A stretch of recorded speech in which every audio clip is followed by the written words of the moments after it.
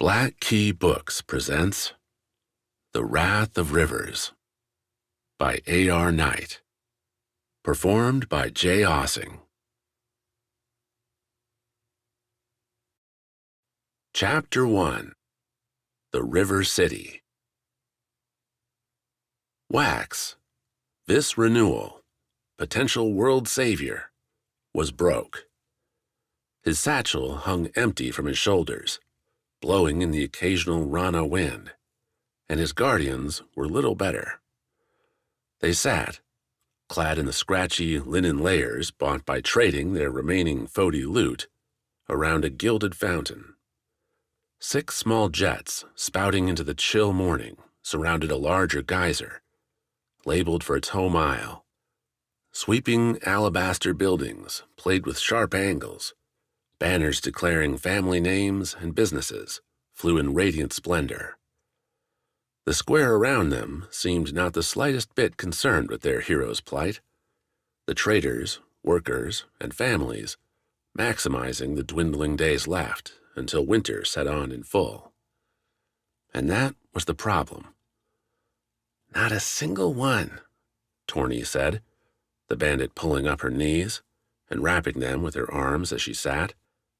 "Asked all the drivers again this morning, and the few that even said they could cart our sorry butts up north demanded more than we've got."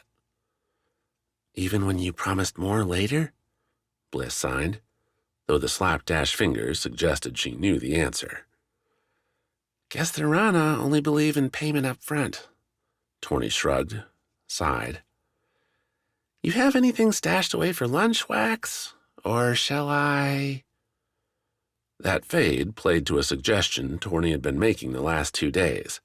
Once it became clear Wax's not-so-merry band wouldn't be getting a celebratory jaunt up to the Whirlpool, the eternal vortex where Rana's scars, those mysterious stones, were held.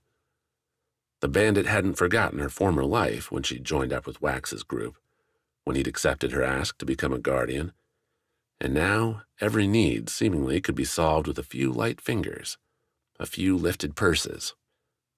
"You know what the Rana do to thieves." Quick, Wax's older brother, and the surly, muscle-bound member of their group, growled.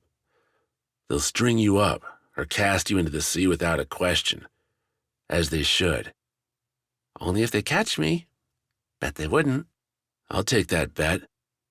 "Nobody's stealing a damn thing," Wax said, cutting the argument. "We need to get north, and we can't walk it." That had been the first sure thing they'd learned since the Foti galleon dropped them in Roroka 4 days back. Rana, the Isle, ran on its omnipresent waterways, and while bridges existed, a hike to the Whirlpool would be both dangerous and long. "Which means we have to earn our passage the hard way." "Which is what we've been doing," Bliss signed. "It's never enough." True. The few jobs Rana offered to non-locals left them with little more than enough to buy shelter and food. Wax and Quick had burned days moving cargo on and off ships, and even after a successful shift, the Roroka dockmaster offered little more than pittance and no promise of work the next day. Begging for another round seemed an almost unbearable option, but what else did they have? "No street fights for you this time?" Quick asked his younger sister, and Bliss shook her head.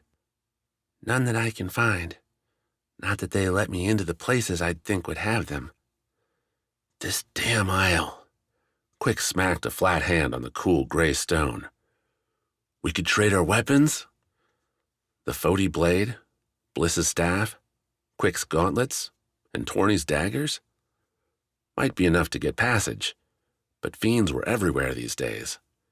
Going on a journey with hands and feet seemed to be asking for a swift death. Roroka knew it, too. Rana's curling avenues, thin and alternating with canals in their boats, had guards posted everywhere. Trios marched or rode in gondolas, 2 sabers and a crossbowman in each group. Their efforts hadn't been all successful either. The port had lost 3 piers and 2 warehouses to fiend attacks, and during their walks, Wax had seen more damage along the city's outskirts. Little laughter hung on the air. A dry, inevitable fear clung to the place, despite the colors. "Can't do that," Wax said. "Which means it's, what, business as usual?" Torny asked. "Because if we're burning another day, best get on it. I want something tastier than soup tonight." "Steal it then," Quick added. "If I do, I'll eat it real slow in front of you. Savor every bite." Wax stood up, went to scratch his shoulder, and found the linens there. Getting used to wearing full clothing all the time took, well, time. He sighed. So much adventure. "Quick and I will hit the docks again. Torny, you and Bliss see if you can't grab a shift at an inn. Maybe the Angler's Rest again?" "If that cook makes another pass at me, Wax, I'll gut him," Torny said. Wax grimaced, saw a simmering anger in Bliss's eyes as she signed a similar accusation. "Then a different one," Wax replied. "We'll figure something out. Meet back here at sunset." "You got it, boss."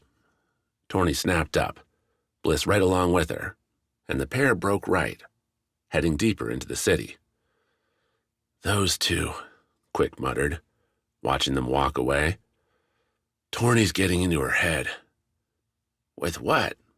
Wax asked, starting off the walk down to the dock. "Ideas?" Wax laughed. "How's that dangerous?" "Dunno, but Torny's not one of us, Wax. She's not from Vis." "Got that, thanks. When there's something I need to worry about, Quick, tell me, okay?" The docks hustled much like the city above. Riroka sprawled on a downward slope, where rushing water met the ocean in a swirling delta, one overbuilt now with huge piers filled flush with ships from every isle save one. Went. Wax probably wouldn't have noticed that, except everything going wrong on these docks prompted a curse aimed at the bulky isle to the northeast. A rock-biter's sneeze caused this crate to fall over. Another one's trip and fall pushed a boat a bit too far from its berth. If a Foti forged seal failed, it was because some went had screwed it up first. Wax and Quick learned to ignore the banter, even add to it when they had a chance, if only because it made the rest of the handlers look at them with a little less ire. The brothers scored some luck when they hit the port, the dockmaster waving them over and pointing towards a massive Foti galleon, stocked with fresh arms and armor, metals to be dyed Rana's sea green.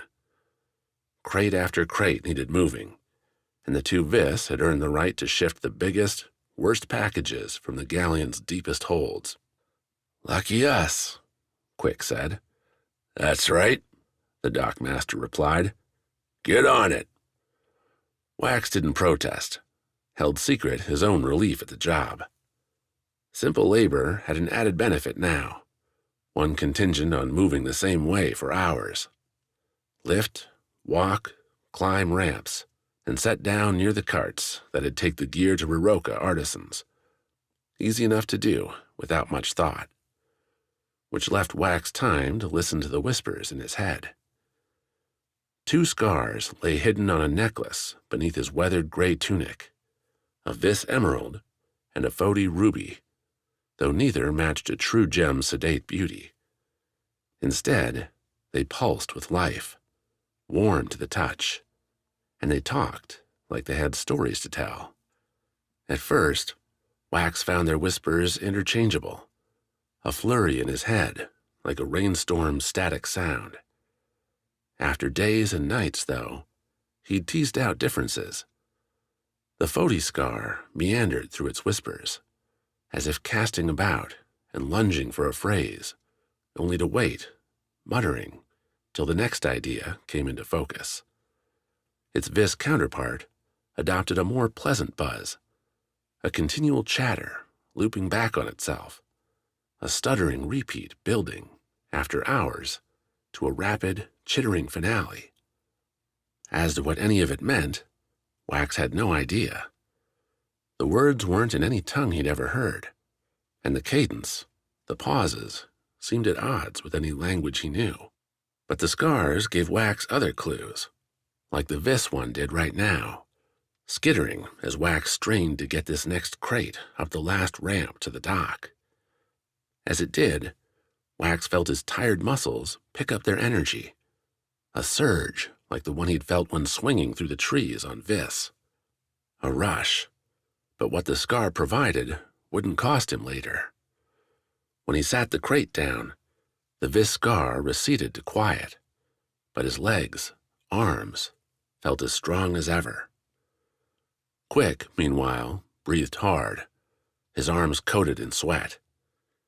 He looked Wax over as the Renewal stretched. "Careful, they'll notice." Wax looked down at himself. The work smudges were there, but no scratches, little sweat, and certainly no listing exhaustion from a hard day's labor. "Sorry, it's easy to forget," Wax replied, affecting a slight limp as they went back in for the last crate. Ever since bandits on Foti had taken Wax and his siblings hostage solely for the Skar and its value, keeping the stone a secret had been a priority. The resulting Najan raid on those same bandits made keeping his Renewal status secret and absolute. Wax didn't need more deaths on his conscience, no matter how deserved. "Hey," Quick said, after they dropped the last crate near the cart. "Didn't we see that ship when we left Foti?"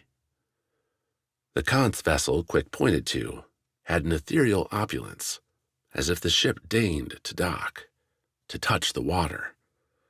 The massive intersecting sails caught wind in ways Wax couldn't fathom, bringing the seas to heel as even the Rana couldn't master. Yet, this far away from Kant's, even their light ships were rare, an event big enough to draw stares from more than just Wax and his brother. "The Kant's Renewal," Wax said. "She's caught up to us." "Past you, I think." Quick folded his arms as they watched the boat, the same guard, Renewal, guard order leading the disembarking, though this time a third soldier followed, all clad in regal, silver Kant's armor. "She's got to have the Kant Skar already." "You're saying I'm slow?" "I'm saying you're on your way to better future than she is. Collect all the Skars first, when your short life's imprisonment on Noctia. The Aegis, guarding the land from Fiends until they shriveled up. An honor for your isle, for you, though Wax wasn't sure any Aegis would feel proud at the end. "Maybe," Wax muttered, rubbing his chin and watching the imperious Renewal make her way up the dock. "Or maybe I just need to do some catching up. Hard to do that when you can't afford a boat." The Kant's Renewal had a certain grace as the sun set, her loose, silver-blue robes catching a glinting fire as the sky diamonds in their hems embraced the fading orange light. The woman didn't seem to notice, her mouth set straight, her eyes ahead, hands at her sides and tight with poised purpose. Kant's, a land of two queens. One, so the rumor went, was always chosen for the Renewal. The one, so the rumor continued, who wanted for power, for influence. "Quick, I bet she's rich," Wax said. "Not a bet I'm taking, brother."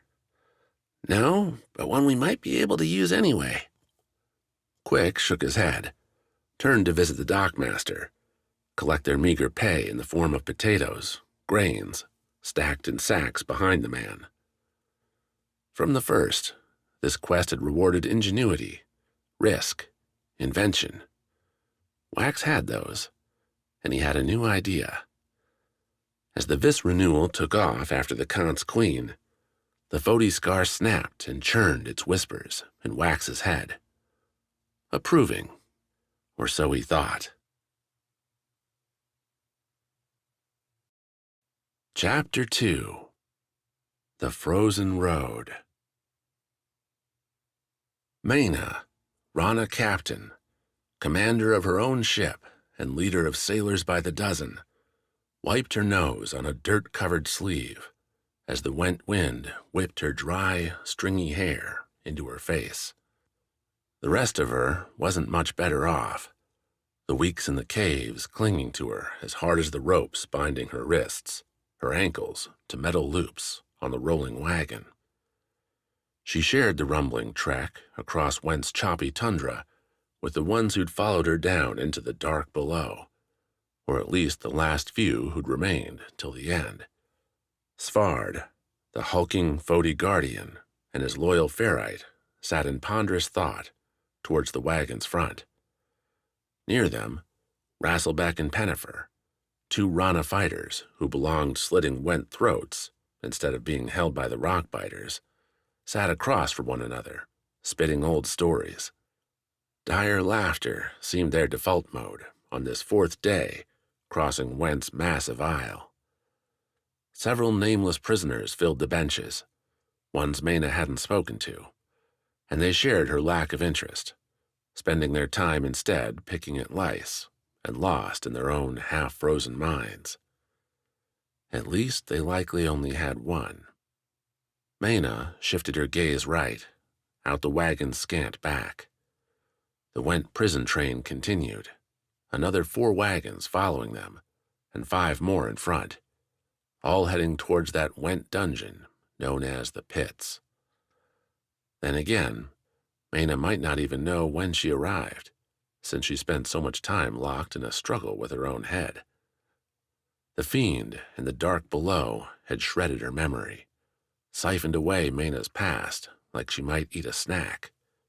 What had been left behind built, in the short time it existed, a version of her, one it fought to keep alive, even when Svarde had smashed the original Maena back into being. "Why won't you die?" "Because I barely had a chance to live." The conversations pattered endless through the minutes, the hours, the days. Every thought Maena had would prompt an interjection from her other self, an opinion, a suggestion, a demand. "You'll never take me back." "It happened once. It can happen again. I'll wait." Maena sniffed, wiped her nose a second time, blinked wind-bitten tears away. She wasn't a crier, but with her skin chapped, without shelter from the cutting gales, the occasional snowy blusters, her body adopted other measures. "Can we live with each other?" "Not with you at the till." That was a laugh. A till. Maena had agreed with all the other sailors to give up that life with the expedition, an agreement that frayed soon after the dark grew too deep, the fiend cries too loud. She'd given up what she loved, only to fail at what she wanted. I didn't even have a chance at that. Roars hearkened their arrival before the wagon slowed, the echoes rising over the plains like a waterfall's wail. Soon enough, the landscape followed suit, the wagon rolling through a palisade gate, one with the wood stakes pointing inward, the guards and watchtowers angling their eyes the wrong way. Before the gate, tents sprouted across the landscape, their pitched sites offering fire pits, and cheerful, fur-clad Wents enjoying their days after the harvest season. Some raised flagons to toast the coming wagons. Others raised jeers. On the gate's other side came what good trading could get you. Real buildings, stacked with Went logs and buttressed by the rocky aisle's stone. Smoke rose high from 100 chimneys, but the air held none of Foti's mining stink. Maena saw shops, butchers, inns, and restaurants aplenty, all supported by roving livestock and hardy vegetable gardens, most now fallow for winter. The wagons drew more cheers from passers-by as they rolled along. Maena could only shiver in response, the glee in those stares a manic violence justifying all the Rana raids she'd pitted against the Went barbarians. These people loved their blood sport, so long as they could watch from their rocky mantles. When the wagons came to a halt, their destination appeared less a prison cell than another stone hole. Maena's stomach lurched at the downward-sloping entry, the torches burning along its walls. You can't be scared of that now, can you? I lived my whole life in one. Be brave, thief. Thief? This is my life. Think what you want. Pay attention! Some Went man shouted at her, untying her ropes from the loops and immediately stringing them through another, thinner chain. This one tied her ankles to the prisoner behind her, one in a loping line. You'll follow me close, mind, or you'll get a beating. They won't hold off your turn either, so if you want a chance to get out of here, best keep your tongue shut and your eyes sharp. Another man next to him, at the slope's mouth beneath that leering palisade, laughed. In one hand, he flipped a skinning knife. Barton, the man said, you're giving them hope when there is none. Why do you torture them so? Barton rolled his eyes, a great thing given their size, nestled back in his wrinkled, bearded face. They're more fun when they have something to lose, Tross. Barton stepped back off the wagon, tugged Maena upright. There's a ferrite in this batch, too. Damn Foti fire lizard won't leave its master. Can't we kill it? Hochi says no, says it'll be an interesting fighter. Another tug, and Maena took a step off the wagon, farther than she thought, and her legs weren't quite awake yet. She fell forward, only for Barton to catch her with one hand, hoist her back upright. Tross cursed, slotted his knife away, headed off towards the wagon train's front. Maena's eyes followed him, as Barton pulled the others off the wagon. He's going to give your trainmaster a talking to, Barton said, answering a question voiced by Rasselbeck. You're all looking less than ready. The pits only wants healthy ones, and it's looking like we might have to spend a few days nursing you all back to contesting shape. Contesting? The pits, so Maena knew, offered Went prisoners, criminals, a chance at justice through prowess. Succeed at this or that contest, and you'd get yourself let go. How possible that really was, Maena didn't know. She'd never met anyone who'd escaped. Then we could be the first, if you let me handle things. Maena laughed, a hoarse rasp. There was an idea.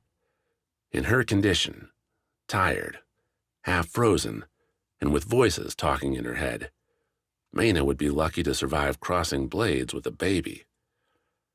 Now that's an exaggeration. No baby could lift a sword. You don't sound like me, know that? I am you, so that's an impossibility, Maena. Barton pulled their prison train down the hole and under the ground. At least, with all the torches, the chill disappeared. Stale air replaced it, but Maena would keep it to feel her fingers and toes. The guards lumped their wagon into a single cell, one with scattered, moldering straw slats. A hole in the corner served as the latrine. Meals will come as we see fit, Barton said. Best you eat them when they arrive, as you'll need every bit to stay alive.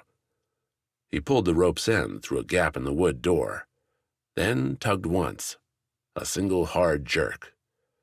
At the pull, all the knots around their wrists and ankles came undone, leaving a slithering cord Barton reeled in. Make any fuss, give us any grief, and you'll be dinner for something else, Barton continued, sweeping his scruff gaze among them all. You're among the damned now, but not yet among the dead. How long that takes is up to you. A glimmer, a slight upturn among those scraggly curls. Some lucky few might even make it out alive. That glint faded with a frown. Not that I see any here. Hold, Went. The growl pulled Maena's attention to her left, to Svarde's figure, still hulking, despite losing his armor, his axes. Where's the ferrite? The lizard's got the same chance as you. If it earns its freedom, we'll send it back to your blasted isle. With that, Barton twisted a key in the wood gate, locking them into the dirt and dust. 7 people in a cell big enough for double that meant straw for everyone, though the latrine smell ruined what little comfort that provided. The first meal came quick enough, at least, and Maena had to stare at it long to understand what she saw. Better than what we ate down below, tell you that much. Real meat, cooked and tossed with potatoes, carrots alongside. No ale, but a water barrel and earthen cups came with meal. One of the other prisoners started crying at the sight, shoveling the stuff into his mouth with his hands. Wash those fingers first, Svarde announced to the room, a little late for the one. Go to Tamas, and they'll tell you. The fastest way to die comes from disease in a place like this. Another prisoner, a thin lady who bore a thrice-broken nose, laughed. If you think disease is going to take you before a sword in here, or a beast's maw, then I envy your hope. But she washed her hands, as did Maena and all the others. Even the first prisoner, once he'd finished stuffing his mouth, cleaned his grubby mitts. So, what are you going to do, thief? Sit here in silence? After Svarde's warning, the group had settled into their places. Maena felt the Foti man's eyes cross to her from time to time, looks she ignored. He'd tried to rebuild their relationship on the walk out of the dark below, but Svarde had known the old Maena, the one still put together. That one didn't exist any longer. What? You have a better idea? I didn't take charge in that cave, and I died for it. Don't kill me a second time. Maena stiffened. Her second self had it right. The pits could be a death sentence, but they could be something greater, if she could muster the energy to try. Muster? If I'd known the real me was this pathetic, I'd have shot myself instead of that fiend. Maena snorted a quiet laugh. Again, the second self had a point. How many raids had she led? How many swords had she crossed to earn the medals on her lost armor? This would only be one more challenge in a life filled with them. Now that's more like it. Show me who I really am. Finishing her meal, Maena tossed the bowl against the gate and stood. The clatter drew attention to her, the prisoners watching as her torn, dirty, rag-clothed form found its spine. I don't know about any of you, Maena said, the rasp dying as she punched through her tired throat. But I left a job unfinished back there, and I mean to see it through. That means fighting our way out of here, no matter what these went bastards throw at us. Who's with me? The prisoner cackled again, opened her mouth, then shut it as Svarde stood, the man glaring at her for a long moment, before nodding at Maena. To the end, Rana. To the bitter, violent end. If I had a saber, you'd have it, Rasselbeck added, standing. Pennifer stood too. My fists are yours, though they'd be better with a crossbow in 'em. The other 3 prisoners eyed the quartet with confused wariness, but under Svarde's glare, they must have found a measure of confidence, because soon they too were on their feet, just in time for a bell's clarion ring to sound. Chapter 3. Rooftop Ride. Rana nights gave off a glow Foti never had. The rivers curling about Riroka caught Sichi's pink light and cast it into glass ovals lining the canals, each shaded in different colors, so every river painted its route in a unique gold, blue, green, or red. The reflections danced on the buildings, glinted off gilded rails, and generally helped Bliss lead their foursome over the rooftops. Compared to swinging vines, leaping light from one slate roof to the next came about as easy as Bliss could want. Stable landings, no slippery leaves, and clear sight lines all the way to her destination? Yes, please. She'd volunteered to lead after Wax gave out the plan, declaring that it might be better for Bliss to chance any fall, any spying by Rana guards, rather than the Renewal himself. With Quick backing her, Wax's usual position at their group's head fell away. Now he sat third, with Torny watching their backs. Their goal waited several blocks away, resting in the river while its passengers loaded up their gear. While Bliss and Torny suffered through another shift slinging plates and washing the same at a bland inn, Wax and Quick had watched the Kant's crew, tracked their intended takeoff to tonight, to just ahead. When Wax had inquired after the Kants departed, the River Roller's captain declared no empty rooms would be filled, especially not at a discount rate. So Wax offered an alternative over their meager dinner. Jump on as the Roller left, plead for mercy as Renewals, and hope for the best. As a plan, the other three universally agreed it sucked. Put against another day working a shift in the city, though, suck didn't seem so bad. Worst thing, Torny said, they drop us on the riverbank and we're hiking.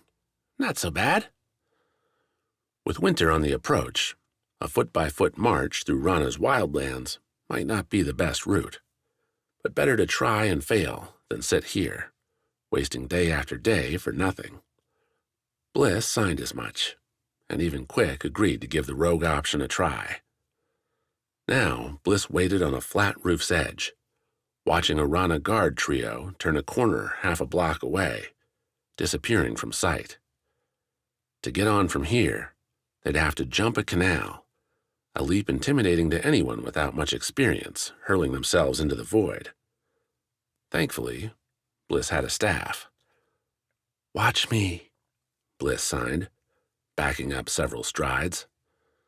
The other three made room. Torny had worry in her moonlit face. Wax and Quick only bored confidence.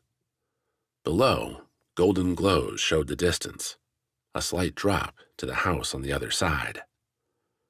Bliss took a slow breath, let the cool air play about, give her energy, bounced her feet, steadied her staff in her right hand with one metal-capped end resting on her shoulder. With an exhale, she moved, lifting the staff up on the first step and planting it on the third, its end digging into the roof, running against the shallow lip on its flat side. Bliss pressed off, flew into the air, the trees and canal flying by below her. She tucked up her knees, pitched forward, and rolled as she hit the house on the far side. The slate hurt more than cozy jungle dirt, but the roll worked just the same, letting Bliss tumble out her momentum on the rooftop. She came to a stop with her back against the ground, looking right up at the sky. Okay, so not a perfect landing, but she'd lived. She'd proved it could be done. Now for the next trick. Standing, heading back to the rooftop's edge, Bliss hefted the staff, took another few strides back, then ran and launched it backward. The light but strong bamboo proved as adept in flight as Bliss had, soaring over the gap into Quick's waiting hands. The next two jumps went as well as the first, Wax and Quick joining their sister across the canal. When Quick went to throw the staff back for Torny, though, the thief shook her head, held up a single finger, then vanished into the dark. What's she doing? Quick asked. Finally giving up on this game? She's not leaving, Bliss sighed. Would hope not. She's my guardian now, too. Wax plucked the staff from Quick's hands, gave it to Bliss. Unless she likes breaking oaths. Would that really surprise you? Quick said. Know what would really surprise me? You being anything other than an ass towards Torny. Quick scowled, looked away. Wax gave Bliss a what-can-you-do glance, then wandered to the rooftop's far side, Bliss following. 2 more jumps and we're there, Wax said. 3. You're forgetting the leap to the roller. That's more a fall. Why do you think this'll work, Wax? Because I saw her, Wax replied. She didn't look happy. And that means? Wax flashed a grin. Means a joker like myself can get on her good side. Once that happens, we're in.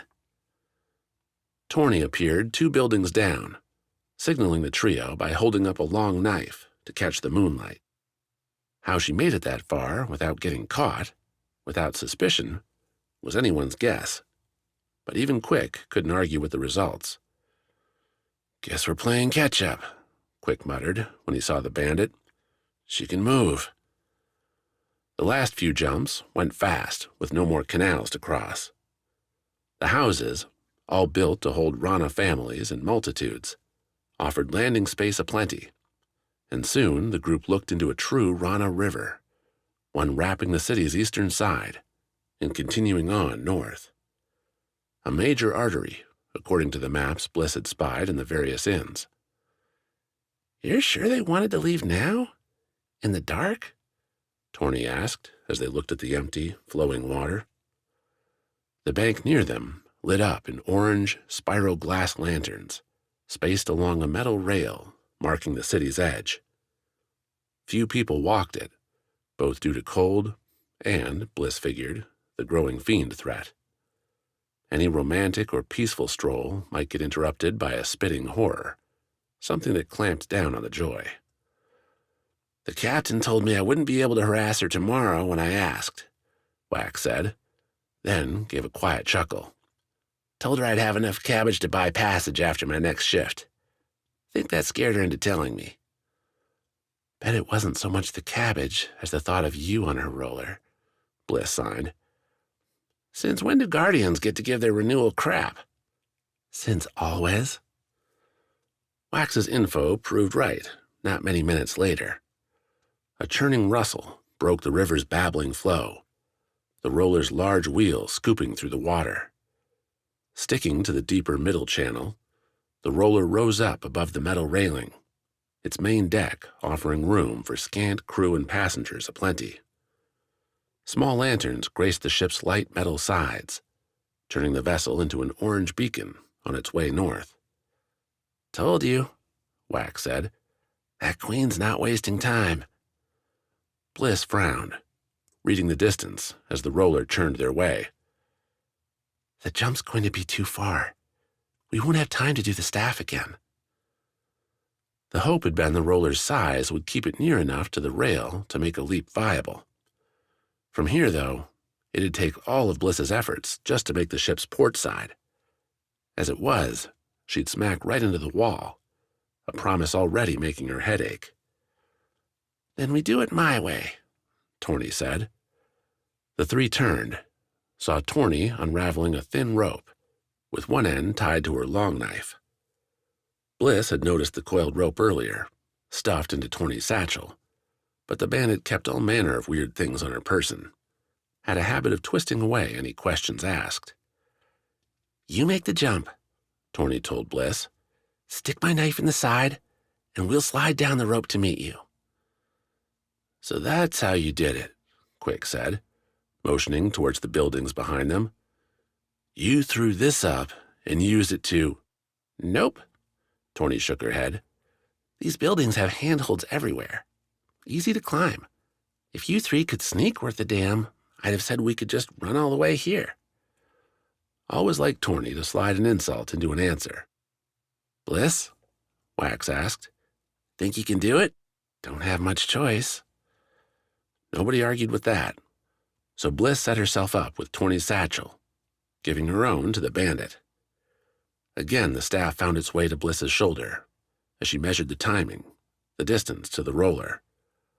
Up close, the boat loomed larger than before, and Bliss could make out the captain's form in the boat's forward cabin, looking out with one hand on a wheel. Hopefully the woman wouldn't get so shocked she'd drive the raft aground. Quick offered up a prayer to Vis as Bliss set herself, those words sounding strange so far from home. Then again, Bliss would take any help their long-dead god could offer. She sprinted forward, slammed the staff down, and flew into space. The familiar rush returned, the weightless burst with nothing around her, as Bliss tumbled, the satchel throwing off her weight. Her weight, but not her distance. Bliss smacked the roller's port edge, flipping over it to land on the narrow deck. Her left shin exploded with pain, wouldn't let Bliss stand up, as shouts broke out on the boat around her. Time to deal with that later.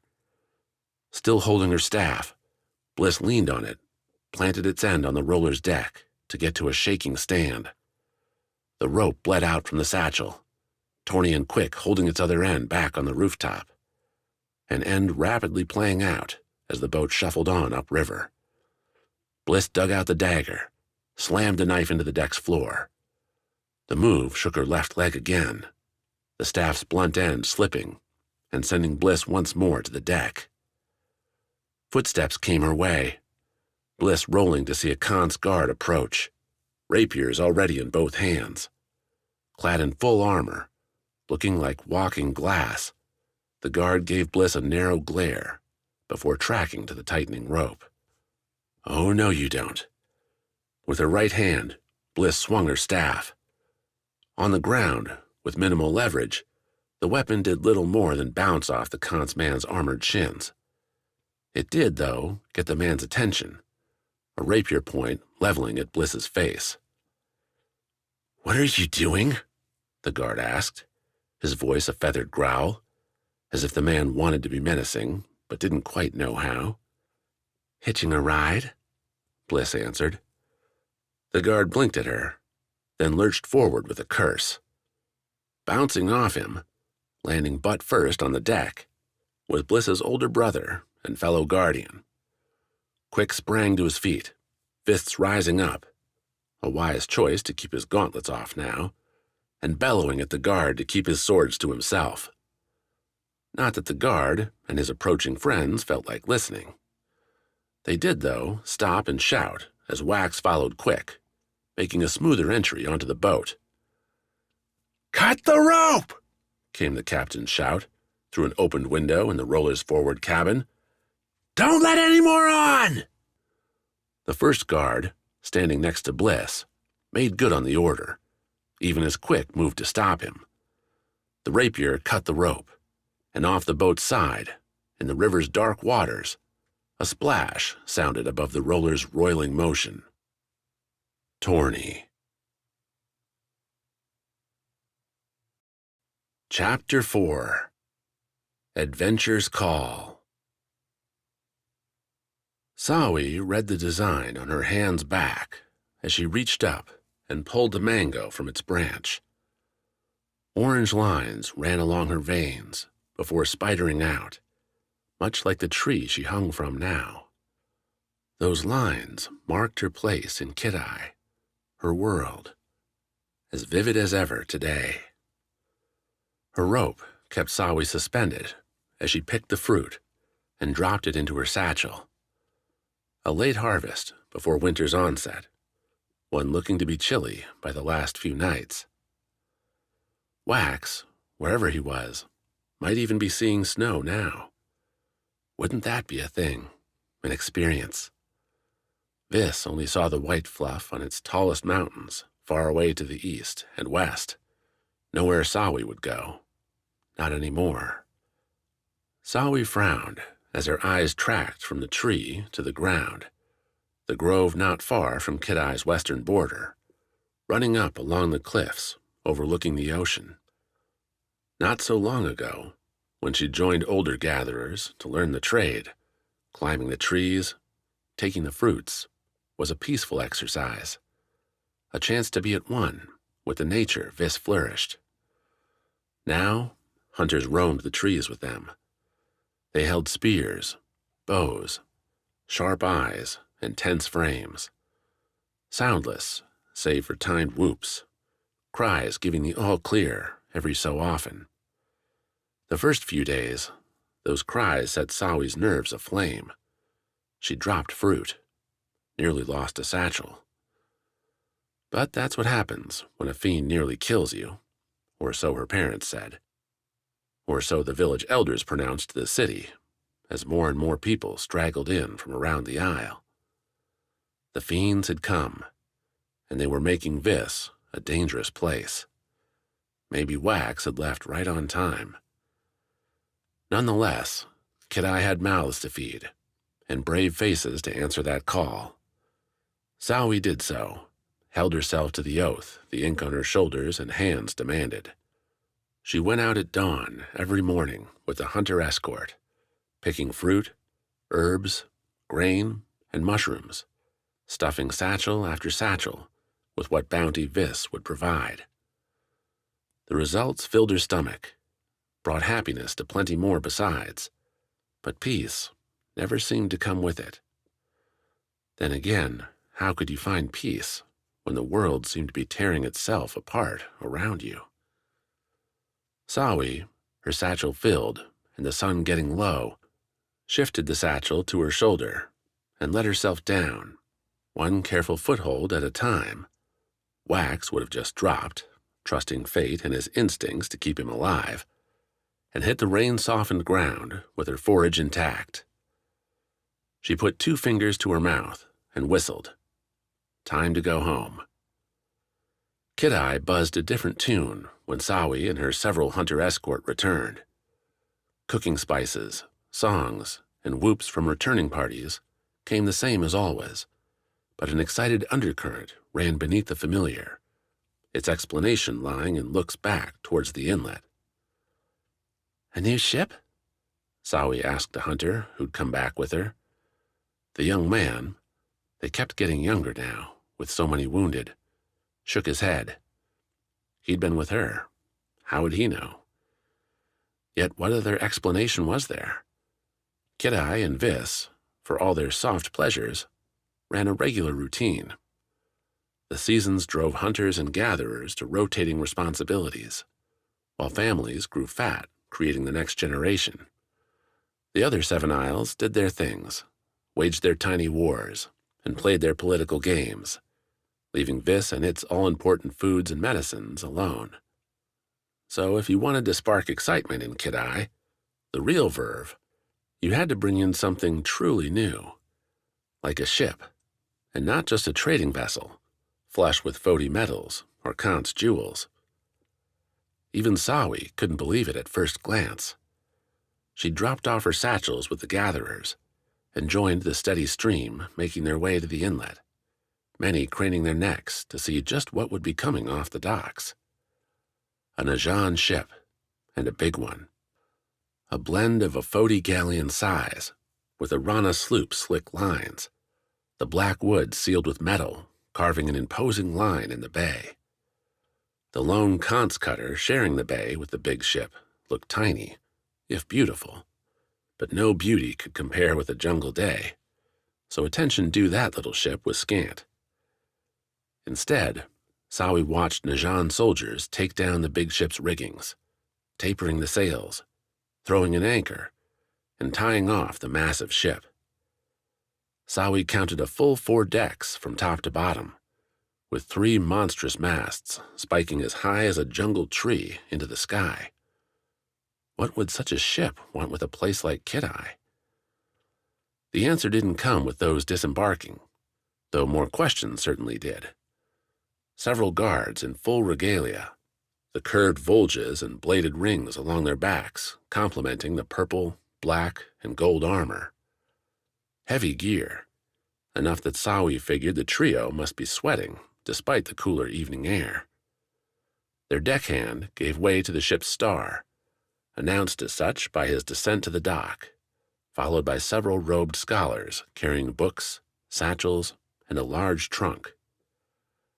The guards fanned out at the pier's edge, saying not a word to the Kidai elders waiting to greet them. Instead, they stood silent, imperious and impervious, while their leader walked the wood path to land. The man seemed built for a life of leisure. Despite his robes, Sawi saw little speed in the man's hefty frame. Svarde, the Foti guardian, had been similarly large, but carried his bulk as if waiting for a chance to strike something with it. This one expected fate to come to him. When the elders finally had their chance to speak to the man, the Najan leader brushed them away with mollifying words. A hand on the arm, a polite nod of his head, and the elders stepped back, gave the Najan man a chance to look at the assembled crowd. And Sawi, who'd snaked her way closer to the front, hoping, dreading that this Najan vessel would have some news of Wax, made an adjustment. This Najan leader wasn't soft, despite how he might look. The man, his hands clasped before him, his wrinkled eyes hard as he swept his gaze around, was most definitely a hunter, though of a different kind than Sawi knew. "A great welcome," the man opened, marbling the words as he spoke them, "from a great people. Journeys are tiresome things, and I regret I have no special news to share, only a stop on my trek to our outpost a little farther on. Please, carry on, and let us interfere with your evening no longer." Disappointed murmurs ran through the crowd, loud enough for the Najan man to notice, though he gave no sign, only nodding ahead for his guards, his luggage, to follow. No special news? Was that a good thing? Sawi squeezed away from the crowd, buffeted as onlookers returned to their cook fires, closing their trading posts, or to the endless other tasks required to keep a home running in these grim times. Sawi ditched her own family, eschewed her neighborhood's grove and its dinner to trail the Najan man. His guards shooed away children and others like Sawi, people lobbing questions or offers of treasures for sale. Their target seemed to take no notice, save to wave the requests away while trudging forward. Past, it seemed, Kidai's main inns. Did the man mean to go on foot all the way now? In the dark? The question slowed Sawi's steps, forced her to consider what she was doing. The man said he had no news, and she had a full harvest day ahead. Trailing the Najan might get her nothing, save less sleep and more frustration. Even if he could say no Renewal had died, news traveled slow between the isles. Anything he offered would be old before it left his tongue. And yet, the jungle thickened as the Najan went deeper into the city. Sawi padded after, mingling with crowds as she went. The great leaves overhead, black shadows on a clouding night, brought with them past questions, past conversations. How many times had she and Wax talked about adventure up among those leaves, those branches? How many times had they insisted to each other they would go, chase the action, and live their days on a vine's swooping curl, leaping into the unknown? Wax had, though Sawi had to remember he'd been pushed there by Pan. Still, despite the tragedy, Wax continued. He boarded the Kant's boat and sailed off, heading to someplace new, while Sawi, that morning, learned which fields and trees would be hers to preserve. What promises mattered more, the ones made to her younger self, or to her city, her tribe? 15 Najan formed the train, scholars and guards, the latter doubling the knowledge seekers, bubbling and babbling around their leader. The group hit Kidai's edge, the torchlight's last flickers forcing a halt. Sawi waited, watched behind a tree. Several other Vis clung nearby too, one continuing to hawk food and water, necessary for the Najan's journey, and earning herself some trade from the traveler's supplies. "We camp here," the Najan leader said, casting his look around. "The Fiends make nighttime travel dangerous, and any difficulties tonight will bring us the city's support." "There were inns not far back," a scholar voiced. "Surely we—" "There will be few comforts on the road to our outpost, my friend," the leader replied. "We'll need what we have to make it there. I'll not spend it on needless luxury now." The scholar spread his arms. "We're the richest isle. Surely we can spare—" "When you rise to my station, Noctia forbid, you can spend her bounty as you see fit," the leader replied. "Our time here may be short. It may be long. I plan for the latter. If that is too hard for you to understand, I suggest you return to the boat and wait with the sailors." At that, the scholar quit his argument and began, like the others, unpacking a bedroll. The Najan soldiers sparked up a cook fire and chased away the remaining traitors, leaving Sawi alone watching their party, working up the nerve. Then again, what was the worst they could do? She stepped forward, the small camp immersed in its mealtime preparations. A guard saw her first, rose and waved her off, declaring no further deals were to be made this night. "I'm not interested in trade," Sawi replied. "I have a question." "Ask it then." "Do you have news of the Renewals? My friends represent Vis, and they traveled to Foti weeks ago. I haven't—" The guard softened, gave her a torchlight smile. "Then rest easy. Only the Tamas Renewal has quit the field so far, and that due to injury, not death, in climbing the Count's ridges. So far as Noctia knows, your friend still lives." "A lucky thing, isn't it?" the Najan leader spoke up, looking over from his soup bowl. The scholars followed his look, matching their leader like babies their mothers. "With the Fiends as wild as they are, that so many Renewals are still alive." The tone didn't push a dismissal with it, and the leader's look seemed to search Sawi, as if he saw deep into her heart. "It is," Sawi said, and lingered. Fruits and grains, harvest satchels waited for her. And yet, here lay another possibility, another chance at a prior choice. The thought turned her stomach, a cold betrayal, even as her voice asked the question. "If you need a guide, I would be at your service." The Najan leader chuckled, looked around the fire at the others. "For all the offers we've heard since landing here, not one has been to show us the way. Were I to guess why, it's fear of Fiends that holds your people back. Why are you different?" The curdling anxiety dissipated at the Najan's question. She'd taken the first step. Now all Sawi needed to do was walk. "Because I know that fear well enough to face it again." "Do you?" The Najan's eyes glittered, black pits against the fire's shadow. "Then I, Gladring, tenant of Noctia, would welcome your services. Lead us well and be rewarded. Fail, and I'm quite certain you won't survive to suffer the consequences." Chapter 5. Queen's Guards. As plans went, Wax was beginning to consider the run and jump onto the raft among his worst. Sure, there'd been the exhilarating dashes over the rooftops, the jumps, dodging guards, but it was hard to feel good about any of that, with Torny flailing in the water, while the roller chugged ahead. Bliss's fingers flew fast, not that her signed words had any impact on the Kant soldiers, so pretty in their armor, so stern in their mood. Hard eyes, hard souls.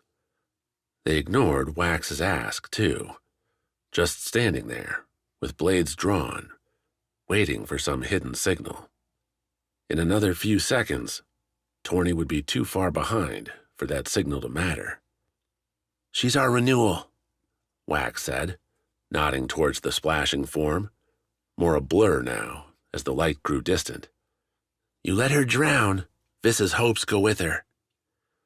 The guard before him twitched, his face shadowed by the sharp helm. Control won out, though, and his rapier stayed steady, its point aiming right at Wax's gut. "Please," Quick echoed, on the ground near Bliss, with swords at their own chests. His brother's emotion didn't feel quite so genuine as Wax's own, but at least he tried. "Help the girl." The command came from below, a stair leading down to the main deck. From it emerged the Khan's Renewal, that icy queen, looking no less so now, even in thin clothes, wrapped by a hasty blue-white robe. She repeated the words when no guard moved. This time, the one with his rapier at Wax stepped aside, though the blade held ready. "Do what you can," the guard said, the reedy voice oozing a snide menace. "Make one other move, and I'll have your guts staining the deck." "That'd be a nightmare to clean," Wax muttered, yanking free the rope they'd just used to drop onto the boat and darting towards the roller's rear. As he passed by the queen, Wax dished out the slightest nod he could muster. At least, compared to the seafaring ships, the roller didn't have so much length. A few long strides put Wax at the aft, the rope trailing like a sand-colored snake behind him. "Catch this!" Wax called, pulling the rope into a sweeping toss and casting it out. The end vanished beyond the light, but Wax knew ropes, knew his own strength, and braced himself by the time the first hard yank came back. "She's got it," Wax said, not turning around. "Could use some help reeling her in." The roller's speed and Torny's wet weight put Wax's muscles to a difficult task, one a day's labor hauling crates did little to help. His arms burned after a single pull, those fresh calluses threatening to break and bleed. And they would have, if not for a fresh tug behind him. The rope pulled tight, behind moving through Wax's own fingers. Heavy still, but with the aid, viable. Wax had his feet pressed against the raft's back lip, a sturdy gold-gilded plank, his eyes forward, watching, hunting for any sign. "Thanks," Wax said, trying to throw his voice behind him. "I'm sure it wasn't your idea." "All my ideas are my own," came the reply, the same measured, utterly steel tone commanding the guards a moment ago. "Hold on, damn you." Wax clutched back at the rope, the dry fibers almost slipping from his hands after he heard the queen's voice. What was she doing back here? And how did one ask that? Better stick with what he knew, who he was. Vis had no royalty. He'd never been taught how to handle one. "Sorry, wasn't expecting, Focus on your friend." Right. Torny. Wax leaned forward, the reel-in going faster now, as success boosted their efforts. The bandit emerged in the roller's trailing lamplight after a few more moments, clinging to the rope with her head splashing above and below the surface. Her arms didn't move. She said no words. "She's there," Wax said, "though I can't tell if she's alive." "A question we'll answer in due time." If Quick had said those words, Wax would have tossed back something sarcastic. Now he swallowed his tongue, focused on pulling. Another body came behind, relieved the queen with a quiet order, while a second, this one not in Kant's armor, but looking as angry as the guards, took her place next to Wax at the boat's aft.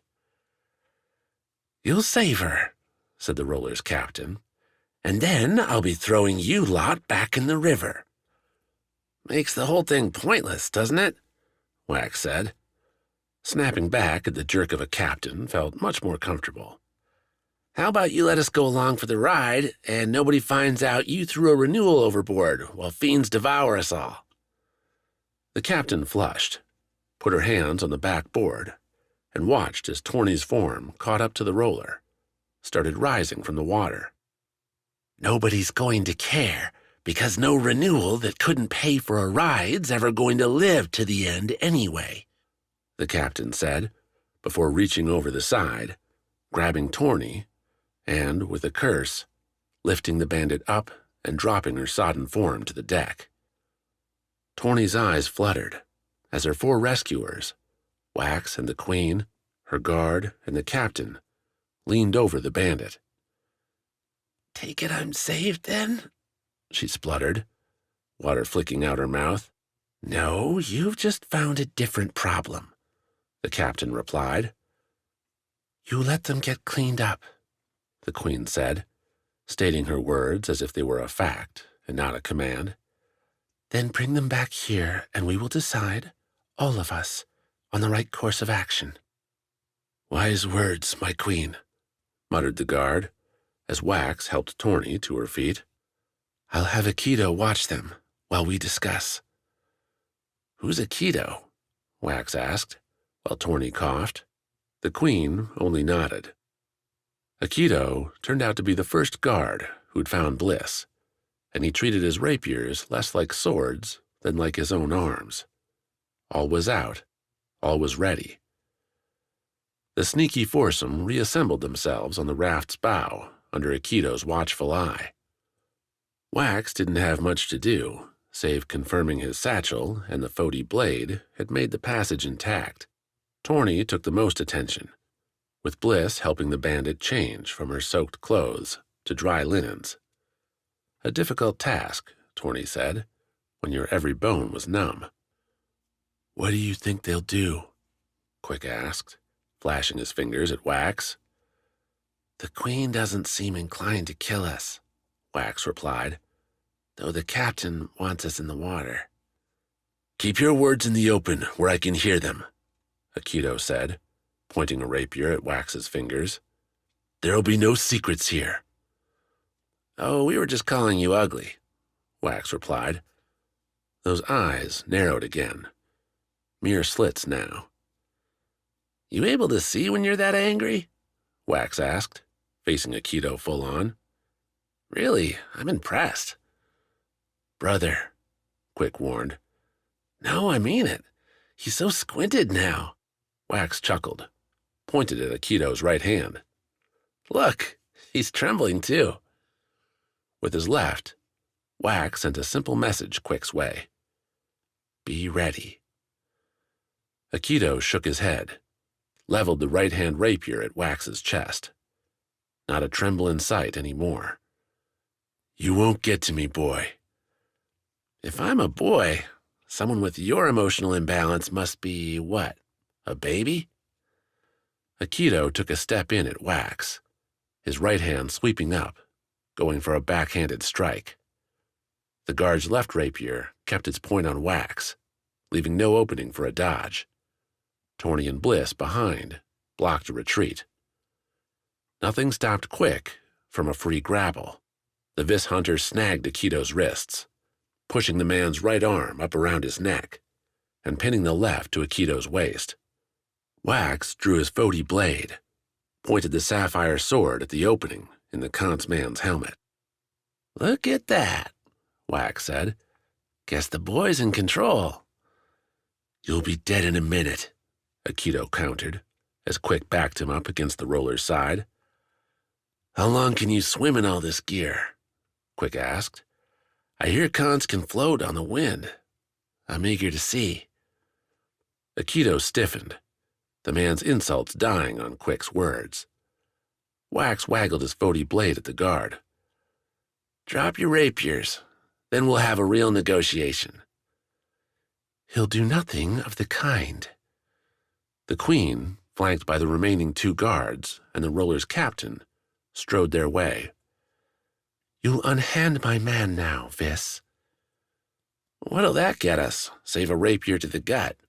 Wax asked, sneaking in a reply before Quick could bother. Some people knew how to handle a war with words.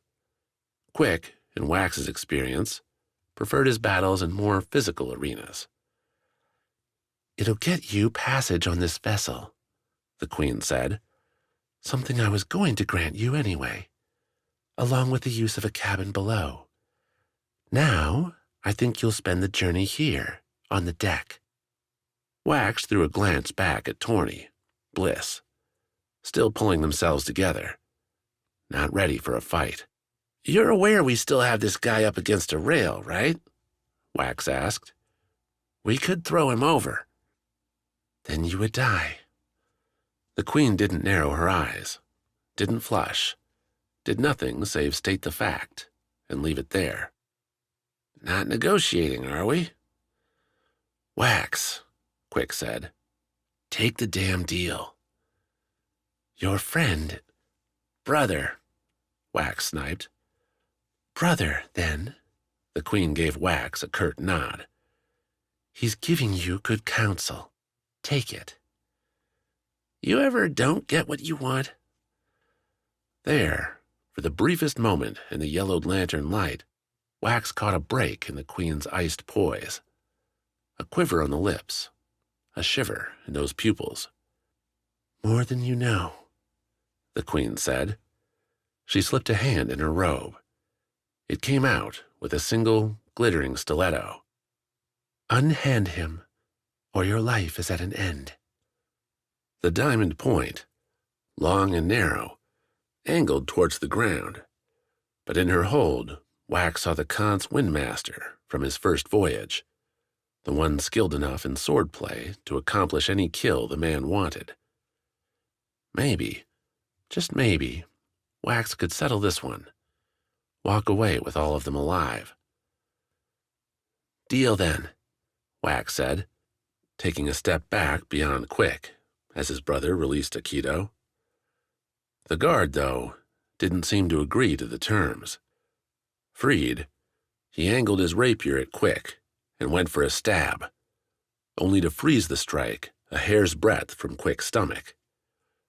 The reason shone like a bright line in the dark. The Queen's stiletto, its point leading right up beneath Aikido's helm to his neck. "We have a deal. This fight is over," the Queen said. "Captain, leave them on the bow. We'll bar the door to the lower decks. Should they force it, you have my permission to do with them as you want. Aikido, with me." The Queen withdrew her blade, and Aikido, with one final spit at Quick's feet, turned and followed her. Only the captain remained, an impressive glower on her features. "Don't much like stowaways getting a free ride," the captain said, once the Queen and her entourage had disappeared. "So here's how you're going to pay for it. Every day, I'll have chores for you, whether it's catching fish or cleaning my roller. Do well enough, I'll let you eat our leftovers. Don't, and damn what she says, you're off this ship the first chance I get." When the captain finished, Wax shrugged. "You could have given me that offer this afternoon and saved us all a lot of trouble." "Trouble?" The captain laughed, though there was no mirth in it. "There's a lot worse than trouble coming, boy. The Queen didn't pay for this ride with her satchel. Those guards of hers gave me the same choice you had. A quick death or a journey up north." "They couldn't pay you?" The captain threw a look back, made sure the Kant's party had gone.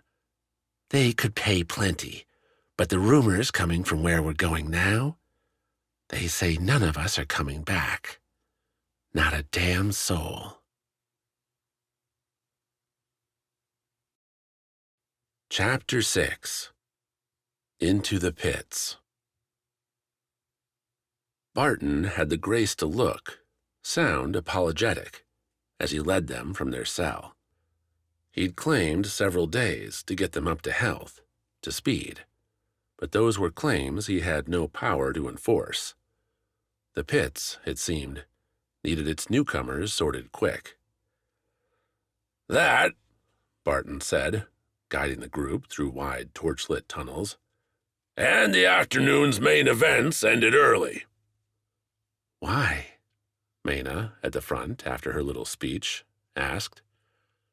The big winner slipped and lost his head after less than a minute. Barton shook his own. Disappointing. Had a couple meals wagered on him. How'd he lose his head? Oh, you'll find out yourself in due time, if you're lucky. Beyond the torches, the tunnels gave up their dungeon feel. Occasional cuts in the surface gave windowed looks into the sinking gray afternoon sky, muddy lines running down the walls and the tunnel edges, showing crude drainwork. A Rana construct would slip that water off somewhere useful.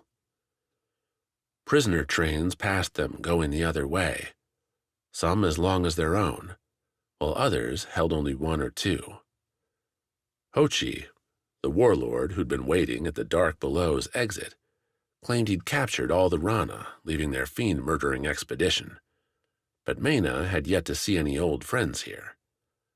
Then again, most of the passing prisoners seemed so battered, mud-covered, and world-weary as to be unrecognizable. She'd be like that soon enough. Like we're not used to it. There was a time we were clean, on the water. Never had a chance to find out what that's like. You might yet.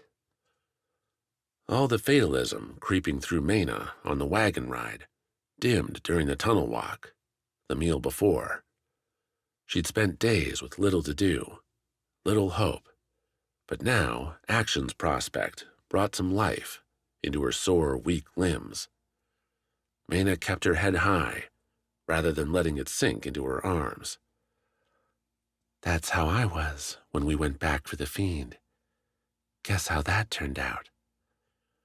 Barton's destination, though, didn't hold any fiends. An arena carved out into the earth, dirt walls smoothed off to make handholds a difficult proposition. Deep red clay covered the whole space. Up the walls and over the lip sat wood benches. A sparse, fur-covered crowd gathered, slopping drink and food into their mouths as the show marched in. Around the arena's edge sat 8 boxes, an equal number to the prisoners. Each box matched Maena's shoulders in width, stretched up to her shins. No handholds, and their deep impressions in the clay suggested they'd not been moved for some time. In the pit's center lay a stone pile, each one a rough ball, no larger than Maena's head.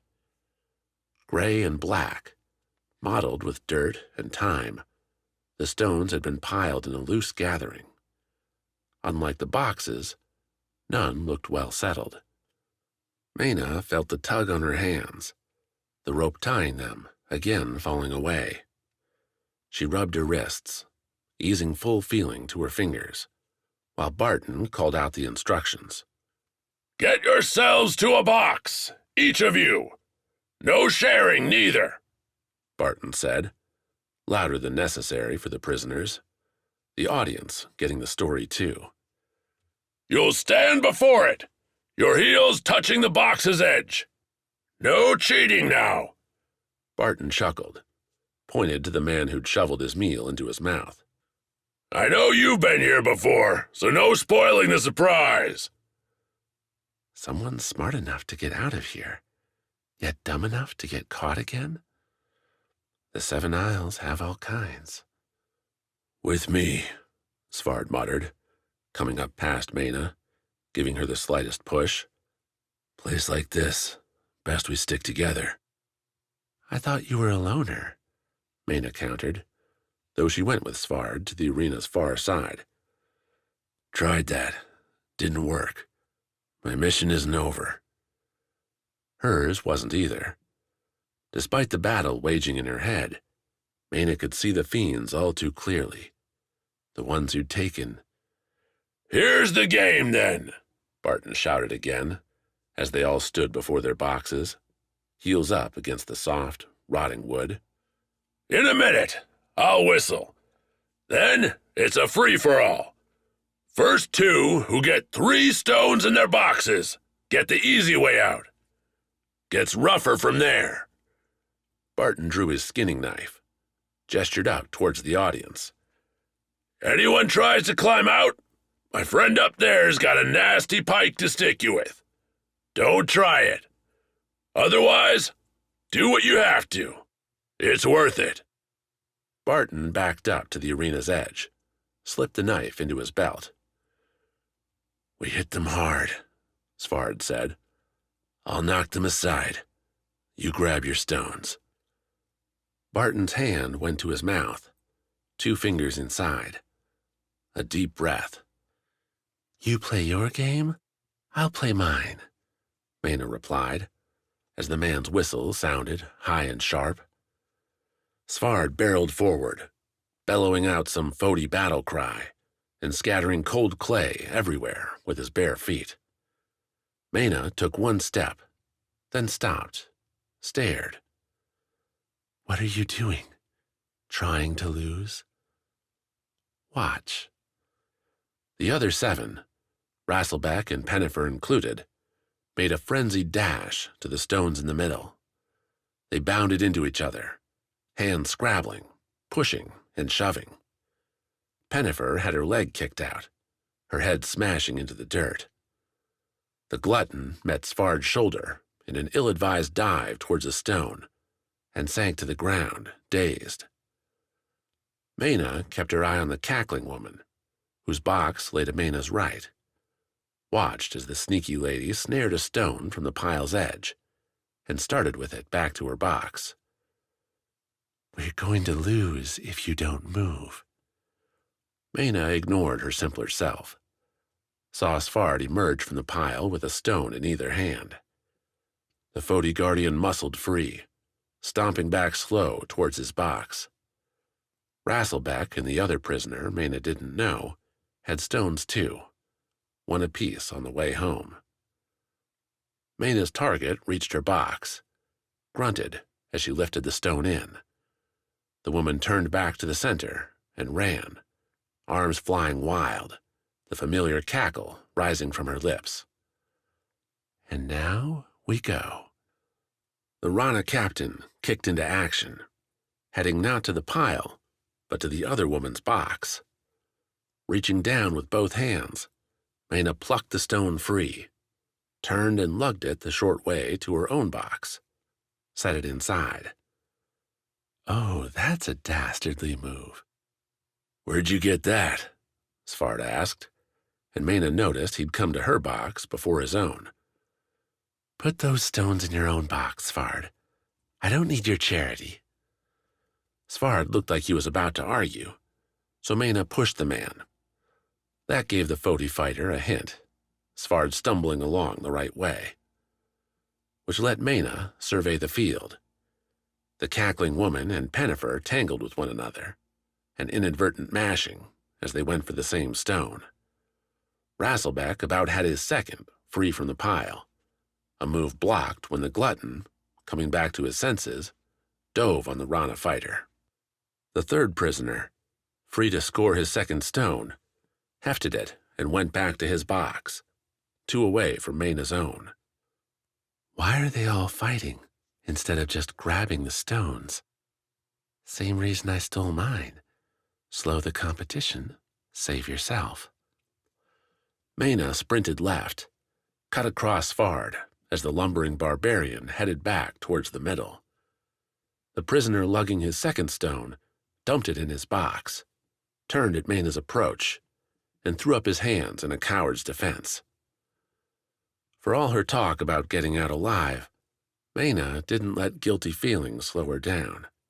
Barton had made clear the pits weren't a team game. With a feint towards the prisoner's face, Maena drew the scrawny arms up, leaving a wide-open elbow to the man's gut. He bent over, and Maena swept her right arm over the prisoner, pushed him down and across her leg to leave him sprawling in the clay. Without stopping, she reached into the box, hefted the stone. Heavy enough to require 2 hands, emptying the man's box entirely wasn't in the offing. Maena spun her heels in the clay, headed back the way she'd come. Off to the left, Rasselbeck had won his fight, leaving the glutton once again dazed in the dirt. His second stone was about home. Pennifer and the cackling woman had split off, with Pennifer winning the struggle for her first prize. The other woman went deeper, scooped up her stone, and was starting back. Svarde, ever methodical, again had 2 stones in his arms, trudging homeward. Maena flashed by him again, letting the clay's soft surface slide her along as much as run. Bending forward, she dropped the second stone in her box, glanced at Svarde. "Know what? I've changed my mind. Can I have one?" Maena asked. Svarde rolled the stone in his left arm, lofted it as his palm found its edge, and sent the stone on a short flight to a plop in the clay, halfway between their boxes. A quick trip for a win. Maena closed the distance as Svarde reached his own box, dumped in the third stone. "We have the first winner!" Barton shouted over the continued scuffle. "The Foti Beast claims a victory!" The Foti Beast? Sounds about right. Maena reached Svarde's thrown stone, scooped it up, started back to her box, only to hear Svarde call out her name. The man's tone told Maena's instincts what to do, and she ducked, cradling the stone, as the cackling woman, spitting curses now, struck Maena. Crusted fingernails, biting teeth, kicking feet assailed Maena like a rotten whirlwind, one Maena endured long enough to swing the stone. Sure, the rock balls could be used to win the game, but the things had weight, had bulk, and when Maena's 2-handed smash took the attacking woman in the chin, she collapsed in the dirt, unmoving.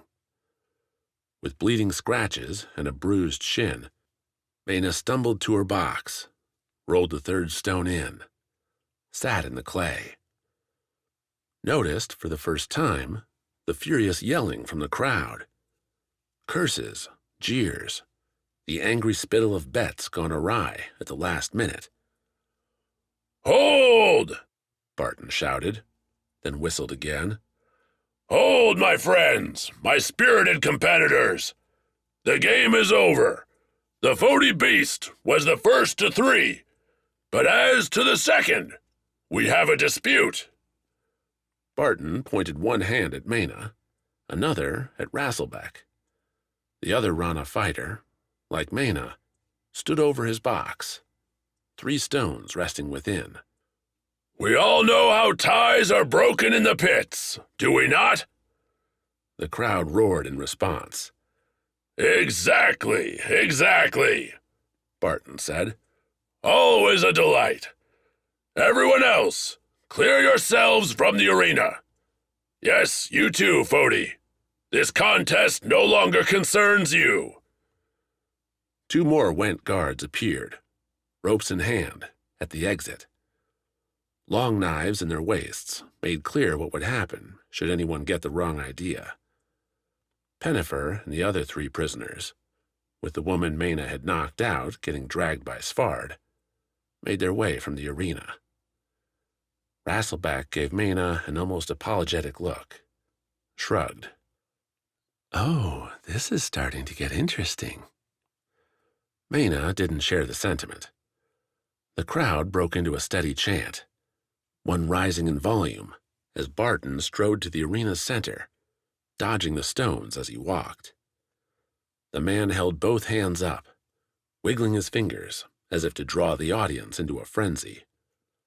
"All right, my esteemed friends," Barton said. "It's time to settle our game. As with every contest in the pits, Ties are broken in a match of skill, of physical talent, and mental acuity. Barton's arm went to his waist, drew the skinning knife sheathed there. He dropped it into the center, its point sticking up from the clay.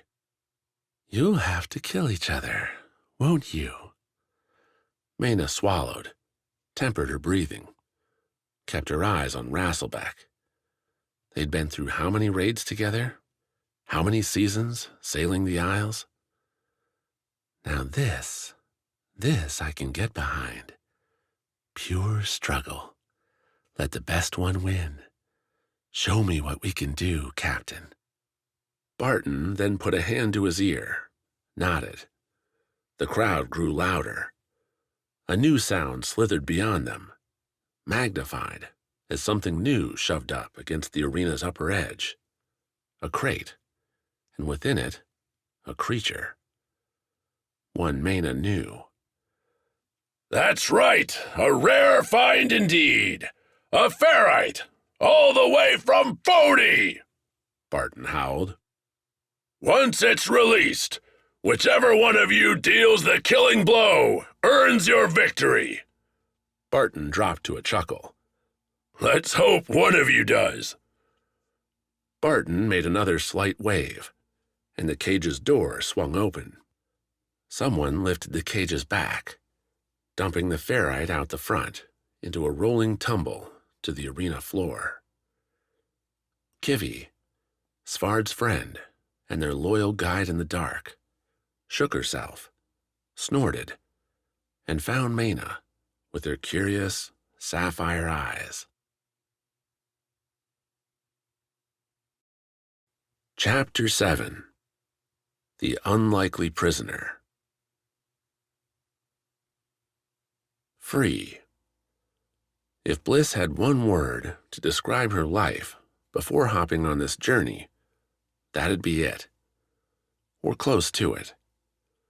Torny, though, picked at the idea, seeming to delight in showing all the ways Kid-Eye, her family, her society, had kept Bliss tied down. The two sat against the roller's prow, dominated by the gigantic front wheel as dawn crept up, Sichi's light going orange as it mixed with the day. A cloudless day in the offing, brisk and bright. Around them, Roroka's cityscape had long since bled away to its riverbank wilds. Pines rose up along the banks, needled branches stretching over the rustling waters. Small rodents ran along, harried by cawing black birds. Things the captain called Occam paced their progress, four-legged, fat-tailed critters with toothy maws. Every so often one would dart to the water, lunge their pointed mouth in, and emerge with a wriggling fish. Stringy and dry, the captain said, when she pointed out the first one. If you're starving, they'll serve. Otherwise, anything's better. Sounds like you know from experience, Torny had replied. Experience you might share soon enough. The captain offered nothing else, save turning back to her till and the river ahead.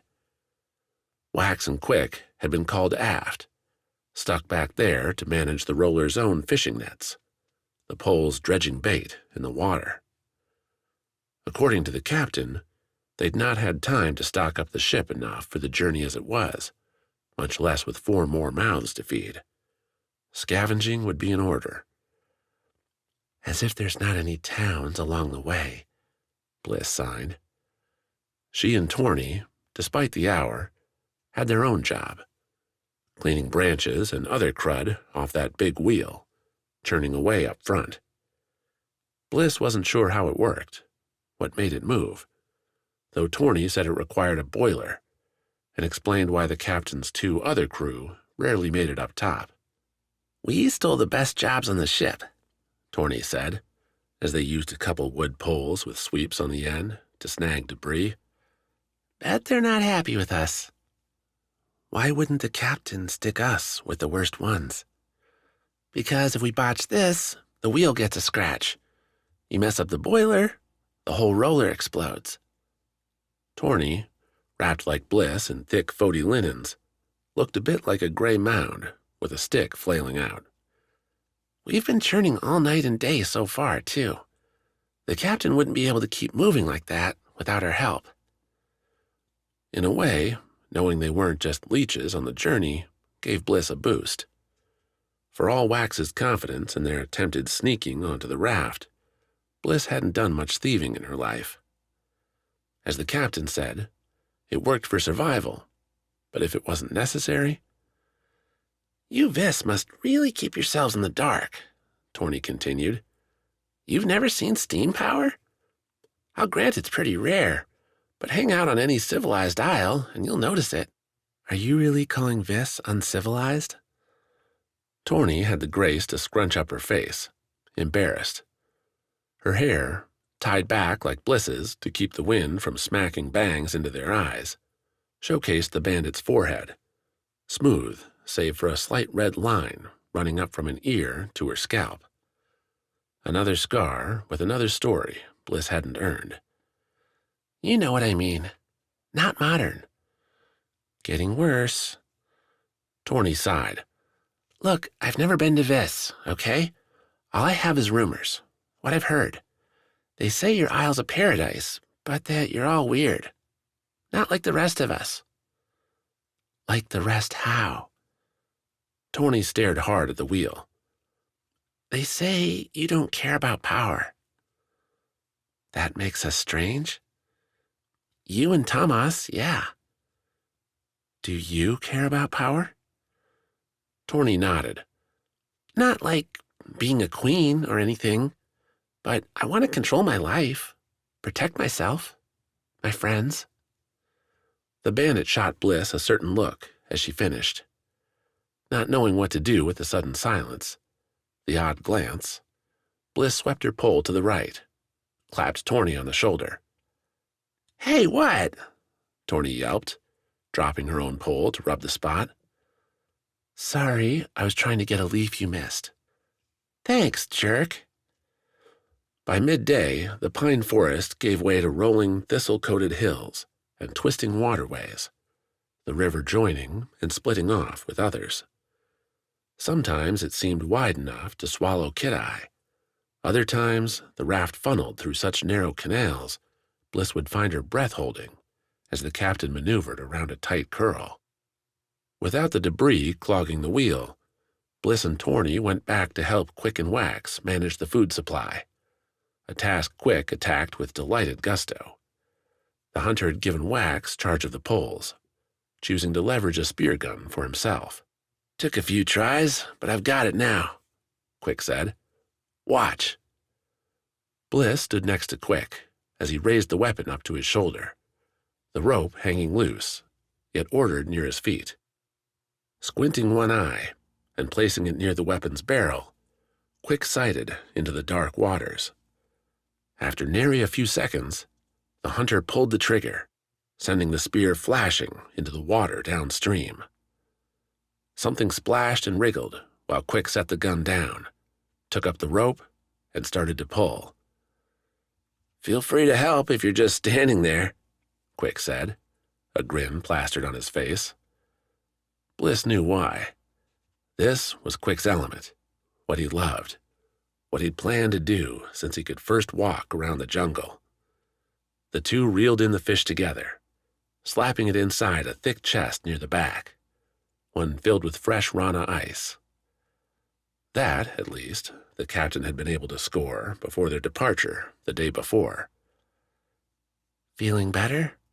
Bliss sighed, as they began resetting the spear gun. What? Quick asked, then saw where Bliss was looking. The spot near his stomach, where Egrad, the bandit leader, had stabbed Quick not all that long ago. Yeah, a little line left over, but the scar's been incredible. We're lucky, Bliss signed, then nodded towards Wax. Her brother and Torny were dealing with a line tangle that looked positively nightmarish. Without the scar, You.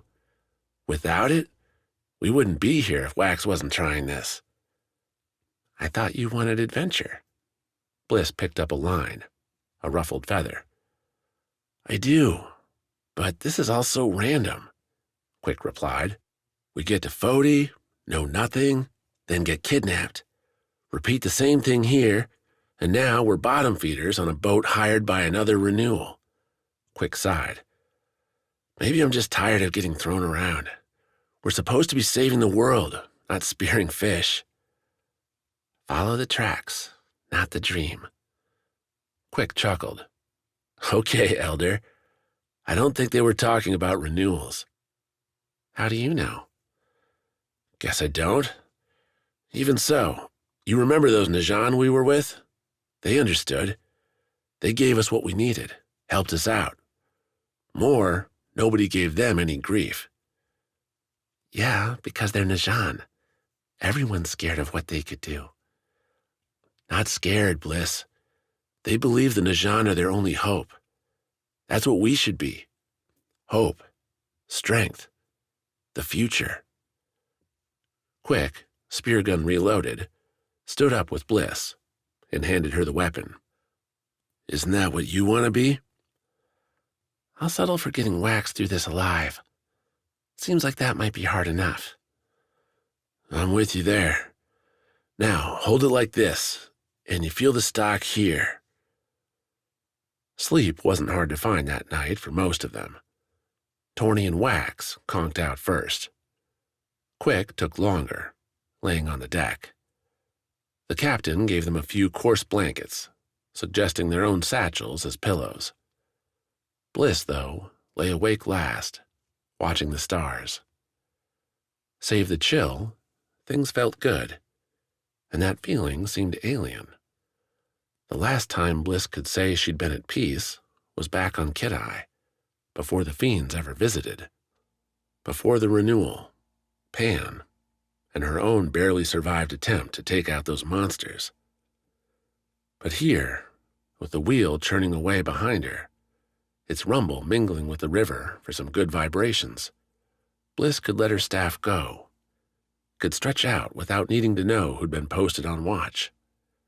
No bandits would attack here, and the captain said they were a couple days away yet from real iffy territory. Take the moment, then. Let herself relax. Or she would have, anyway, if not for footsteps on the deck.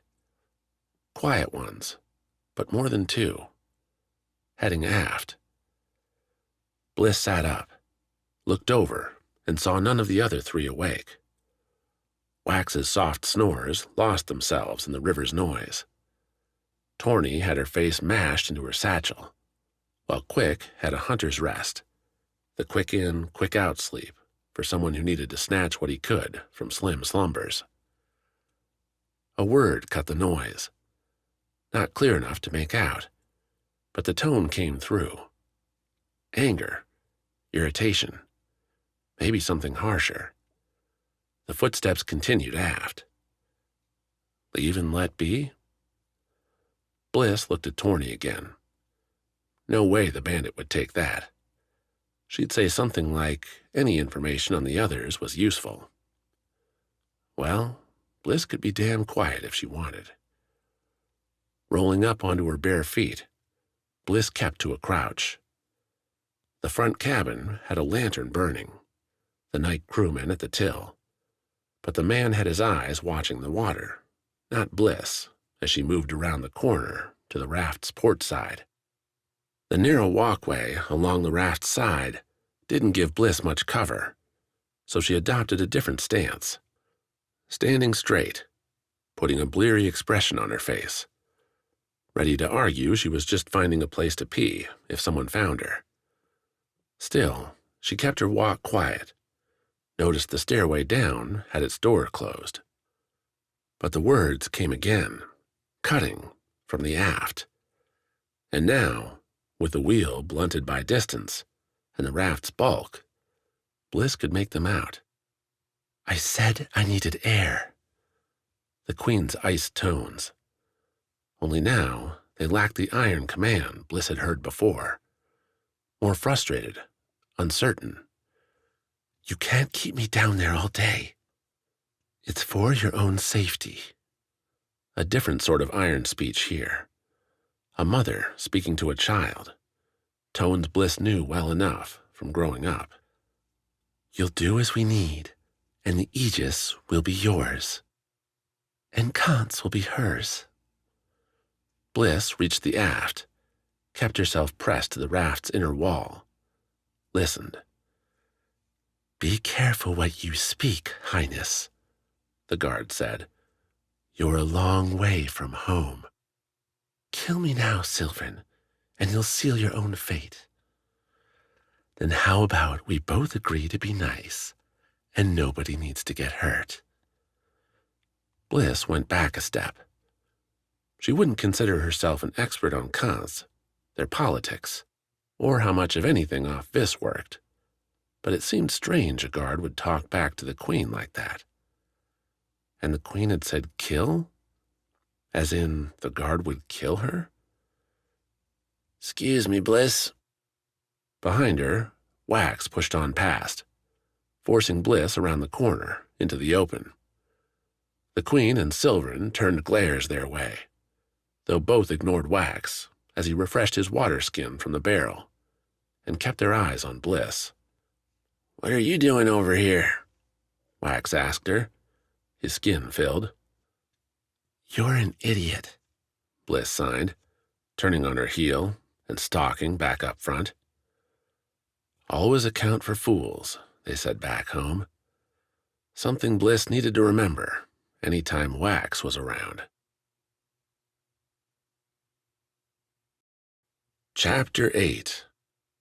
Jungle Teeth. Noise. The one thing Sawi could say describing the Najan after their first morning traveling together. Despite the cleared path southeast, a several days' journey to the Najan outpost and the Great Sauna, Gladring's squad packed as if preparing for a months-long expedition, and a dangerous one at that. Every step blotted out the jungle's song with clinks and clashes, armor and gear bouncing off itself. Najan conversation contributed too, hard syllables and city slang, mashing with the verdant wildlife around them. Sawi winced every time she saw a soldier kick a plant aside or hack away an offending vine. The gatherers maintaining these routes did so with respect, moving plants to where they could grow without interference, not killing without thought. The Najan were all too happy to take as well, accepting Sawi's offered food, fresh-baked fish and fruit for breakfast, with barely any thanks, and no offer to reply in kind. The children who'd followed Sawi to watch the Najan leave, hoping for a trinket or two, went away empty-handed. Gladring and his scholars did their part to keep her attention at least. They peppered Sawi with questions about this and that, everything from Vis customs to the names of plants and animals witnessed on their journey. The scholars, with strange paper scrolls, recorded everything she said. The whole combination cured Sawi of any shyness, spoiled fascination into crass curiosity and acid archness, prompting Sawi, at their lunch break beneath a warm sun, in a grove beneath speckled pink and white flowers, to ask Gladring what they wanted. Everyone here has different goals, Gladring said, more genial now than the night before. Sweat soaked his face, but Gladring seemed not to mind. His black and purple robes, dirty now, staying on. Several of these guards are going to reinforce the outpost or trade rotations with ones already there. These scholars belong to different tenets, some recording information to be shared back home, while others look for ways to use it. Use it? Just as you would back in Kidai, Sawi. Gladring accepted some cured meat from a guard, offered a piece to Sawi, who refused. Only one for your own foods? They're what I know. And venturing beyond what you know, is a frightening thing. With Wax, Sawi wouldn't have said so. Together, they'd found the unknown, a place to be explored, conquered. Alone? I'm here, Sawi said. Let's leave it at that for now. Of course. Though if you find it difficult to try even a little of something new, you're going to find leaving this very hard indeed. Who says I mean to leave? Gladring chuckled, a frog-like burble. Perhaps you will surprise me, Sawi, by not showing up at our boat on the day of departure. But I do not think so. The afternoon played out much the same as the morning, a steady hike slowing as the sun dipped to an early winter rain. The path muddied, the Najan mood soured. Sawi pointed out the thicker canopies to stay beneath, found most Najan too stubborn, too dismissive, to take her advice. Gladring, though, followed her steps exactly. Evening found the storm letting up, a camp pitched in a gloomy, buggy dark. Fires proved hard to light, smoky, spitting things. Sawi would have simply scaled a tree, tied herself to a branch, and enjoyed some fruit and an early bedtime. Instead, she helped the intruders find some small comfort on the wet, mossy forest floor. "What's that, then?" asked the Najan guard, loud enough to draw everyone's attention. The man had his volge unlimbered, pointed the curved spear through the trees. His target, 6 small, flickering orbs, spaced well enough as they moved, well back and cloaked in the dark. Before Sawi could speak, another Najan soldier gave a sharp whistle, sending the camp into a scramble. Gladring and the scholars made for the middle, the Najan guards drawing weapons and forming a ring. Sawi, eyebrows raising throughout, watched, laughed when the formation finished, leaving her on its outside. "Get behind our spears, girl," snapped the guard who'd made the order. "We can't protect you from the fiends if you're out there." Fiends? Sawi asked, keeping the laughter in her voice. Strange, is it not, that the native doesn't seem concerned? "Tell us, then," Gladring announced from the middle. "If we shouldn't be worried, why?" Those things won't hurt you, Sawi replied. Several Hanoko, a mother and her kittens. This is their territory, at least through the winter till the kittens go their own way. Hanokos won't hunt a group like us. Sawi let a sly grin slip on. Though I suggest going in pairs if you need to leave the fire at night. "If it's dangerous, we ought to chase them away," the Najan guard said, the words directed at Gladring. "We can't stay here if there's a chance they'll attack." "Will these Hanokos respond to a threat?" Gladring asked Sawi. This is their home, Sawi replied. She picked up and put down a dozen different ideas, deeming each too far beyond these urban soldiers. You won't scare them away. You'll more likely frighten them into a fight, which you do not want. "Then you believe we're safe?" There's easier prey out here than us. You'll be fine. Gladring, standing tall over his guards, gave Sawi a nod. "We'll trust the native, Captain. Relax your arms, though the watchman should be more vigilant. I'll take the first shift myself." The captain, who looked like all the others, save a gold circular pin on his breastplate, stamped his volge in the ground as he spoke, as if that made him intimidating. Sawi tried not to laugh, and mostly succeeded. While the rest of the camp settled in, Gladring approached Sawi, who was trying to decide which tree would make a more comfortable bed. "Can you take me to find them?" Gladring asked. "These Hanokos." The eyes had vanished soon after the captain's panicked whistle. Finding the large cat's trail in the dark wouldn't be easy, even for a veteran Vis hunter. It's not a good idea, Sawi replied. We'd likely stumble around in the wet until, bored, exhausted, and dirty, we came back here with nothing to show. Disappointment drained Gladring's face, the urgent sparkle in his step dying in a sigh. That's a no, then? We've got a long walk tomorrow, Tenant, and the day after. Better rest while we can. Gladring's eyes narrowed. His hands, fingers, curled tightly around each other, and, if Sawi guessed right, some small object between them. You don't trust me out there, in the dark, Gladring said. Not a question. You don't think me capable. Sawi blinked.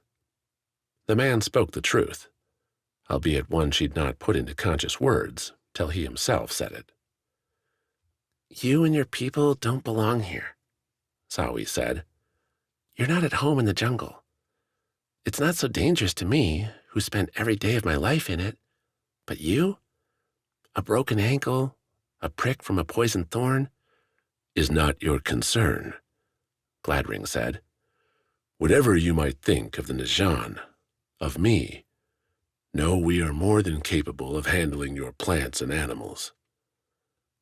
Then why take me along at all? For this, right here. Gladring nodded behind Sawi, into the dark. Please, if only for a short while, I would very much like to see one of these creatures. Sawi again started to voice her objection, but found the dissent fading, even as it formed in her throat. So the man wanted to take a foolish wander in the dark? What of it? Getting away from all the Najan grumbling, their curses and complaints, might be a good thing before a night's rest. A short walk, Sawi agreed. The Najan captain made his disapproval known, but Gladring waved it away, declared he and the Vis could handle themselves, that they would stay close enough for the captain to effect a rescue should any fiends come prowling by.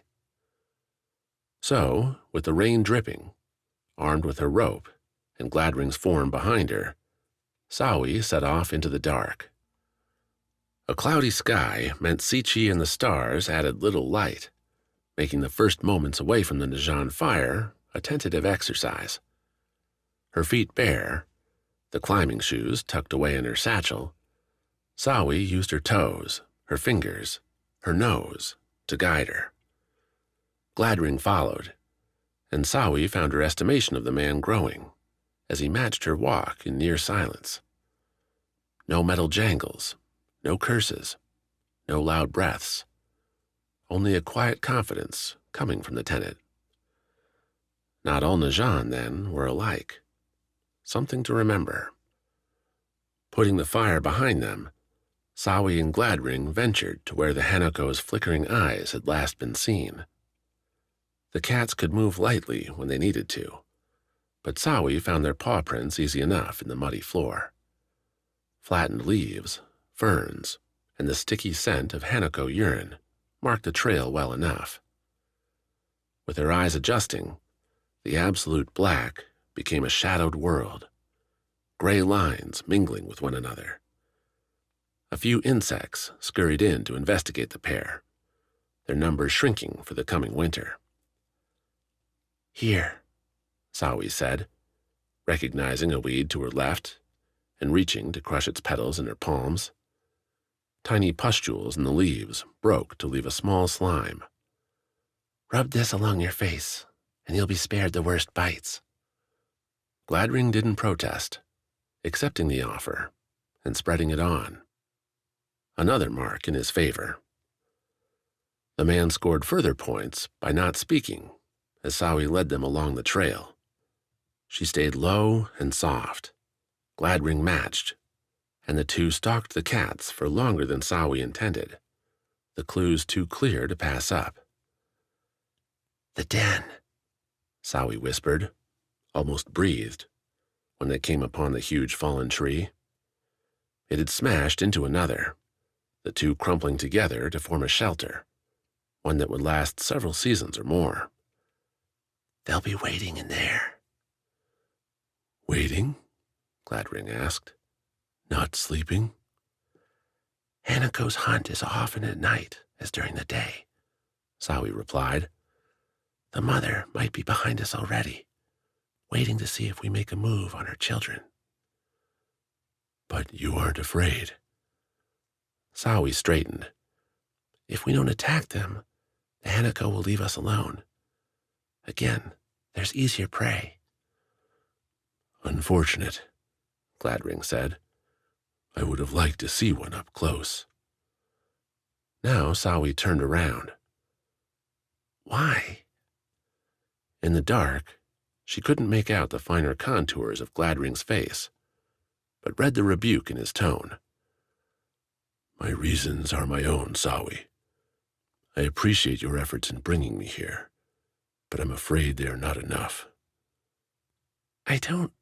The Isles are in danger. A renewal has been called, and the Najan are tasked with keeping us all alive until a new aegis is earned.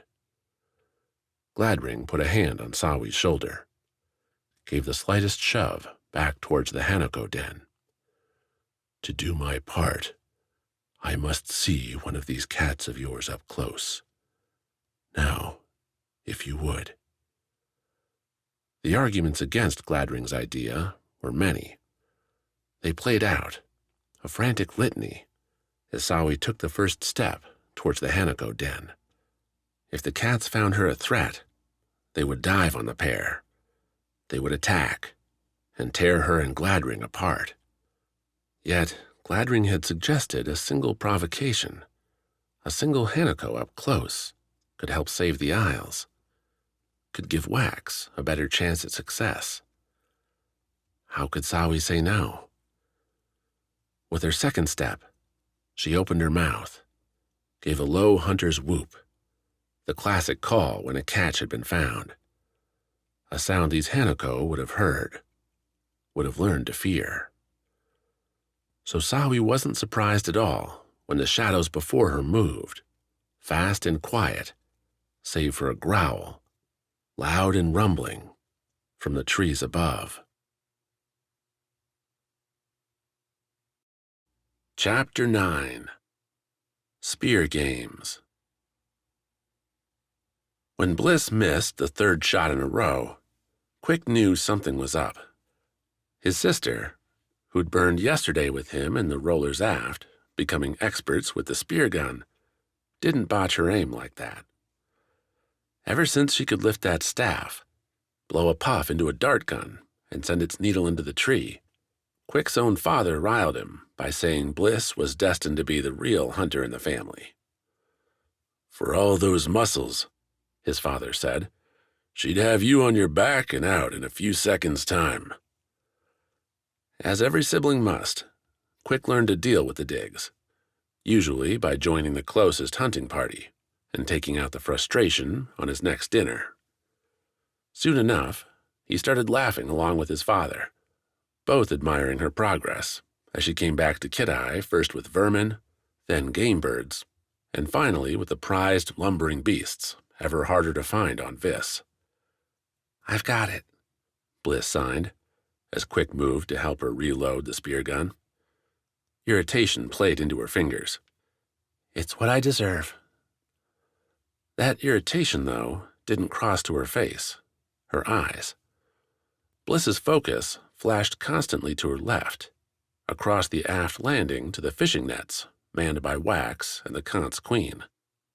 One of her guards stood nearby, watching the pair with what seemed like a permanent glare. The Najan never looked that angry. Quick had to wonder whether the queen just chose the most difficult bruisers for the job. Then again, who'd want to coast around all 7 Isles with this bunch of jerks? Wax didn't seem to mind, his brother doing what he always did, digging into things with plucky aplomb. If Quick's parents declared Bliss the true killer of the group, they didn't know what to do with Wax. He'd been thrown free, left to figure things out as he spent the days swinging from one vine to the next. Quick gave Bliss space, took a longer look at both his siblings. A quiet smile ticked up. Not so long ago, they'd both been so tiny, Quick carrying them around the treehouse, over to the inlet for a bath. Now, here they were, adventuring together. How lucky could one family get? You going to block the whole boat? Quick's smile slid to straight nothing as Torny brushed by, a mid-morning snack in her arms. A tray fleshed out with small rice bowls, boiled off the same heat running the roller on its churning journey northward. Captain says you each get one, and that you're supposed to be happy about it, Torny continued, holding the tray out to each person in turn. Even the surly guard took one, muttering a snip thank you. Wood spoons, each no larger than Quick's fingers, sufficed to scoop the soft brown grains into his mouth. The rice matched the day's taste, bland and harmless. Gray clouds that might have uttered snow with harsher weather blotted out the sun, but for once the wind didn't seem inclined to blow them away. Quick pinned that to the broad patties rising up on either side and farther back. The makers of the very rice they ate now, and Rana's main crop, to hear the captain tell it. The last bit of good territory they'd be churning through before hitting Rana's northern expanse, its wilder rivers, and, eventually, the Whirlpool.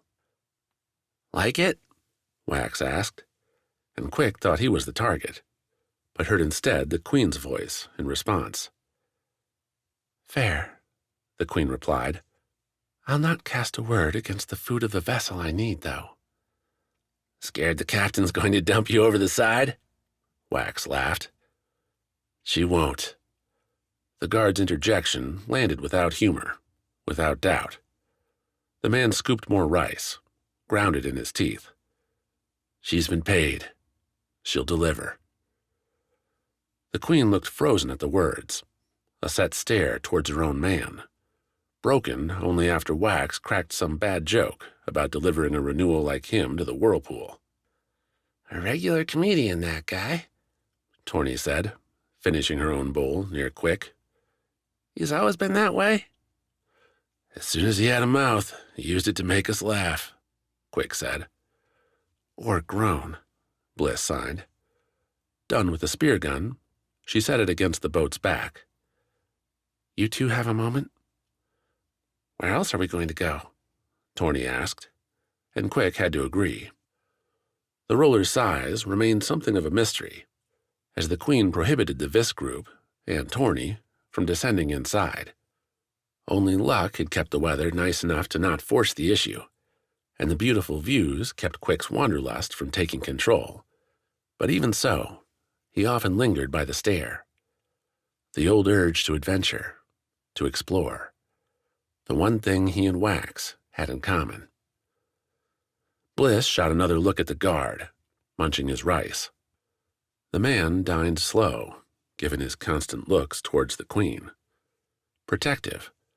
But then, rumors always said Kant's royalty had violent tendencies. Last night, they were up here, Bliss signed, slipping a point towards the Queen, Wax, and the guard.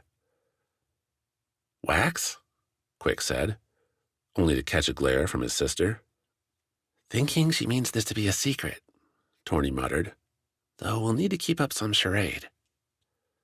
Talk about Foti, Bliss signed, the toolkit and the fiend. For a story not all that old, Torny put on quite a spin, dropping into the discovery, the lava pit, the following fight and reunion between brother and sister. Already, Torny twisted in bits of legend, descriptions bending reality, and bringing in magic, delight, a natural embellishment. All the while, Quick watched Bliss's fingers fly, and he matched her with questions of his own. Torny, still a novice at the lingo, mostly focused on her story, occasionally signing to Quick for him to laugh. Bliss's tale lacked Torny's imagination, the monster, and the murderous triumph, but it had the absolute advantage of being important to their immediate situation. You believe the Queen's being held against her will? Quick signed. You're certain? No way, I heard an argument. That's all. Back on Foti, when Quick had gone to the Njan commander with their plight, the purple and black hadn't hesitated for a moment before declaring their intent to rescue Wax. By that night, the sloop had been loaded, casting off and risking poor lighting to save his brother's life. Not because Wax was a vis in need of help, but because he was a renewal, and the world needed his chance. If Bliss had it right, then the Queen might be a hostage, however unbelievable that would seem. And what, exactly, would they do with that information? She's still here, Quick sighed. She's not trying to get away. Because those guards are all over her, Bliss replied. What would she do? Fight them? A mistake, that'd be. Quick figured the Queen's robes could hide a knife or two, and Khan's had a reputation with small blades. But against her 3 guards? With no support? Quick straightened. Tony's tale neared its end, and they'd have to make a choice. We don't know enough, Quick sighed. The Njan wouldn't want any renewal pressed into this. Tony snorted mid-line. The Njan don't give a damn about any of us, she muttered, before rising her voice back up into the climactic dance with the clam-like fiend. Quick frowned at the bandit, then pushed it away. Tony didn't matter, was insignificant, save for how she could help Wax. And Bliss seemed to enjoy her company, so Quick would put up with her. For now. So can we ask her? Bliss sighed. Find a way to know for sure? Quick glanced at the guard, the Queen, and Wax, returned now to their fishing nets. The guard's stare didn't seem quite so protective anymore. Instead, he seemed to be expecting the Queen to take a leap, ready on his feet to dive and catch her. Distraction, Tony said, putting the bowls back on the tray. That's what this roller needs. A good old distraction. The bandit threw Quick a wink as she left, dishes acquired for a washing. A distraction? Bliss asked. How? Quick, though, had an inkling. I've got an idea. When it happens, you get Wax to ask her. You won't have much time. What are you going to do? Quick, though, just grinned. Told Bliss to step aside, picked up the spear gun, held it in one hand, lighter than the full spears he wielded back home. Easy. See, Bliss, you're holding it wrong, Quick announced. You've got to get both hands on the barrel, aim down the sights, and then, no matter where you aim... Quick swept the spear gun around, Bliss ducking as the dart went over her.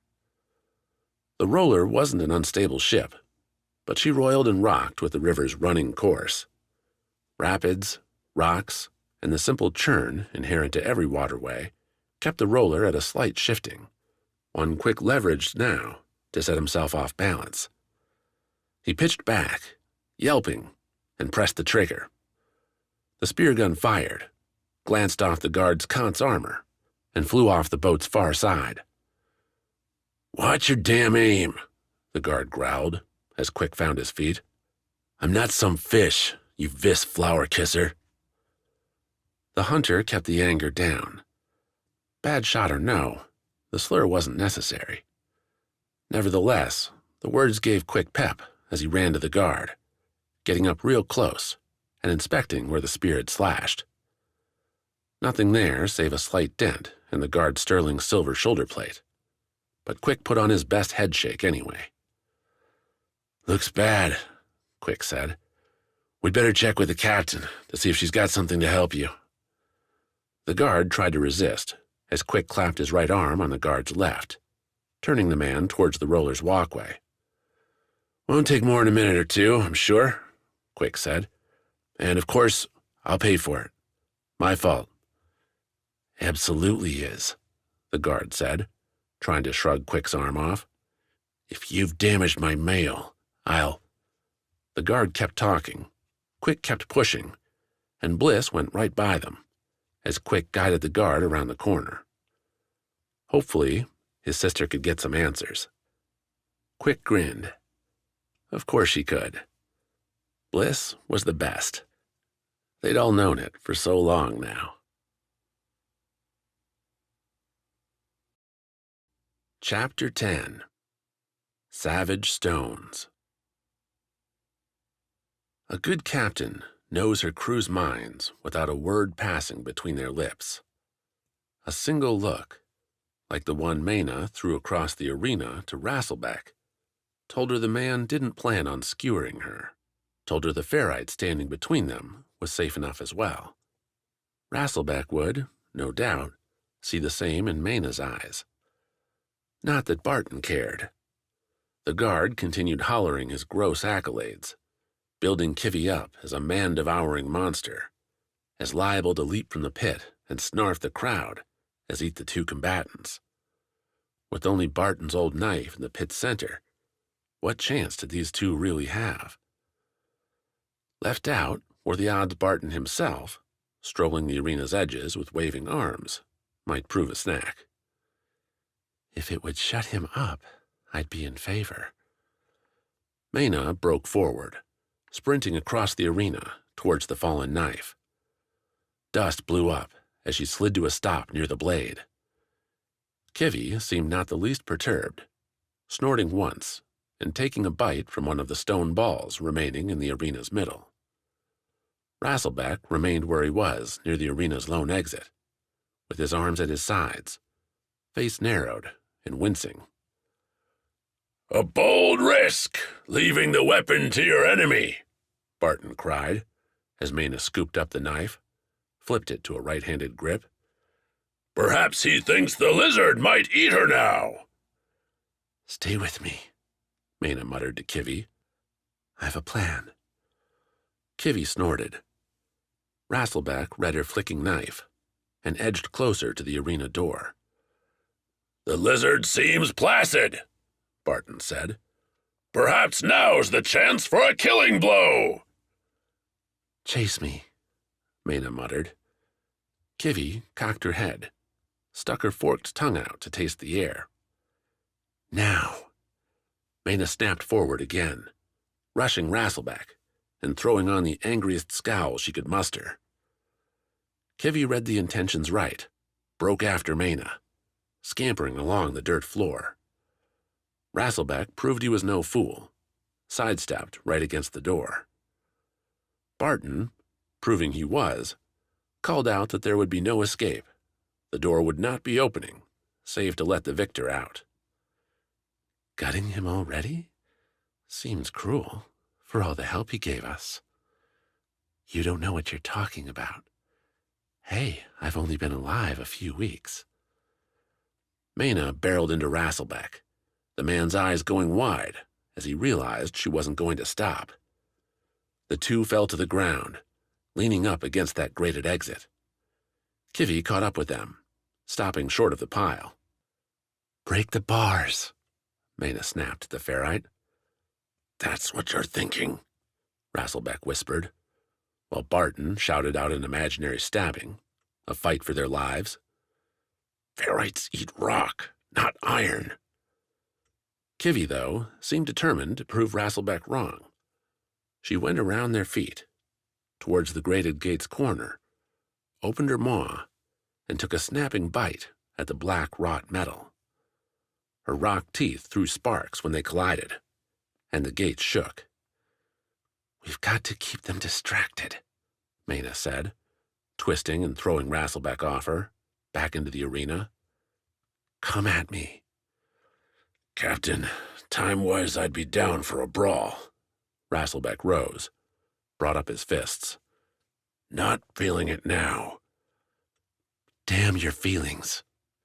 Maena brought up the knife, pointed it Rasselbeck's way. Barton howled a stabbing doom was near. Make it real, or we both die today. Behind her, another crunch. Something hard snapped. A chance, then.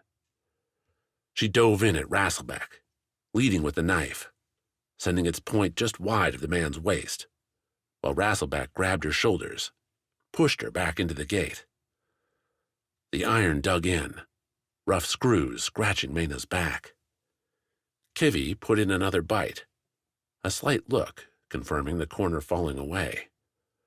Much more work needed to make enough room for an escape, unless either one planned to crawl free.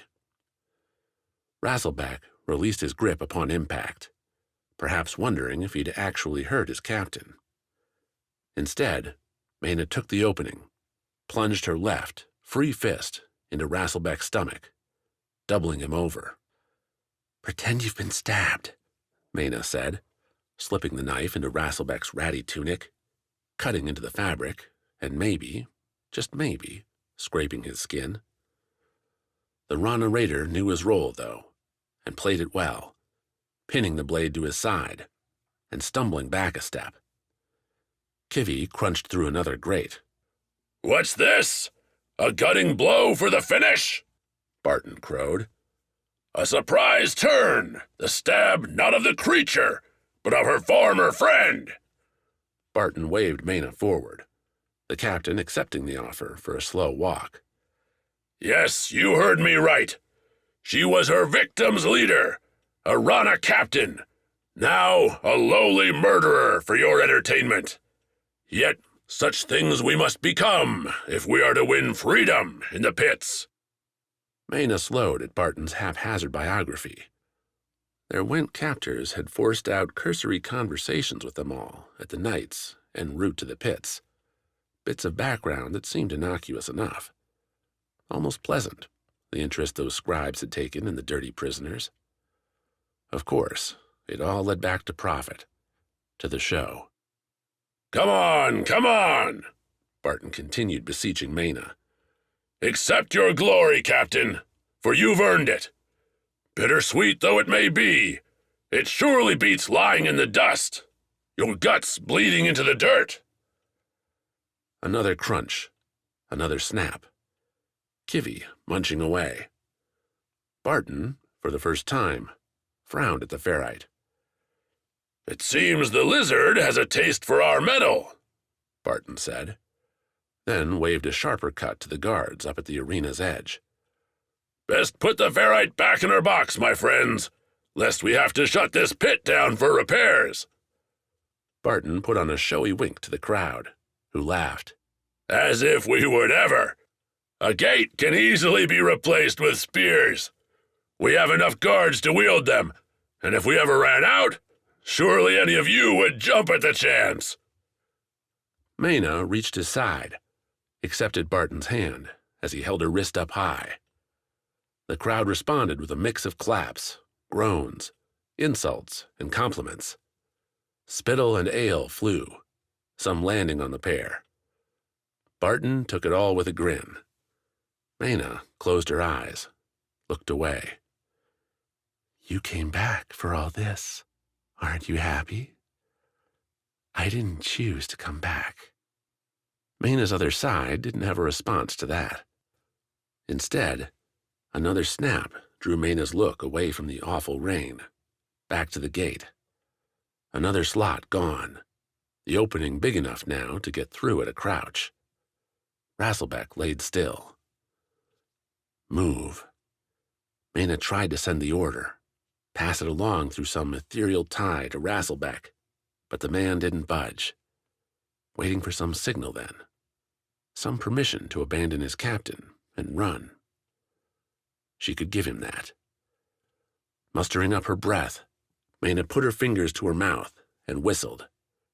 Sharp and loud, the command rose above the noise. To the crowd, it seemed a victory sign. To Rasselback, lying in the dust, the whistle would have meant one thing: attack. The raider rolled forward, off the floor, and dove through Kivy's opening. Maena watched as Kivy threw one look back her way before breaking off after Rasselback, the two vanishing into the halls beneath the pits. The crowd broke out into different shouting then, Barton turning to follow their points and catching the last moments of Rasselback's flight. "A strong man, that one," Barton cried, feigning death only to make an escape. A loud, forced chuckle. All the while his grip on Maena's wrist remained tight. Not that it'll matter. Nobody escapes the pits. A deep breath. That'll be all for this session, and for the day in this arena. Enjoy your time at the pits, and may the blood be ever thick. With one last wave, the crowd bustling away to find new events, new drinks, and new stones to throw, Barton wrenched Maena to the side. Up close, Maena counted the man's gnarled, chipped teeth, his broken nose, breath liable to kill someone just with its stench. Yet Barton's dried eyes held a wary menace. Don't think we don't know what you did there, Captain, Barton said, the jester's lilt gone. Your friend's going to be stuck, either by a guard's spear or another prisoner's knife. Attempting escape puts you on a path there's no running from. We were dead anyway. At least now he has a chance. A chance? Barton shook his head, faux mourning in the motion. You had a chance. You both did right here. The pits are not some dungeon where death awaits everyone, Captain. There is hope here. Real opportunity to break free and give yourself another life. Barton shoved Maena away, back towards the gate. Followed, still talking. I'm not some monster looking to damn others to misery. This is justice, plain and simple. Those who want to prove their innocence can do so. Now you've dug your friend a hole he'll never escape. Nice work. Didn't hear you coming up with any ideas. I have one now. Do you have the guts for it? And me, Barton? Do I get the winner's prize? Maena asked, turning again to face the man. The winner's prize? To do that, you'd need to have won. Neither the beast nor your opponent is dead. Barton reached, pushed Maena back again. The captain didn't stumble, let the steps come. Stood still. What you get is a failure sentence. The harshest punishment I can give. The one we reserve for those who won't try, who have already given up so much of themselves, they won't attempt to recover. Barton closed again, aimed to give Maena another shove. Maena waited for the arms to close, then swept forward, beneath the reach. She jerked her head up, slammed its roof into Barton's chin. His jaw clacked hard, the man rocking back. Maena snapped a kick with her right foot, catching Barton's ankle and sending him sprawling to the ground. Not a soul cried out. Not a spear nor an arrow flew her way. The guard standing watch had gone with the crowd. Barton sputtered something as Maena closed, delivered another kick to the man, leaving him crumpled. Several steps past him, Maena bent down, picked up a stone ball. Do it. Now. Maena turned around, holding the ball in both hands. Heavy. Barton moaned. Be quiet. You know nothing. The one thing I do know is that letting your enemies live will cost you. She lifted the stone. Barton rolled, put his hands on the ground, moved his knees under him. In another moment, he'd be up. Don't be merciful now. You weren't with me. Finish it for once. When Maena left, crouching through the same hole Kivy had chewed minutes earlier, she left behind a silent arena. Her hands dusty, her feet red and wet. She looked right, looked left, listened, heard footsteps and curses coming the leftward way. So Maena, unarmed, wearing nothing save some linen scraps, broke right instead, listening to her instinct and that alone. For once, the voice in her head had fallen silent. Chapter 11. The Night Whispers. The Queen grabbed Wax's arm when the spear gun went off. Good thing, too.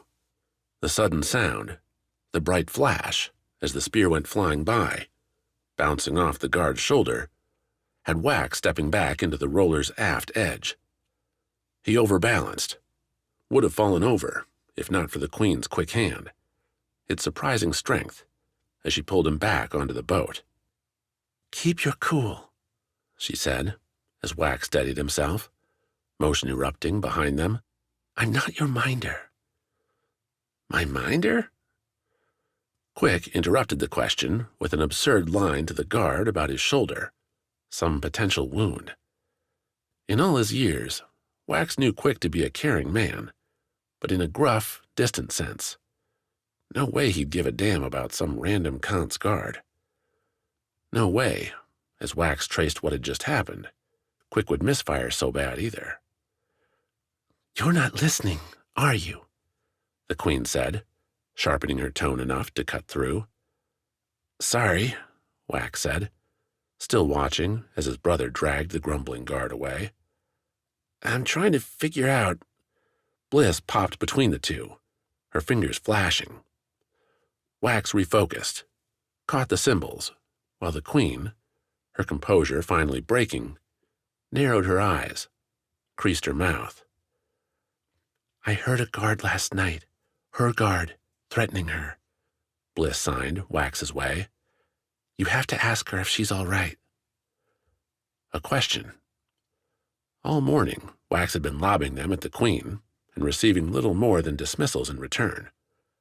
She'd either go silent or rebound with a question of her own, avoiding an answer and replacing it with some mild inquiry about Vis, about Wax's home, what food he liked best. Wax parried these with genial replies, always trying to steer the conversation back to his probing. But the Queen, thus far, proved better at wordplay, leaving Wax seeing Bliss's instruction less as an option and more as a desperate opening. Without the guard here, with something so direct, maybe the Queen couldn't hide. "Are you a hostage?" Wax asked, dropping his voice. The waters, the cloudy morning wind flush with bird calls, and the roller's engine gave enough burbling noise to stall out eavesdroppers, but Wax saw little sense in being boisterous. After Sledge, after Foti, the group had adopted a new philosophy. Enemies were everywhere.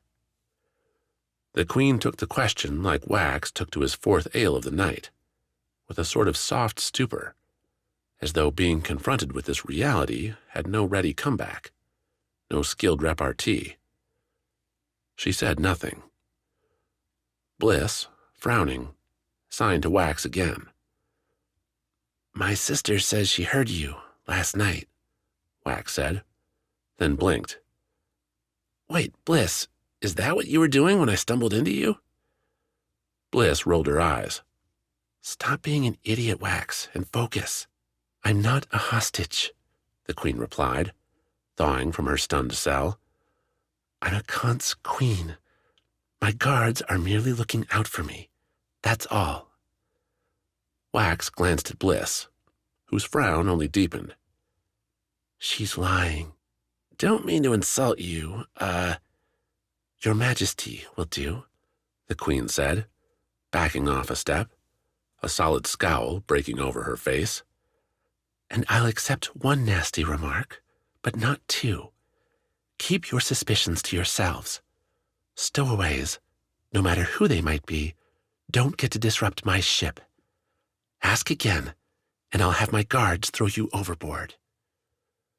With a rigid turn, one nonetheless perfect, despite the ship rocking on the river's churn, the Queen stomped away, vanishing around the boat's corner. "Well, that didn't go so well," Bliss signed, pursing her lips. "Quick played his part perfectly, too."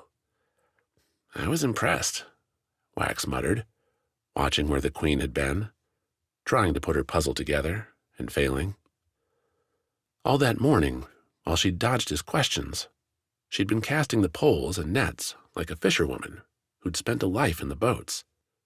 Without her robe on, replaced with clean Kant's trousers and a working shirt, she'd shown off muscles, honed not in any royal court Wax had ever heard of. So the Vis sayings went, the more puffed up your title, the more air lay inside. The queen defied all that. And more, she'd shown real smiles while hauling in the catch, pulling tight the lines and seeing their rewards, as if the queen relished the simple task, despite the many grumbles from her guard that she should go back below, leave the duties to those meant to work them. "You losing it, brother?" Bliss sighed, then snapped her fingers before his face. "Is the sun getting to you?" "It's cloudy," Wax said, twitching back. "Yeah, but knowing you, I wouldn't be surprised." Wax shook his head, felt the pull as a pole announced it found another catch. No matter how much he might wish, the roller gave little time to musing. The afternoon marked a change, not in the weather, which remained a gloomy chill, and not in the waters, which continued their ceaseless flow. The land around them, though, broke up its careful manicured patties. The hills flattened out into clogged marshland, with short trees jutting up and spreading vast, spindly branches out in all directions, like stubbled mushrooms. Those branches gave shelter to all manner of strange plants, their dried stalks and bulbs giving hints to what a wild place this might be in spring and summer. "Better now," the captain muttered, joining Wax and Torny up near the roller's forward wheel. Once again, two needed to stay at all times near the churning beast, clearing gunk off as it rolled forward. The captain looked as nerve-bitten as ever, though Wax noticed she'd changed her gear. No longer just warm clothing, but Rana leathers. A saber rested on her belt. "Come here a few months back, and you'd have a head clouded with insects, then harassed by the birds chasing him," the captain continued, not focusing on either Wax or Torny, just talking into the wind. "More ship traffic, too. Fishers, divers, harvesters making their runs. All done now. Won't start again till we've got a new Aegis, summer or no." "Too scared?" Torny offered, the question drawing a grimace from its target. "Too sensible, more like. The Whirlpool's a gate. Goes as far down as anywhere on the Isles, and it scoops up as much as it drowns. When the Fiends start coming, it's around the Whirlpool that they'll be." "Wait," Wax said. "Isn't the Whirlpool where the Skars are?" The captain nodded. "Every isle has its challenge, or so I've heard. Rana, you've got to get into that beast and come out with your jewel. The hardest one, I bet." "Don't the Najan keep it protected?" "That's where we're going, Vis." The captain pointed towards the horizon. "Another day, and we'll be there, though we'll not be moving overnight, not here. Too much in the way." "So the Najan are here?" The captain laughed, as ever putting her grim spin on the chuckle. "You'd better hope they're not all dead already." The dire mood seemed to shroud the roller as the sun, always hidden, let the world fade to dark. An anchor dropped, the engine turned off, and for the first time in days, Wax didn't feel, didn't hear, a roller's rumble.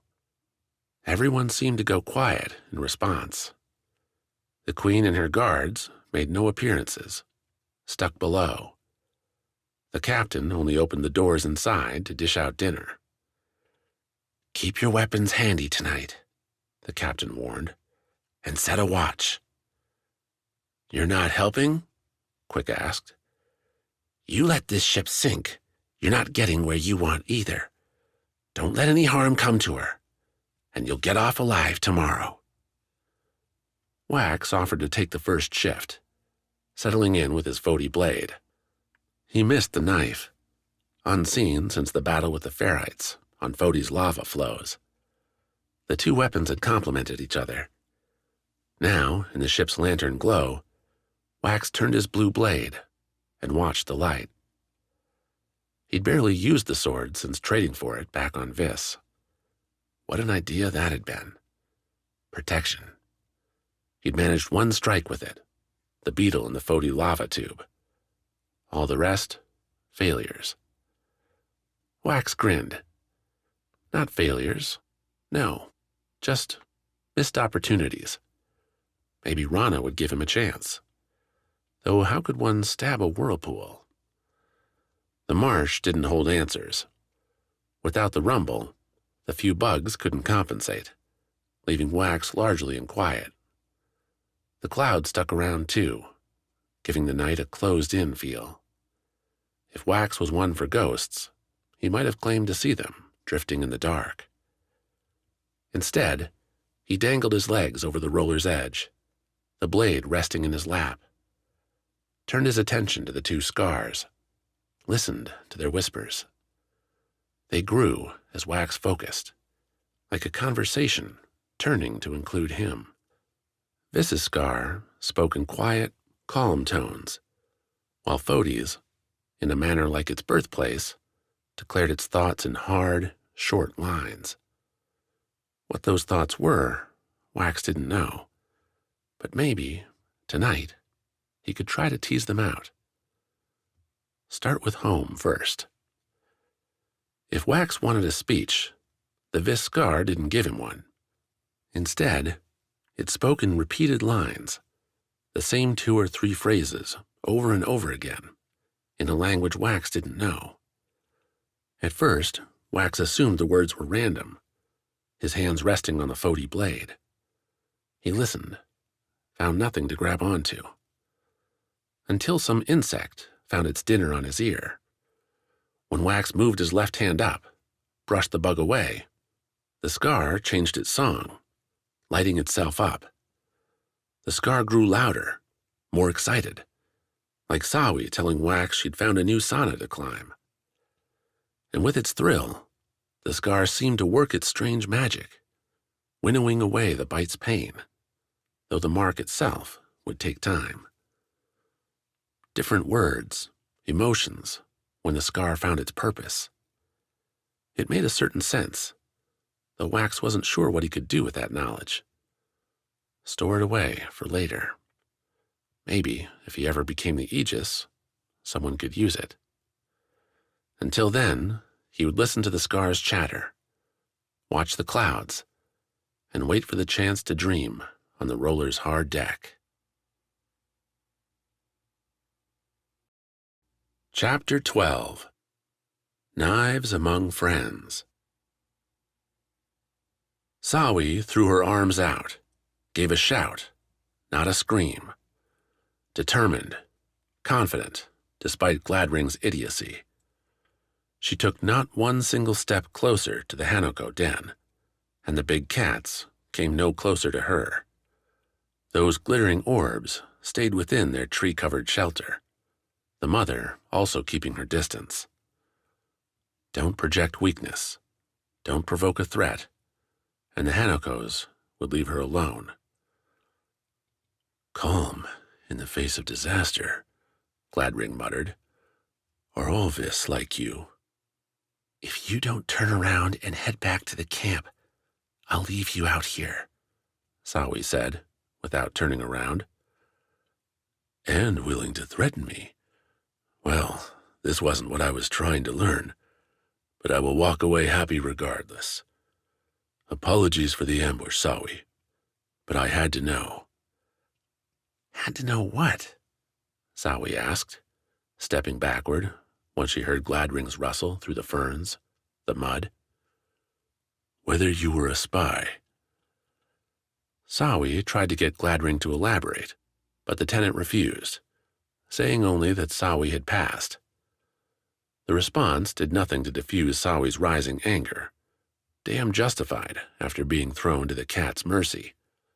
She stewed in it the entire walk back to the camp, whereupon she scaled her chosen tree, a high, sturdy branch. As cozy as the soft ground? Likely not, but Sawi wouldn't find a knife in her back up here. The branch had another bonus. Its knotted gnarls lacked enough comfort to wake Sawi before most of the Najan, giving her a chance to do exactly what Gladring said she wasn't: spy. The tenant, despite the sun's early light, had his scholars up and circled. He seemed to be leading them in some animated discussion, his arms blowing wide, pointing this way and that. At one point, a scholar raised their voice. Sawi hooked on the word Skar, only for Gladring to shut the man down with a violent denial. "This trip is only for research," Gladring said, his voice raising clear enough for Sawi to hear. "We want to know whether the Fiends are congregating on Vis, whether they are making for the Great Sauna. You all have your assigned studies. Beyond that, concern yourselves with nothing, save your own survival." As he finished, Gladring looked up, noticed Sawi, and curled his hand into a summons. "Good to see you awake, Sawi. Another day's travel, and I believe we'll arrive, yes?" "If you keep up a good pace," Sawi shouted down, untangling her rope. "Then I rely upon you to keep it," Gladring replied. "Lead on." Despite Gladring's words, the Najan didn't look to or listen to Sawi as they continued down the road leading towards the Great Sauna. Gladring's estimations of their progress also proved off, with another night on the road likely, despite the hard-pressed pace. It had taken Wax and Pan a couple days swinging through the jungle, and no marching group could match a pair of Vis for speed. Sawi, though, kept that opinion to herself, kept her words, her thoughts to herself too, and Gladring's band seemed fine letting her stew. At least until the lunch break, when again Gladring abandoned his followers to find Sawi sitting alone in the sunny grove just off the road. "You don't care to join us? Tell us more about your isle?"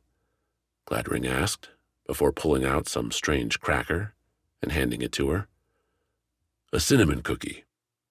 Baked on Noctia, but I swear the recipe is from home." Sawi eyed the cookie. A hard white, covered in brown dust. Cinnamon wasn't a word she knew, but Gladring wouldn't catch her afraid, wouldn't catch her tentative.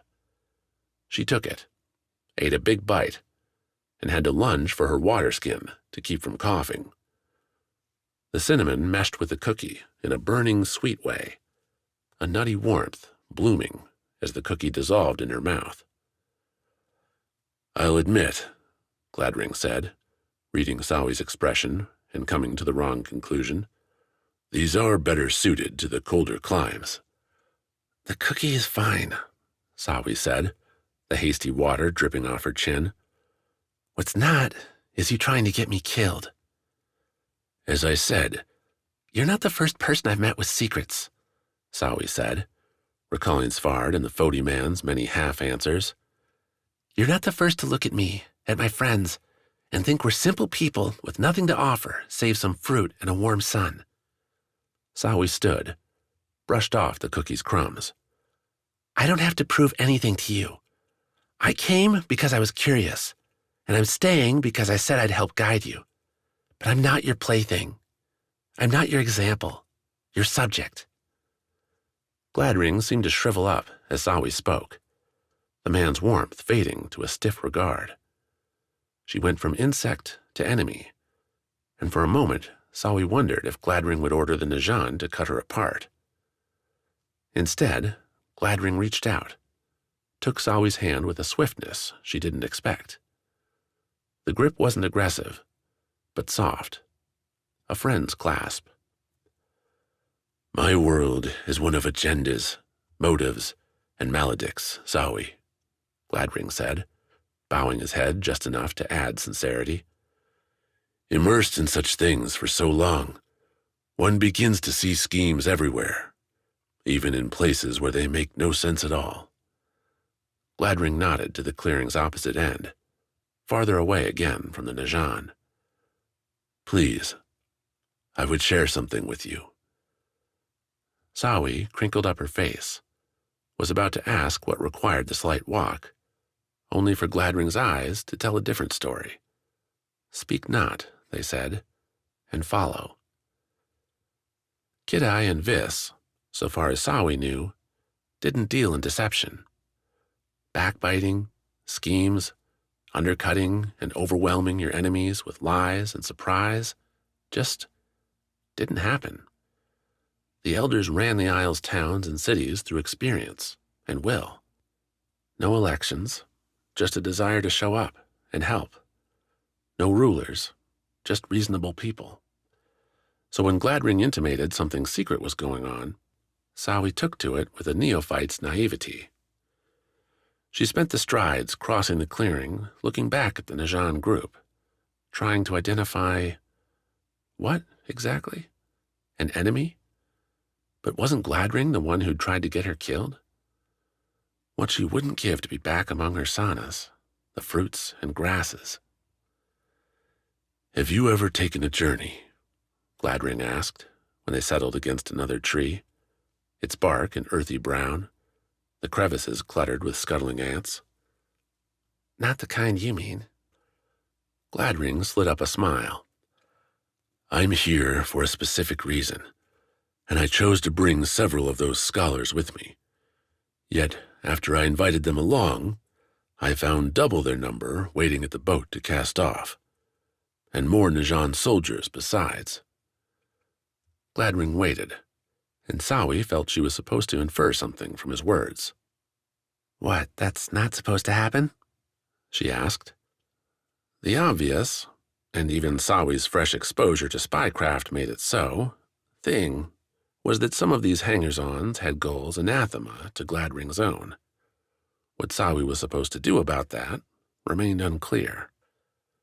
The Najan, even scholars, but especially soldiers, do not travel for nothing, Gladring said.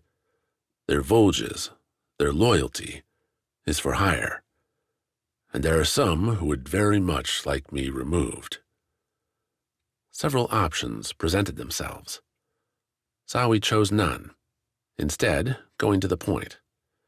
She'd had to do that so often with Wax, a man prone to wild dalliances from his goals. If you wanted to be done talking to Wax before sundown, you had to steer him right. Gladring, it seemed, was no different, if perhaps less innocent in his motives. Why are you bringing this to me? Sawi asked. You said you have friends there? Gladring shrugged. Friends? For a time, at a time, perhaps. Noctia is built on shifting stones, Sawi. Now, I think, it is time to leave them behind. What do you mean? When Gladring told her, his eyes took on a familiar sparkle. The man loomed, but not in a dangerous way. Eagerness and adventure pouring off his words, possibilities and potential echoing in his promises. Do these things, and Sawi could find her life transformed. Do them well, and she would once again find herself at odds with her obligations. To choose Vis, or a more dangerous path. When they set up camp again, Sawi directed the Najan off the roadside to a more crowded grove. Stumps and fallen trees marked this one, enough damaged foliage to show something rough had happened here not too long ago. Sawi saw the red marks, the splatters hidden beneath leaves and ferns. A trail she'd picked up some time ago, followed along the path all the way here.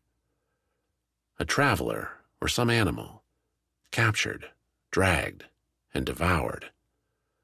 The Najan, not a hunter among them, didn't see the signs. Noted, yes, the scraped bark, the trampled leaves, But when Sawi said this was a frequent stopping point, the troop didn't question her.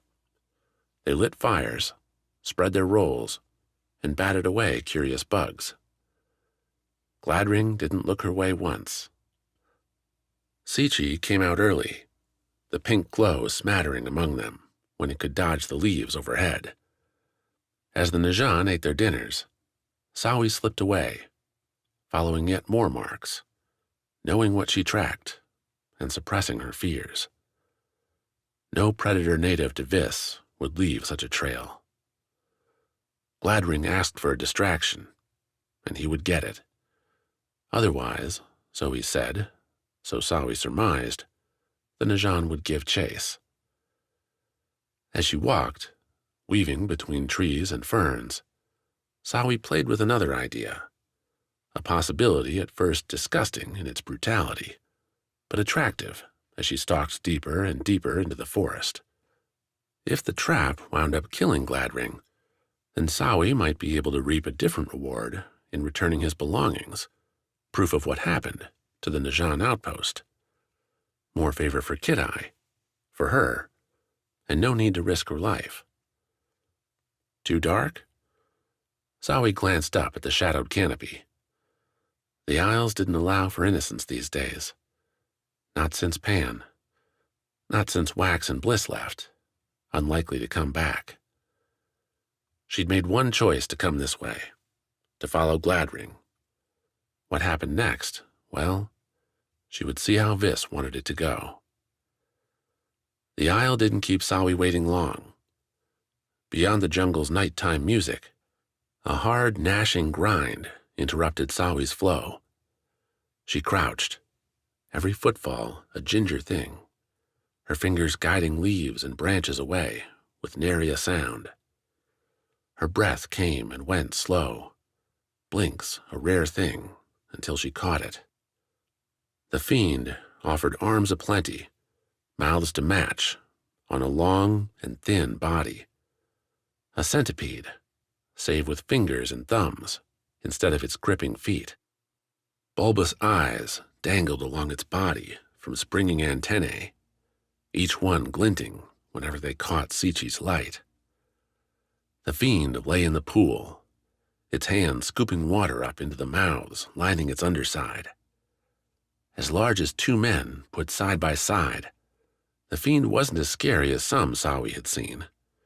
That honor would forever remain with the giant beast that had assaulted Kid-Eye, but would give Gladring what he wanted. With her right hand, Sawi felt around, found a stone. Lives balanced on pivotal moments. She'd let hers fall one way when she told Wax no and let him leave. This time, Sawi chose the chase. Chapter 13. Vine Bite. The marsh was kind enough to wait until Wax had traded off his shift, had fallen into a deep and pleasant dream concerning vines and swinging on them. At that point, or so Wax figured in the panicked first moments when screams and shouts broke him open, the marsh decided he'd had enough of a break. Torny's voice broke Wax's sleep shell first, a true scorching curse litany that Wax shot up wondering and pitying whomever could have earned such a tongue lashing. The target wasn't hard to find. The question, though, was whether it was even one target at all. "The weeds are attacking us?" Wax said, his question immediately lost in the fray. To his left, Torny and Bliss, beating Wax from their blankets by several seconds, hacked and bashed away at splitting deep green strands. As thick as branches, and seeming to defy the common pull, yanking things in the air to the ground, the tendrils rose up over the roller's edge and swept, seemingly suspended, towards them. A spiderweb spawning in real time, each thread coated in fine bristles. He'd be damned if one would touch him. A sword fighter Wax might not be, but he could cut a few plants. Wax swept a slash through the nearest cluster, the bits falling to the boat's deck, while the remainder, spreading away from Wax and over the roller's bow, began its regrowth. "This thing's stubborn," Quick snarled to Wax's left, those gauntlets on and slashing back and forth. Every swing delayed the growth only a moment or two. "Not a fight we're going to win," Wax said, looking left as he cleaved more plants away. "Where's the captain?" "Asking the wrong guy," Quick replied. Tawny and Bliss curled in behind Wax, putting their backs to the boat's middle cabin. The encroaching fiend snarled up the sides, the floor, threatening to push Quick and Wax in alongside the pair. Once there, they'd be trapped, maybe able to keep the growths at bay till their energy ran out. Not the way Wax wanted to die. "Cover me," Wax said, snapping left behind Quick, along the roller's overgrown side rail. "Cover you how?" Quick shouted. "I can't cover myself!" Wax didn't reply, his attention taken up with broad cuts through the plants before him. 2 swings with a Foti blade brought Wax to the door leading down. Ahead, the roller's aft looked lost, already coated with tendrils. Behind Wax, soon enough, his way back would be the same. There would be no saving the roller. Escape, though? There, possibility lay. "Quick!" Wax called, his brother's working gauntlets visible. "Get Tawny and Bliss off the boat! Make for the shallows off the port side!" "What about you?" "I'll meet you there!" Wax wanted to drum up something more inspiring, but the encroaching vines didn't give him much time. More pressing, really, was why nobody had come dashing up the roller's steps. Surely, with all the noise, all the shouting, the captain, her couple crew, and the Kant's party would know disaster had found them. So why were they all still below deck? Then again, why would Wax care? He could turn back, dash off over the plants with his guardians. Let this fiend take one renewal off Wax's list, especially one beating him in the Skar collection race. Oh, right. Being the Aegis was a crap prize. Letting the Queen win meant keeping himself off that awful stone throne. "Wake up!" Wax yelled as he went through the narrow door. To his left, the captain's cabin lay empty. Its globe lantern was dark, but the glow from outside showed a disheveled cot. The roller's engine off, the till still. To Wax's right, the crew quarters appeared similarly empty. 2 bunks deserted, but satchels and gear still stuffed in the cubbies. So they'd woken up? Decided to go down? The stairs sat before Wax, polished wood steps heading towards pure dark. No lamps glowing down there. Few sounds either. Just ominous creaking, cracking, as boards sought to stay whole. Wax, keeping his blade before him, went down slow, giving his eyes time to adjust, to soak up as much as they could from the brave light making its way this far. At its bottom, the stair ended against the roller's starboard side, a T-shaped split. Bare feet gave Wax the first clue when his toes touched something decidedly not wood. He saw only shadows, heard only creaks, but the tendrils quivered at Wax's touch. New growth spurred out, testing Wax's feet for a suitable surface. Picking a direction quick to keep from being swallowed, Wax lunged right, towards the aft end. The narrow hallway turned hard after a stride, Wax's Foti blade sweeping before him in tentative cuts. Tendrils hung from the ceiling, reached out from the walls, tugged at his toes. Wax called out, heard no reply.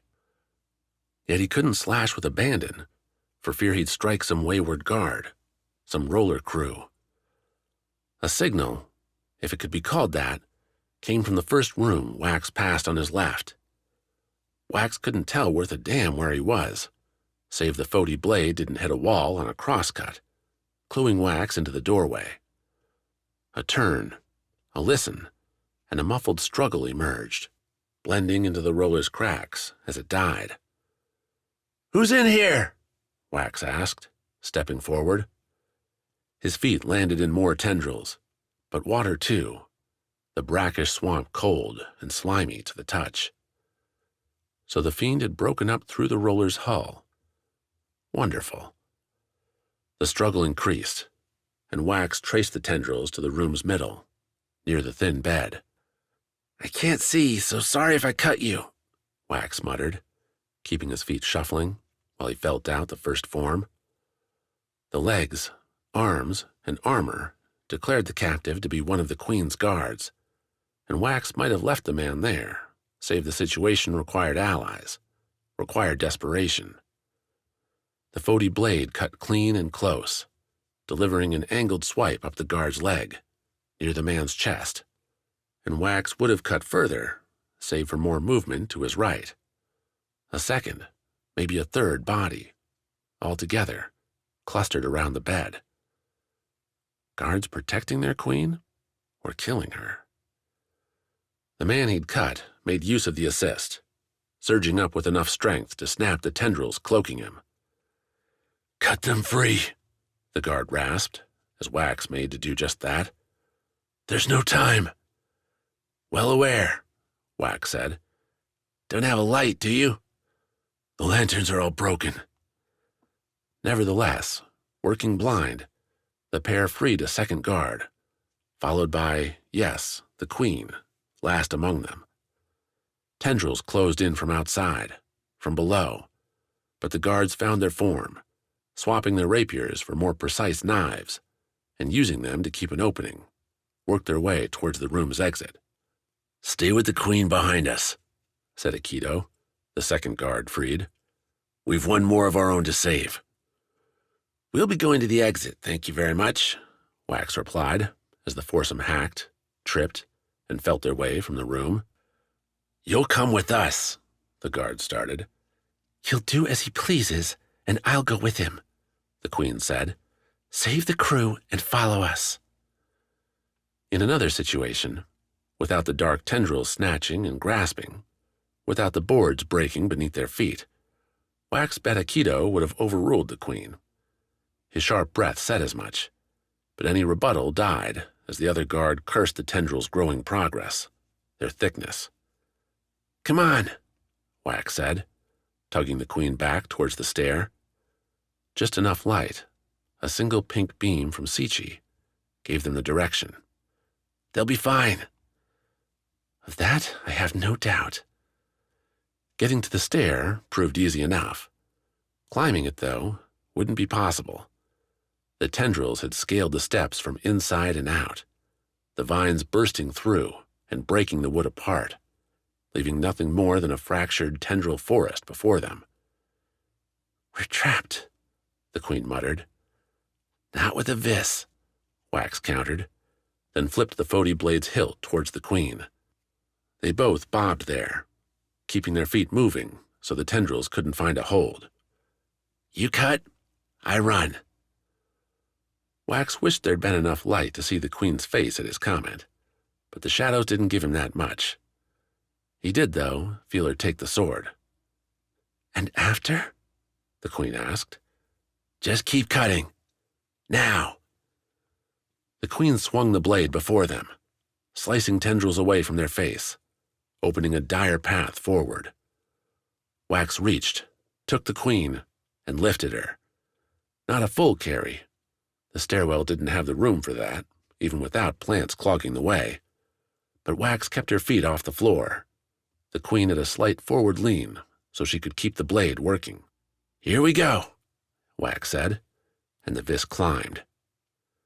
The Queen sliced away hanging tendrils, and Wax followed, trusting his feet to land and keep their balance from one broken step to the next, just like hopping branches back home. With every lurch, the Queen muttered curses, but up they went, one lunge at a time, until the roller split in two.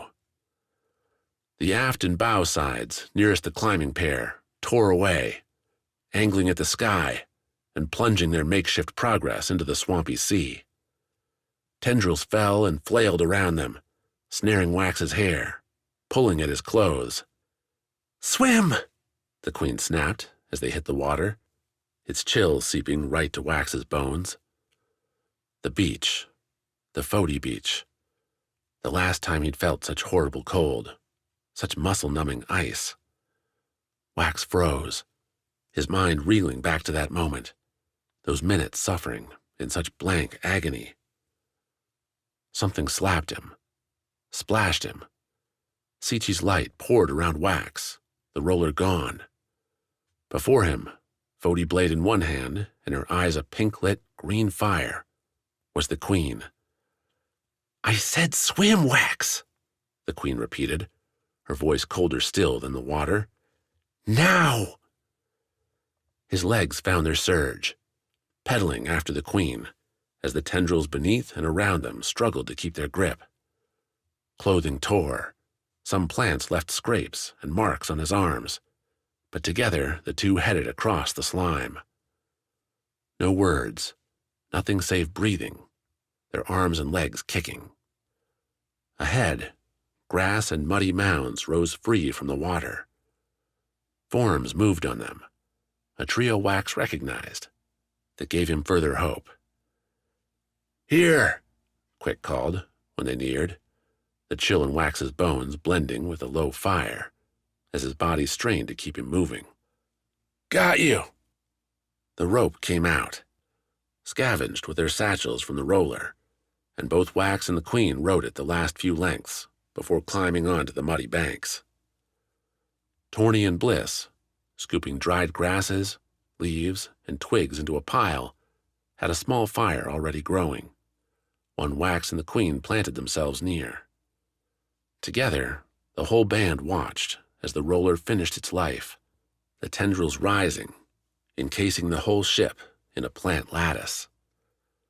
The lit lanterns on the ship's sides burst into smoking sparks, one by one, before the whole thing descended into the water.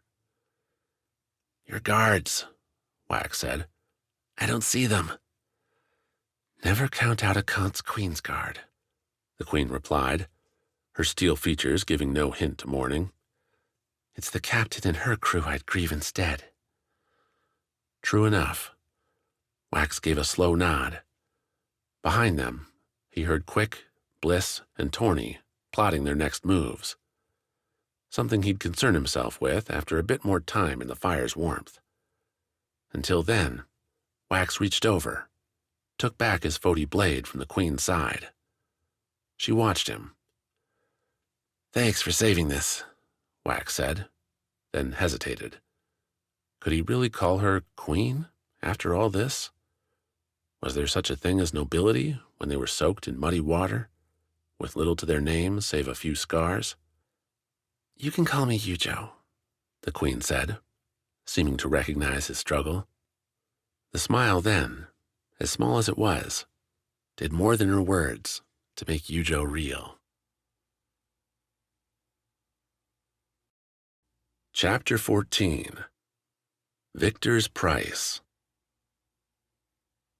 Maena didn't have an objective, didn't have a focus after she left Barton's body behind in the empty arena. Some dim part of her played at escaping, at attempting flight from these tunnels, and, after mingling with the degenerates gambling on the miserable lives here, walking into the wet tundra free.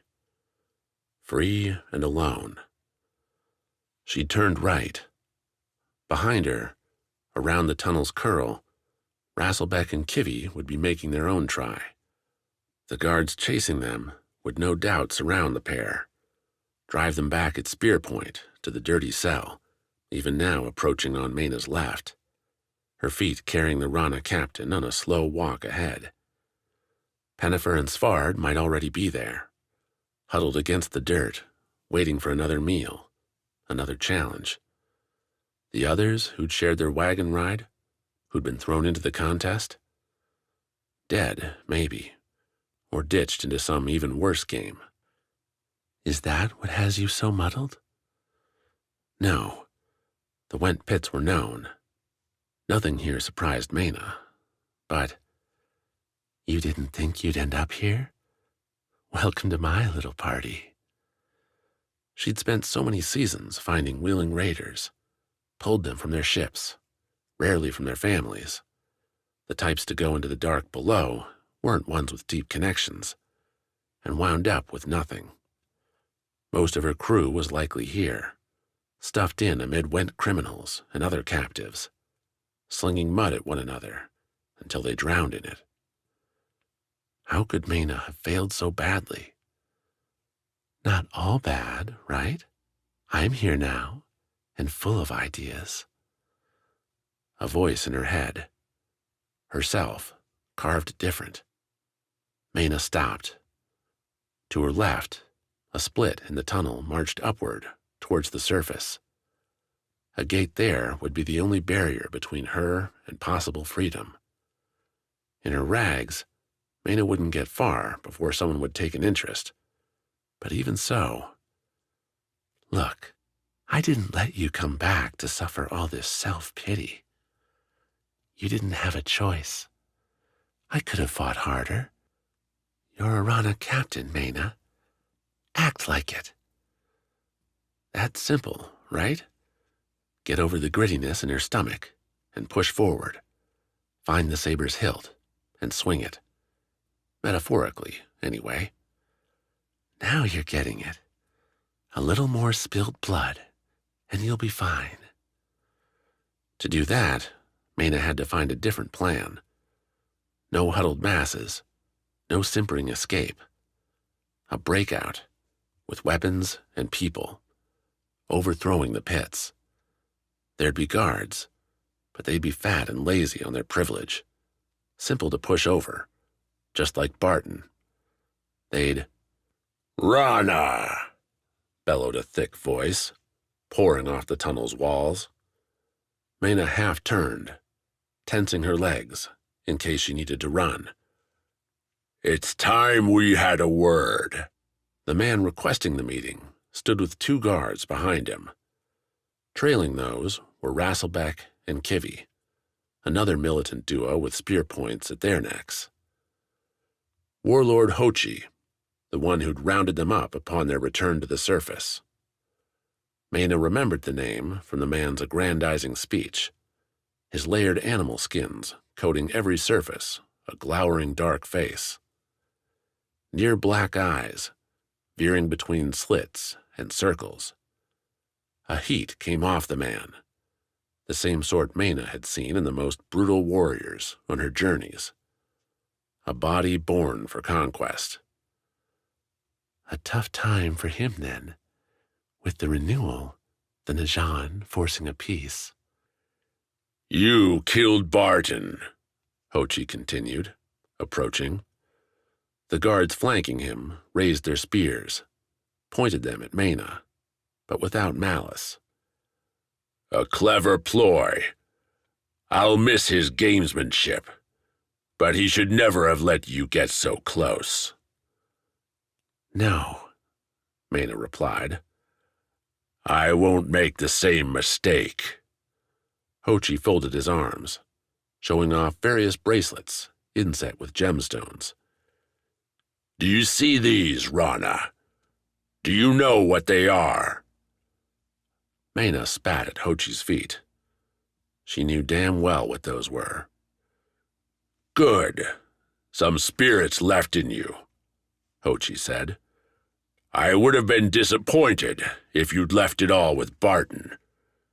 You'll need it where you're going.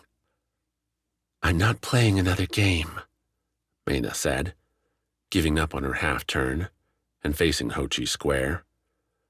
If they were going to stab her here, then she'd die with dignity. Behind Hochi, she caught Rasselbeck's eye, saw they'd done a number on his face. The older man managed a nod, the swelling mess not able to do anything more. No games. Instead, redemption, Hochi said. A chance to pay back this isle for all it suffered at your hands." Oh, this is going to be awful, isn't it? Or delicious? You don't deserve any payback. "You'll give it to me anyway," Hochi replied, "because I know you Rana captains. All speed and finesse on your ships, gallivanting around, costing lives and laughing all along the way. But when it comes down to the terrible pain, you're all cowards." Maena's eyes narrowed. Those bracelets. Hochi didn't so much grin as give Maena a knowing nod. "Awarded for kills, Captain. Most of them slow, agonizing." A heavy sigh. Those guards kept their spears level. "Not because I like it. No, that would be sadistic. But because I owe it to my people to protect them from you." By torturing us? No Rana would do the same. Hochi raised a single finger. The guard to his left stepped forward, seemed about to stab Maena, until the man flipped the spear haft over his wrist, instead jutting the blunt end into Maena's shoulder and knocking her back. A bruise, nothing more. She gave them no satisfaction. "Instead, I'll give you what you wanted," Hochi said. "Just what you were looking for down in those caves." He nodded over Maena's shoulder. "Back to your cell with the others now. Go, or they'll have to face these trials without you. And that wouldn't be very fair, now would it?" Fair isn't a concept you'd know, rockbiter. "Witness how she insults me, and I, in my humble restraint, do nothing," Hochi said, his look flicking to each guard in turn, drawing grins from both. "Why should the fly bother the beast?" This time, when the guard pushed Maena forward, he had the point against her skin. When she moved, when she gave in, the only one happy about it was the voice in her head, claiming sacrifice now would pay grim dividends in the future. Svarde and Pennifer waited in the cell. Their mates, the group that had failed the trial, had disappeared off to some other home, no doubt as decrepit and filth-ridden. Fresh slop waited for them, already attracting flies, though its contents seemed a greenish gray too gross even for the insects. The Foti guardian stood as Maena stumbled in. He took a slow look at her blood-spattered clothes, a body beginning to smell as rancid as she felt. Rather than question it, Svarde only gave her a slow nod as Maena walked past him, sat on the cell's far side. The man did, though, find some affection for Kivi, a close hug the ferrite matched as it loped in behind Rasselbeck. The two Rana raiders fell into their own conversation, leaving Maena to sit alone, with nothing but her other half ever present in her head. Am I that bad? I'm you, aren't I? Me as I used to be, maybe, ready with a quip and a cutting word, a vicious heart. No more? Look where we are. What spirit does that encourage? You won. You should be happy. Svarde came over, holding a filled water basin. I asked the guard before they left. Said we'd all be vomiting if we didn't get those guts off of you. Maena blinked, studied herself. An exercise in the visceral arts she was. Back on a Rana raider, they'd have thrown her into the sea for an hour to wash up. I guess it did get a little messy.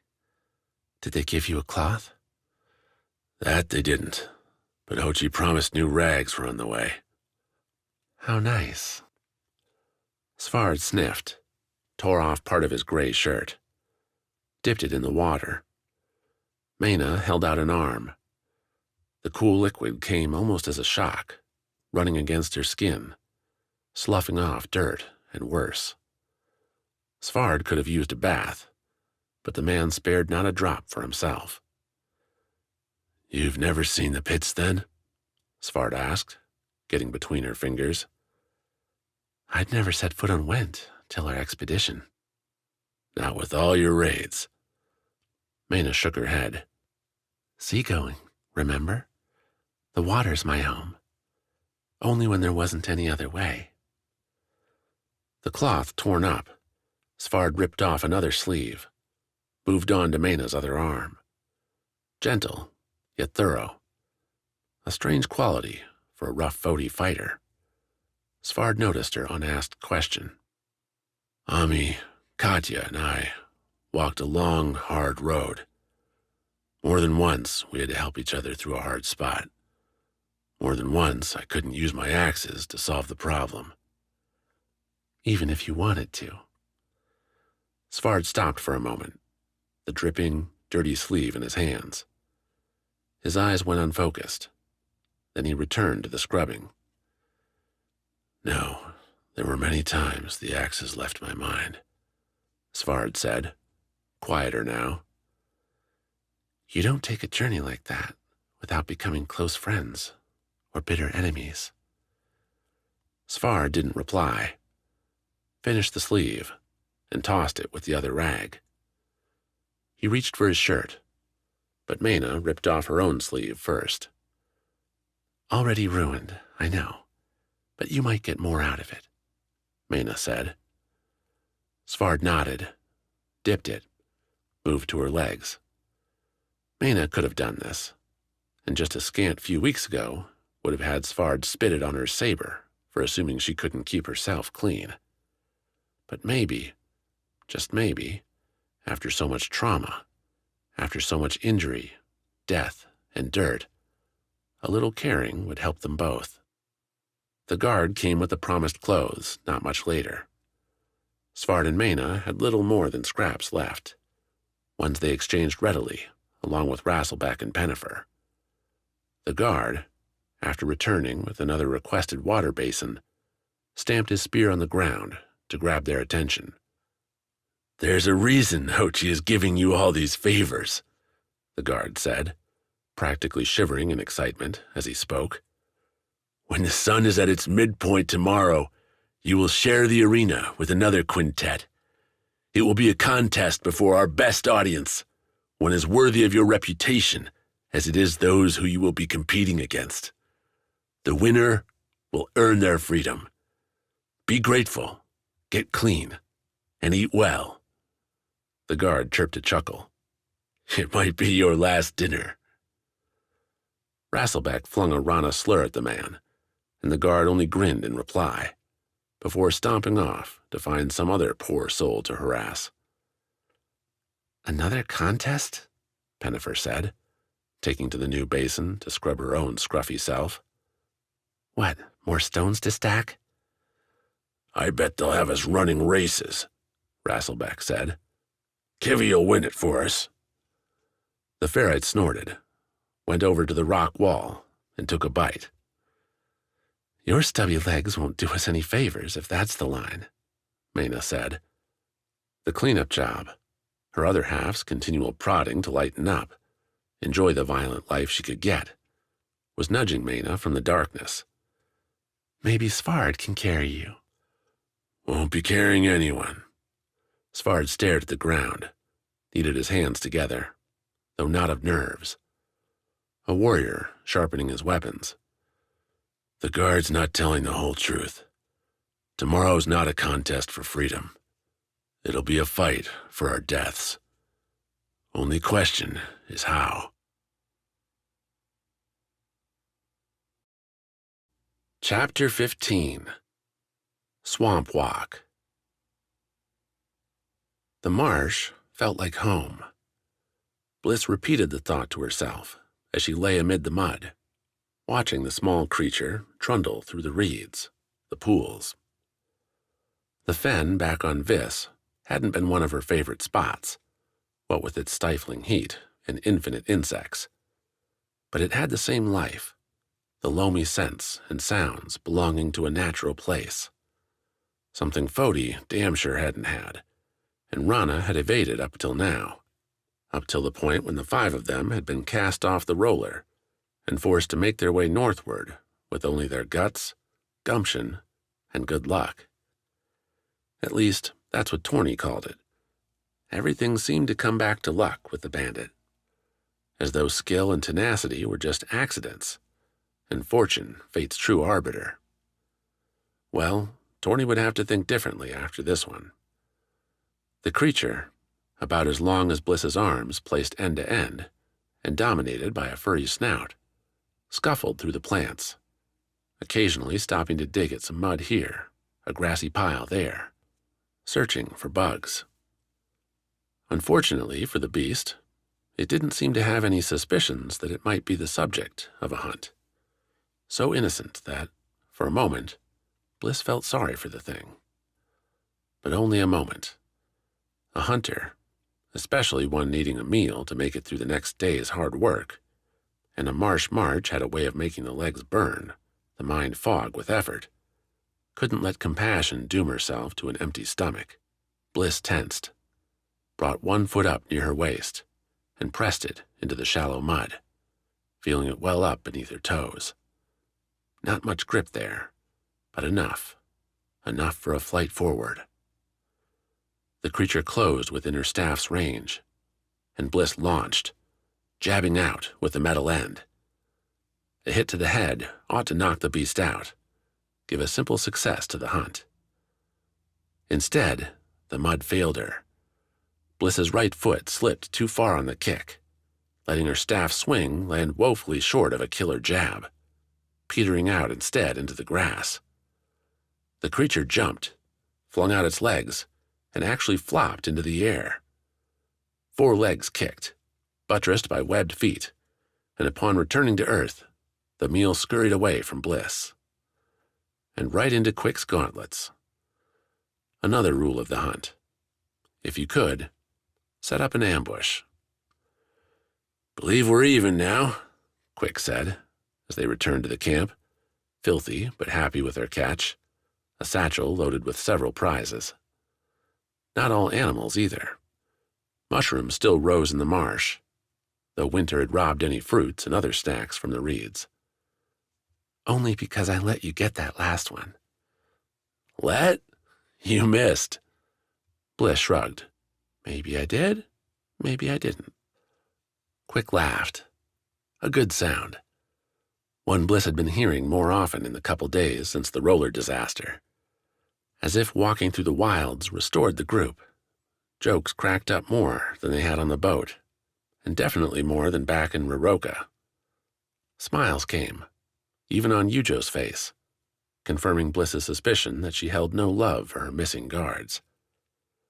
The morning after the roller's sinking, Quick had led a short prayer to Vis for the apparently drowned crew and captain. He'd thrown the Kants in there too, only for Yujo to once again warn that they weren't likely dead. Wax pressed her on that score, but Yujo wouldn't elaborate, saying only that it took a lot to kill a Kant's Queensguard. But those mythical menaces hadn't shown up yet. Instead, it had been gray days, chill wind, and hardy hikes filling the hours. North, across a marsh thankfully at its lowest point of the season. They didn't have anyone from Rana with them to say for sure, but the rains on Vis tended to the spring. So if Rana matched, then the slushy walkways they used now would have been underwater any other time. The land also gave them a chance to build fires with struck flint.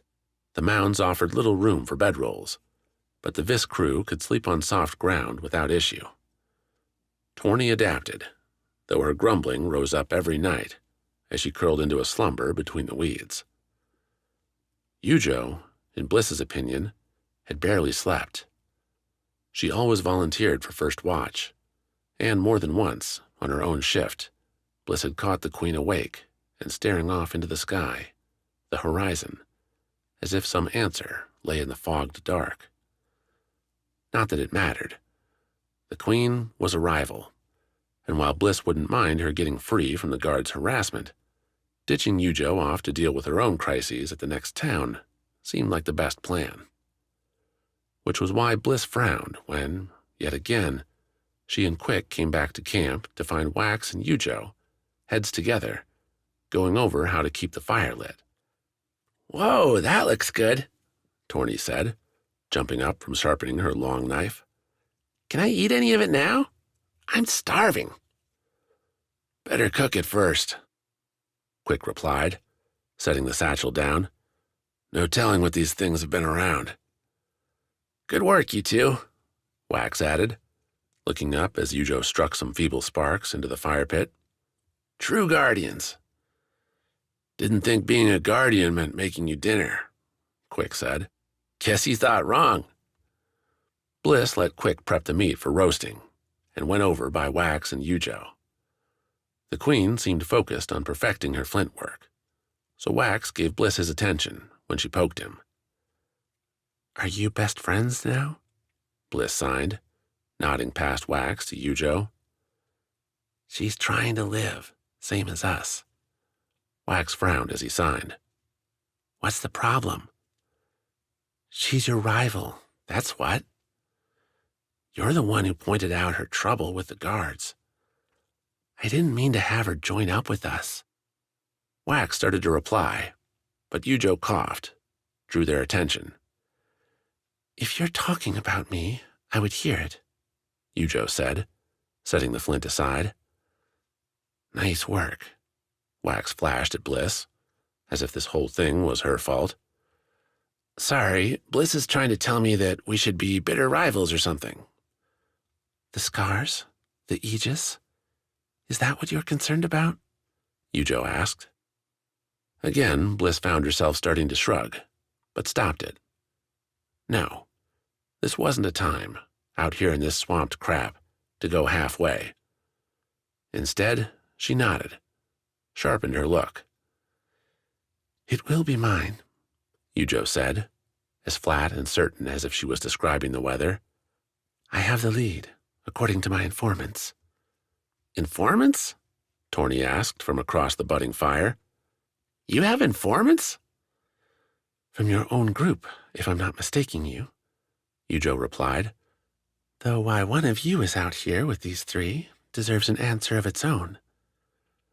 Torny's glib questioning burned at Yujo's words, a scowl as scathing as Bliss had ever seen coming across the bandit's face. "What is she talking about?" Bliss flashed the signs at Torny. Quick, beside the bandit, wore his own skepticism, but the hunter turned back to the meal after seeing Bliss's signs. That's right. Let the sister do the talking. She could get answers from Torny without getting stabbed, which her brother couldn't do. "We've all got pasts," Torny replied, slipping a three-fingered slash Bliss's way. Not answering that question. "I'm talking about the future. You think you'll win without any guardians? Once Kant hears about their loss, another group will be sent," Yujo said, no sadness in those words. "If they're gone." "And then what?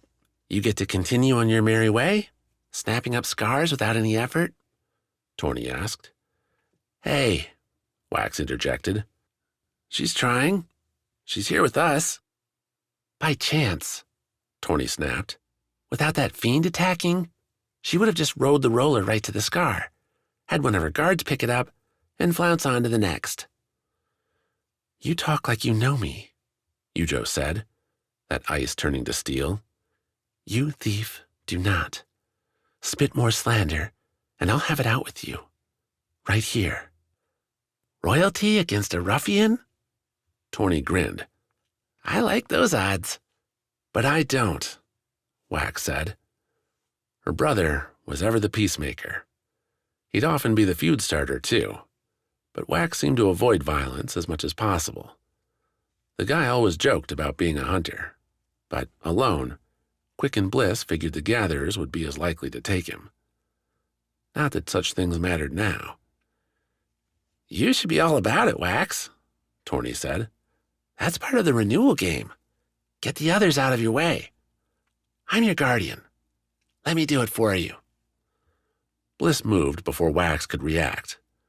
She stood, pulled Torny up with her, and marched the bandit, protesting, away from the fire and into the shallow waters beyond. Far enough where the few buzzing insects, the water's lapping noise, brought a measure of privacy. "What are you doing?" Bliss signed, the two facing each other, chilly water soaking up to their shins. "First, I was drying out, but that's ruined," Torny said. Bliss glanced at Torny's hands. The bandit knew enough signing to use it.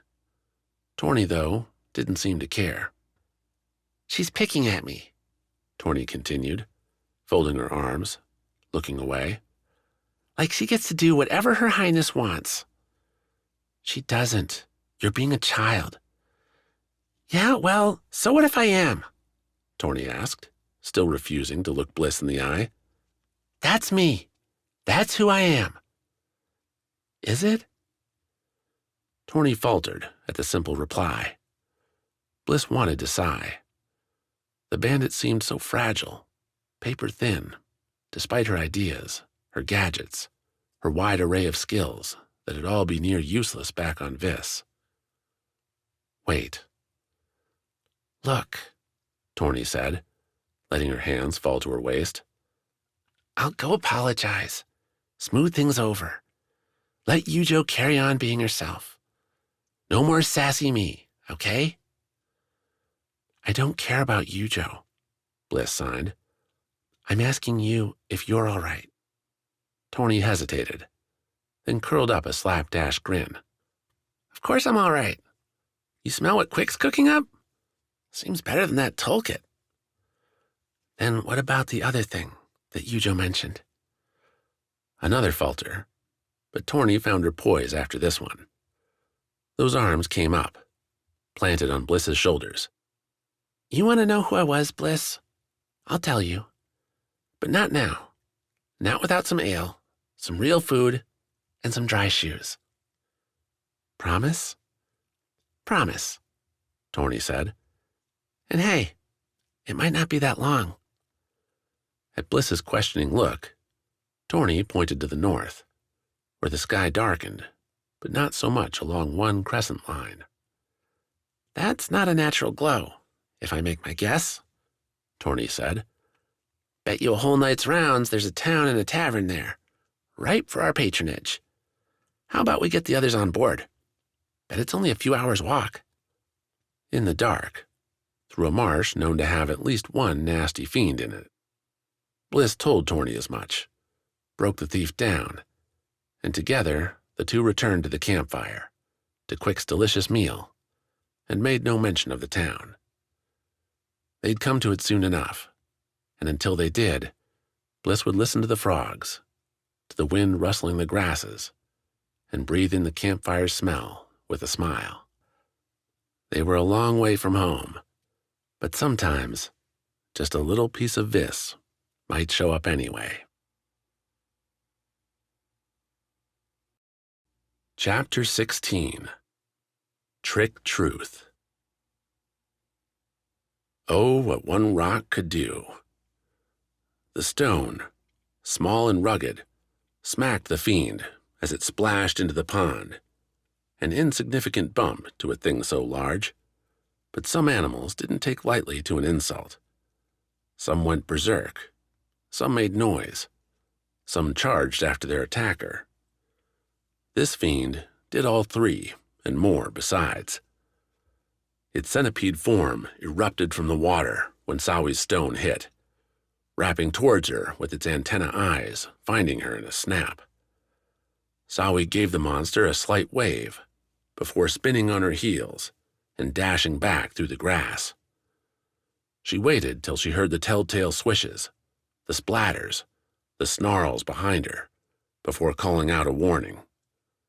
Simple words, "Fiend incoming," yelled high and bright into the evening. Hopefully the Najan were listening. Hopefully Gladring understood.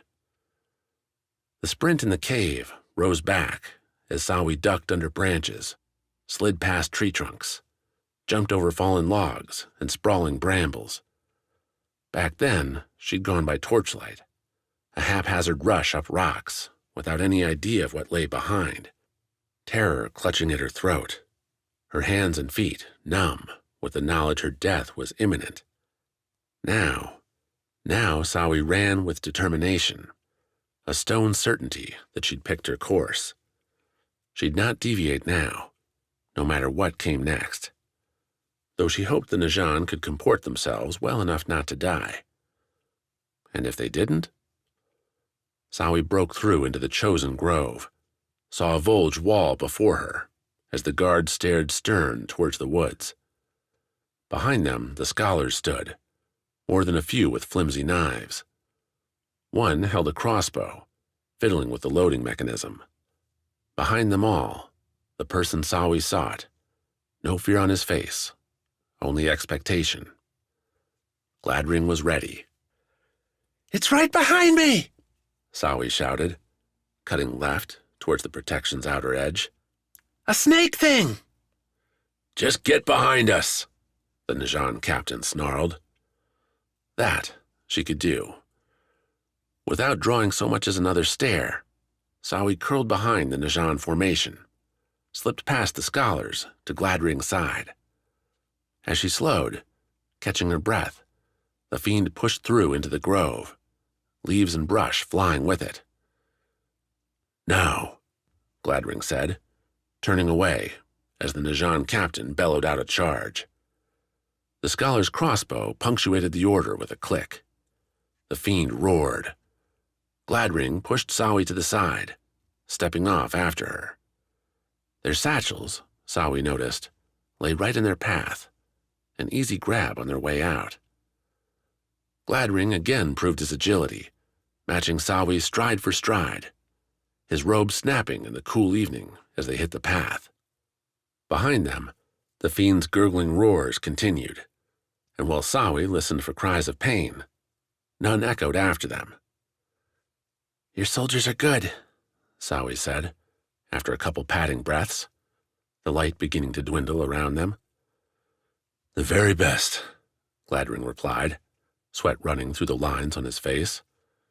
"Najan deserve their reputation." "You're sure they won't find us?" "They'll head to the outpost and assume I've gone there." "Isn't that where we're going?"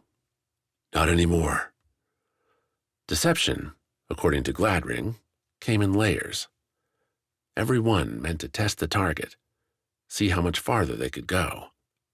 First, Gladring had to know whether Sawi was at all competent, whether she could guide them, or if she just wanted to hang on and see a Najan patrol in action.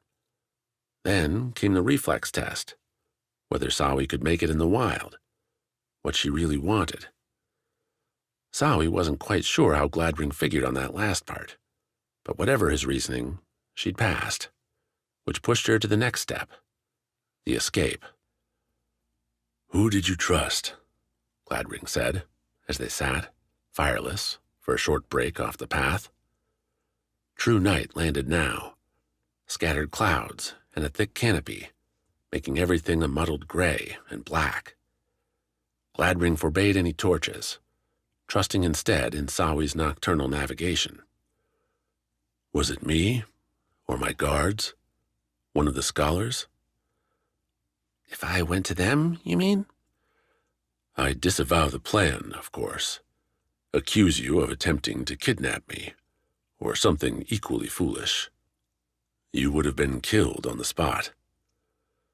Gladring's face was little more than a smear as he said the words, a shadow within Sawi's reach, but the bloodless fact chilled her all the same.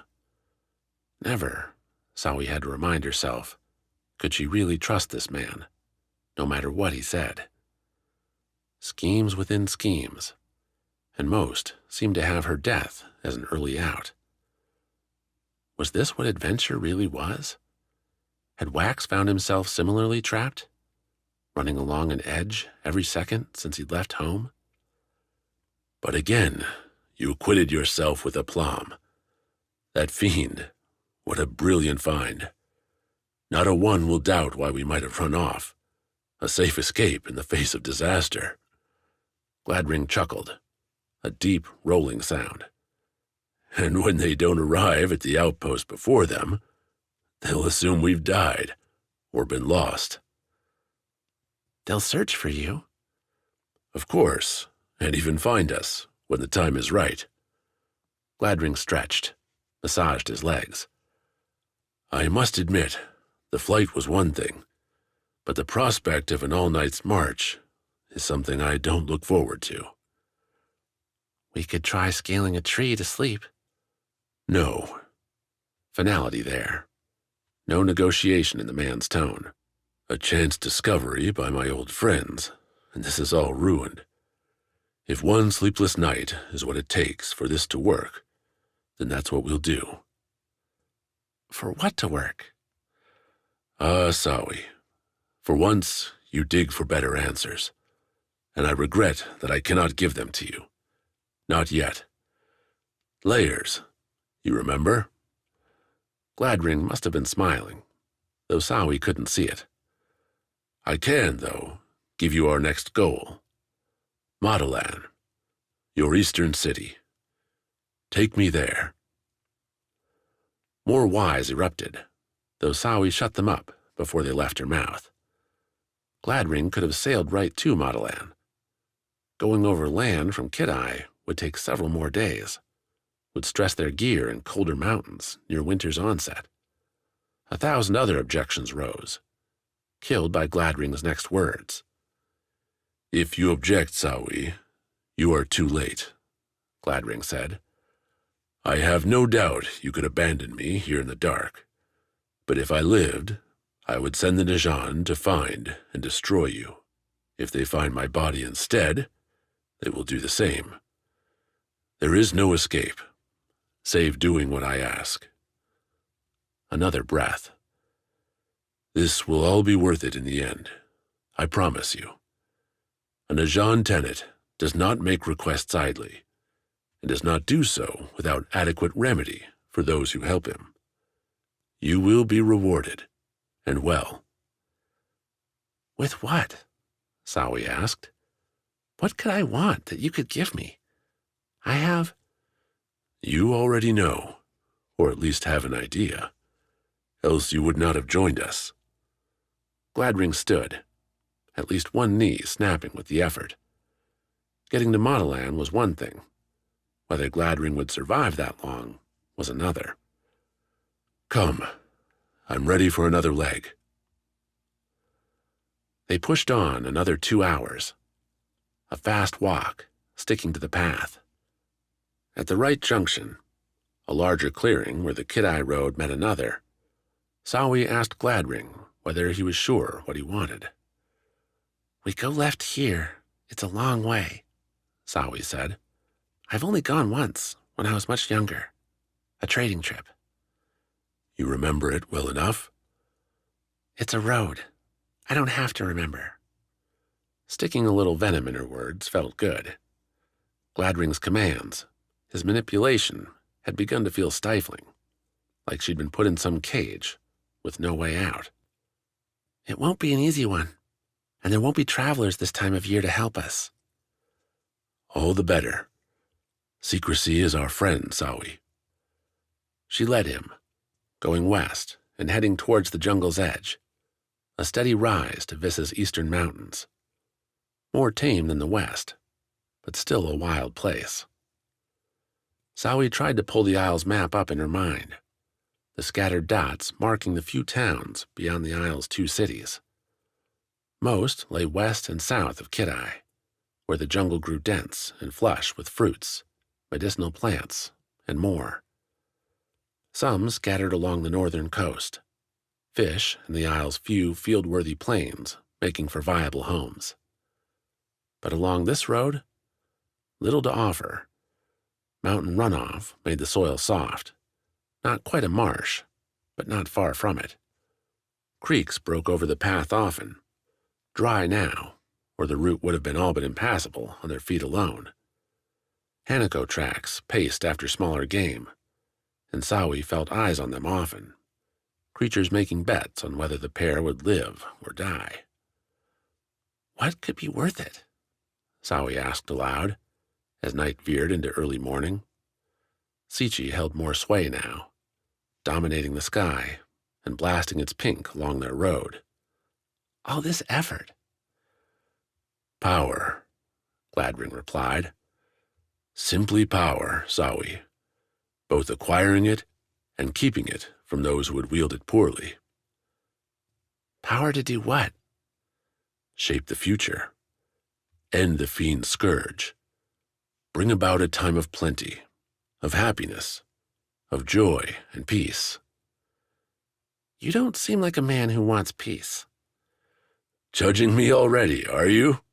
Gladring laughed, louder this time, though tinged with the same exhaustion that had slowed their pace of late. Wait until the end, Sawi, and then decide. There are many out there more sinister than I, be assured. I'm not. Then you are wise, Gladring said. He stopped, Sawi glancing back. Do you think we've made it far enough for the night? Depends on how vigorous your soldiers are. They'll deposit the scholars first. No love lost between a soldier and the people they're supposed to protect. Sawi scrunched up her face. Gladring had a habit of these pronouncements, decrees, as if he knew such things with certainty. Then we'll have some time, Sawi said. Rest for a few hours off to the side. Then begin again. When the day is at its hottest point, no doubt. Not this time of year. It'll be cool enough. For your warm blood, perhaps. Some of us prefer true cold.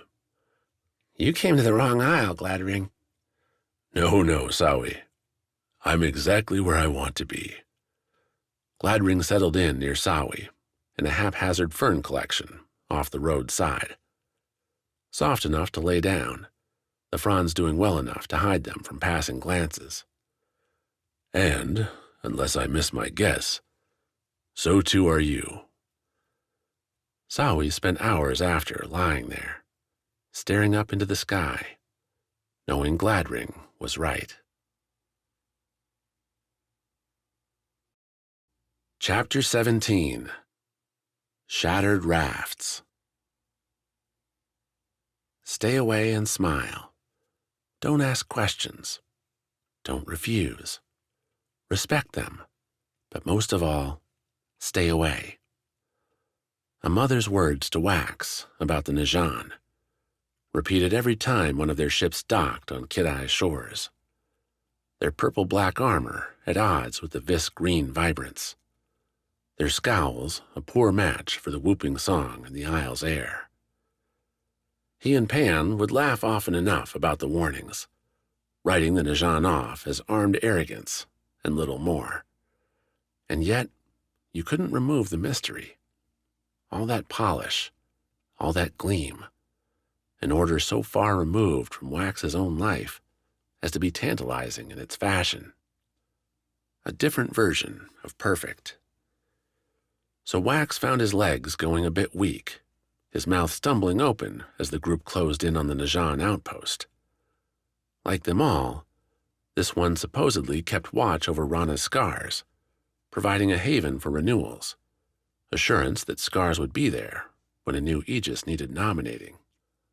This one, if it kept any watch at all, would be missing much. They neared the outpost by mid-morning, on a crisp, blue day, cheery enough weather for a marsh. Wax hated waking up, finding the fire dwindled and a chill setting into his bones, but such mornings seemed to be the pace in the north. Yujo, nearby, put on a stoic air as she rose and readied herself, so Wax did his best to match. Renewals had to keep pace with each other. But not even the Queen could hide her confusion at the tilting, broken, and outright sinking raft collection making up the Najan base. Huge squares tied together with thick ropes and chains bobbed against one another at the marsh's northern fringe, steady waves lapping against their sides. Smaller than the outpost on Vis, the Najan gave this one more pop, decorating their various cabins with Rana's flowing, gilded artwork. Purple-black flags flew, though some had snapped poles or seemed missing altogether. Some raft huts drifted, clinging to the main base with only a single scant rope. Worse yet, few people ran around tending to the obvious disaster.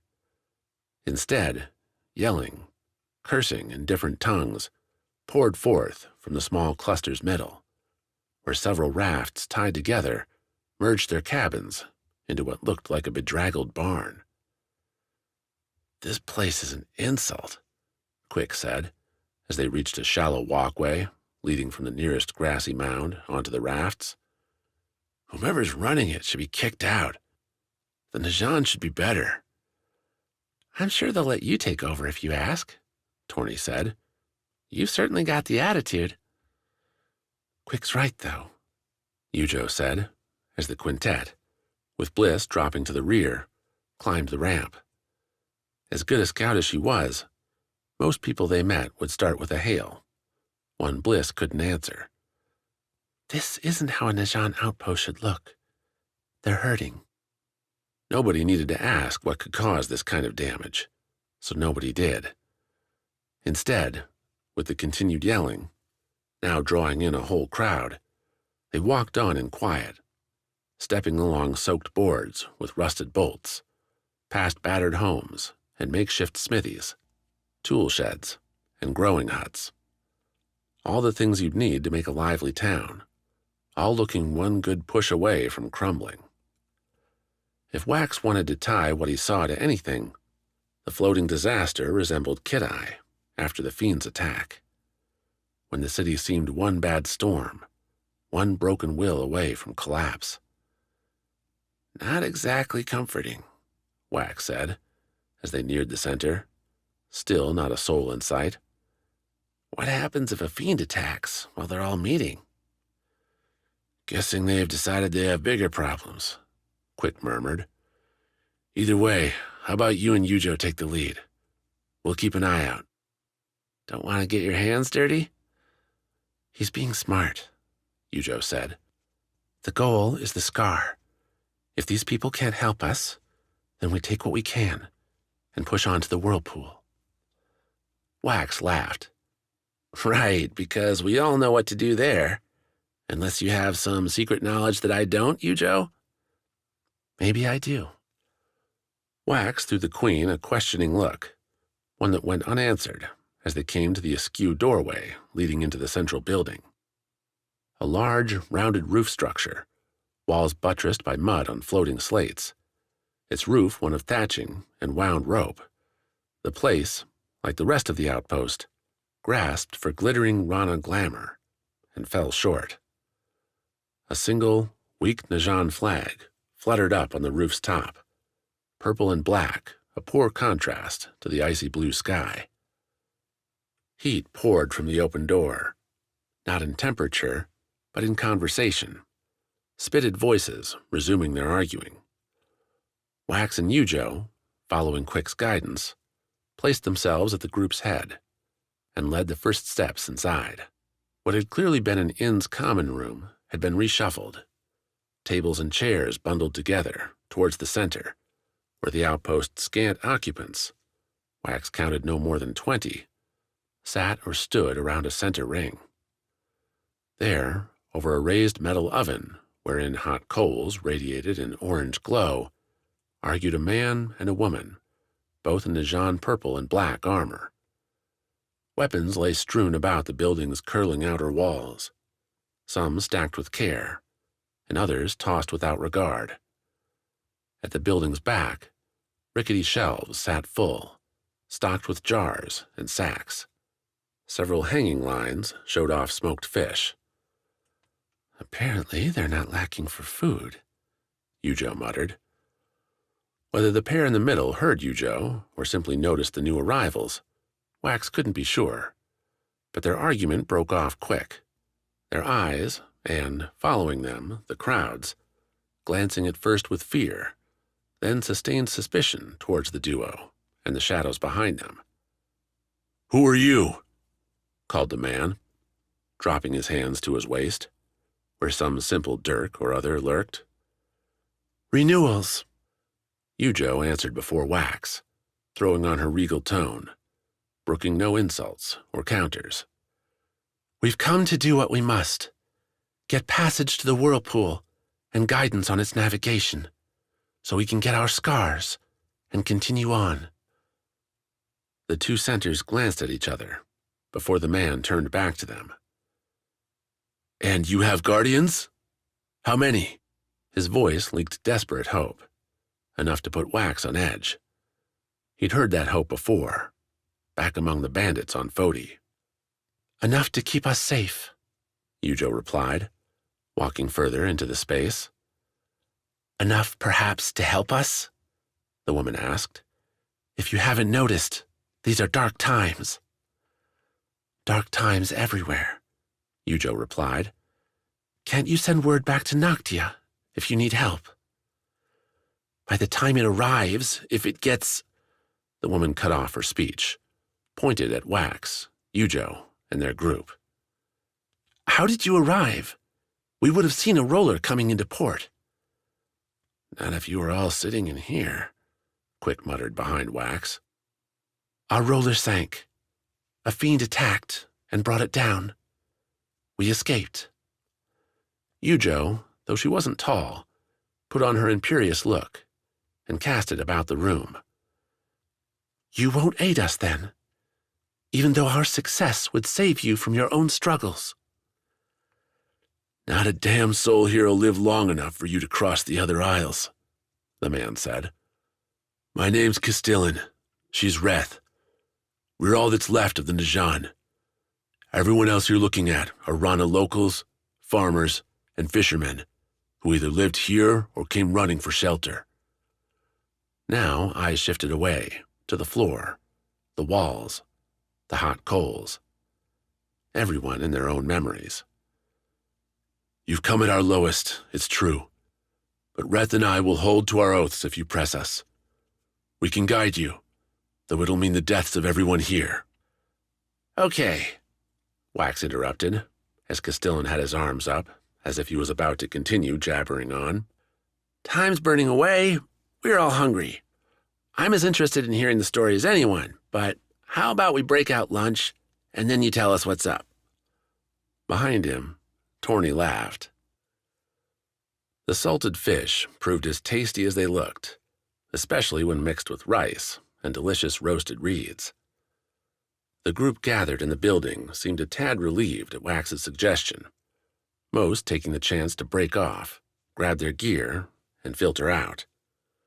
A day's work still needed doing, said Castellan, and the morning's meeting had gone well over time. Everyone wants their say when it's their lives on the table, Reth said, the 7 of them sitting on chairs around the smoldering coals. They were content enough to let us Najan throw our lives away to keep them safe. But now, when we're asking them to do the same, they protest. You're asking them to throw their lives away? Quick said. I'd protest too. She's speaking harshly. Castellan put a hand on Reth's arm, a tender grasp that drew a sigh. What we're saying is what plagues us doesn't seem to have a weakness. The fiend harasses and breaks our spirits, resists our every attempt to hurt it, and when more bodies come back floating face down, you can imagine the response. For how long? Yujo asked. Nearly a month, Castellan replied. The Rana Renewal came through, achieved their Skar without issue. The Foti one followed not long after, barely made it out alive. If he's still living, I suspect they have not left our isle. He glowered at the coals.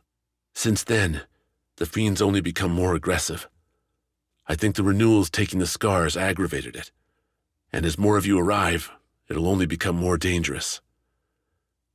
You seem to know a lot about this fiend, Wax said. Of course we do, Reth replied. It's lived in the Whirlpool since the last Renewal, largely leaving us alone. Then it's time to deal with it, Yujo announced. The question is, how? Reth blinked at the Queen. You think we've not had the same realization, Yujo, for once, didn't have a ready reply. Flushed, turned back to her fish without a word. In any case, the Fiends moved between here and the Whirlpool. You want the Skar? You'll have to go through it, Castellan said. We've tried all manner of attacks, from straight-on rushes to gentle prods. All we've earned is death. It's not waiting anymore, Wax said, nodding. No, Castellan said, and as he spoke, a bell began to ring, sharp and clear. And there it is. Someone sighted the Fiend. Perhaps this time it will put us all out of our misery. Castellan cast a wan smile about the room. I'm sorry, Guardians, Renewals, that you have come to this doomed place. But I will not deny that you give me some hope. Maybe there is one among you with the ability, the genius, to see our way free from this horror. Castellan rose, matching wrath. Or we will find ourselves at the water's bottom, where none of these worries need concern us again. The bell's ringing grew faster, and once again, Wax heard screams and shouts rise on the air.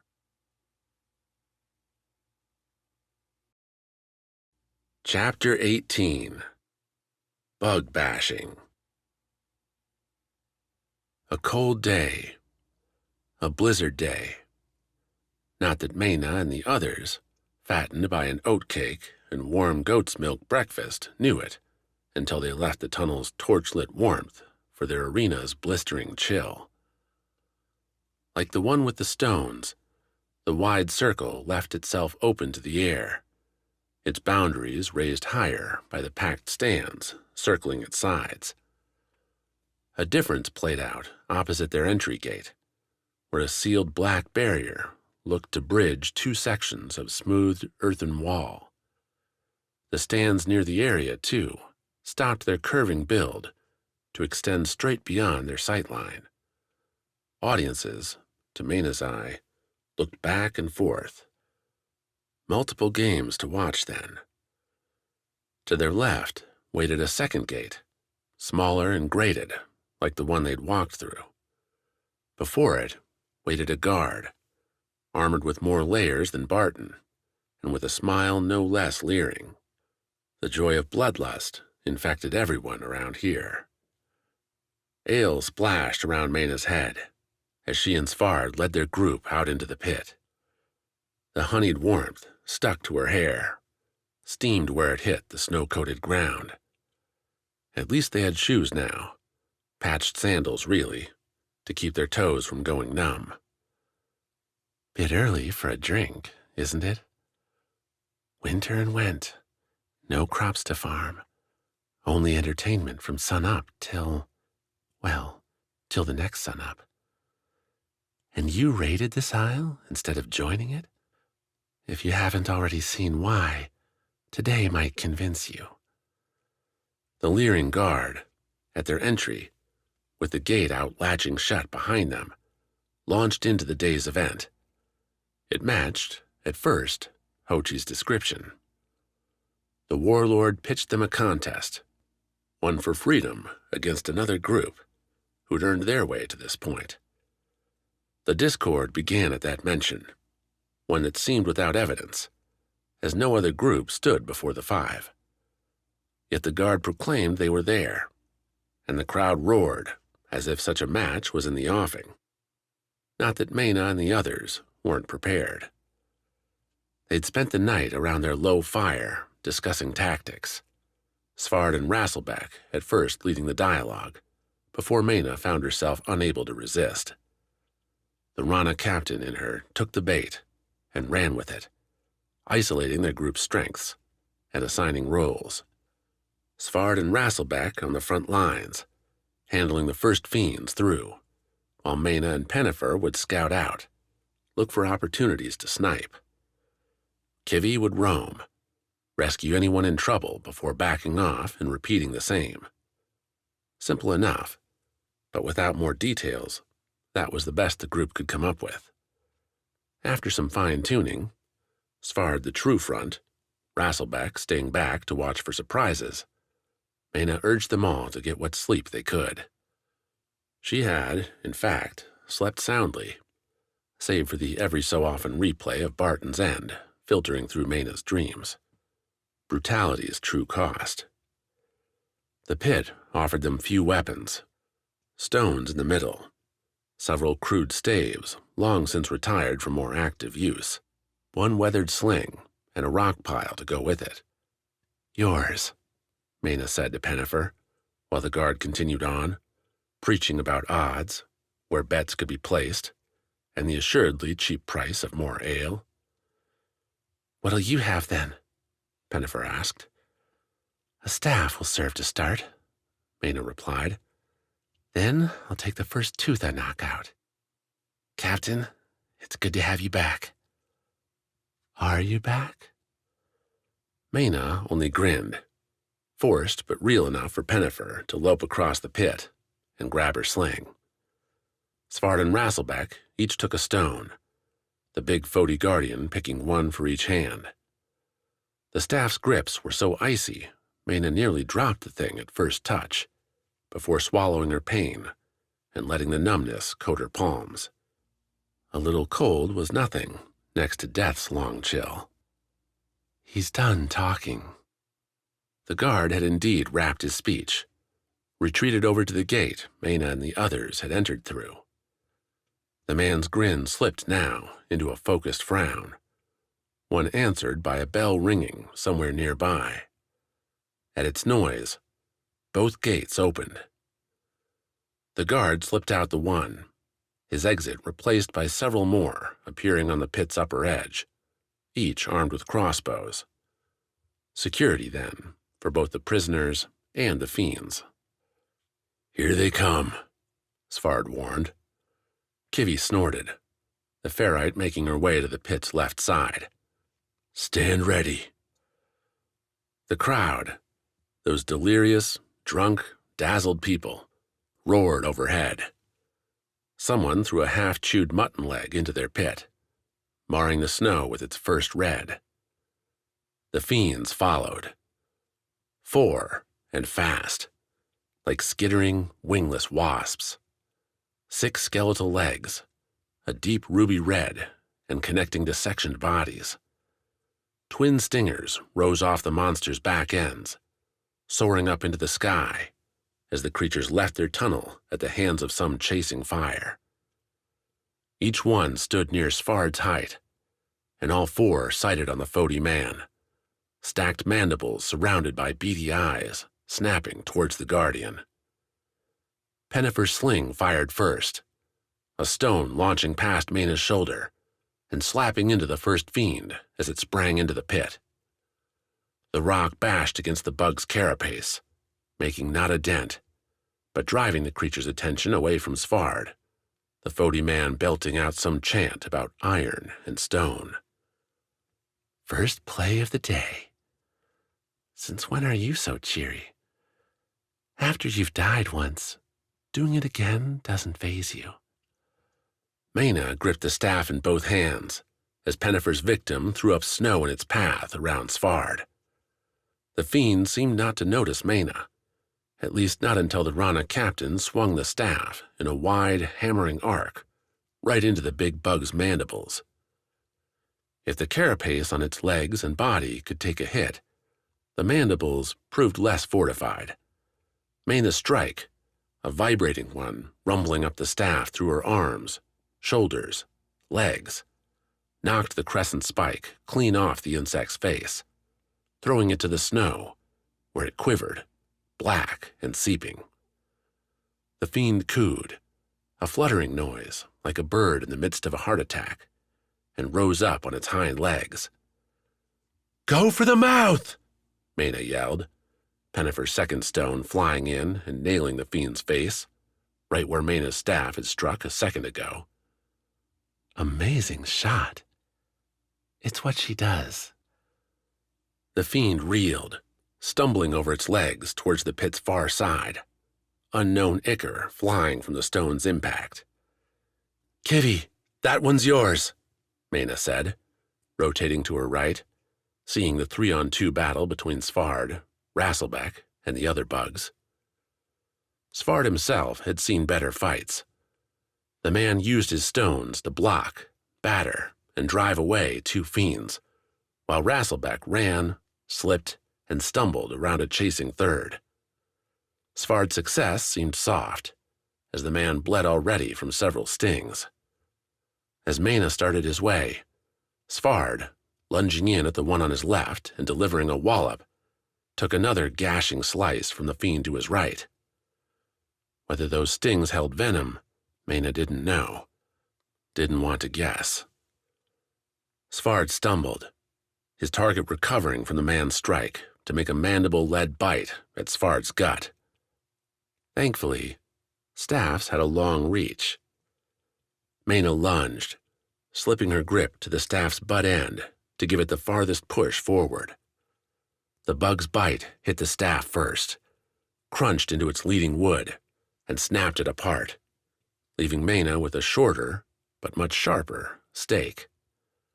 The bug sputtered, shook off the wood bits, sighted its too many eyes on Maena, and, "Watch out, Captain!" Pennifer's call, and Maena rolled left, drenching her outfit in snow. The rightward fiend, the one who'd lanced Svarde a moment ago, jabbed both stingers into the ground where Maena had been. Its reward, instead of a punctured captain, was another Pennifer-flung stone into its crunchy eyes. The crowd roared. Maena planted her hands on the ground, brought a knee up as the fiend flung its stingers back and broke towards Pennifer. Too fast for the slinger to reload. Too fast for anyone to get there. Maena threw her shard, leaned into the launch as she rose, the splintered end flying right into the biggest spot she could find, the fat stingers on the bug's back. The speckled fat sacs rose up bulbous from the bug's butt, making an appealing, easy-to-hit spot that took Maena's dart like soft cheese might a toothpick. The right stinger sac broke, a pressure pop blowing open and sending the fiend into a leftward stagger. The blown stinger limped to the ground, while Pennifer backpedaled, slotting another stone into her sling. Worry about yourself for a second. True, Maena had no weapon. Svarde bumbled by on her right, bleeding from yet more cuts, though his hand still held both stones, their ends raw with one strikes. On her left, Rasselbeck seemed to be playing a losing game of tag with his own bug, the insect backing him into a corner, with little damage to show for it. The only outright winner seemed to be Kivy, whose one-on-one contest looked to be in the ferrite's favor. Both the bug's stinger points lay bent and broken after failed attempts to pierce the ferrite's rocky shell, and now the fiend retreated, trapped against the pit's wall, as the ferrite used its claws and jaws to take the fight to a certain end. "Go left," Svarde growled, catching his footing and barreling back towards Maena, towards the bug behind her. Maena kicked off that way, turning around as she did so. Svarde slammed into the bug, closing quick enough for the stings to glaze over his shoulders, letting the Foti barbarian ram the stones into an already mashed mandible mass. Again, that fluttering sound. Maena's foot struck another staff, one of 3 remaining. She scooped it up in one motion, went after Rasselbeck and his winning bug. The big fiend, an ugly brown, red, and mossy green, backed Rasselbeck down. It bit and kicked with its front legs, drawing blood along Rasselbeck's arms, his thighs, while the Rana raider tried to bash back with the rock. Rasselbeck didn't have Svarde's strength, or the man's blind courage, making his swings an annoyance at best. But they kept the bug's attention, and that was enough. Maena raised the staff over her shoulder as she charged, before bringing it down with all her momentum on the bug's left stinger sac. The carapace squished in, bending with the blow, not breaking. The bug whirled, those stingers jutting in at Maena as she bounced back from her swing. She went into a roll, slipping some on the snow and landing on her back. The bug raised its forelegs, stamped them on Maena's own, its weight pressing her into the snow. The stingers came down. White-hot pain flared in Maena's right shoulder. The left should have been the same, but the stinger never hit. Instead, just like the one chasing Pennifer, the stinger sac broke, the reason clear enough as the bug fell away. Behind it, covered in a greenish-clear liquid, stood Rasselbeck, sharp stone in hand. "Don't let it recover," Maena said, pushing away the pain. Her left arm didn't want to let her, a burning bloom spreading from the clear hole where the stinger had found its purchase. "Are we dead now? Am I dead again? So quickly? Don't count us out." The crowd didn't either, the cheers growing louder. More trash flew into the arena. Finished food, earthen mugs shattering on impact. Above, the archers remained stoic, watching without emotion. Maena found her feet, found too that Kivy had finished its meal, the fiend twitching idly in the corner. The ferrite went to Svarde next, leaping on the bug as it engaged Svarde in an awful, up-close fight. Mandibles and mitts flew fast, bits and blood ruining the snowfall. The stinger sacs, though, seemed to be the key. Shaking, trying to blink away the venom, Maena saw Pennifer close on the bug wounded by Maena's staff. The fiend couldn't stand straight, could do little more than lash out with a leg or two. Pennifer dodged those, spun up her sling, and dealt a fatal strike at near point-blank range. Rasselbeck's own victorious cry came behind her. Svarde's followed moments later, as Maena found her breathing hard to continue, air unable to get through a throat suddenly prone to twitching closed. She lay on her knees now, hands planted in the snow. Her left arm faltered, Maena rolling to her side, looking now at the great black divide in the earth. A bell rang, loud and shining. The crowd roared, somehow still louder, or perhaps that was a wailing in Maena's own mind, her other self dying a second time. 2 crossbowmen let their weapons hang, reaching that great divide and pulling on some unseen ties. The sheet fell away, a great curtain hiding a second arena, and in it, split from them by another grated gate, lay another battle. One also concluded. Maena felt hands land beneath her head, lift her up, turn her eyes away from the fiends and their meal, those fighters so close to freedom. Chapter 19. Bubble. While Bliss would never say she preferred fighting at night to the day, the darkness did have one advantage, woefully missing beneath that clear Rana sky. Keeping things black meant she didn't have to see the whole monster all at once. Bliss, followed by everyone else, left the warehouse with her staff in hand. Where to go wasn't hard to parse, as the shouts came from one direction, north.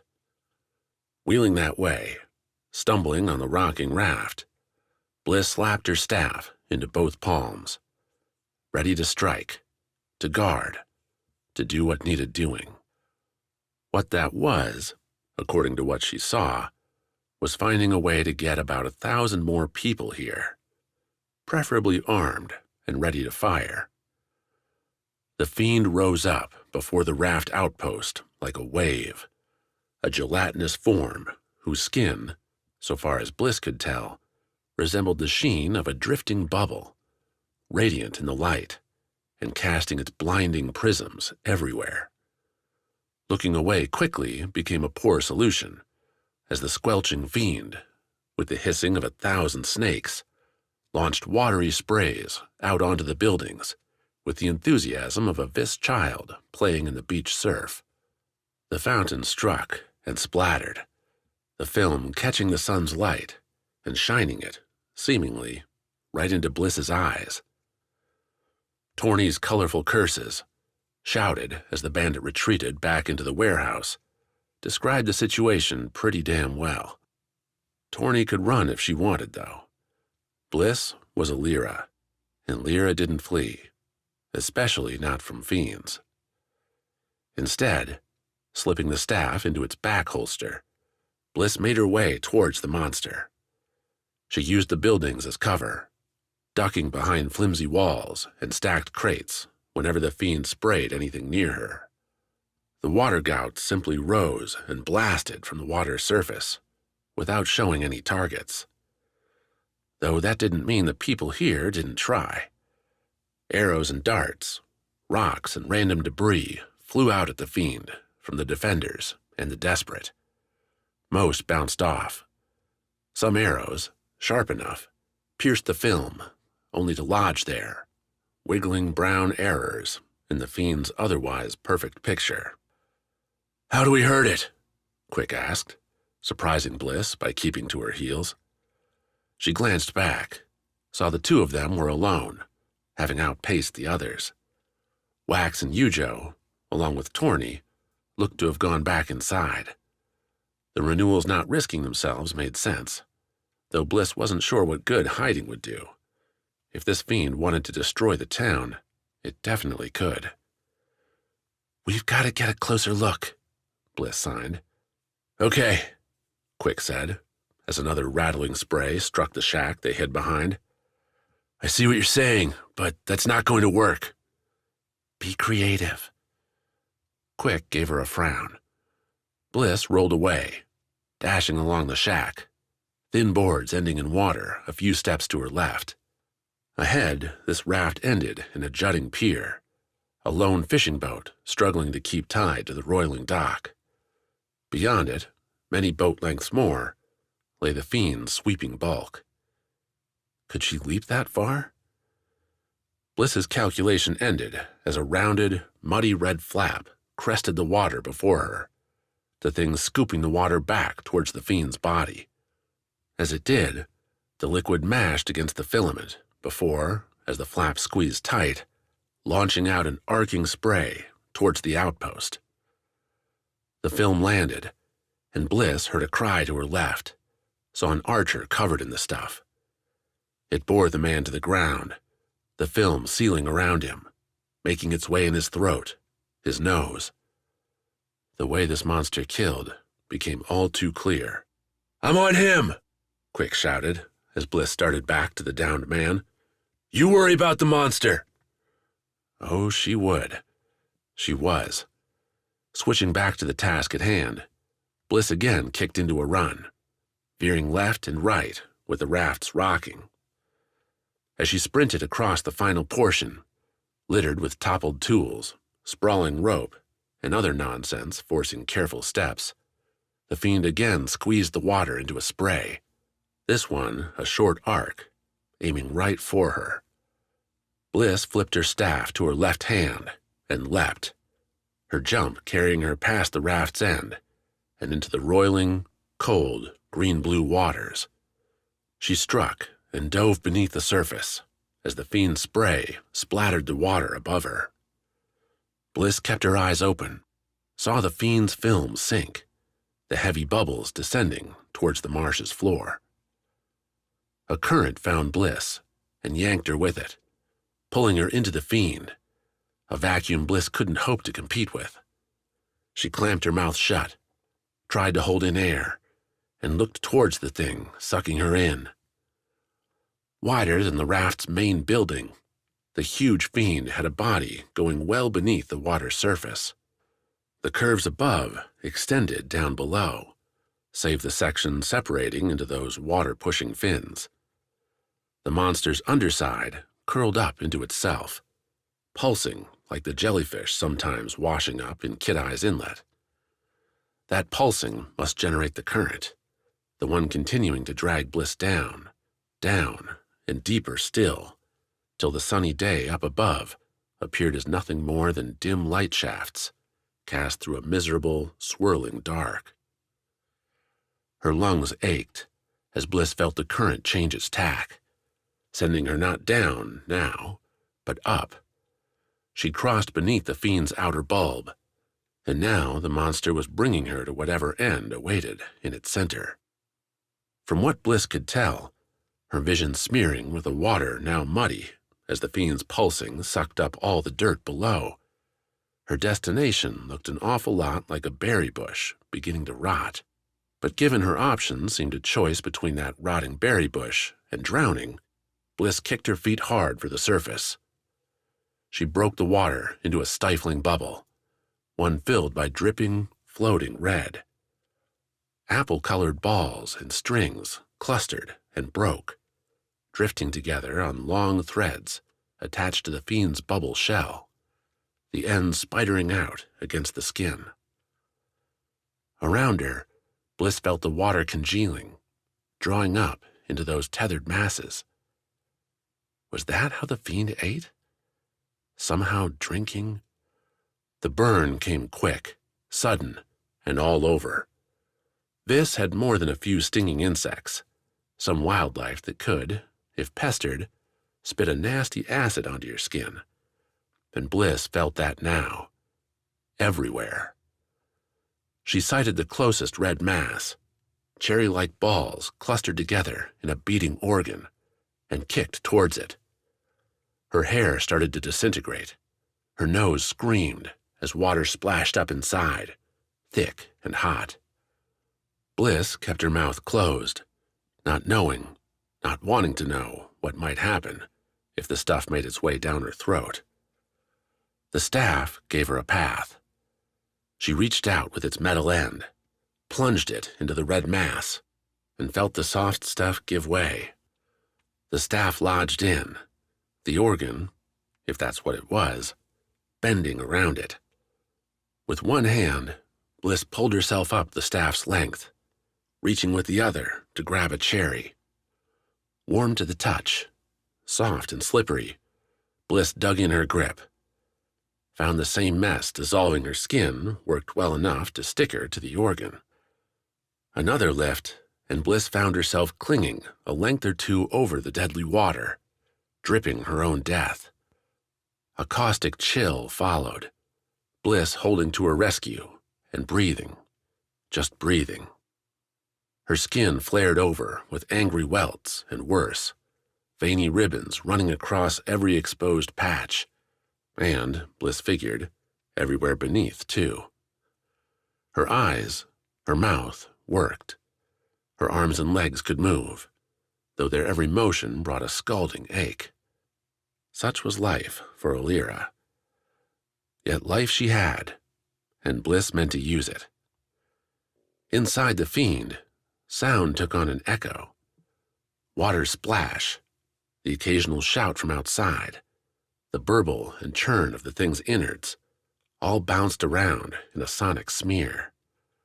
The light outside plastered everything in an odd glow. If life back on Vis had been a pleasant calm, her days since leaving the Isle competed with each other for most absurd.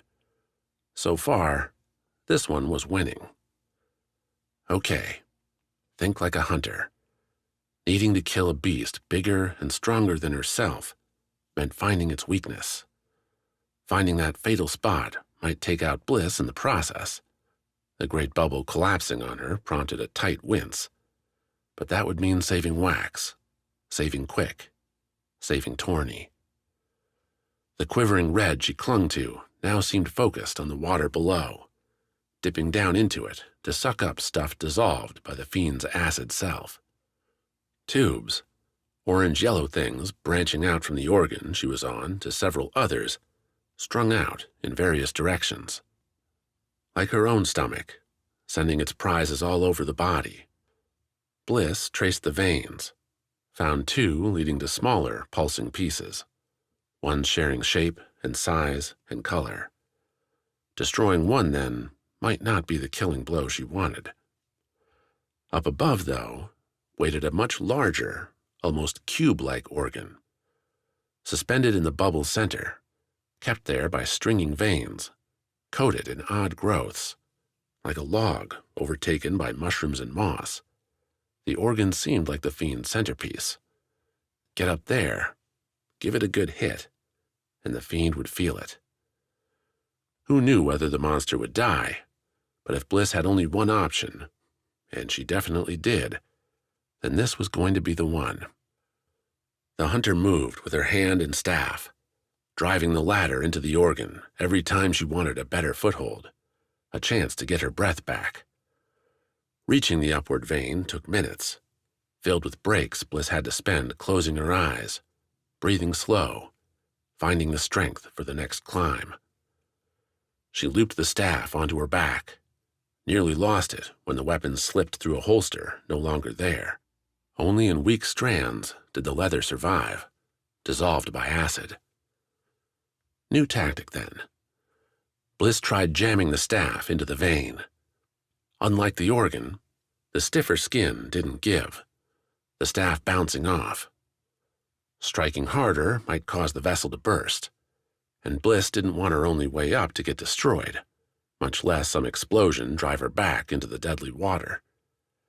If she couldn't use both her hands, then her feet would have to suffice. Bliss kicked off her ruined shoes, wiggling her scalded toes, and made the first jump. The vein wasn't smooth, but, like everything else in the Fiend, had its surface coated in ridges and odd growths. The handholds helped, gave her toes something to wrap around. With her left hand, Bliss pressed the staff against the vein, used what leverage she could find, and climbed. One foot, one hand after the next, heading towards the giant organ in the Fiend's center, heading for hope. Chapter 20. Cliff Deals. The pass and the bitter cold died away together as Modelan came into view. Shaggy cliffs, forested up where Sawi stood, and thawing to messy vines, grasses, and trees, descended before them to the ocean shore, a broad, rocky beach overrun with fishing boats thrust upon the shoals, though soon they'd be embarking for the morning's catch. Gladring insisted on moving early, claiming his own stamina faded as the sun wore him down, and preferring late afternoons and evenings for conversation. Those words, shared over campfires and what food Sawi could forage from the forests, from the nooks, from the sparse towns they passed in the days it took them to get over the mountains, covered things Sawi never knew, never questioned, never wondered. By the time they reached the overlook, Sawi figured she must have been as much an expert on Noctia and Najan politics as anyone on the Isle. More than that, she knew Gladring considered her bound to him, in some way she hadn't yet discovered. That debt, that tie, kept him close to her, the tenant's looming form drawing in the view, sparkling with the rising sun. "I've never seen it from this angle before," Gladring murmured. "Your isle is truly a delight for the eyes." "They have this, and little else," Sawi replied. "Still with the casual dislike of your sister city. Is everyone in Kidai so dismissive of their brethren?" "They are as dismissive as we are." "So you are spoiled children, then? Not willing to come to terms?" Sawi bit off a more cutting remark. Wax and her friends would have understood without saying. Gladring might, if she brought up Pan's death at the hands of these seafaring brutes. Thus far, though, she'd kept that part a secret, allowing Gladring to dominate with stories of his own. Better, according to the man's own words, to listen, rather than feed opportunities to others. How would Pan's death be used against her? Sawi wasn't sure, but if she'd learned anything from the walks with Gladring, it was that everything could be used, somehow. "It's a long trek yet down to the city," Sawi said. "We should get moving." "If only to be where it is warmer," Gladring replied. "Winters are always my least favorite time. Which is why, of course, I chose now to come to your beautiful isle. The man's words flowed out as they walked, ceaseless in their sound, spreading out over one topic and the next, as Sawi watched her feet, the path, and wondered what Gladring wanted with this fishing city. At least it was easy to see what the city wanted with Gladring. While Sawi herself drew little more than glares, her weave and ink made it clear she'd come from Kidai, Gladring earned offers for trade, for tales, for opportunities. The tenant, much as he had in Kidai, waved off the requests with polite replies, yet still drew a following, one that spread out and watched from stone and stick buildings as the pair reached Magdalen's center. Now, Gladring said, I believe I've drawn the attention of the entire village. Probably, Sawi nodded at the man. You're not inconspicuous. Nobody wears robes like that, no matter the season. Fashion is one thing Noctia could stand to export. Gladring tugged at his wide, purple-black hems. These truly are comfortable and easy to move in a pinch. You think we'll be running? Sawi, let us say, my business here is of a delicate sort. I would keep your eyes open. Yet, for all that, the first thing Gladring wanted to do was find a fresh meal and a place to park their satchels. Have a bath. Those errands bled away the morning, after which Gladring told Sawi to amuse herself till later that evening, while he went about looking for this so-called business. With hours before her, Sawi looked at the prospect of remaining in Magdalen and shivered. The hostile eyes had already told her to leave, so, at least for a little bit, she did. Went to that rocky beach and wandered along it up the coast, feeling the occasional warm brush from the water. How odd it was to go from the chill just up there to something so pleasant down here. Seagulls marked her progress in the air, while crabs and other critters dashed away from Sawi's approach, her feet bare, treasuring soft stones and sand. Coarser than Kidai's inlet, but less crowded. Back home, there'd be children aplenty out here on a blue day like this one. Adults, too, taking their relaxation out to the beach. Magdalen, though, rang with effort's noise. Fishermen calling out to one another, or coming back with catch that needed filleting. The port buzzing as Kant's ships came and went. A single Tamas vessel, its broad base and dyed sails offering a chromatic bent to the traffic, stood out. Sawi watched it all. Tried to find that spark, the one that must have drove Wax and Quick to embark away. Gladring stirred something with all his talk, though Sawi had yet to find a sentence, a description, a suggestion that truly pulled her from Vis.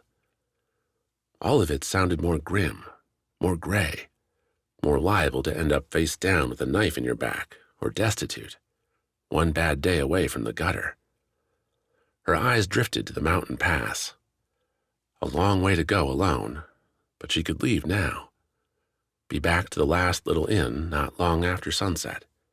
Trade away her remaining forages for a night by the fire, and then on. Back home. Strange to see a Kidai here, not hawking their wares. The real thin woman, hair riffled with glimmering shells, approached from the port side. She offered Sawi a pleasant smile, revealing teeth inked over in the way Magdalen marked their elders.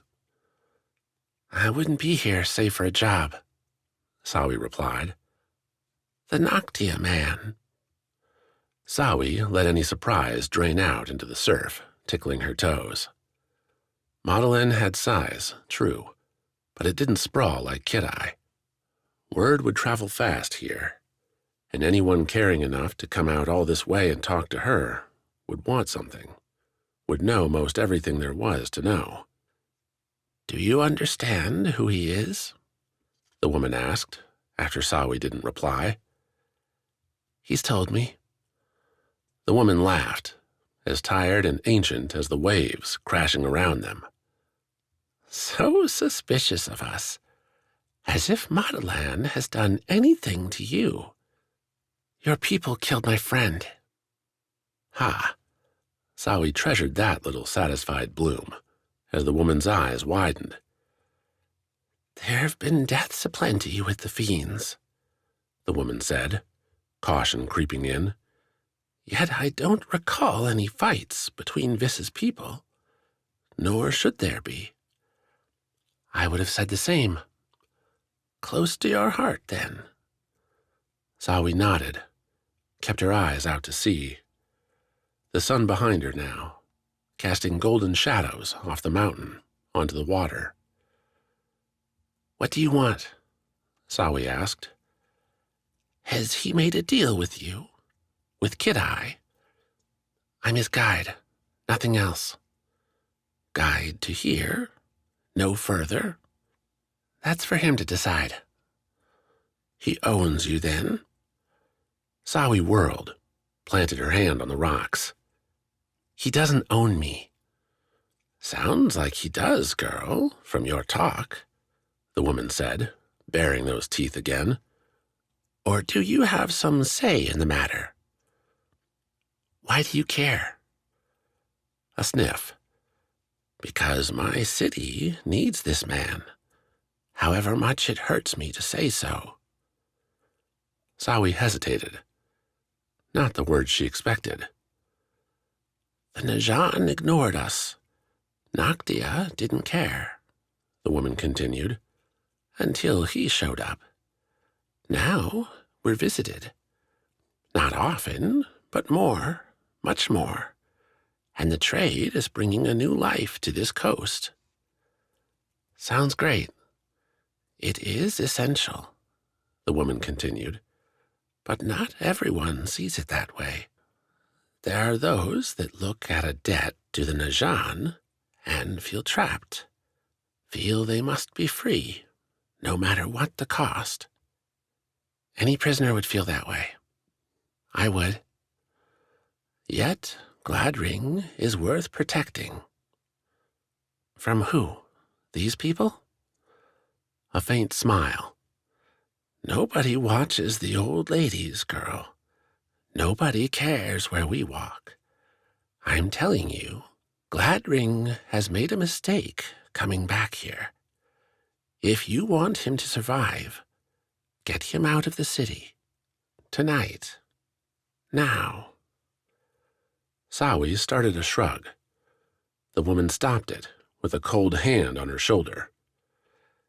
It's not your business, is it, what the man chooses to do with his time, with his deals? The woman asked.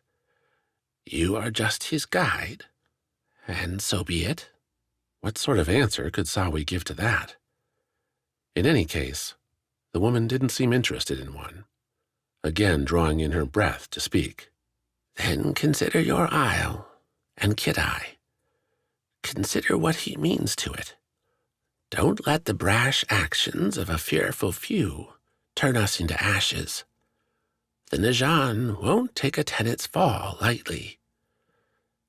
Then why aren't you stopping them? Because I am one voice against many. Too many who can't see our only way lies at Gladring's feet, however much it pains us to be there. Sawi laughed. So I'm your only hope? The only one Gladring will trust. Gladring, though, wasn't anywhere to be found. Modelan lit its streets with oiled torches when night fell, yet Sawi failed to find the Najan tenant in the shadows around their chosen inn. Neither was he inside, grabbing dinner and regaling the guests, an activity Gladring had seemed to enjoy at the small towns along the way. Nobody had seen him either, when Sawi put the discreet whisper around, which led her, with a slip and a climb, to the inn's roof. She perched on the strong wood, a frame covering carved stone walls, and looked. The first surprise came when she realized she wasn't alone. On the inn's roof, yes, but around her, on rooftops spread throughout the town, Modelan's residents took to their tops, to watch the stars emerge. Many rested on blankets, picked up glasses and fruited desserts. A cool breeze carried away the day's warmth, and those stars did indeed capture the night in a way Kidai and its jungle didn't allow. Hard to enjoy something beautiful when you had to find someone, though. Sawi's clue came through sound. Sneaking in behind the mashing surf, above a few instruments, and beneath the rustled conversation from the inn below her, were cracks, vocal ones, a voice rising and falling, as if delivering a speech. Sawi turned, looked up the cliff. Madeleine's bulk lay near the port, before giving way to wealthier dwellings further up the cliffside. One of those seemed brighter lit than the others, the walkway up from the main cliff path lined with glowing fire. Expecting guests, perhaps. Sawi slipped off the inn's roof, made her way back through a quieting town, and up the cliff. She still felt eyes on her the whole way, both hostile and curious, but trying to catch them out only had her looking at shadows. She'd have to treat them like Hanako. Always there, but rarely a danger unless she did something stupid. Getting up near the large home took time, and the voices changed, disappeared, and returned in differing tones, colors. Some heated, others not. Arguments then, discussions, and mixed in them, every so often, yet more clear as Sawi approached and deciphered the honeyed words, a certain Noctia diction.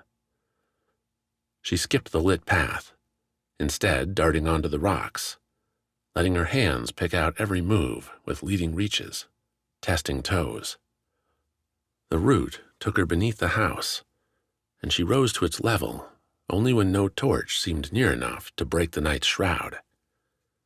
Sichi, either absent or blocked by the cliff, did everything to help her. Everyone on Vis learned how to sneak, to catch up on unsuspecting game, or escape from a feisty predator. Those instincts settled Sawi as she came up on the loose grass patch, nary more than a few strides before the house. Windows, open to the air, looked back her way, and for a moment Sawi thought she was caught.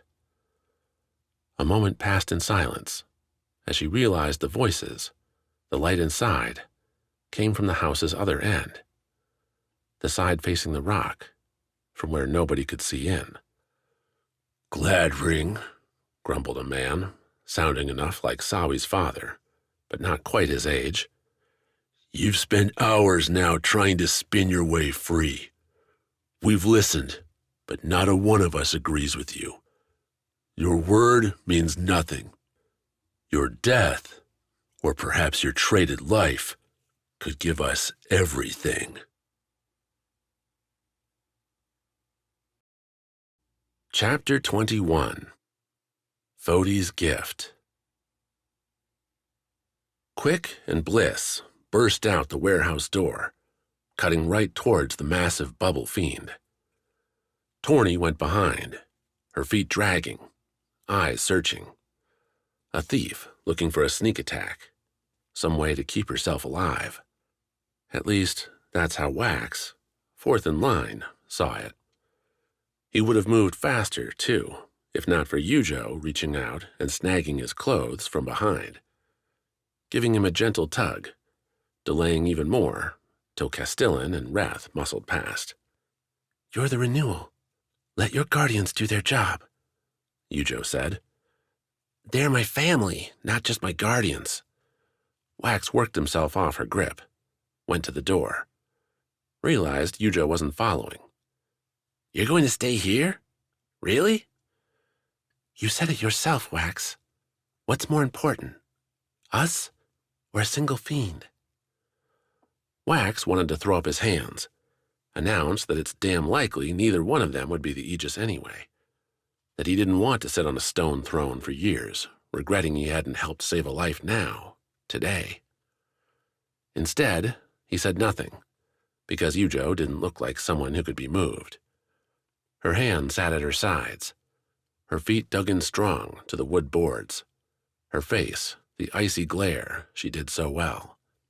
Even her hair, messed up and tangled like everyone's, seemed to frame her like a thorny wall. "You know I'm right," Yujo repeated. "I'm not going to stay here," Wax replied, trying to find an idea.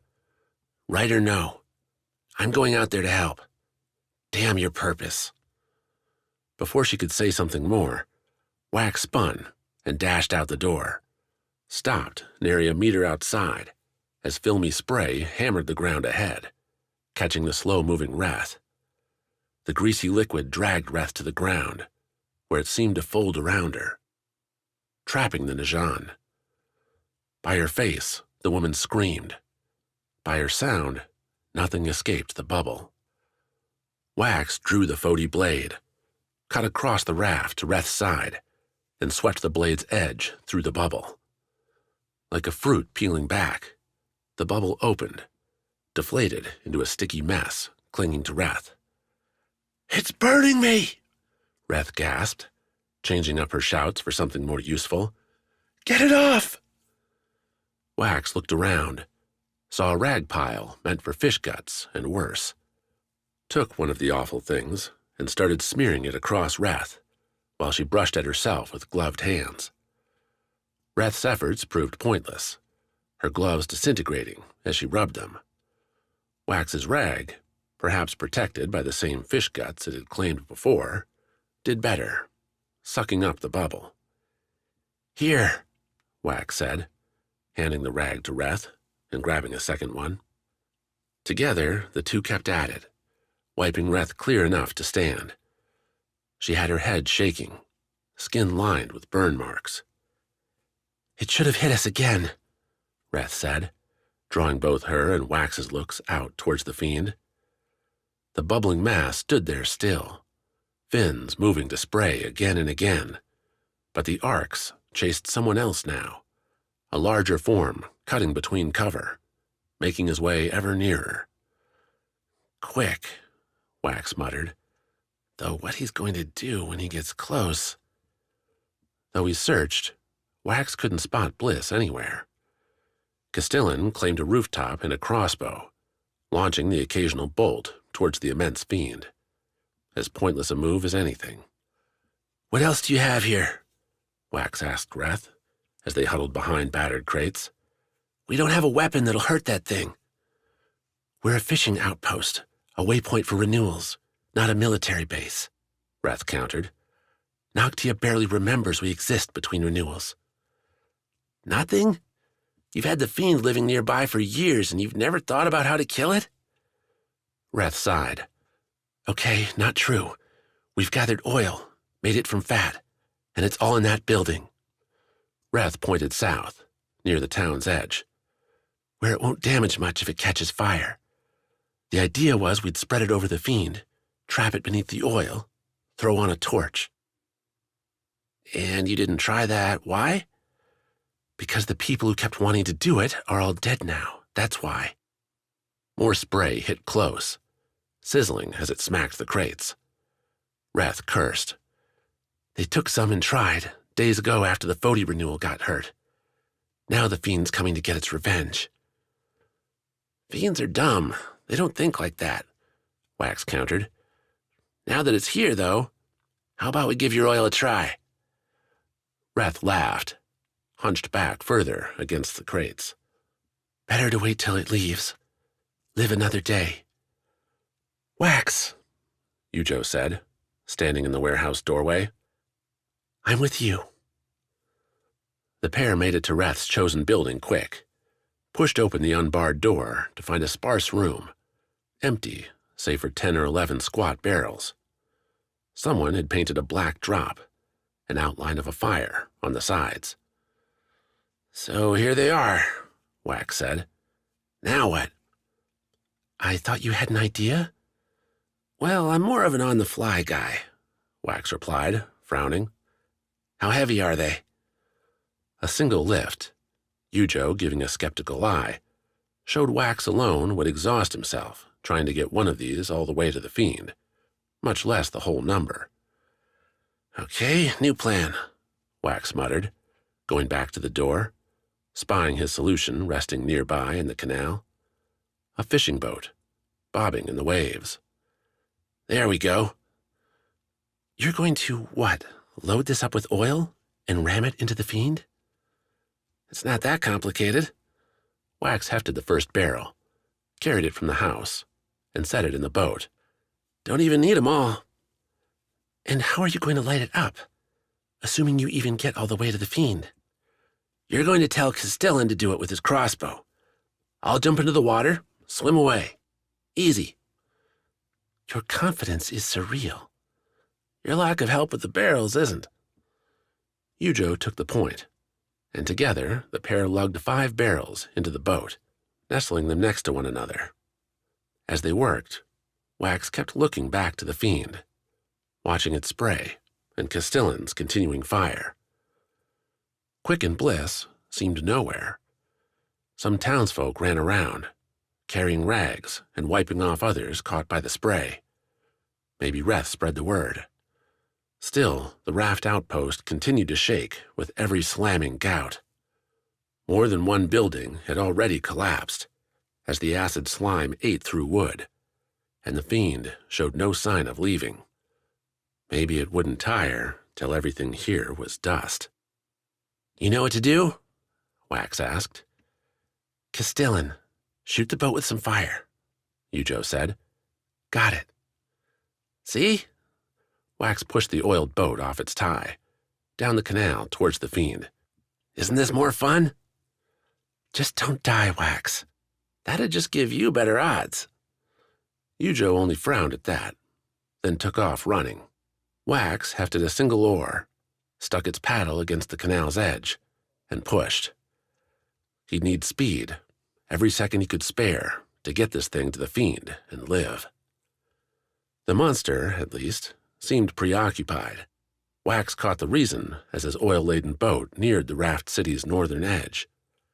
Quick, dancing along the dock, lifting and throwing what he could grab at the Fiend, hefting crates and using them to deflect the Fiend's spray. A distracting game, but one with a definite clock. The wide dock Quick ran on was nearing empty. Wax! Quick shouted. What are you doing? Secret plan! Wax called back. Keep its attention! Have you seen Bliss? Haven't you? Wax turned back to the Fiend, pushed the boat off the dock's end. Clear in the water now, swirling waves and scattered weeds between him and the giant bubble monster. The Fiend really was huge, reaching up taller than a kid-eye treehouse. And yet, Wax felt none of the fear that had curled inside him back in Kid-Eye during that momentous assault. Was he just that much more brave now? Or was it the Foti scar on his necklace, humming with hungry energy, pushing Wax forward with its nonsense words? Water lapped over the small boat's sides as it careened into the Fiend's wave-making wilds. Wax, who'd never in his life wielded an oar, Kid-Eye's lily pads ran on long poles to push them around the inlet, flailed, trying to keep the boat on course. Not all that difficult when the target covered the entire horizon. A massive fin swept by on Wax's right, bucking the boat to his left. When the limb mashed the water against the Fiend's side, the spray arced up, high and short, right at him. So you've noticed me now, Wax muttered, then leapt. Hitting the cold water brought a clarion rush, one propelling Wax to the surface. The Fiend's spray crashed around him, forcing Wax to duck beneath the waves. Light filtering beneath showed where, in its bending, the Fiend's spray clung to the surface. Wax kicked away from it, following the boat, and hoped Castellan wasn't quick on the trigger. A broad stroke brought Wax up to the surface again, near enough to put his hand on the boat, now coasting towards the Fiend of its own accord, as the monster's motions drew the current inward. Wax risked a look back at the roof where Castellan was supposed to be, and saw nobody. Not a damn soul. What was Yujo doing? The boat rocked, driving Wax beneath the water. He kicked, pushed himself to the boat's port side, again rising and hooking his arm over one side. His head followed, though Wax found himself regretting the view. The Fiend's bubbling mass dominated, so close now that behind the rainbow shimmer of its skin, Wax could make out a red forest, strange things looping and tied to one another. And, in that forest, a darker smudged shape on the move. One monster inside another? Didn't matter. The boat was about to hit, and Castellan hadn't received the word. Time to, what, abandon the plan? As Wax scrambled, the Skar's whispering in his head grew to a roar. The Foti one ran roughshod over Wax's mind, urging him to go, to kick forward, to drive the boat into the creature. What would happen then descended into animal urges, a desire Wax only felt at dinner after a day swinging through the trees. A mad hunger, one needing to be satiated. Now. The boat struck the Fiend's side, pressing into the bubble in what looked to be an ineffective bounce. A perfect bounce, though, if Castellan's fire-lined bolt hit now, if the boat could catch fire, if... The necklace burned, even as it dipped in and out of the water. Wax's chest grew hot, so hot he started to curse, only to clamp it off as the heat spread, shooting through his body, his arms, his fingers, and into the wood. Like a sunrise, the boat blew into fantastic flame. The light bright enough, the force following as those flames found the oil barrels, blew Wax across the water, churning him over the surface. Someone, quick, shouted, a voice cutting through the Skar's roar, his body's blinding ache and confusion. Water lapped Wax from all sides, turning him over and over, the current tugging him down. Kick. That's what he had to do. Kick. Pedal his arms. Breathe when he found air. Wax repeated the mantra, the simple motions, connecting them through torched muscles into action, rolling as he found the surface, and stared at a sudden sky. No fiend. No bubble. Only screams. No, not screams. Cheers. Quick found him, scooped Wax into his arms, and started kicking back to the rafts. Castellan, in a different fishing boat, picked them up halfway, helping Wax over and into the hard wood. The Fiend, seemingly dead, continued collapsing in on itself, the fire burning up the filament and everything inside, like a lantern losing its glass. Wax watched it all, wondering at the whispers in his mind. The Foti Skar had gone quiet now, replaced by the Vis's active mutterings. His home Skar did its work, slow and steady, repairing Wax's broken skin, his charred hands and hair. "Bliss?" Wax asked, when the boat nudged against the raft city. "Yujo?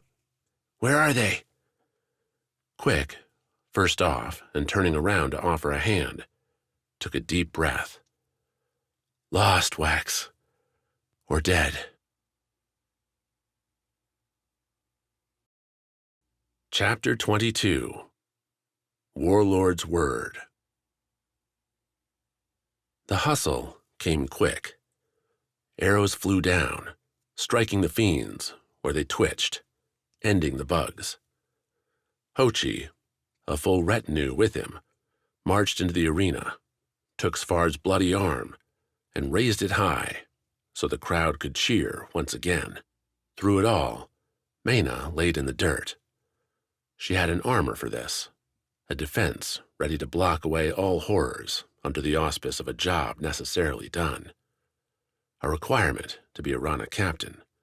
to understand your mission capturing wealth for your home isle, for keeping the Rana reputation alive against other isles with more people, more land.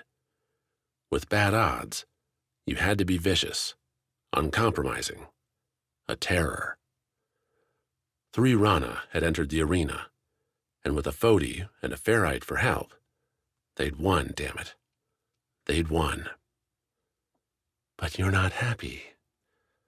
How could she be? The fools on the other side of the gate, those poor prisoners who'd been told they were fighting for freedom, had been massacred. Would Hochi have done the same with Maena murdering Barton? Now that's a trap. Even I know not to go digging that deep. Then she needed somewhere else to turn. If you didn't want to get stuck in the shallows, you had to keep up your speed. Raise the sails. Stand up, snarled a guard, breaking Maena's concentration as he put an arm beneath hers, hefted Maena to her feet. You won. Now act like it. Maena would have spat at the man, but her mouth ran dry. So she did as the guard forced, stood there and took the cheers. The crowd stayed, clapping and collecting their winnings, until a distant bell signaled another match. The benches emptied quick then. Spent lives forgotten. But not for Hochi. The Warlord collected the 5, seemed to catalog their various wounds with his eyes. The man's beard looked freshly oiled, the snow melting in among its straightened hair. Congratulations on your victory, Hochi said. I think you'd like a wash, some cleaning for those cuts, and a moment's peace. You'll get those, but not here. Hochi crossed his arms, and for the first time, Maena glimpsed uncertainty in the solid man. You've done your time in the pits, damn it all, and I have an offer for you. What could meat like you have to offer? Svarde rumbled. Kivi snorted her backup. Meat like me can offer plenty, Hochi replied. No laughter this time. Word spreading about an enemy on the way to a place we can't afford to lose. Wentz thin. You're fat enough to help. Why's Wentz struggling? Rasselbeck asked. Too many getting drunk here? Watching people die for laughs? Farmers and wrecked folk are here, finding their sanity in a flagon or 2, Hochi replied. The real reason's not your concern, Rana. What is if you help me here, I'll let you walk free. Now it was Maena's turn to scoff. There's only 5 of us. What difference will we make? But you're not just any 5, are you? Hochi said. Champions, fiend killers. You'll hold up my flag, and others will fight. They'll think they have a damn chance. Maybe, with you, they might. And if we say no? Svarde asked. You'll die here, one by one. No more fair contests. Just bloody sacrifice. The last thing you'll see is spit and old beer from a crowd too happy to see your insides fall out. Hochi spoke without a grin, without a boast. The man's serious, Maena said. We should accept. Aiding our captors seems wrong. Rasselbeck kicked at the dirt. Then, so does dying for nothing. I'm a fan of living, personally speaking, Pennifer interjected. She's not the only one. We'll go then, Svarde announced, after drawing nods from the group. Save your town. When Hochi nodded, though, Svarde continued. Your scouts say an attack is coming. What kind? Fiends. What other evil's worth fearing? They traveled by wagon again, rolling over the tundra. This time, Maena's hands weren't tied, and they could move freely about their canvas-covered ride. Anyone trying to make a dash out the back, though, would find archers willing to shoot them down. Not that running away would get you anything, save a slow, icy demise amid the Isle's frosted plains.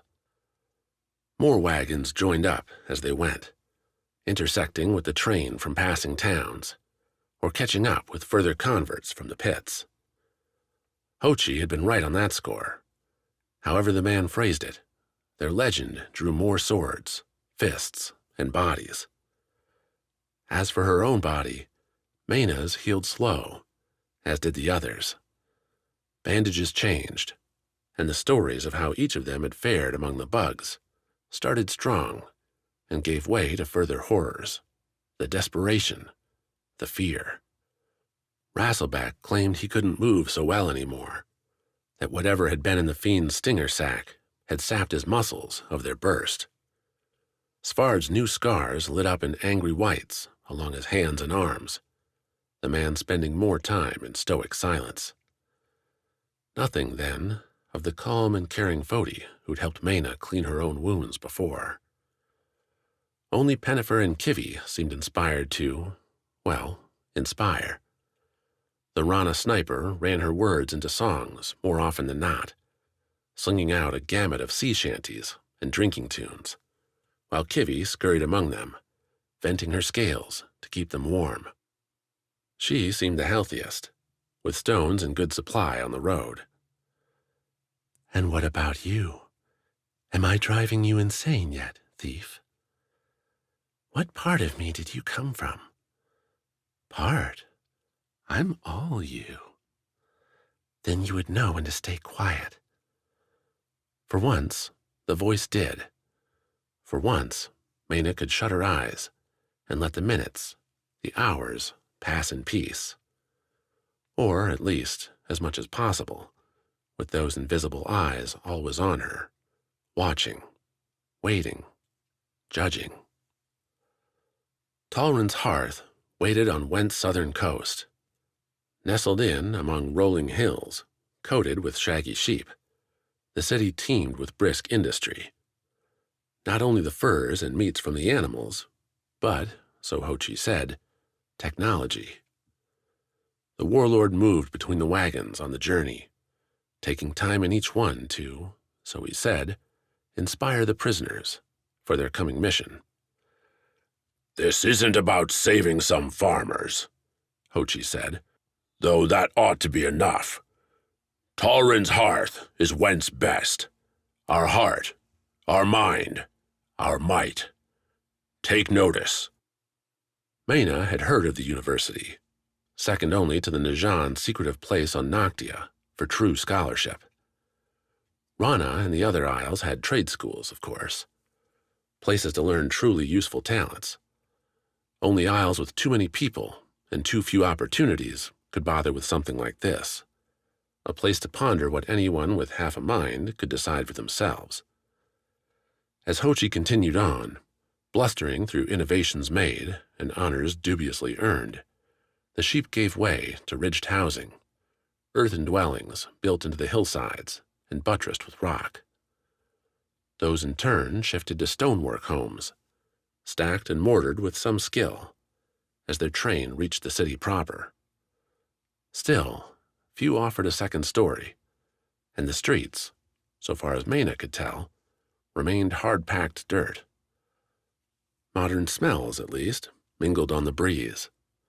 Fires burning more than food, the sea's chill tang, a stinking undercurrent that'd only grow as frozen ground led to fewer places to dispose of what humans left behind. Problems Rana had solved with decidedly better plumbing, washing away to the deep oceans what couldn't be used as fertilizer. Went, apparently, kept it as fire fuel, should more appealing sources dwindle too far in the long winter. That admission at least made Hochi frown. Not much honor in that. "We'll solve it soon," Hochi said. "You can see it now. To our left." The Warlord, standing on the wagon's rear flat, pointed, and everyone, Maena included, looked. The flagship of Talrin's hearth hardly earned the name. Ringed with a stone wall, barely taller than Maena herself, the university scaled up a hill, and, with sloping thatched roofs, made clear its bulk lay inside the earth, and not above it, as if mice had burrowed large holes into the ground.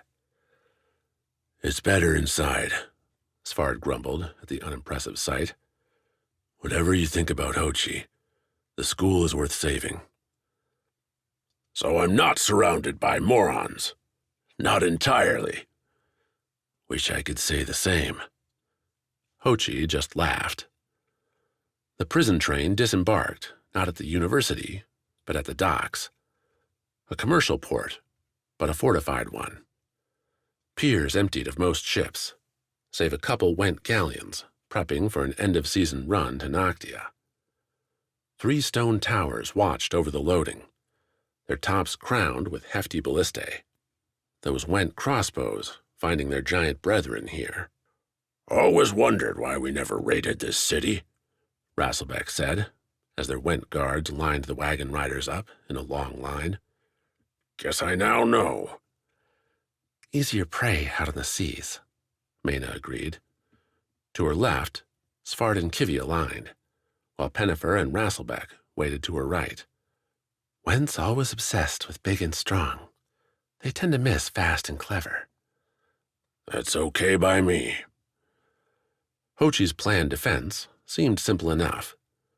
The Went soldiers still in town would man the towers, using the artillery to slow down or destroy the incoming Fiends. Any remaining that made it to shore would be cut down by the prisoners. "Any get past you, we'll handle them," Hochi said, wailing the line. "Any of you get a coward's belly, we'll handle you too. This isn't a choice. This is your freedom, what you're living for. Save the city. You'll earn yourselves an exile, free from our whips, our swords. Fail," Hochi grinned his murderous leer, "and you'll be too dead to care." The prisoners would have no shelter while they waited, though the dunes provided bulwark enough from the outside storms. Scrub brush and the debris from several ruined ships gave wood for fires, with Went-supplied mutton and carrots, potatoes and crab. A fine feast, devoured with hands and daggers, as the water sloshed nearby. Hochi's line buttressed themselves beyond the docks, dragging bags of sand meant to staunch floodwaters into the streets, blocking easy travel and ensuring his small crossbowman corps would be able to cut down any advancing or fleeing fools. Once the fortifications blocked the pathways, Hochi roared some signal, and a metal rain began, tossed from those towers to land among the sand. Maena didn't flinch like Rasselbeck, like so many others. She'd caught the glint in the fading light and understood. "Weapons," Rasselbeck called, the first in their group to reach the treasure sticking out from the coarse, pebble-filled grains. "Seems they're not lying after all." "So we do our job," Svarde said, staying next to Maena, finishing his roasted mutton. "Get freedom. A fair trade?" "It's a lie," Maena countered, "or they'll twist it somehow. Went doesn't forget. They won't let us go." "When I came through here with Katya and Ami, we were treated with kindness." Maena bit into a crab leg, sucked out the soft meat, and spat the shell into the sand. Rasselbeck scrounged up several mottled blades, ones that needed a good cleaning, sharpening, before they'd be much use. Not that Hochi would provide such a thing. "You had Noctia behind you, and without Noctia's trade, without the Najan helping them, Went would die," Maena replied. "We have nothing now. We're Hochi's playthings, and he won't let us go." "Then we'll make him," Svarde said, accepting a battered blade. "When this fight is over, Maena, we'll get back to what matters." "You still think we can do it, Svarde? Even after all this?" "There is nothing else, Maena. We destroy the Fiends, or this world is doomed. And yet, as Maena looked over the ragged line scrambling to arm themselves with wet scraps, it wasn't hard to wonder if it wasn't doomed anyway. Pick up that sword, coward. Remember who you're fighting for. You? Right. Don't forget it. Maena laughed, drew eyes from her team, and shook them off. Come on. Maena stood. Let's see if Hochi will give us a few whetstones before the monsters arrive. I don't plan on dying here. Chapter 23. Floating Blades. Bliss didn't see the fire before it found her. A sudden flash, a bright spot illuminating on the Fiend's domed skin before her eyes, almost out of view as she tried to find a weak spot on the boxy, red flesh before her. She'd made the climb with the staff, clambered up and stared at the mass, feeling its vibration in her heels, and tried to see some obvious clue, some clear vulnerability. Lacking any, she hit it once, drove the staff right in hard, the blunt metal edge pushing into the flesh, bending and warping it, but not breaking through, a tension too strong for her to pierce. The bright light signaled something new, though, as did the Fiend's sudden vibration, a rushing gale as the dead air inside the Fiend made a move. The wind blew Bliss off her climb, sucked her back and down as flames burst through behind her, over her, the fires eating up the Fiend's bubble skin like it would dry grass.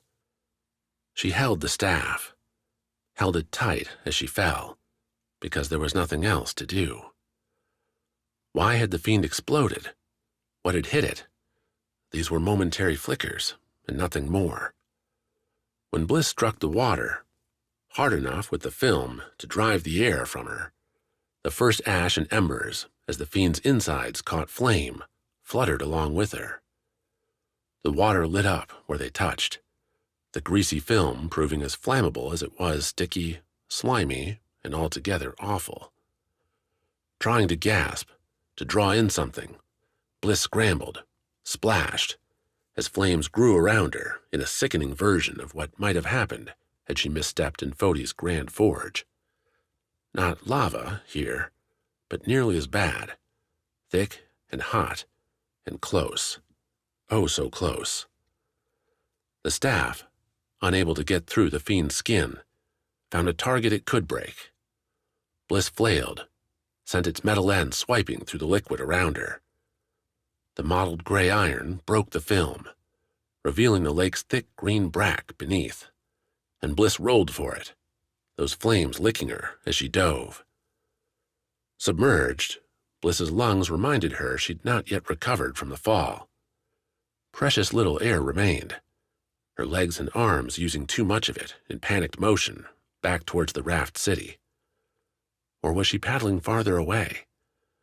Directions seemed impossible, the current pulled by the Fiend's gyrations, a rapid, unceasing top, as the creature undulated in its dying moments.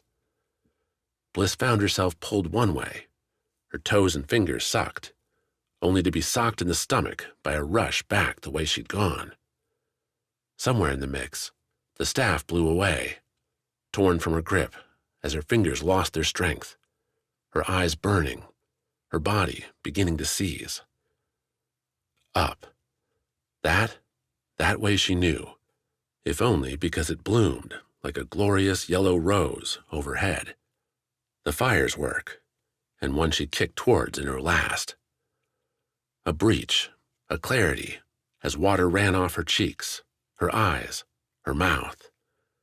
A breath, finally, albeit one coated with smoke. But not more, not much more than air beyond. Around her, the film burned, and as it went, the fire followed, dying everywhere soon after its purchase achieved the Inferno's desire. Overhead, the bubble skin peeled back to the north, a blazing line clearing the fiend away, like the sun chasing the night sky. As it went, the fire found those same veins Bliss had climbed, consuming them much as it did everything else, the black ashes fluttering down. All Bliss did, though, was breathe. Breathe, paddle her feet, and watch the fiend die. Torny found her first. She came on a simple cutter, a two-person canoe meant to ferry goods from one part of the city to another, propelled by oars pulled by her arms alone. The bandit screamed Bliss's name time and time again, there in the floating, smoldering ruins, until she found Bliss's splashes, her hoarse cries. "You damn idiot," Torny said, bracing Bliss against the canoe and helping her inside. "What were you thinking?" Bliss leaned back against the canoe, the rough wood dry, and, for once, free of the lake's slime, the fiend's film.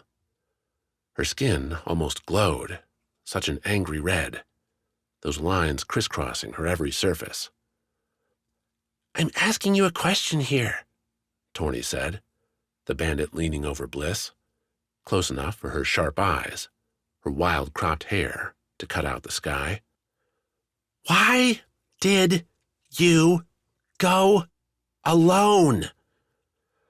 Sensing this was one of those moments that demanded a response, that Bliss couldn't fake herself free of with a sleepy sneak away, she tried to respond, went for a twitching signal with her left hand, and found her arm dead.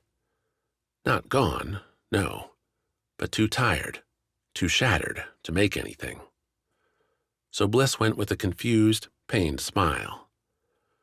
Torny cursed and sat back, picked up the oars, and started to row. Bliss listened to the birds, to the shouts coming from the city. Not anger, not panic, not desperation, those. Not anymore. The Skar saved them, so Wax said, but her brother couldn't keep his focus. A shouted joy at Bliss's return, followed by a handover of the Vis Skar to Bliss's palms.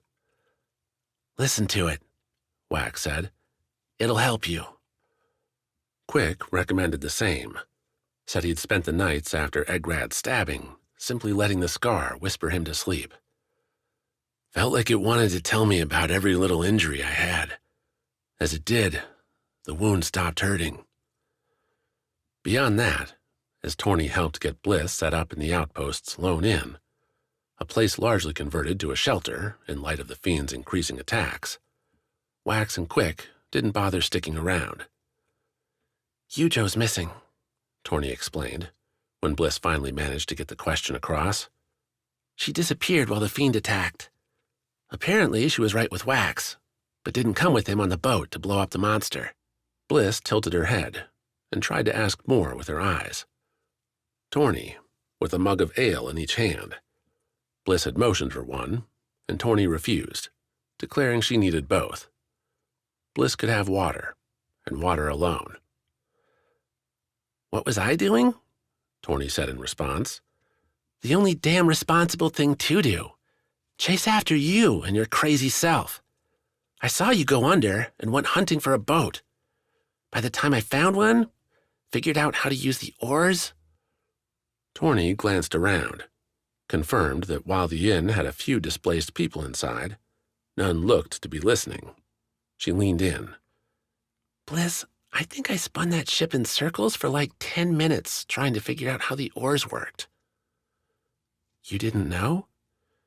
The signs were awkward, but Bliss found her right hand could make them, if she pushed through. "Never before?" "Hello, I'm a bandit, not a ferryman. What's the point in me learning how to use an oar?" Torny scowled as Bliss tried to grin. "If you say it's to help you, I'll dump this ale on you right now." "Am I wrong?" "Look, that's not the lesson. Me learning how to pilot a fishing boat isn't our takeaway." Torny sighed, the both of them laying on the ramshackle cot they'd managed to claim. Bliss lay beneath the covers, a warm straw blanket, while Torny stayed above with her ales. No. The lesson here is that you take me with you when you go. Why? So I can protect you, dummy. Another dramatic sigh. Long drinks from both cups. You're a vis, Bliss. You've seen nothing. I need to keep you from making dumb mistakes, like going after a giant fiend with nothing more than your staff. That had been found, too, floating near the city. Scooped up and handed over to Castellan, and now resting, drying beneath Bliss's bed. I don't need... Torny knocked Bliss's hand with an ale mug. Quit it. You do. Clearly. Because your own brother about turned you into a crispy fritter back there. So next time you get these kinds of notions, you give me a heads up, and we'll tackle it together. Or, better yet, I'll tell you to sit yourself down and stop being so stupid. Bliss leaned back into the pillow. Scratchy, but dry. As much as anything she could want in that moment. Torny flipped her babbling, went on to the aftermath, how they'd be cleaning up, finding out how to get to the Whirlpool in a couple days, get the adventure on the road again. When Wax gets back, you mean? Bliss signed, her eyes half closed. Well, yeah, he's not going anywhere, Torny said. Yujo probably slipped, knocked herself silly and fell in a barrel. She'll turn up. Torny sniffed. Then again, might be good if she doesn't. Maybe the fiend took her out. Leaves us with one less rival. Know what I'm saying? Bliss opened her eyes, gave Torny the look she deserved for a comment like that. Oh, don't get soft on me, Torny said. Yujo's beating us right now. We're not her guardians. Still, she was nice. Was she? Torny's answer earned a punctuation from the building's other side. A bang as the inn's door, a rickety wooden thing, banged open. Castellan came through at a lurch, Quick in his arms. Bliss sat up as Torny swore, saw Quick's bruised and battered body get passed along to the Najan acting as the town's only healer. The man eased Quick onto a dried weed pile as Bliss and Torny came over, Torny giving up an ale mug to let Bliss hold her arm. Quick's eyes fluttered, a puffy cheek. His hands held his gauntlets, the sharp wood fingers wet with red.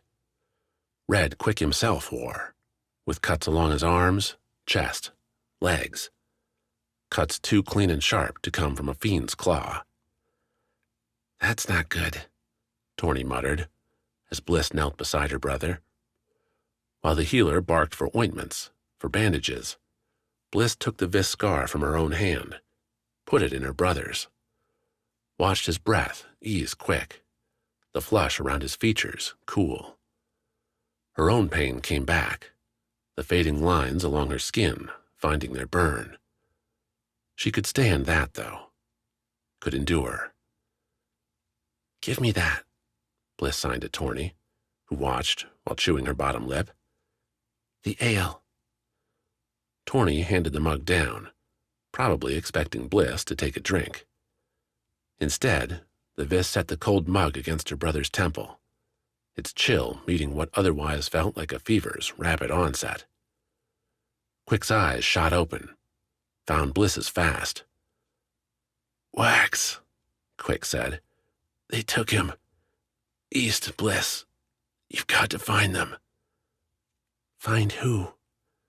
The Queen's guards, Quick said, the words a rattle.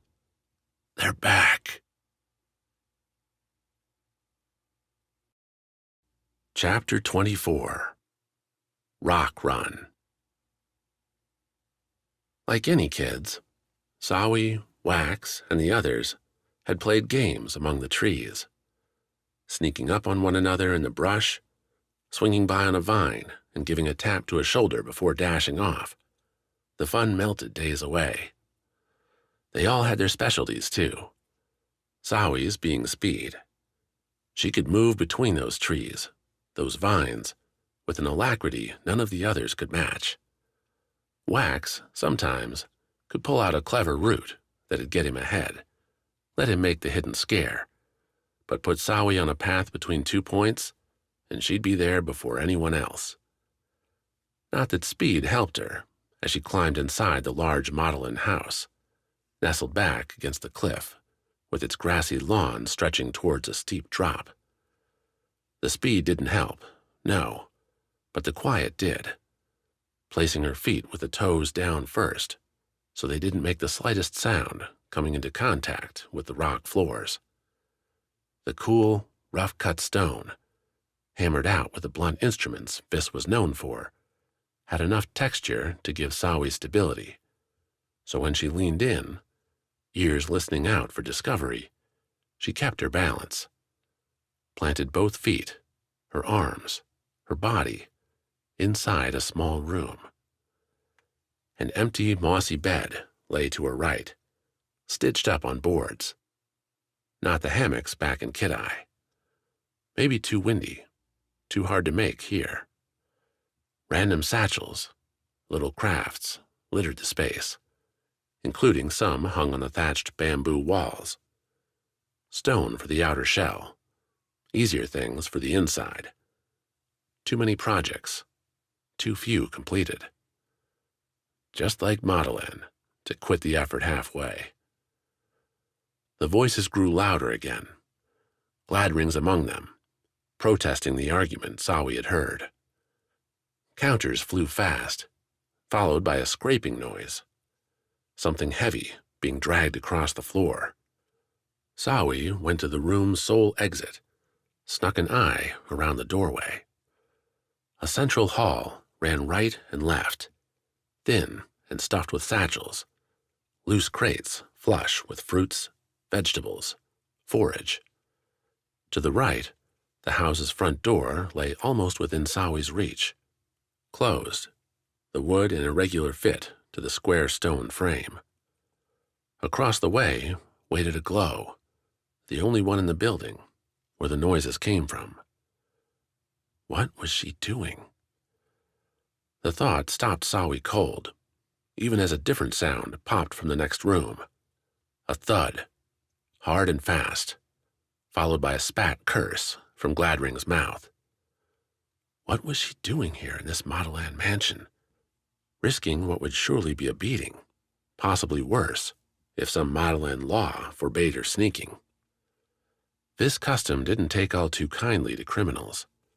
Easier to toss them off a cliff or feed them to some Hanako than deal with jailing them away. And nobody from Kidai would get favorable treatment here. Another punch, another curse from Gladring. This one wetter. She wasn't a fighter, not one to pick up a sword and go charging in, like Wax with that Foti blade. He didn't know what to do with that thing, but Sawi saw the confidence it gave him, the possibility of defense. Here they had, what, her hands? Her rope? Sawi cast round, found nothing among the junk near her feet that'd serve. Best then to keep her hands free, ready to respond to anything that rose up. Rose up like her, now. Courage, Sawi. That's why she was here. Because she ditched out the last time Wax and Pan needed her help, and look what had happened. Not again. Not again. Not now. She quick-stepped across the hall. Nobody there. Not a soul watching. So sure of themselves and their security, or that nobody would dare interrupt. Sawi hit the next room, plastered herself to the near wall, crouched and bled a look around the corner, following the glow. The nicest room she'd seen thus far awaited her, for once arranged like someone with a soul lived there. Wood furniture, nicer than anything Sawi had yet seen in Modelan, nicer too than most of what she'd seen in Kidai, splayed out around the home's largest room. Several chairs, a teak table, and a fireplace built into a stone alcove. Stuffed cushions, likely Kant's made, splashed around the space, providing platforms for the crowd within to park themselves. At least 6 people, all with their eyes locked on Gladring. A 7th, A large man with a weathered look to him loomed over the tenet. The man had a hook in his hand, the curved metal meant for a fish. The lit fire bounced off it like a star among a dim sky. Beneath it, the man's knuckles bore a bloody hue, one matched by stains across Gladring's face, his snarled robes. The tenant looked to have seen better days, his body bunched up in pain, his clothes torn. Red beads dripped from cuts along his arms, and welts rose around the man's eyes, ones that could have seen Sawi had they looked across the room, but instead held their hurting, squinting gaze on the man. "In your death, and nothing else, Chorus," Gladring was saying as Sawi tuned in. "My friends back on Noctia would like nothing more than to hear I'm dead. But because Noctia cannot be seen to be weak, they will send Ajan here to destroy you and your city." "So you say," Chorus said. "So you've been saying, Gladring. Knots are all around us. Everything we do binds us to you and your schemes. You benefit, we lose." Chorus flung a hand back at the crowd, the rope whipping through the air. Several ducked or rocked back on their chairs to dodge the swing. "We were supposed to get the renewal, and we wound up with nothing. We were supposed to get Noctia's trade, but it went to Kidai instead. Even Kantz sends ships to that cursed city now. Not my doing, Chorus. Well, that's a shame, because it'd make this even easier." Chorus wheeled his hand back again. Sawi coughed. She didn't have to. The breath wasn't biting at her throat, nor was the soot from the fireplace. No, Sawi did it because she didn't know what else to do, and faltered halfway between a coward's silence and a martyr's scream. The cough caught the wrong attention. Faces, bodies, turned as one to regard her, still in a crouch halfway around the door. Mouths opened, heads tilted, as their minds tried to find a rationale, a reason for someone they didn't know to be there. Until one provided an answer. "It's the Kidai girl," said a swarthy woman near Gladring's chair. "She came in with him today." "So you're not alone," Chorus announced as Sawi stood, kept her legs tensed. "Gladring, if you ever wanted better evidence for your betrayal, a Kidai woman is the perfect choice." He nodded towards her.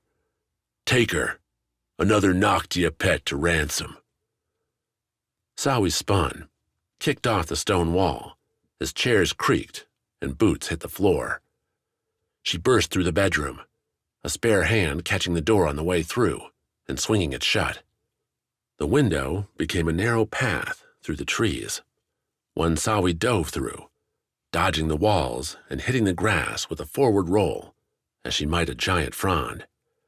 Keep the momentum, keep moving, because to slow, to fall, was to die. A law of the jungle, a law of Vis. The cool grass gave Sawi traction, and she broke forward straight across the yard, right to the cliff. Behind her, shouts grew pointed as the pursuit saw her exit, her path.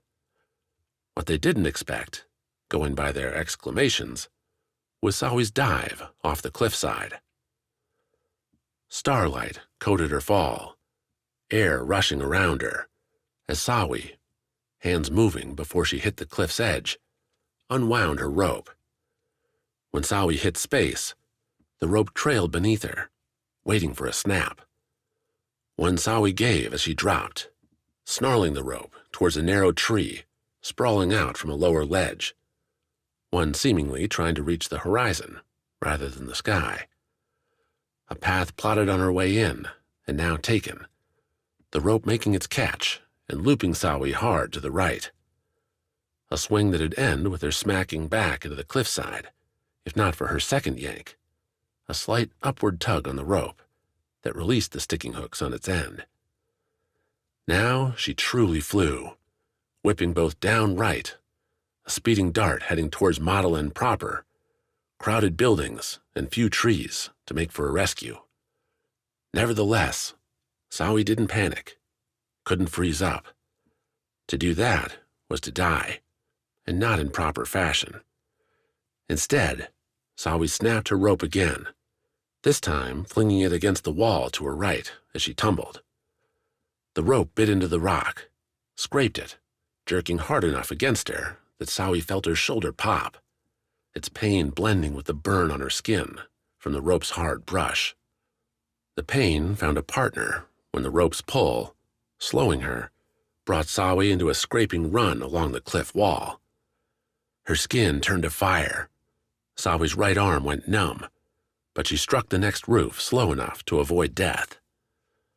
Only a bounce along the thatching, only a roll across sticks and leaves, only another fall to a narrow ledge past it.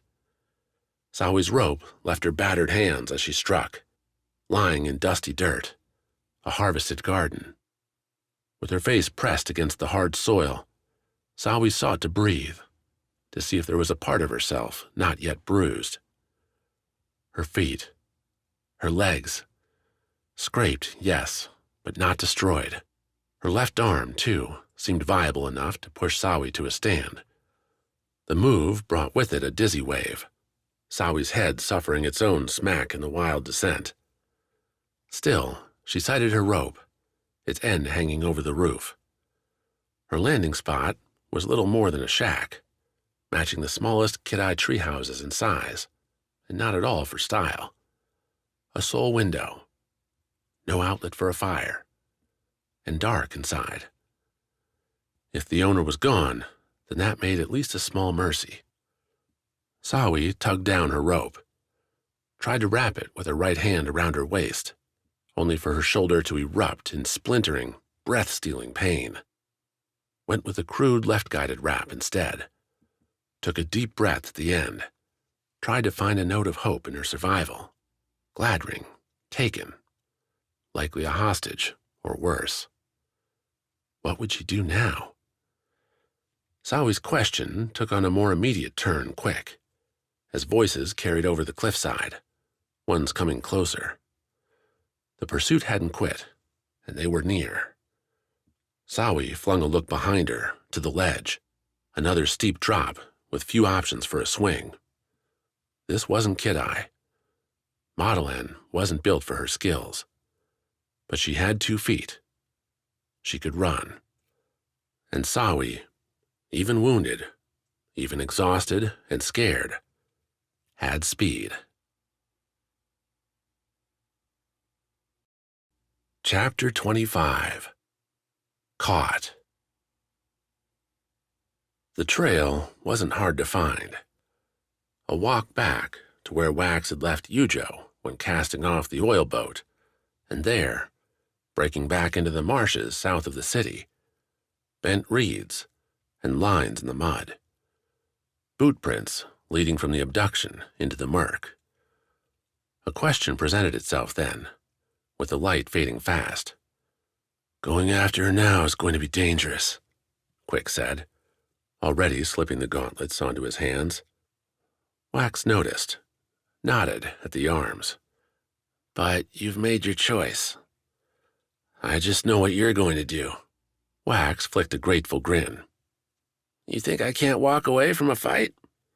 Not if you think you're responsible. Quick. Like his sister, good and ready to cut to the heart of things when he wanted to. Wax suspected, no, knew his siblings understood Wax better than he did himself.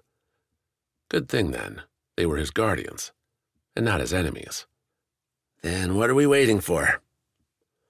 Quick pointed, those deadly wood gloves on and secure, at the marsh. We go slow, quiet. A hunt, Wax. These guards aren't stupid, wouldn't be responsible for the queen if they were, which means they left those prints on purpose, or didn't have time to clear them.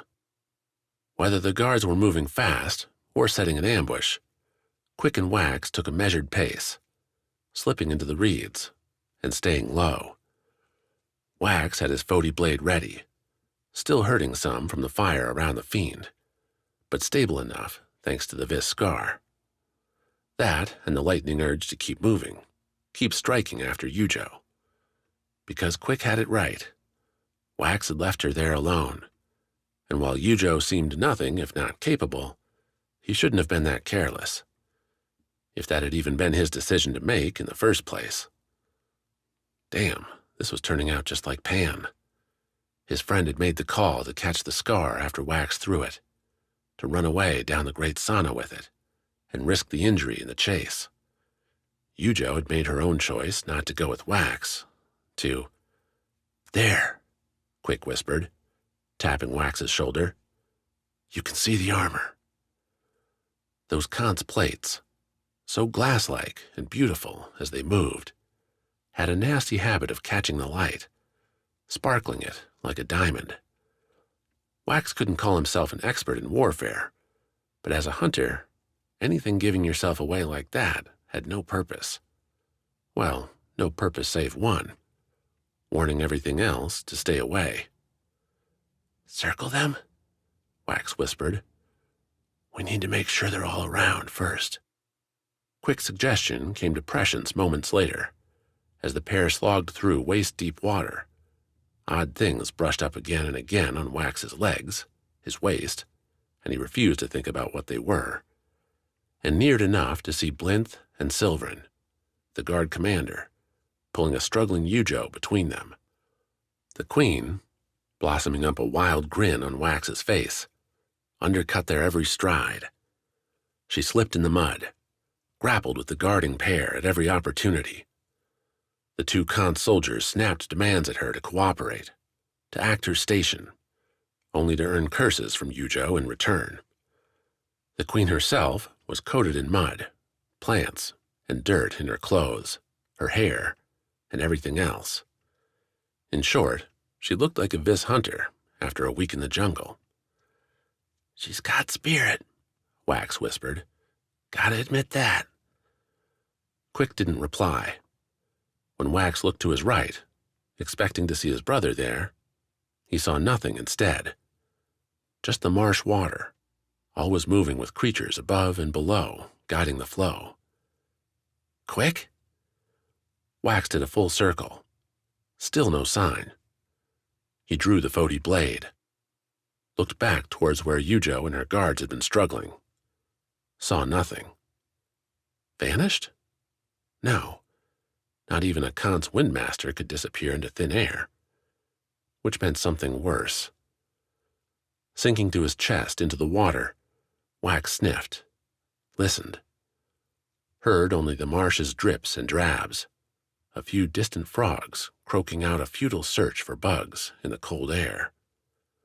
The water itself bore a chill, too, though nothing compared to the icy Foti sea.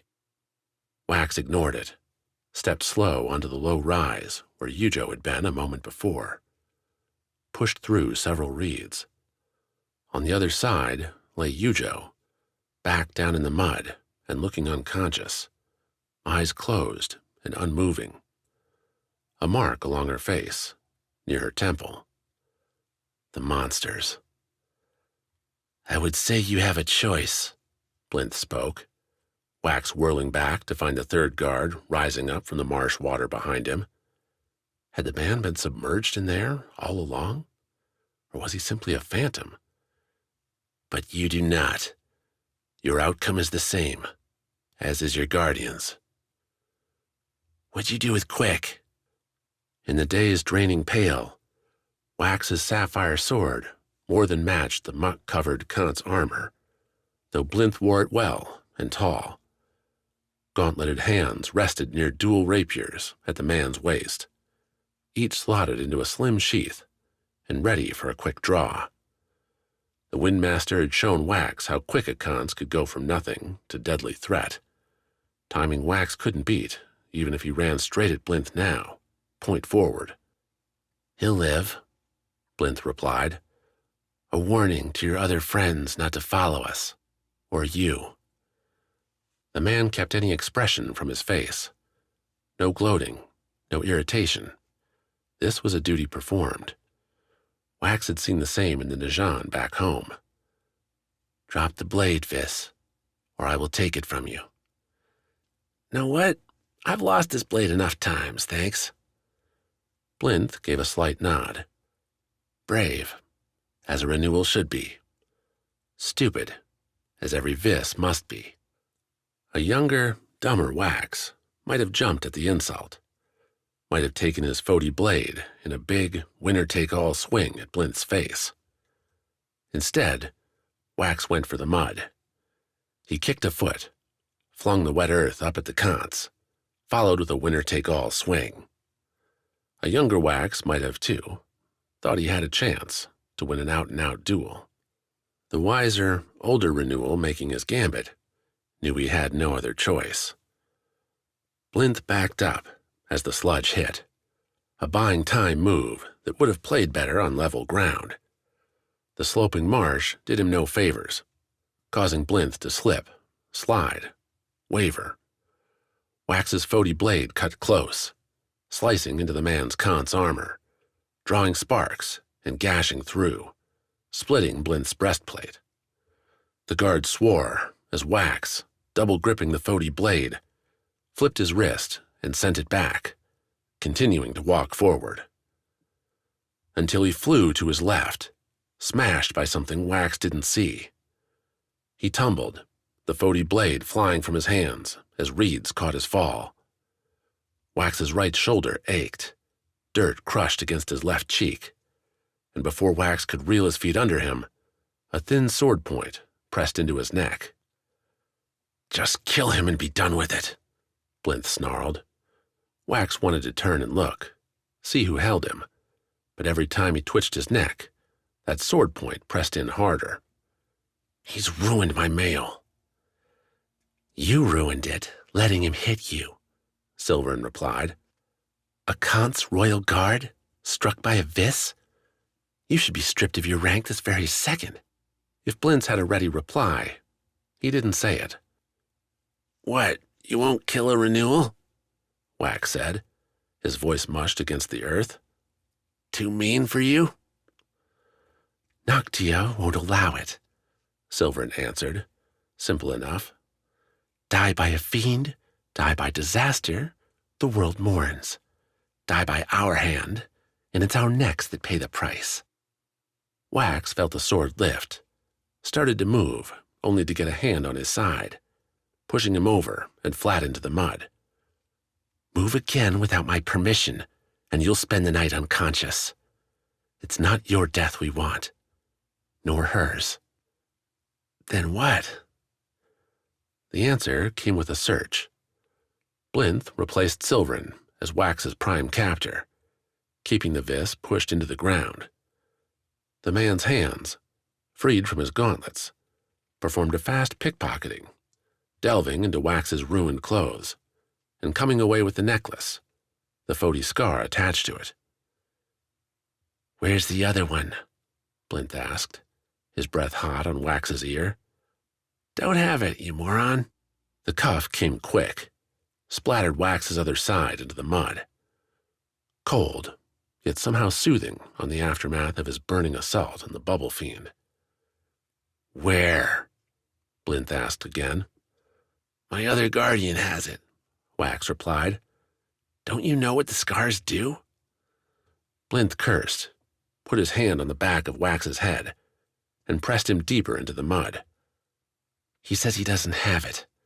Says it's with the other guardian. The one Akito has? Answer her, Blinth hissed at Wax. He's got nothing you want, Wax replied. He kept his ears open for a chance to lie, to misdirect, but nothing offered itself. If the guards wanted the Vis Skar bad enough to trek back to Bliss and Torny, well, that would be a great decision for Wax's survival. Bliss needed it to heal. Blinth repeated the words.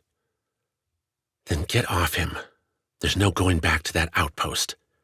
We have the 3 from Yujo. His 4th gets us our reward. It's nearly dark enough to get them cast off. Akito will be back soon. Then we leave. Where are you going? Wax asked, as Blinth jerked him to his feet. Off to a party? Of sorts, Blinth replied, flashing teeth, somehow still a perfect white. Too bad you won't be joining. Blinth pulled Wax along the marsh, while the woman picked up the unconscious Yujo. Together, the trio marched through the reeds to the west, away from the main river, and parallel to the Raft City. Dusk deepened into dark, starlight and Sichi serving as a fortuitous guide to the march. Wax peppered the pair with questions, but both Blintz and Silvern went quiet as the walk began, as if falling into some long-designed plan. All I want to know, Wax said finally, having run through his insult retinue, is how you made it off the roller, with that fiend and its vines. Our armor is light enough to let us float, Blinth answered. The ship broke, and we went to the surface. A pity you won't have the same luxury. I'm a good swimmer. Blinth just laughed. The reason why came about soon enough, when they reached a sturdy boat bobbing in the water. The purple and black trim spoke of Najan allegiance, though no Noctia soldiers waited. A small canvas cabin covered the middle, with spots for oars along the front and back. Silvern dumped Yujo in the center. Blinth put Wax in with her, stuck Wax's Foti blade nearby. A bold move, a reckless one, to leave the weapon so close to its wielder. The Khan's guards pulled out thick rope, the kind used to tie a boat to its moorings, and lashed Wax's hands together with Yujo's, their backs to one another. Blinth guided the pair to the boat's bow, being gentle enough with Yujo's head. This is how you treat your queen, is it? Wax asked. Hardly honorable. 2 queens, Blinth answered, taking a spot at the oars behind Wax. We choose which one we serve. The man fell silent again as he focused on the oars, putting them into the waters and lurching the boat forward. Both Kant's guards worked in unison, propelling the boat through shallow pools until it connected with another river, this one's current slow enough for them to push against northward. Wax couldn't guess how much time had passed, except to know his stomach rumbled, his throat itched for thirst, and they'd all taken turns to void themselves over the boat's side. Yujo, returned to consciousness, had nothing save glowers for the guards. At some point, the boat brushed up against a muddy bank, and the third Kantz, Akito, boarded. Claimed he hadn't secured the Skar, but the other guardian would serve well enough as a warning, as a diversion. The oars picked up again, and the marsh fell away, the lake growing wider and wider as they pushed north. Behind every oar strike now grew a rushing noise, steady and endless. I know where they're taking us, Yujo said, soft. Think I figured it out too, Wax replied, glanced at Blinth. No murders, right? Only disasters? The renewal is a dangerous undertaking, Blinth grinned. So many die along the way.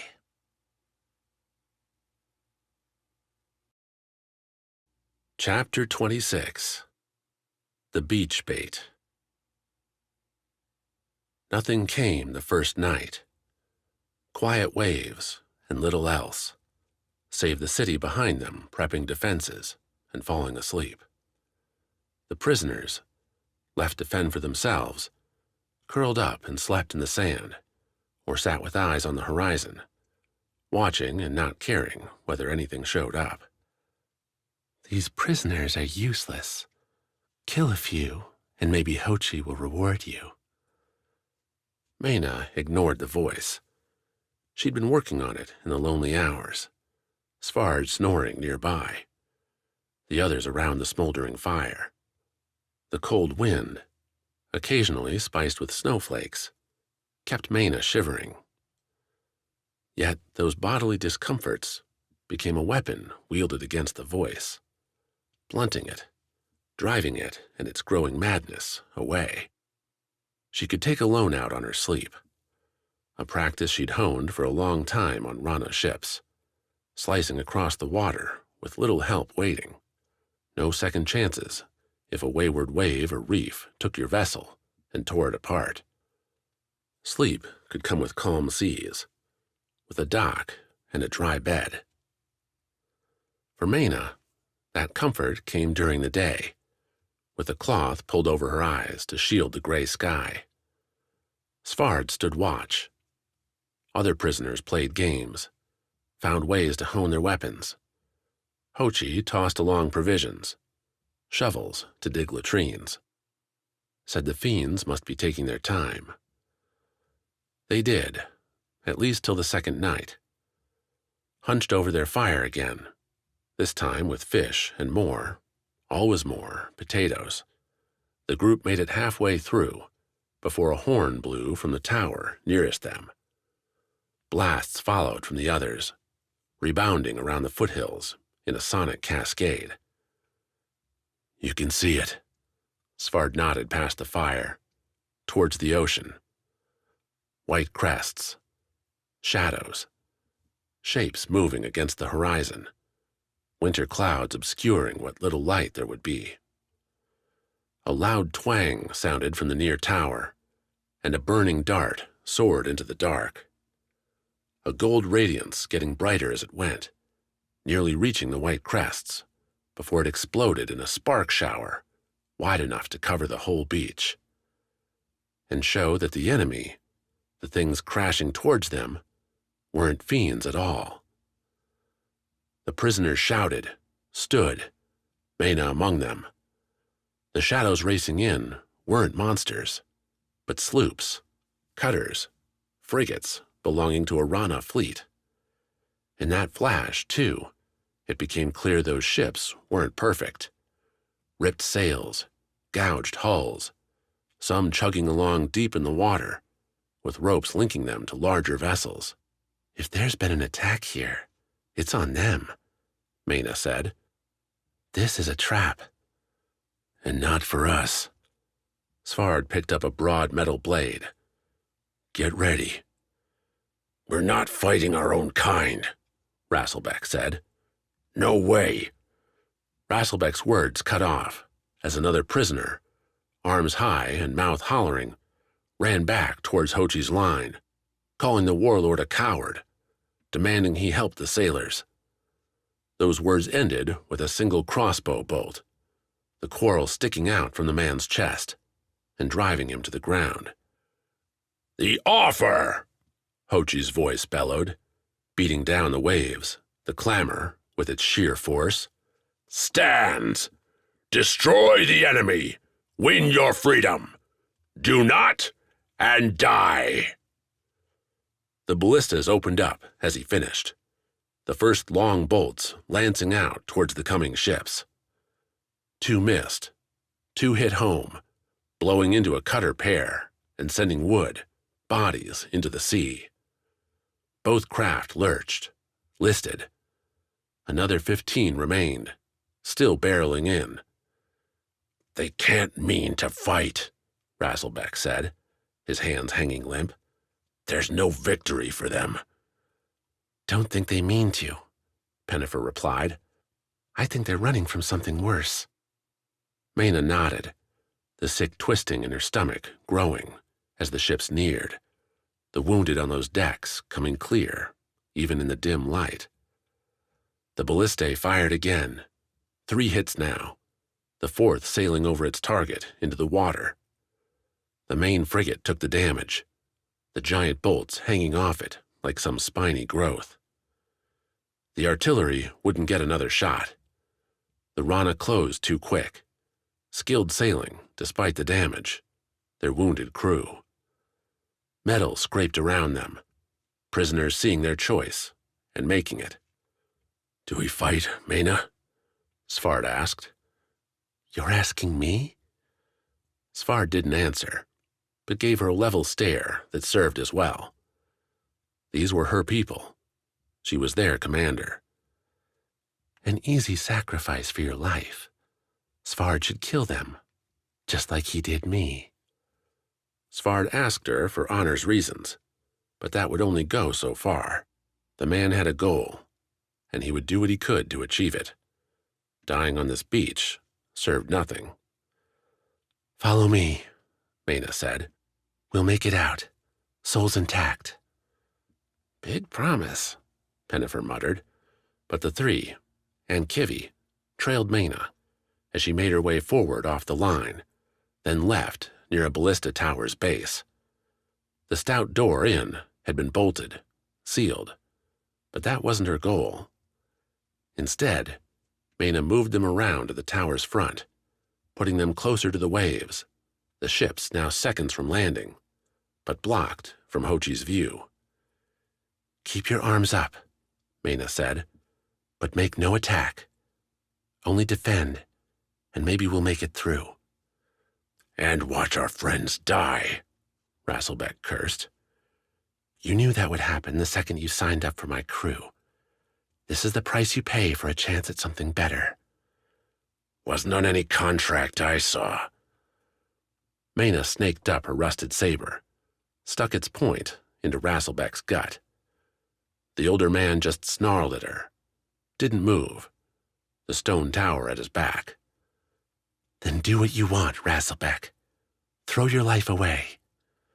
Maena withdrew the saber. The first Rana ships ran themselves aground, sliding up the sand. Don't make me do it for you. The words didn't mollify the raider. Maena figured nothing save a stiff drink and a few dead rock biters would do that. But Rasselbeck didn't try to cut her head off either, nor did he join the charge as the desperate prisoners ran down the beach towards the landing Rana ships. For their part, the Rana kept what composure they could. Maena recognized the vessels, the people on board. Raiders, yes, but sanctioned ones. Professionals prowling the seas for cargo they could find from anyone Rana had a disagreement with, which meant mainly Went and Kance. The Najan had a crap navy, one occupied ferrying soldiers and supplies from their outposts. Without much presence on the seas, Rana's tiny isle could take what it needed, within reason. But theft had a way of haunting the thief, and those Rana paid that debt now at the rusted, scared hands of a trapped people. As sailors jumped off the landing ships, they found themselves pressed by the motley. Snow sprinkled as red spattered, weapons finding their mark. Rana crossbowmen fired into the charging crowd, drawing their own blood. Well-armed raiders carved up prisoners that didn't strike with surprise, batting aside inferior arms and using their sabers to vicious effect. Maena's group held firm. Whether because they weren't a part of the chaos or through random luck, the fighting broke up around them as the Rana professionals found their footing, pushed back the prisoners. The forced rabble broke here and there, poor souls choosing to dash up the beach in hopes of what, Maena wasn't sure. The only thing they found were Went crossbows ready to fire, black bolts burying deep in rags and ruin. Maena didn't even need to see the shots. The clicks, the screams, were enough. Such a waste, Svarde said, standing next to her. All these lives lost when we should be fighting the Fiends, pushing into the dark below. Or just living, Maena replied. We don't know what put these people into the pits, but there's a better way. What would they do on Rana? Svarde's tone said he knew damn well what they'd do on Rana. Criminals would get exiled if the offense wasn't too terrible, dropped on Foti or Noctia. Much worse, and the executions came quick, tossed off a boat with a weight wrapped around the ankles.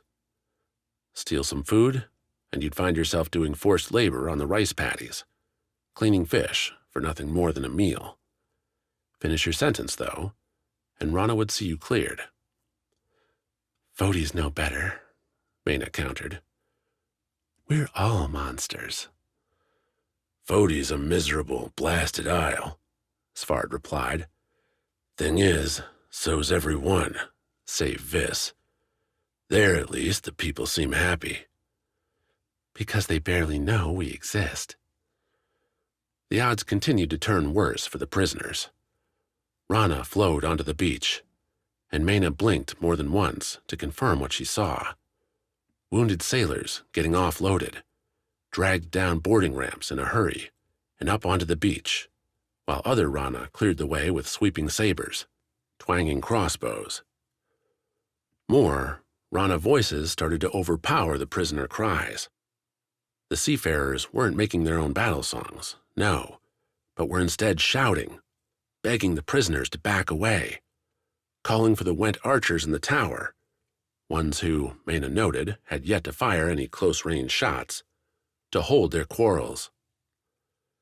Red water ran along the sand, lit now more by lanterns on the boats, torches on the sand, than the pink sneaking through the night clouds. This isn't an assault, then, Svarde muttered. It's a slaughter, is what it is, Rasselbeck added. Why'd they choose to land here? Pennifer asked. It's the dumbest thing. There had to be another choice. You know why, don't you? They won't be far behind. Maena spoke soft, steadying her grip. Svarde nodded, sighed. Maena would have done the same, but she had no emotion left. Just a cold stare as the last prisoners broke, ran, died. The Rana disembarked, some watching Maena and her group, not bothering to attack. Hold! Hochi again, bellowing. Closer this time. No Rana is allowed on this isle without permission, and I have granted you none. Maena slipped back, looked behind the tower to see the Warlord, flanked by 4 rock-armored soldiers, standing before the fortifications. Hochi held a wrought, gilded horn to his mouth, one magnifying his voice. You'll return to your boats, or I'll see you cut down where you stand, wounded and all. The Rana, though, didn't stop. Kept unloading, faster now with the fighting done. Bodies slung off the ships, hit the dirt where other sailors scooped them up, at least till one of the Went in their tower fired a bolt into the dirt.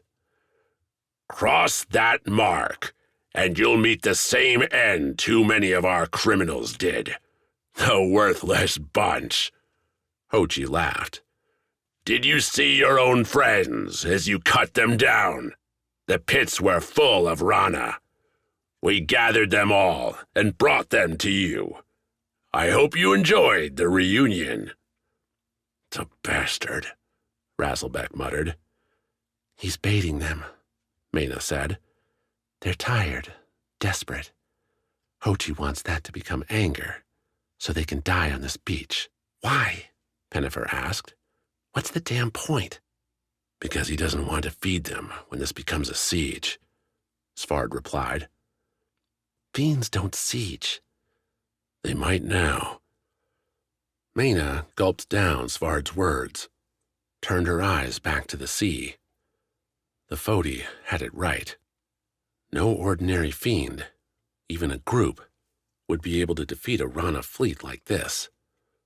Wild animals could cause damage, cause chaos, but they could be outsmarted, destroyed by that unique human trait.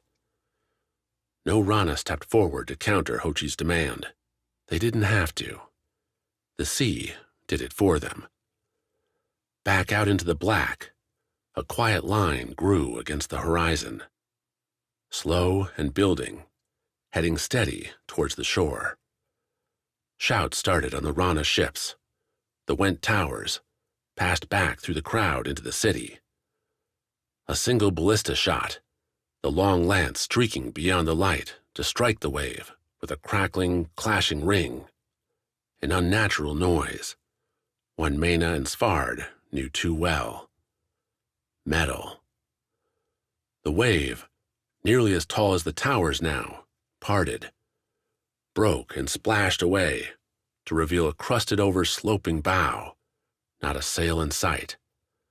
Upon its soaked shell were carved lines, designs even at this distance coming clear to Maena in their twisting undulations, all guiding the water to twin fins off either side, ones moving up and down at frantic speed, driving the vessel, twice as large as the Rana frigate, towards the shore.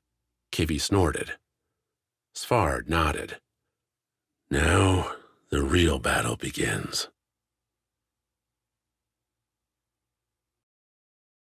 Chapter 27. Cause lost, cause found. By the time Bliss and Torny made it to the outpost's edge, ready to step off into the mud, nightfall and looming exhaustion both waylaid their hopes. Torny acted on it first, grabbed Bliss's arm, and held her back as she tried to go on into the marsh. Then we take a torch and follow, Bliss said, when Torny put a voice to her objections. You want to take a tiny flame out there and go looking around? Torny asked. You, who's shaking where you stand? Who would have been dead asleep by now? What happens when that charge runs off and we're deep in that muck? It won't. I won't. Bliss believed it, too. Quick's awful appearance and Wax's vanishing blended into a strong cocktail, and she'd run to the ends of this aisle and the next before dropping down for a nap. Then how about we try something different? Torny asked, backing up further, as if to invite Bliss to sanity. We know it's those Kant's guards who took him. Spare a prayer for the roller's captain and crew, by the way. Bliss almost winced. She'd not thought of those four, the ones who'd carried them up the river. No sign since the fiend attacked. Had she grown so callous as to simply move on? Or had it become a necessity in a more dangerous world? That's what I thought, Torny continued, nodding at Bliss's expression. We're running so fast, we're losing our thread. Our thread? What's that got to do with the roller crew? What's the whole reason we were sailing up this way? The Skar? Torny nodded. Right. If those guards hated the Queen, which deserved, but that's neither here nor there. Bliss scowled. Torny shrugged. Anyway, point being, they could have knifed her any moment between Foti and now.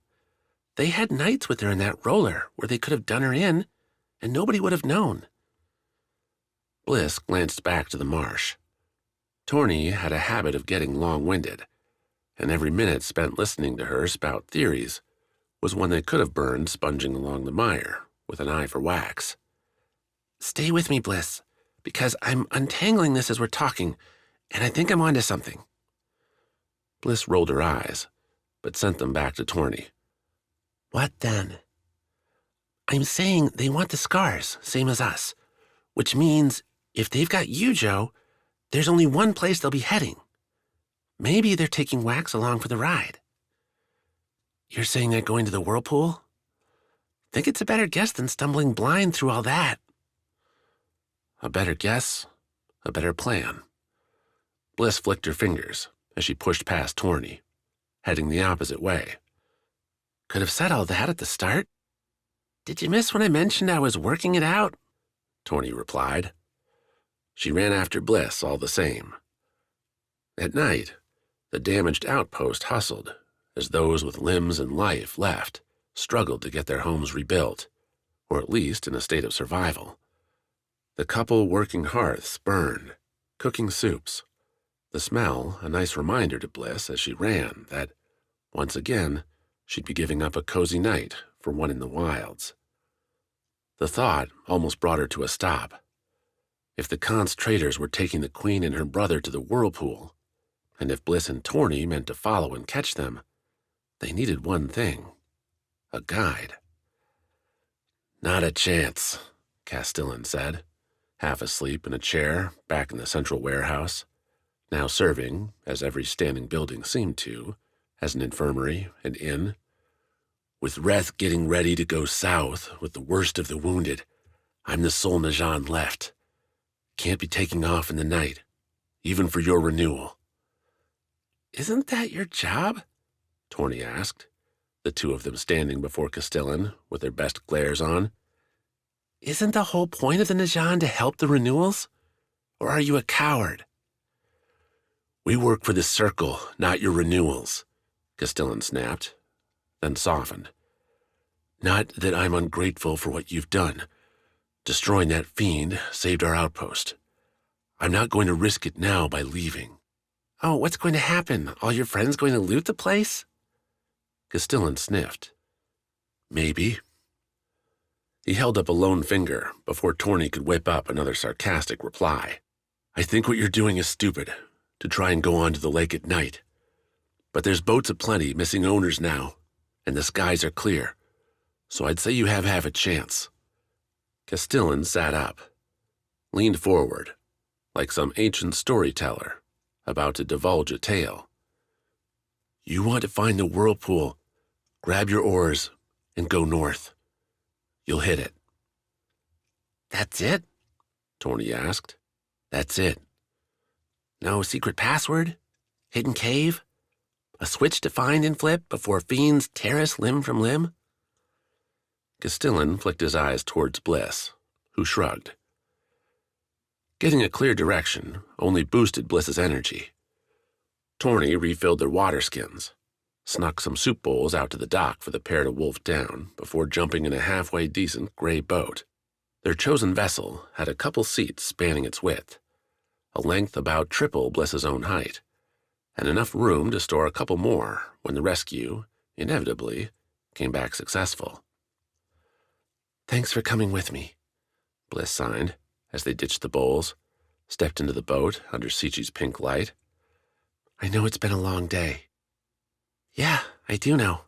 I lived it. Torny sat back with the oars. Learned how to use these things only a few hours ago, so don't expect much, Captain. Captain? You see anyone else on this boat? Torny made a show of looking left and right. I sure don't, and I am equally sure I'm not Captain material. Bliss smiled. Torny had a way of making the awful bearable, sometimes. Just remember, as Captain, anything goes wrong, it's your fault. I'm blameless on this enterprise. Agreed. Now shove off, and let's go rescue my brother. Her energy flagged before the outpost and its cozy orange glow disappeared. Bliss's muscles began aching almost from the get-go, every stretch and strain tugging at skin that just wanted to heal. Her head pulsed, telling Bliss to find herself a bed before she passed out. Even Torny fell quiet quick, the bandit focusing on moving the oars so as not to knock the boat into a spin. Bliss figured out the groove quick enough, not so different from anything else with her arms and legs. Keep them in sync to get where you needed to go. The Whirlpool, too, didn't hide its presence. If the outpost's light dimmed, a great noise to the north grew. Some monstrous beast roaring, like a Hanako in its prime. The sound gave them a direction. The lake didn't fight them either. A night for once without whipping winds, as if the fiend's death prompted nature to hold a solemn vigil. You know, Torny said, her tone not matching the words, a near shout to get over the Whirlpool's roar. This whole thing might be pretty neat, if it weren't for the death and all. Bliss nodded. With her hands occupied by the oars, she had no other way to respond, and with their goal so close, no reason to slow down. Makes you think, maybe, after all this renewal junk is over, might be nice to take a tour of the Isles. See the sights without the scars. You could show me why Vis doesn't deserve the slander. Bliss would have snapped something at that comment, would have questioned what slander her home deserved, but Sichi's glow had picked something out ahead and at port, a silhouette where the water started to speed up and head in a great circle. Letting one oar go, Bliss pointed, and Torny caught it quick enough.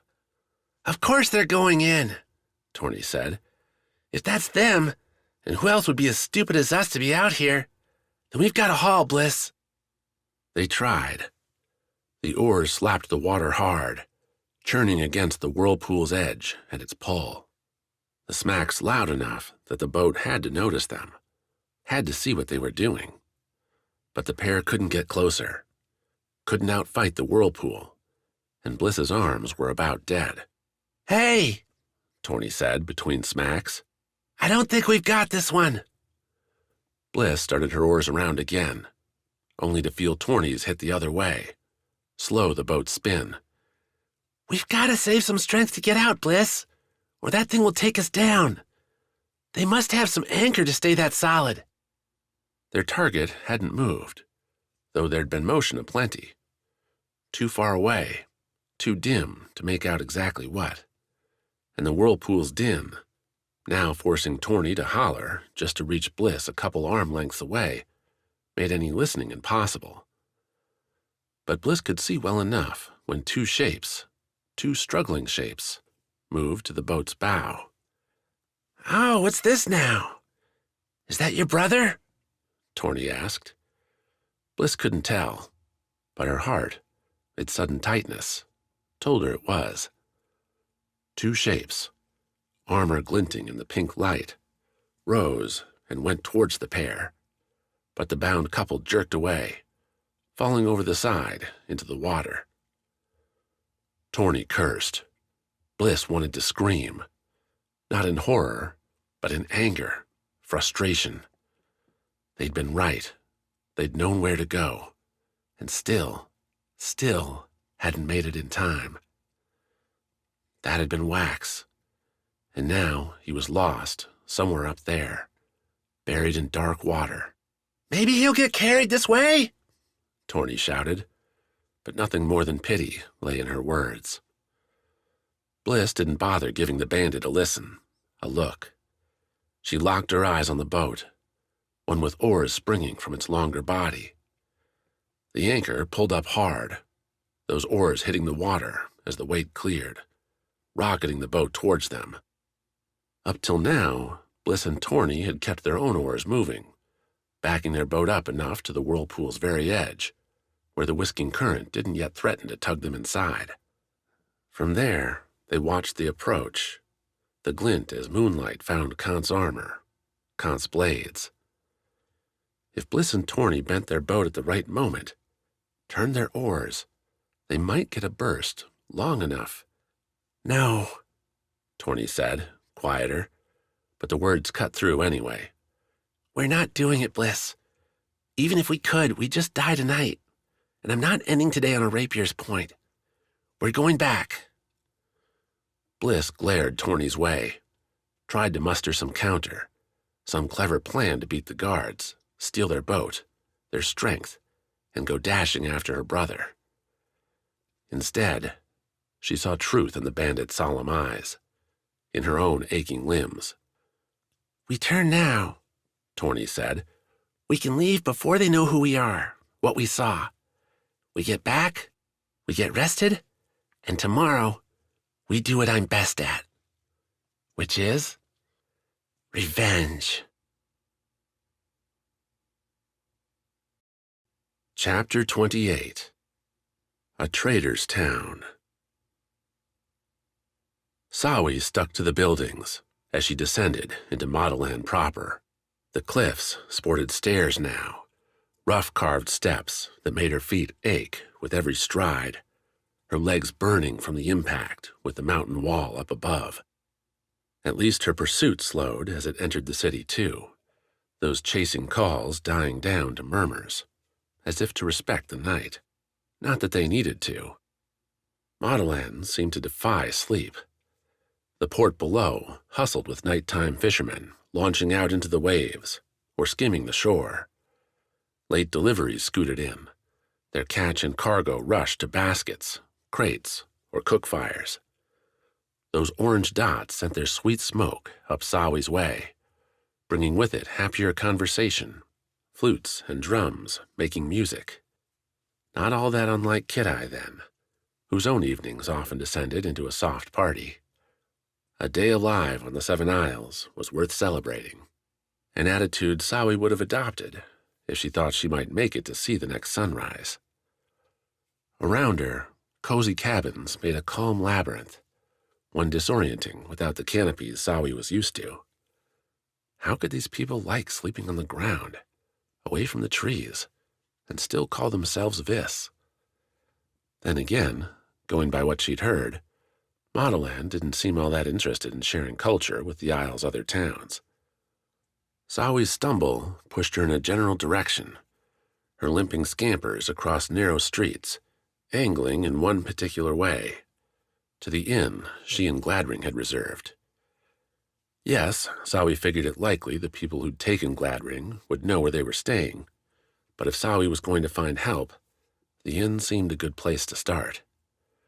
Travelers would be there, sailors from other isles, maybe even a Najan or two. Someone who wasn't on the side of those toughs, who wouldn't be as keen to throw Sawi to the gang. If not, well, Sawi refused to think about that. Panic's edge only allowed a little planning.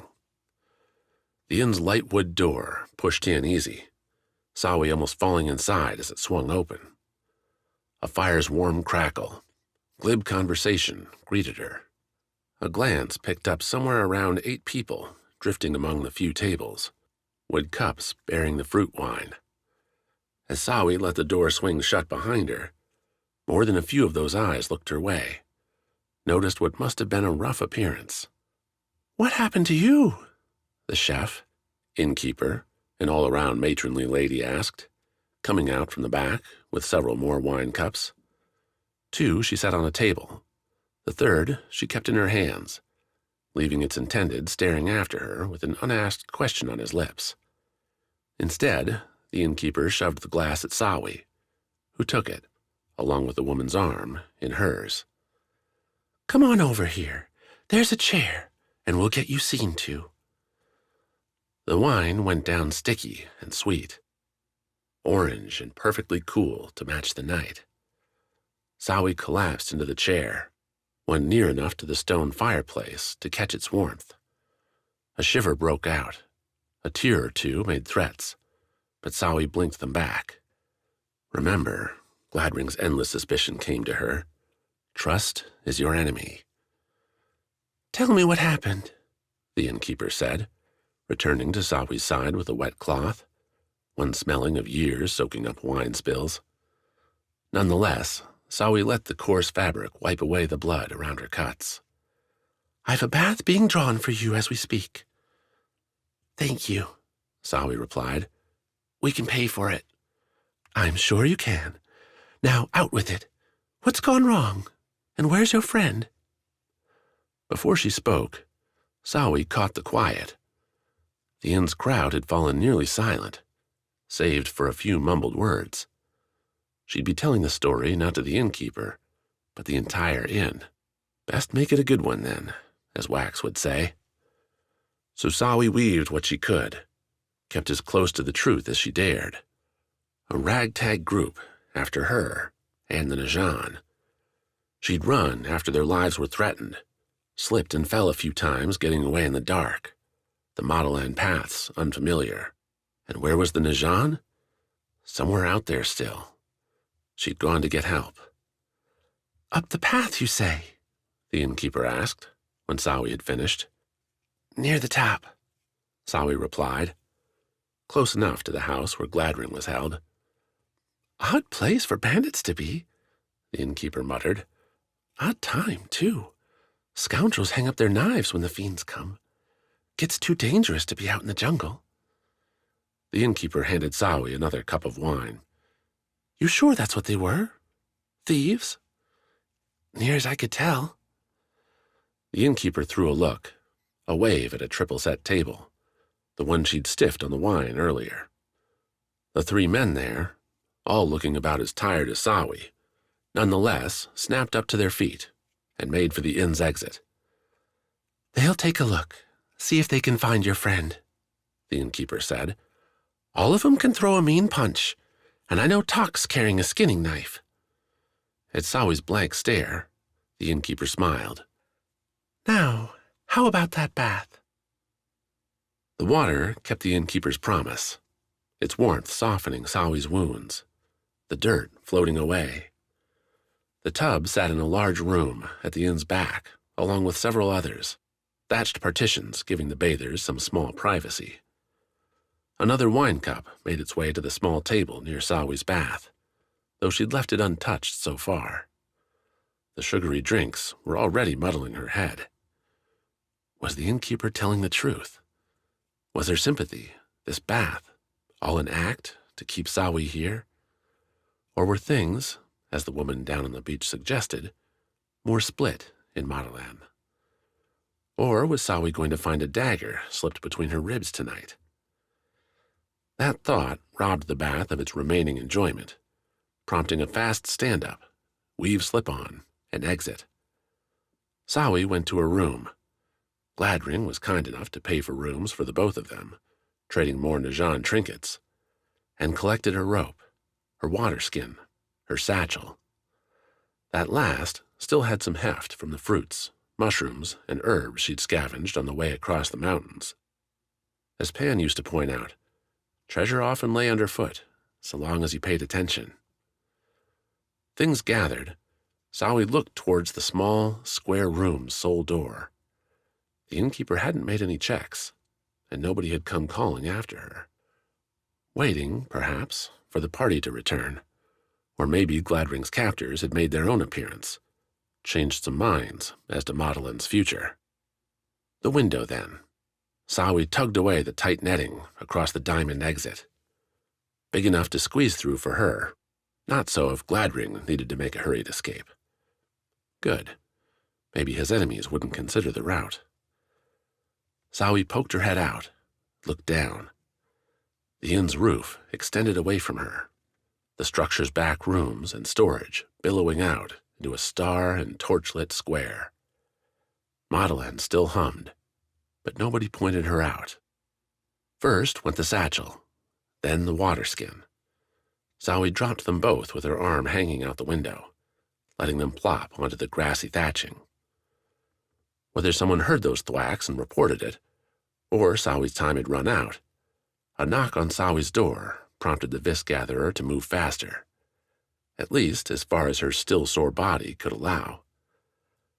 "My friend," the innkeeper asked, "are you in there? I couldn't find you in the baths." Sawi, one leg about through the window, hesitated, buying time. That's what she needed now. "Just getting myself cleaned up," Sawi said, throwing her voice towards the door. "I'll be down soon." "Don't take too long. We've got some good news." "Like what? Did you find him?" "Come see for yourself. I wouldn't want to spoil the surprise." The tone broke something in Sawi. The innkeeper had seemed so kind, so friendly and ready to help. Now, that same earnest voice held a toxic lining, every word bearing false. Was the innkeeper as bad as the ones holding Gladring, or merely under their thumb? Sawi didn't care, didn't ask, repeated that she'd be a couple minutes, and dropped from the window. The satchel and skin landed hard on the thatch. Sawi struck on her heels, rocking back into a sit, the sharp twigs and leaves adding new marks to her battered skin. Better, though, than the rocky cliffs. Sawi looked up at those now, the pathway up lined with torches despite the hour, ensuring Madeleine's most powerful could come and go without risk. Up lay Sawi's only option. The rooftop confirmed no scuffle in the city, no protesting kidnappers being brought to justice. Her hope lay back at the Najan outpost. Sawi would need to make it there, convince the guards to come this way, and pray Gladring lived long enough for a rescue. Or Sawi could just leave, get herself on the path, and keep on walking. Sawi took a breath. A decision, anyway, that could wait until she made it to the Najan outpost. Then she could see if Gladring had bought her loyalty. Sawi slipped to her left, crouching and stepping along the roof to its edge, in the same way she'd walk along a narrow frond. No strong pressure on any one point, her right arm holding the end structure for balance. One more drop into a quiet alley, one Sawi managed without difficulty. Once more on the run. To the left led the wraparound to the city's square. More people. To the right, quieter residences, fewer eyes, and a tougher stare to reconnect with the upward path. Better to take the harder climb than chance another run. She made it 3 steps before the inn's back door opened. Thrust wide before her, the innkeeper following its swing with a Kant's metal pot in her arms. She dumped the slop right there in Sawi's path, letting a false surprise play up on her face as she sighted the gatherer. "Well now, how'd you make it out here? Got lost." Sawi spun on a heel, kicked off in the other direction, heading towards the square. At least her lungs worked well, and the bath must have had some good effect, because Sawi started the run at a great speed, her feet barely hitting the ground before striking off into the next stride. Her arms pumped, she dodged around one surprised person after another, bounded over a fish cart, and used a sturdy torch as a pivot point, her hand gripping strong as she swung around the pole to start on the path up. Shouts followed her, calls both curious and predatory. Sawi ignored them, kept running, the way straight, the path clear. Torches lit either side. She ran, and the houses flew by. Madeline fell behind her. Sawi would get away, would make it. Until a shape crossed into the path before her. Ragged, ugly, barely able to stand, but shadowed in the torchlight. Gladring forced Sawi to slow, his hands outstretched. "Stop," Gladring said, a simpering sound with none of his usual guile. "Stop, or you'll kill us both." "Run, and we might survive," Sawi countered, but Gladring already had his head shaking. Sawi started to run again. If Gladring wasn't interested in saving himself, that made her choice that much easier. "Sawi, please." Gladring reached for her as Sawi went by, the Vis dodging the Najan's grasp with little effort. Harder, though, was what followed. A dart, small and swift, striking Sawi's neck. Its shooter stood up the path, an easy aim delivered on. Sawi stopped, the burn already spreading. She slipped the satchel off her shoulder, let it hit the dust. "I told you," Gladring said to her back. He was right, too. There was no fighting a Madeline dart, no escaping her fraying muscles, her dying spirit. Sawi sat, saving herself another fall when the blackness came. And come it did.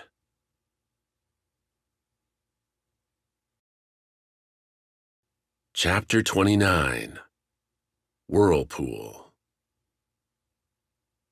Wax never hit water without a whoop, and this time was no exception. That the water in question shocked with its chill, that Wax's hands and feet were bound not only to each other, but to Yujo, the Kant's queen, only gave his yelp added vigor. Then he sucked in what air he could, because the lake's roiling waters crashed over his head.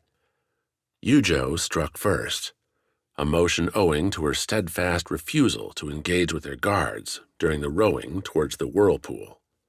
Wax wasn't so quiet, delivering verbal barbs one after another, until the soldiers stopped responding. When that fun ran out, when it became clear what was about to happen, Wax tried to give his limbs a stretch, flex them as much as the bonds would allow, because now, with the water dark and thick rushing around him, the current pushing Wax and Yujo deeper, any chance at all relied on his ability to move. They discussed it in the final seconds, when Blint and Akito overruled Silverin's idea of honor to go for their rapiers. Make the Whirlpool's job easier with a stab first. Maybe they didn't think Wax would hear, but he'd spent a life listening to the softest jungle noises. A quick whisper with Yujo. Work together. Move as one. An easy idea, damn hard to execute when your world tumbled, turned, tossed. But he felt Yujo, her legs kicking, her hands trying to move with what little room they had. Wax responded, keeping his eyes closed, his lungs already starting to burn. He moved his legs anyway, matching Yujo's flutters, the ropes keeping their legs together so they moved less like a person, more like a fish, pushing through that dark in the current's direction. There would be no escaping the whirlpool, only embracing it. The Skar, so Yujo said, would be inside. There had to be a way to survive its pull. A crazy hope. Wax couldn't have reached for it, didn't even have the necklace anymore. But as his head began to fuzz, as his body asked for him to open his mouth, take a breath of that fatal water, he wanted the Skar, the chance to embrace its warmth one more time. Who knew? Maybe this could turn water into air if it meant life. Yujo's guards had them now. Wax's Foti Skar, Yujo's triple set. What they were going to do with the gems, Wax didn't know. The guards didn't elaborate, their sole concern getting Wax and their queen killed in a clean fashion. Those thoughts tumbled in twisted panic, in between bouts of kick, kick, kick. Don't move any other muscle. Keep those eyes closed. The whirlpool pulled harder as they neared its center, the raging water sucking them inside. Wax felt his head, his neck, stretch as his top moved closer than his toes, a surreal yanking threatening to snap him in half. And maybe it would have, except Wax fell, surged free from the water and plummeted, Yujo alongside him, down a funnel. He opened his mouth, gulped air as he and the queen rolled end over end. Water surged up and down around him, dark and wild. One breath, two, the fall picking up speed. Wax tried to push against Yujo, doing what he'd learned so long ago as a child on Vis. Fall with your feet, not your head. Yujo proved herself a quick learner, tumbling with Wax and pointing their toes down. They hit the pool, a warm splash rising around them, a numbing shock traveling Wax's legs. But they knew what to do. They knew how to survive. They knew how to kick. Together, Wax and Yujo broke the surface. The barest gray light split the clouds, filtered down into the whirlpool's great center. One emptying, it seemed, into a broad cavern beneath a narrow hole. Water gushed through it now, raining about Wax and Yujo like a temperamental storm, the pair treading as best they could amid the drops. "There!" coughed Yujo, though she couldn't point, and Wax couldn't see her way. "Go, I'll follow," Wax replied, his words waterlogged. Yujo started, a hard kick that sent her plunging into the water, while Wax wound up doing a backstroke. Looking up at the whirlpool, the horrifying nexus, brought a strange calm over him, a sense that he'd either defied death and lived, now, on borrowed time, or that he'd already died, and Noctia's afterlife was a cruel joke. Those thoughts ended when Yujo flipped him, submerging Wax while they kept on treading. He held out till Yujo stopped kicking, giving Wax just enough warning to slow his own legs. In the dark water, his head brushed the rocky landing hard enough to leave a mark, soft enough to leave him alive, breathing as Yujo sat up, giving Wax a chance to get his head through the surface. "Thanks for that," Wax said, wincing. "Hard to see. I don't know if you noticed." Yujo called it right. The whirlpool's bottom proved the sole light in the place, its barest remnants making their way over to this landing. There, the light caught a silver line, a strip either made by human hands or a very convenient ore vein. The line rose onto a flat landing, where littered the markers of human progress, or at least human travel. Any ideas on how we get up there? Wax said, the pair continuing to kick.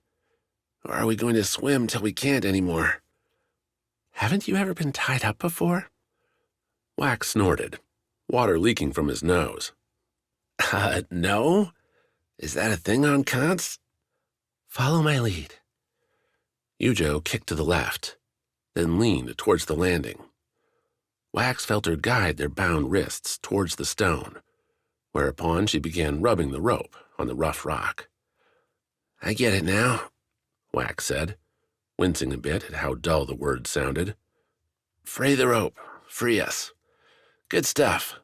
Good stuff indeed. The rope wasn't cheaply made, though, and didn't part ways quick, giving time for Wax, as his mind adapted to his continued presence among the living, to ask Yujo what was going on. You've been cagey this whole time, Wax said. Ever since the roller. We knew the guards weren't your buddies. Focus on freeing us. Your feelings can wait. Well then, Wax could do just that. If Yujo didn't want to talk, then he'd just give his all at moving his wrist up and down, feeling the slow fray matching the growing fatigue in his legs, muscles that had already had a long day. But, unlike his legs, the rope gave out with a sudden split, one matching a gasp from Yujo. Wax fell forward in the water, his arms, wrists sore, surging ahead to catch himself on the rock. With their legs still bound, Wax found himself bent at an awkward angle. Climb, idiot, Yujo said. Working on it. The rock ledge had grip aplenty, wet though it was. Wax leaned on his fingers, found crevices. Yujo worked her legs back against Wax, swinging her arms around to hold on to Wax's waist, as the Vis pulled them up onto the stones. There, lying on the cool rock, with Wax's face again mashed on rock, Yujo worked their bonds till the rope came free. The queen curled up off Wax one last time, standing with a sigh and a curse. Wax figured he'd take a minute or two to just lie there. Not a comfortable spot, but it beat standing, moving. Yujo seemed to have the same idea. She sat at the water's edge, dangling her legs into the cool cave lake and massaging her calves. Well, that was something, wasn't it? Wax rolled up, too, sitting flat on the rock. Their clothes were utterly soaked, half shredded from the whirlpool and the brushes with sharp rocks. Wax felt like he had 1,000 small cuts and bruises. Not every day we get thrown into a lake and left for dead. For you, maybe. Wax winced. Maybe he'd misread the queen. Yujo's tone didn't have a smidge of pity, self or otherwise, in it. Sounded, in her way, like his own parents, when Wax had been much smaller, less wise to the ways of the world. Whether he was wise at all now was anyone's guess. Not going to elaborate on that, then? Wax asked, after the requisite, water-rushing silence had gone on long enough. I don't know where you get the idea that I need to tell you anything, Yujo replied. I tried once before to warn you, but you didn't listen, and now we're down here. Thank you for the roller, but I think we're done. Oh, now when we're all alone at the bottom of the whirlpool, now's when you want to split up? Yujo stood. Wax felt the glare, even though shadow hid her face, where they'd come ashore. After, then, Yujo replied, not giving in the slightest. We survive this, then we go our separate ways. 2 renewals again. Wax matched Yujo on his feet, followed her look towards the cool distance, the dripping dark where the cave continued on. 2 hopeless renewals, you mean? Your guards took our scars. I'll get them back. How? Wax laughed. Yujo, they beat you. They beat Quick and I. Wouldn't say you've got good odds here. I'll have surprise. That's all I'll need. Venom dripped from her tongue. They'll split up, whether on the street or at an inn's bathroom. When they sleep or when they think they're safe, I'll be there. I'm a Khan's queen, Wax, and they didn't kill me when they should have. Apparently not. Now it was Yujo's turn for a grim laugh. She punctuated the sound by walking forward, her voice echoing on the walls around them. Wax, with nothing better to do, followed, away from the whirlpool's glow and into the dark. Only to stop, not 3 strides later, as they hit a flat wall, the cavern's end, and one smoothed out by human hands. Lines wrapped around the stone, grooves cut in an obvious spiral. The center, then, Yujo said, her hand shoving Wax's out of the way. She pushed. Nothing happened. Damn. Guess they're smarter than a Khan's queen. I don't see any ideas coming from you, Vis. That's because I prefer to think before I speak. Yujo chuckled. Wax, I've known you only a few short days, and already I know that's not true. While she spoke, though, Wax had his own fingers running along the stone, finding its outer edges. There, the smoothness vanished, replaced by uneven lines, jutting triangles, circles, and squiggles. Wax followed the pattern all the way to the floor, where the smooth surface narrowed to a clean line before picking up again on the right side. At the top, Wax could touch the low cavern ceiling. The line smoothed out again. What are you doing? Yujo asked, moving back a step to give Wax space. Wasting time? Yep, that's it, Yujo. Here I am, stuck in a cave with no food, nothing but a bunch of rags on, and I'm wasting time. Sounds like me. It kind of does. You're lucky I'm thinking right now, or I'd take these insults personally. While Yujo had been speaking, Wax had kept his fingers moving, digging into a growing idea. The circular lines ran in towards the center, true, but the outermost line wasn't a solid circle. It had an end, a point towards the bottom. The same spot someone coming to the whirlpool might enter. Wax moved a finger inside the line, dropping it into the gap between the outermost groove and the next one. When he did, Wax felt the stone descend beneath his tip. Not far, and not more than a thumbprint's worth. But that press guided his thumb forward, and Wax ran it along the stone whirlpool in the dark. As he did, the lifeless grooves picked up a phosphorescent blue, much like some jellyfish Wax had seen. The blue glow traced Wax's hand as he ran it between the grooves, the little press continuing until he reached the whirlpool center, washed in iridescent light, like a liquid blue sky. Guess I was wrong, Yujo said, as Wax pressed into the whirlpool center. I won't hold it against you. At his press, the stone door shivered. Some lock on the door's far side clicked, and the portal slid open. At the sight, Wax wanted to give a whoop, but the cavern felt so close, he settled for a whistle instead. Chapter 30. Obsidian Fiends.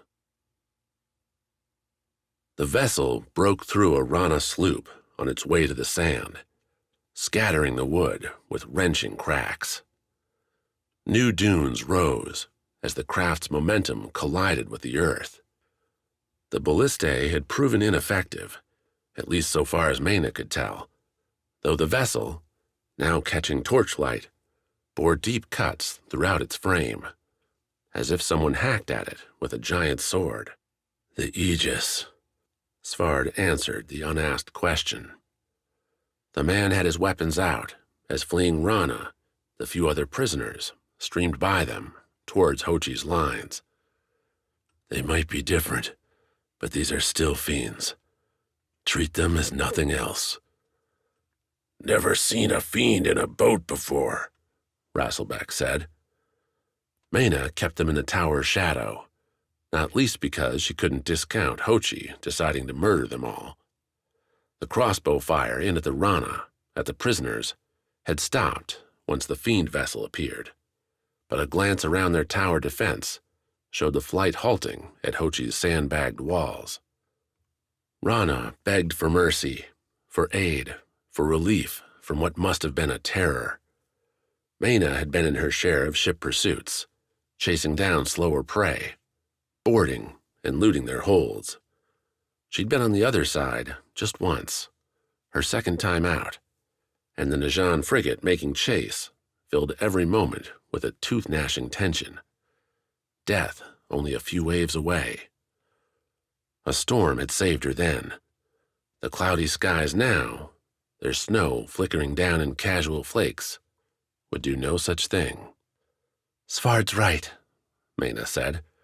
We wait and see what comes out of that thing, and then we try to use it. Use a fiend?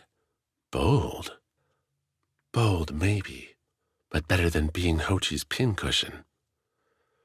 What if it comes for us? Pennifer asked. Then we do what we came here to do, Svarde answered. Kivi snorted her agreement.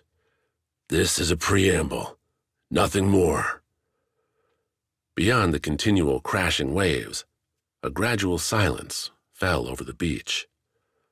Hochi's barricade stopped the flight, and the Rana found their dignity as calls for help went unanswered, instead sorting themselves out as best they could on the rocks, between sand and civilization. Every eye not watching a wound focused on the charred, rounded thing, waiting, wondering. Is there a signal? Something they're expecting? Surrender, maybe. Or an all-out assault, leaving the attackers vulnerable. Then why don't you go see? I thought you didn't want to die again. Maybe there'll be another one that'll suck you away and give me back my body. Or maybe there would be a fiend that'd take away this voice, this person that didn't deserve to live. Don't lie to yourself. You need me now. The fiends interrupted. A clacking series, 1,000 locks coming undone, one after another, rattled through the night. The vessel shook. New cries to let the wounded through echoed after, their fear leaving its taste on the air. When the crackles ceased, the vessel's top half shuddered, a motion Maena could see only because the gathering snow slid off in glittering dust. As it shook, the vessel's very top split, much like Maena might crack an egg. A sudden parting, a slim line becoming an arcing gap. Blue poured forth, an eerie, flickering color, the shade of flowers, of Vis waters on a warm tropical day. Maena's hands gripped her cutlass tight. No limbs signaled the emergence. No ladder or hook rose to the surface. Instead, there was the blue glow alone, and then the glow moved, flew, shot up into the air, though only a short distance, before swinging back towards the ground. Another, Svarde said. Maena had been watching the first, but she saw a second flash, then a third. Each one half as tall as a ballista tower, thudding into the beach with enough weight to throw up sand in wild geysers. The trio stood tall, their blue glow not some light, but instead fire's intense flicker. Still some paces away, well beyond weapon range, Maena felt the heat pouring off the creatures, saw the sizzling as snowflakes winked from existence before touching their skin. Skin? You think these things have skin? Not, Maena realized, that she could see. The flame framing their bodies ended in legs and arms, 4 of the latter, with a shorter pair erupting from the monster's shoulders. Their legs ended in broad stumps, ones appearing like a candle's burning wick. Their heads cleaved obsidian, dark and sparking with the fire's heat. They're armed, too, Rasselbeck muttered. Not any normal fiends. Bad news for the Isles if this is what we're facing now, Pennifer added. Each one looked to carry some sort of molten whip, a long-chained menace wrapping around their bodies, ending with a hooked prong dangling off an arm's end. An unusual weapon, but then who knew what these fiends considered normal? The three fiends took in their opponents, burning in the sand. Smoke rose around their feet, what few things flammable in the dirt bursting into orange. The burning blue flashed onto their black rock heads, outlining circles and slashes whenever the heads moved, before fading away. No arrows fired, no shouts to attack came from Hochi. Two sides studying one another. Do we get on with it then? Svarde asked. I'm inclined to let the rock biters fight first, Rasselbeck said. Let 'em take a lick, then we take the glory. No glory in finishing the scraps. Glory isn't important, Maena cut them off. It's the opportunity. What are you cooking up? All her life, Maena had seen fiends as that rare nuisance, something that came about near a renewal and meant carrying a saber at all times. Violent beasts needing to be cut down, and nothing more.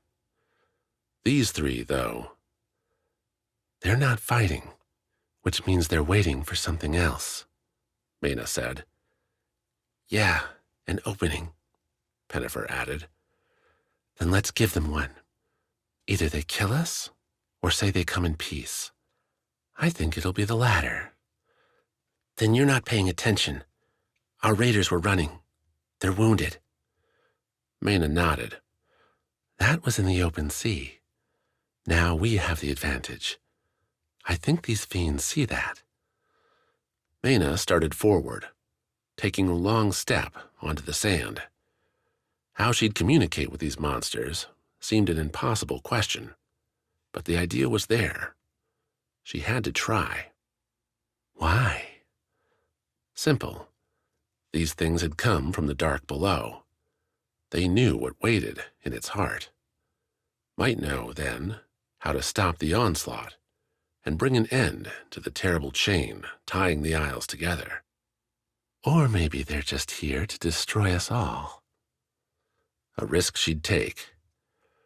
The closest fiend, the center one, turned its immense, eyeless gaze on Maena as she approached. The Rana captain threw her saber to the sand, made a clear show that she held no weapons, secret or otherwise. Behind her, far up the beach, and on the tower tops, clanks and rustles sounded as Hochi's forces maneuvered to some other end. Can you understand me? Maena asked.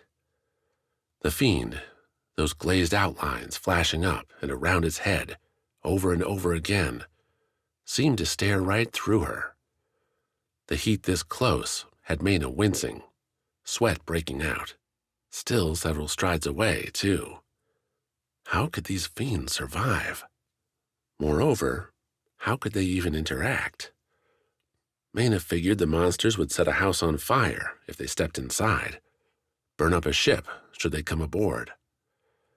Yet, maybe the answer lay in the craft the fiends had piloted up here, a changeover in society from one of woods and thatched roofs to one of metal. You're getting carried away. A daydream on the edge of oblivion. Please, tell me, Maena repeated. Do you understand? The fiend's face flared brighter, its full constellation glowing. 2 three-circle columns on either side, split by 6 small diamonds twinkling up the middle. The flash vanished as quick as it came, the fiend rising up to its full height. A roar built, the growling chorus of a fire filling out to its peak. Almost as one, the fiends swung up their clawed hooks and broke. The center fiend, the one closest to Maena, lunged forward.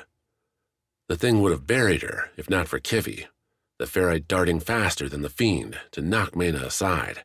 cover her with its stone shell as the fiend lumbered past. Though lumbering wasn't their goal. As alarmed shouts broke out, the fiends whipped their grapples towards the ballista towers, each one soaring high and landing on their targets with stone-crunching force. Rocks blasted, the fiends following their grapples with leaps to land on the tower sides, using the stone to shield the creatures as they scaled the walls. Beneath the middle tower, Svarde, Rasselbeck, and Pennifer lay in the sand, trying to escape the awful heat. Maena rose, found her saber, though who knew what good the small weapon would do against these monsters, and watched the fiends ascend the 3 towers. As they reached the top, wood battlements, the ballistas themselves, burst into flame, great orange gouts rising up like pyres in the snowy night. The first counters came from Hochi's force, crossbows launching their bolts into the blaze.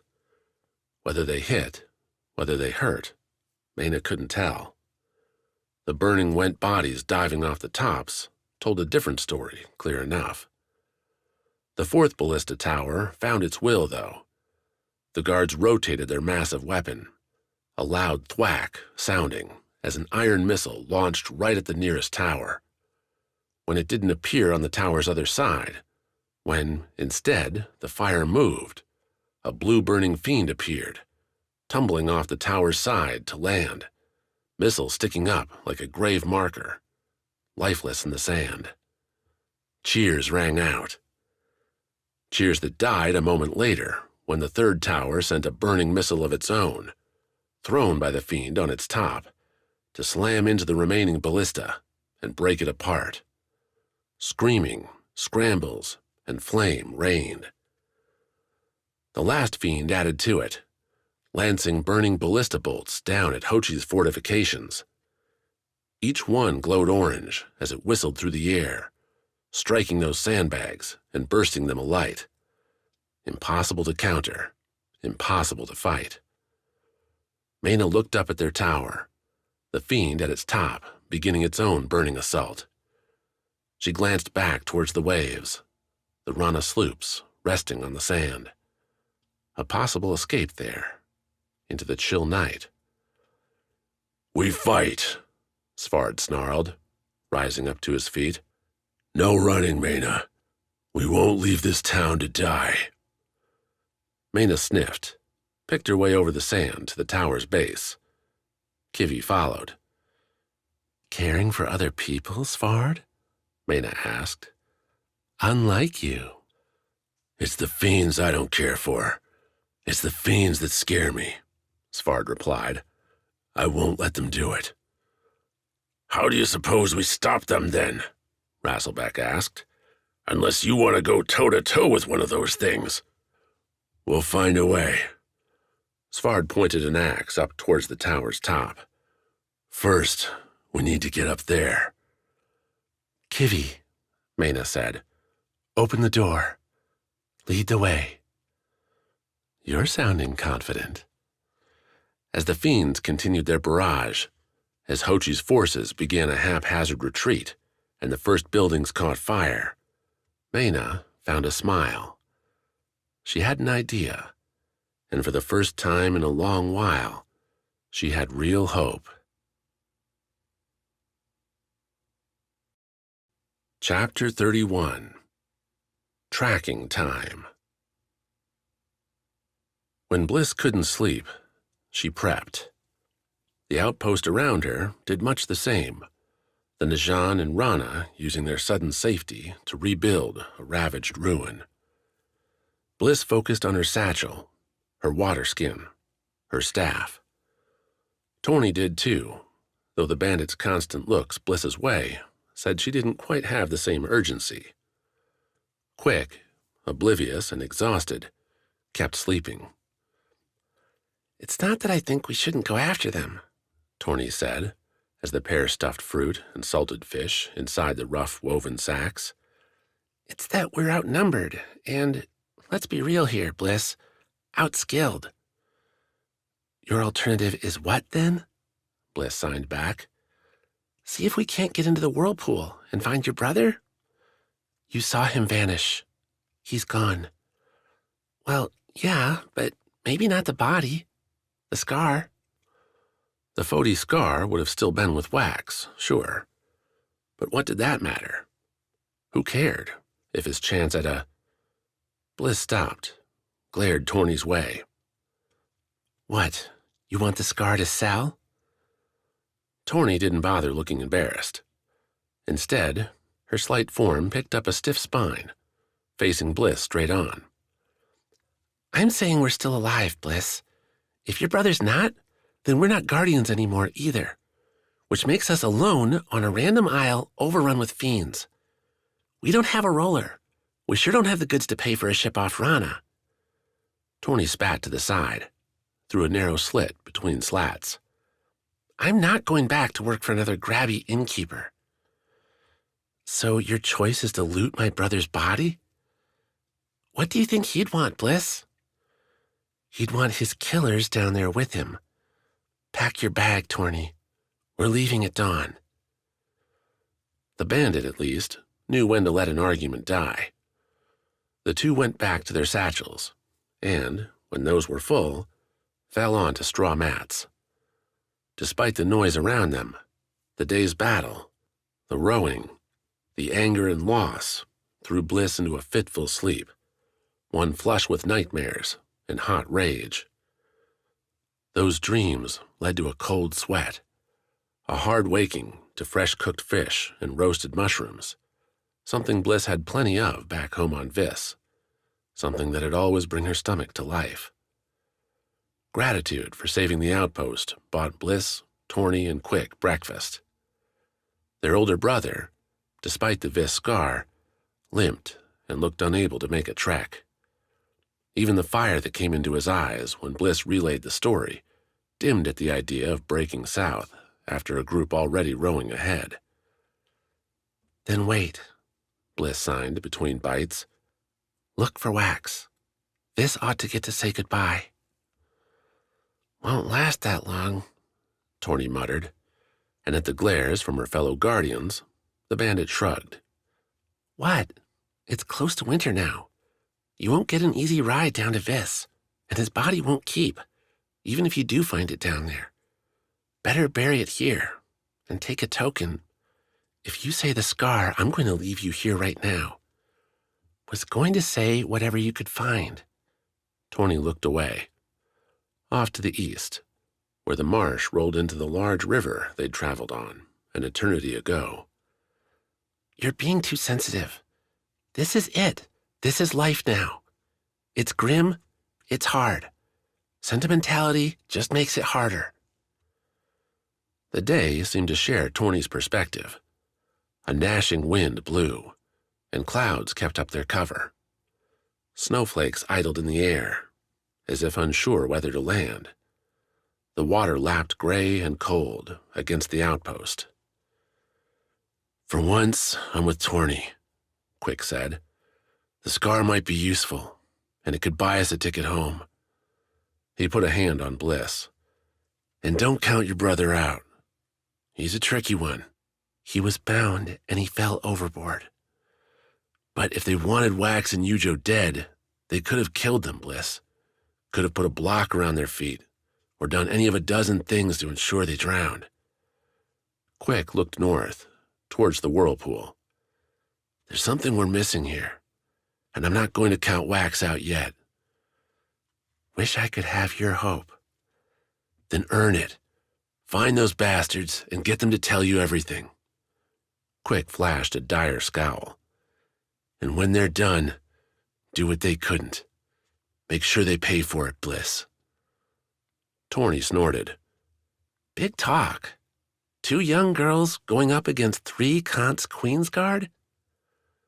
Bliss, though, rose to her feet without any fear. The calm, perhaps buttressed by the grim morning and her cold purpose, kept her steady. We're not on Kant's, Torny. They're in the wilds, and that's my home. Well, not quite. The marsh didn't match Vis's jungle. The thin trees didn't offer swinging opportunities. Vines and large fronds weren't ready to speed her along. Nevertheless, Bliss eschewed an offered boat by the grateful Najan, leaving Torny confused but understanding as they started off south. The Khan's guards had taken the Western River, an offshoot, so the Najan said, both sloppy and slow-going, especially at winter's onset, with less rain and low water, forcing a more meandering path. Cut straight south at speed, and the two could make gains.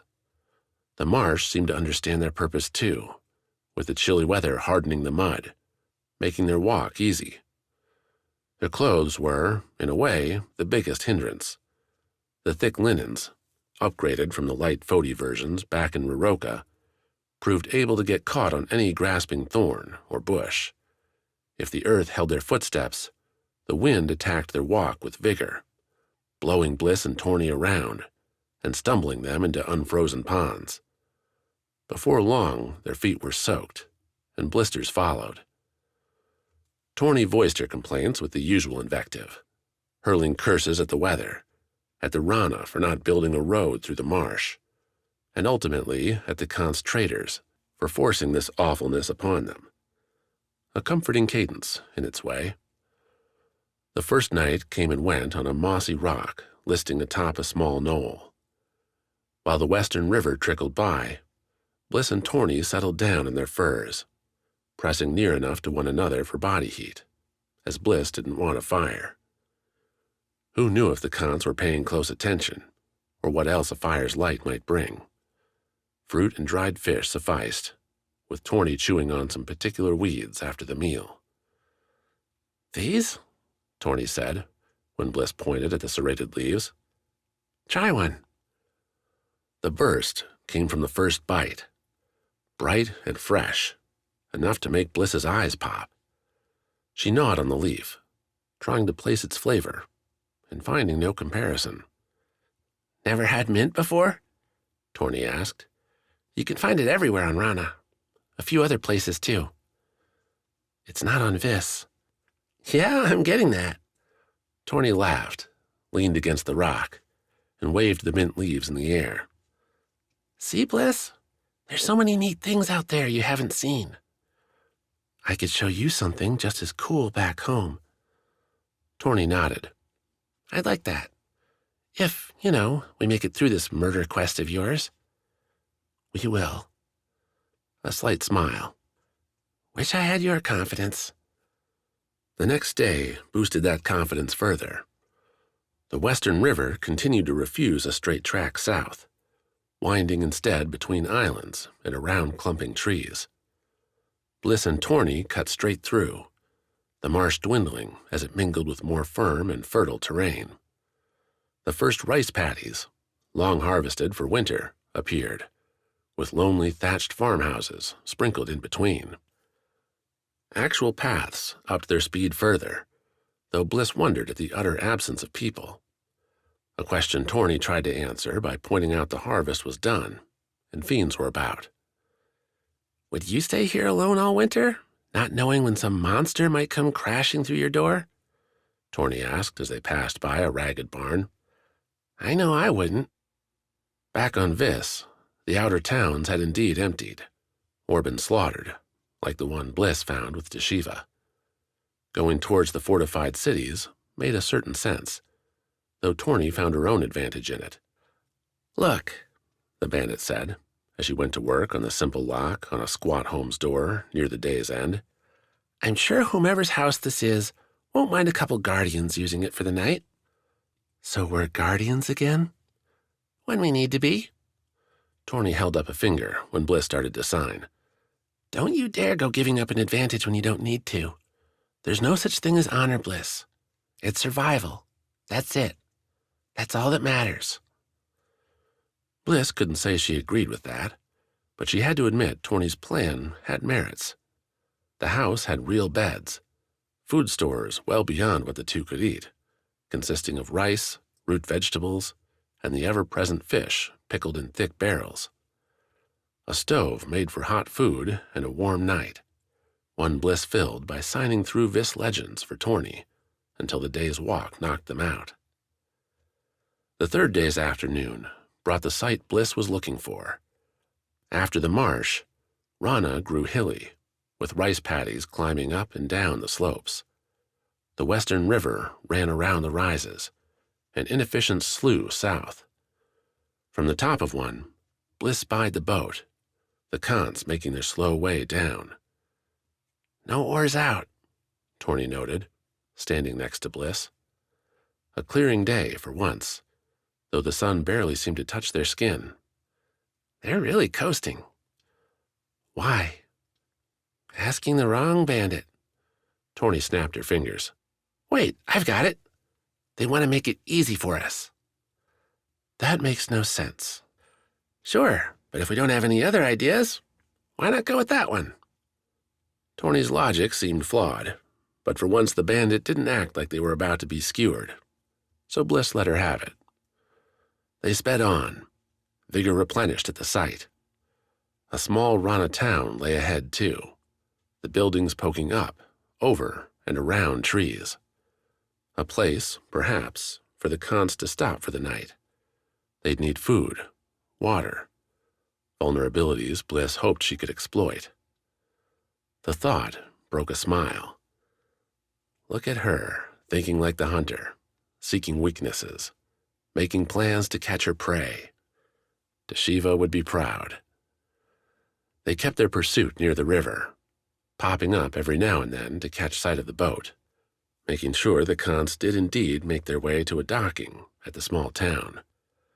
Their targets were predictable, the trio tying up their raft and heading in, all while Bliss and Torny watched from a nearby grove. "Slit their throats in the night, then?" Torny asked, as they lingered beneath the leaves. "We need one alive to tell us what they did with Wax, and why." Torny nodded, appraised her. "You're a cold one, Bliss. Know that?" "Like you said, Torny, it's about survival. I don't think the Isles will let you live any other way. Just don't, lose yourself so completely. Don't be like Sledge, or Egrad." Bliss stared at Torny. "When all this is done, then maybe I'll think about who I am. Until then, let's find out what happened to my brother and hurt the ones who did it to him." Chapter 32. Tamas Turnabout. The chill woke Sawi more than the light, and what a grudging, slow awakening it was, as if her every bone and muscle needed attention to come back to life. Not that the rising did much good.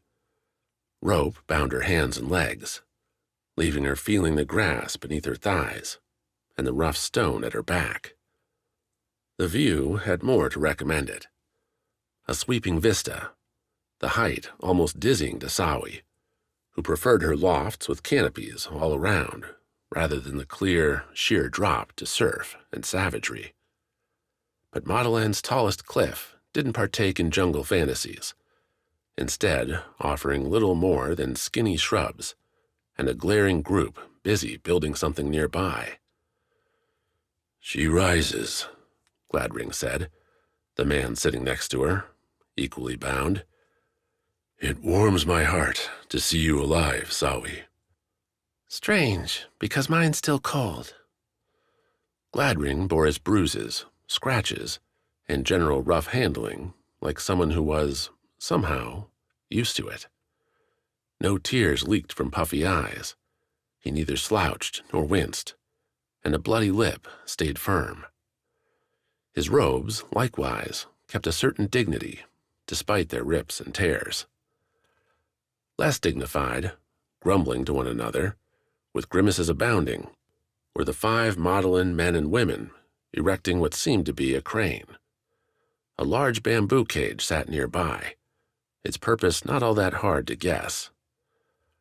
Certain stories, certain legends Sawi hadn't heard since her earliest days, suggested wars between Kidai and Modeland demanded punishments, and Modelands were of a distinctly terrifying variety.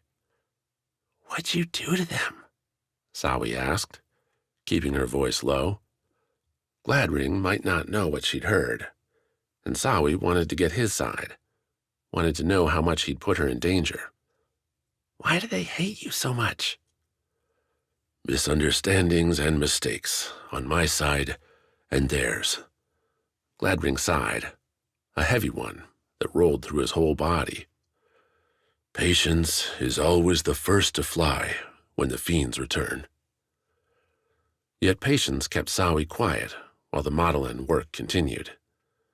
Gladring fell silent too, refusing to elaborate on his sole phrase. They watched, Sawi trying to ignore her hunger, her thirst, her physical needs. Easy to do that when the Modelan job concluded, well before the sun hit midday. They stood their construct up, about twice Sawi's height, followed by a board reaching out over the cliff's edge. At its end, looped through a metal ring stolen from some fishing boat, was the thick rope connected to the cage. The Modelan leader, Chorus, turned his baleful look towards his prisoners. I don't see any surprise, so you must know what this is, Chorus said, giving them a moment to interrupt. It's war, is what? Sawi said. I'm just a guide. When Kidai hears that you've been aiding a Najan traitor, no Vis city will risk Noctia's help now. Not for you. Chorus softened. Not that we wanted this to happen. If you'd kept to yourself, you wouldn't be here. I've had enough of Kidai meddlers showing up where they don't belong. I'm so sorry for you. Sawi's bite earned her nothing. Instead, Chorus walked forward, grabbed Sawi by the shoulders, and lifted her up. With her legs bound, the Vis woman couldn't do anything, as Chorus carried her over to the bamboo cage and deposited her inside its open door.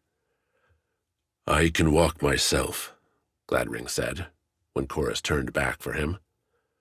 The Najan stood, revealing his own legs and arms weren't tied like Sawi's, and marched his own way to the cage.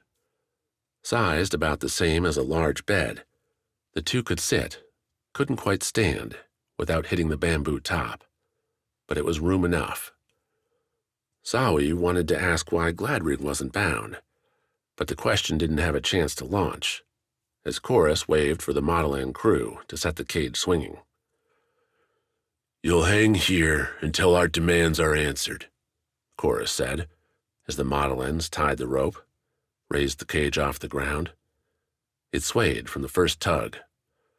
Twice a day we'll pass food and water to you. The chill will rob you of your comfort. The sun will burn your shoulders, and should a storm come through, your deaths are all but assured. I hope your Najan take it seriously. And I hope you realize the mistake you're making, Gladring replied, surrendering nothing to his captors. Sawi pushed away her own fear, her own bewilderment. Somehow, she'd gone from picking fruit under safe guard to, as the cage swung out over the cliff, dangling in the air over a rival city, with no help, no defense. I'm sure I will, Chorus replied, as the cage went off the cliff into open air. But you, betrayer, will not be alive by then. The cage jostled in the breeze as Chorus and his crew finished pounding in heavy stakes, setting the rope into its position, a taut spot an arm's reach from the rocky cliffside. Then, without any further word, the Modelans left, leaving Sawi and Gladring alone with the birds, the wind, and winter's bite. The plan, as Gladring described it in those first hours, was a simple one. Persuade the Modelan coming to give them food and water to end the torture and set them free. From there, a run down the mountainside and a vanish into the jungle. That easy, huh? Sawi asked, huddled in the corner, her arms and legs pulled close. Her weave was not built for the weather, and she'd been shivering all morning. Just say a few words, and we're free? It will be as I say. Then why go through the whole thing in the first place, if your honey tongue can get us what we need? Because they had numbers. 1, maybe 2, I can turn. More is beyond me. Turn? Gladring, his hands inside his robes and his eyes watching the sea, shook his head. You'll learn more when the time comes. What matters, though, is what will happen next. What's that? When they open the cage, you will subdue them. With what? Gladring nodded at her hands. Use what your god has given you, Sawi. You know how. I'm a gatherer, not a hunter. False. You are what I need you to be. Sawi's denial died before she could even find the words for it. Instead, confidence welled in its place. Gladring wasn't wrong. She had done far more than simple gathering on this journey alone, not to mention all the expeditions with Wax and Pan. She could handle knocking a Modelan head or two. You didn't really answer my question earlier, Sawi asked. Why are they so angry? In real words, please? Because we made a deal. One that didn't work out as they hoped, despite my making no promises that it would. Sounds like a bad deal. I gave them an opportunity. They didn't capitalize. Now they blame me. Gladring closed his eyes. How easy it is to put your own fault on others. But won't the Najan take revenge for you? As I said on our way here, Sawi, the Najan isn't one whole. We are individuals, thirsting for power or fighting to keep it. If avenging my death would help someone, then troops might sweep Modelan clean. More likely, another bargain will be struck, much the same as mine, in return for casting my death as an unfortunate accident. Noctia sounds like an awful place to live. Gladring snorted. Everywhere has its rules, Sawi. You either play by them, learn how to break them, or fail because of them. Noctia is no different, no better or worse than anywhere else. Sawi laughed. Gladring could say whatever he liked, but Kid-Eye had yet to do anything so brutal. Maybe that's what adventuring was. Finding out the home you started with really was the best place after all. Gladring's plan had its first test in the afternoon, when a Modelan pair, Chorus among them, scaled a cliff with some moldering mangoes and a small water skin. Chorus's partner wheeled the crane back over land, settling its bulk on the grass. Through the slats, Sawi, unbound by Gladring, could feel those little stalks, could imagine breaking across them. Chorus reached over the crate's top, opened a small section cut for that purpose, and dropped the food inside. The water skin followed. Gladring took a sip, handed it to Sawi. He didn't touch the mango. Don't starve yourself, Gladring, Chorus said. It's going to be cold tonight. You'll need all the food you can get. Some of us can handle ourselves, Chorus, as you so obviously are. Chorus waved. The crane moved back over the abyss, and the Modelans left. Sawi didn't follow Gladring's example, digging into the mango without relish, with need. After, her hand sticky, she threw a glare Gladring's way. Wanted to keep us in here a little bit longer, did you? Sawi asked. Chorus isn't our target. He's too invested in the success. We need a weaker pair. What if he comes every time? Gladring frowned. Then I have truly been outplayed. But it's a long walk up here. Chorus has to make his threats to the Najan, to Kid-Eye now, if he's to get his reward. That will take time. We'll have our chance. Wish I had your faith. You will. Gladring's patience paid off as the sun made its way down the horizon, settling their world into a harsh, purple-orange twilight. Again, a Maena pair emerged up the cliff, carrying fish and more water. Chorus not among them. Be ready, Gladring said. The opening will be small. Sawi, whose whole body seemed on the verge of going numb, nonetheless scooted closer to the cage's gate. The crane shifted, swinging the pair back over land. As it did, the second Maena, carrying food and water, moved towards the crate and reached for the upper opening. You don't want to die, do you? Gladring said to the man, who stopped his reach, flicked a suspicious look Gladring's way. Chorus plays with a force beyond his imagining. The Najan will scour Maena. They will destroy your family, your home, your city. All this because Chorus feels slighted. You all right? Asked the other Maena, back by the crane's base. Fine, replied Gladring's target, never once moving his eyes off the tenant. The way out is simple. Open the door. I will ensure your survival, your reward. Maena lives. Your family thrives. The man's hand wavered. His partner asked again what was going on. Do it, Gladring ordered. Save yourself and the ones you love. Like a reflex, the man's hand snapped to the cage's gate. He flicked a lock on its outer pole open, releasing the wide door. Sawi, her legs and arms barely working, stumbled at the chance, but caught herself on her palms, her toes, and kicked forward. Fear, hope, anger did the rest.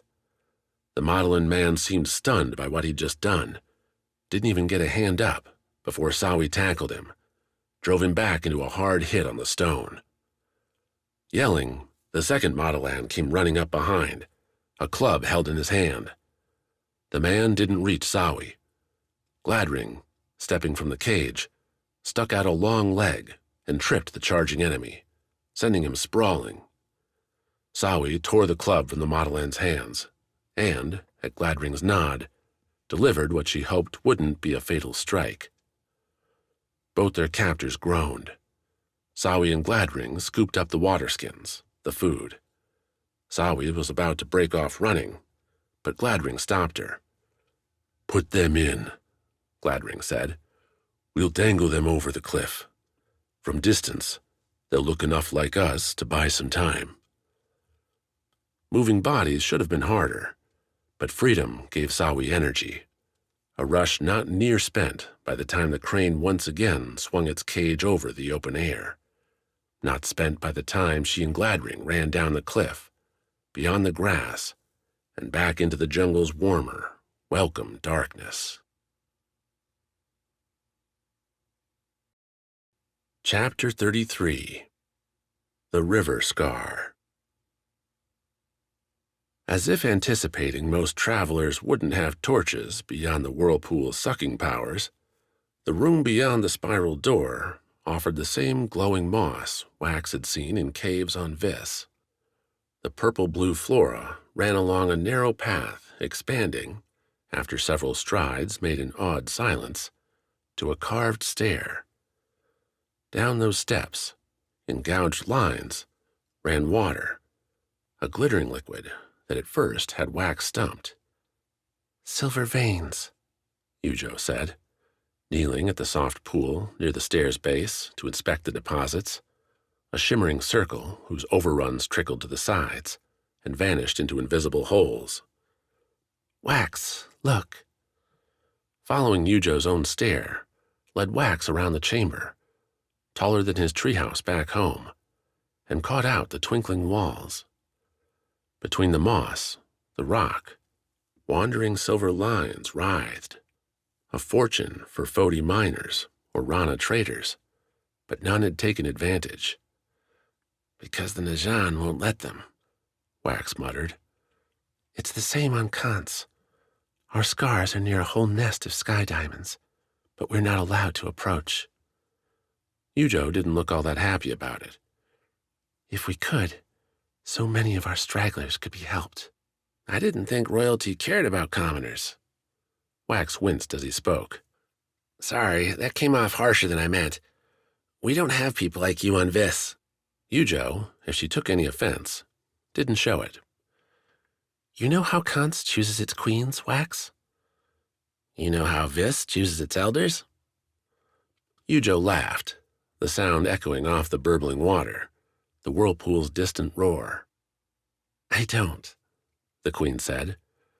But before we get caught up in the tragedy of our separate lives, let me say this. On Kant's, one queen comes from inheritance.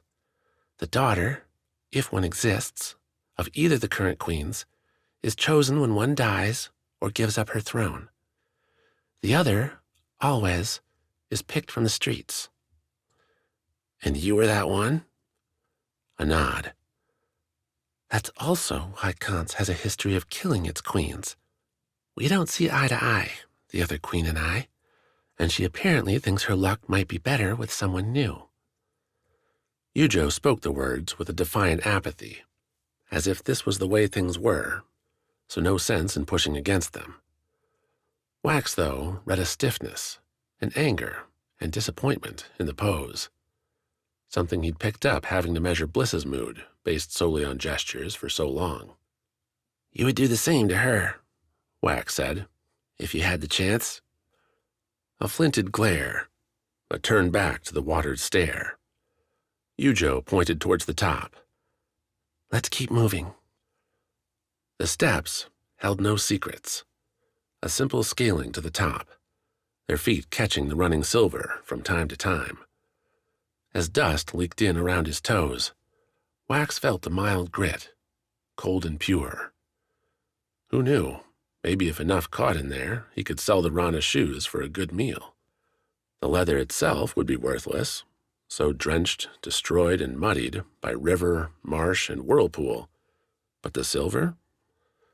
Maybe more than a meal. Maybe a ship's passage to Went. Delusions of grandeur kept Wax occupied till they crested the stair's top, a flat landing, crowded with just the two of them. The room's gradual narrowing came to a finish not far over their heads, a point suffused with silver and near blinding to look at. The direction, instead, seemed to be a tunnel ahead, one sloping hard down. Water poured into it, with enough splashing off to run along the stair at their feet. Who designed these things? Wax asked, staring at the hole. Every Skar. It's like, why? Noctia claims these are the hearts of the gods, Yujo replied, that we're journeying to the most sacred place on every isle, where the god's last essence remains. Sounds like mystical crap to me. Another laugh. Either way, we only have one option. What, you don't think we can swim back out the whirlpool? Yujo smiled. It's good you're joking again. I prefer you that way. Glad to meet your mark, Queen. A sigh, then a sudden dash. Yujo threw up her hands, gripped the tunnel's ceiling, and launched herself down into the dark. Wax gaped, cursed himself for being slow, and followed. The cold water stole his breath. The tunnel's smoothed floor couldn't match its rough sides, ensuring Wax earned new scrapes with every bounce, every hard turn. Drops came and went with a speed he couldn't fathom, his stomach leaping up and slamming back down more times in mere seconds than Wax had ever felt before. All in total darkness. Whether he rushed along those twists and turns for a few seconds or a few minutes, Wax didn't know, couldn't guess. He found his breath at last, let out a whoop into the cave, his arms and legs tucked up close. His last cry? No. The Vis Renewal launched out into open space, a wide fall into a dark chamber followed by a splash into the deep pool. His feet hit something soft, and Wax splashed away, only to hear a cursing, sputtering Yujo in his wake. "You could have waited a minute," Yujo said into the black. "How was I supposed to know what this was? What if there was a fiend at the end and you needed help?" The two again treaded water, again could only follow their voices to one another. Wax, still tired, still running on little more than excitement, felt the burn returning quick. They'd need to find land, or an escape, before long. "I suppose expecting you to be patient is unreasonable," Yujo said. "Any ideas?" "One. Look down." Below his feet, deep in the murk, another silver glisten. The only light in the place, and Wax couldn't judge how deep. Yujo suggested they search the chamber first, which, other than the water from the tunnel, proved itself quiet. It also seemed to have no exit, just rock walls all the way around, coated in a thick slime. No glowing plants here. "So we dive then," Yujo said, once their search ran through, after Wax complained, not for the first time, that he could only swim for so long. "We go for the silver, as deep as you can. Grab it, then come back up. Unless you see a way out." "No." Wax shook his head. "That's not the way we do it, Yujo. Together. Grab the silver, come back up. You see a way out, you share it. Then we go together." "You're stubborn. It's a rule. You don't leave your friends behind in the jungle, and you don't leave them behind in a place like this either." "Quaint, Wax. Not quaint. Necessary." "You're serious about this." Yujo's mocking edge disappeared. "Why?" "Because it's meant my guardians don't want to tie me up and throw me in the drink." "A fair point, Vis." They counted off, taking a big breath on 4 and diving on 5. Wax kept his eyes open, kicked his legs into the deep. Below, the silver glittered. Yujo was invisible, save for the motion created by her strokes, the two of them pushing down, deeper towards the gemstones. Wax's ears grew taut, the water pressing against him. His kicks seemed to be lost in an infinite, without direction as the world fuzzed out. Only the silver. Everything else was dark. But he kept moving, kept pushing. Vis demanded no less, and Wax wouldn't see his isle lose to Kant's. Not now, not here. The silver split as they neared, resolving from a single white and gray mass to separate stones, all nestled in a scalloped pit. The scars. They had to be. The sight gave Wax energy, the thrust he needed to get the rest of the way down, to reach and grab a silver stone. The warmth, the whispers flooded in, demanding Wax return to the surface. He flung his body around, tried to figure out which way was up. His breath ran out. He had nothing left. Those legs that had brought him this far found themselves floundering, their kicks lacking vigor.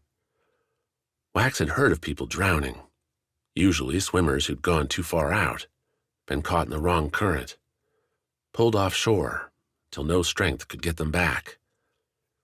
This might not be the ocean, but death would come the same way. The Skar, though, declared otherwise. Its whispers surged to a yell, one Wax didn't understand, but one that propelled him forward nonetheless. His legs stopped kicking in and of themselves, instead aligning with his arms, his back, his head, to move in a singular motion towards the surface. Water gathered below him, pushing Wax up like some giant hand. Wax broke the surface and flew out, landing back in the pool with a hard splash. The Skar's whispers dwindled to a quiet murmur, Wax's hand gripping the stone hard. He took breaths, floated, stared into the dark, tried to piece together what had just happened. The scars were so much more than he'd been told, than anyone on Vis seemed to talk about. They all seemed to have some power, some strength given by the gods. How to draw out that strength, to use it in a way less random than Wax had seen, that seemed to be the question. One nobody had asked, or one answered and kept secret. If anyone knew, it would be the Najan, the Circle, those masters sitting in Noctia with the world on their string. Wax stared at the thought. Masters, rulers, queens. Where was Yujo? He swirled around, unable to see anything in the dark. The queen hadn't breached the surface. Panic flashed. The scar surged in his hand at the thought, the need to go back below and find her. Wax curled, dove back into the black depths. The darkness died when he held out the Rana scar, its silver light shining out and beating back the gloom.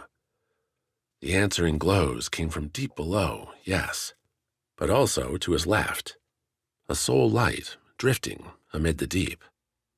Wax kicked that way, the scar again urging him to faster and faster speeds. This time, Wax resisted, kept his arms and legs under his own control, something he might have found harder if not for the Foti, the Viscar's own whispered urges in the past. He had to keep that in mind. The scars weren't smart. They were instinct, ready to burst forth at their own will. Yujo floated, looking at the scar in her hands. Her eyes open, her mouth closed. No panic in her, no struggle. Wax swam up to her, saw her eyes flick to the scar. She pointed a finger at her mouth and smiled.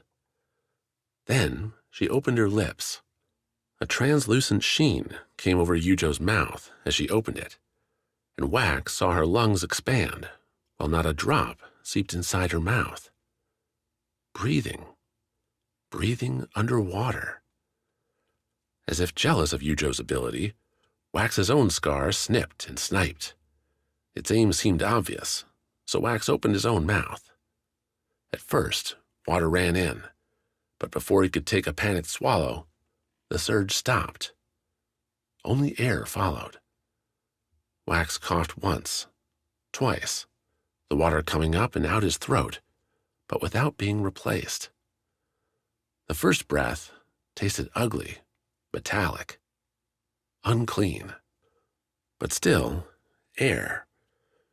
Yujo watched him, grinned as Wax found his comfort. After several minutes kicking underwater, breathing through the scars, Wax glanced upward, and Yujo nodded. Together, they broke the surface. Together, they saw each other and burst into exclamations about what they'd just done, how close they came to certain death, the magic of the scars, the possibilities waiting for them. As they spoke, both Wax and Yujo held out their glittering stones, and with their light, the cavern no longer hid its secrets. "The way out," Wax said, seeing it first. Carved, about a casual arm's reach, lay the first of many grooves, a ladder leading up, towards a gap in the chamber's ceiling. The queen nodded. "Lead on, Renewal." Chapter 34. Tower Fall. Went new stone. The rockbiters earned their name through more than their thick skulls, and as much as Maena hated admitting it, the tower was a clever construct. Svarde used his ample shoulders, with Kivi's rocky bulk providing knee-height impact. The sturdy wood handled the first thwack, splintered at the second, and with Rasselbeck trotting out a jeer, Svarde growled into a third ram to break it apart. All that happened with Maena and Pennifer keeping close, ash and cinders mingling with the falling snow, as the flame-fiend duo continued their barrage. Hochi's retreat escalated, with Rana and the few prisoners joining the scramble. They climbed and jumped over stacked sandbags, many alight as the fiends launched flaming arrows and rocks from atop their perches. If the fiends were going to get tired any time soon, Maena saw no sign. Inside, the tower's craftsmanship revealed itself in winding notches carved into the sides, an ascending spiral going all the way to the top. Chains mingled with the mechanism, pulleys that had worked to slide the ballista platform all the way down from the tower's top to its base. An easy way to restock ammo, to fix a damaged ballista, or change shifts. Wait, Pennifer said, as Svarde moved to a large lever built into the tower's stone floor, near the door and inside its alcove, beyond the tower's middle. You're going to bring that thing down? The heat's going to fry us alive, Rasselbeck added. You can't. Do it. Destroy the fiend. He will, Maena countered. Do it, Svarde.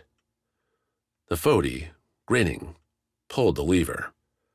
A creaking heave sent gears spinning throughout the tower, their all too many chains jerking into motion. The building rumbled. Maena's feet shook. Overhead, the dark disk noting the tower's top began its descent. Now we change the game, Maena said. Kivi, get back outside. Climb the walls. Get as high as you can. Bring these two after you. Bring? Pennifer asked. Kivi's not that. You'll climb, Svarde said. Go. Still looking confused in the scant light filtering in through the tower's open door, Rasselbeck and Pennifer nonetheless followed the lizard. Above, a blue-orange glow shaded around the descending disk. You think this will work? Svarde asked. Are you reading my mind, Foti? I hope so. Otherwise, Rasselbeck had it right. Maena and Svarde stayed in the entry alcove, their weapons ready, the beach and its cool breeze behind them. The platform came closer. Thumps and angry snapping joined the chains and their grinding gears. Stay close to the door, Maena muttered. We keep it in here. It won't like that much. I'm counting on it.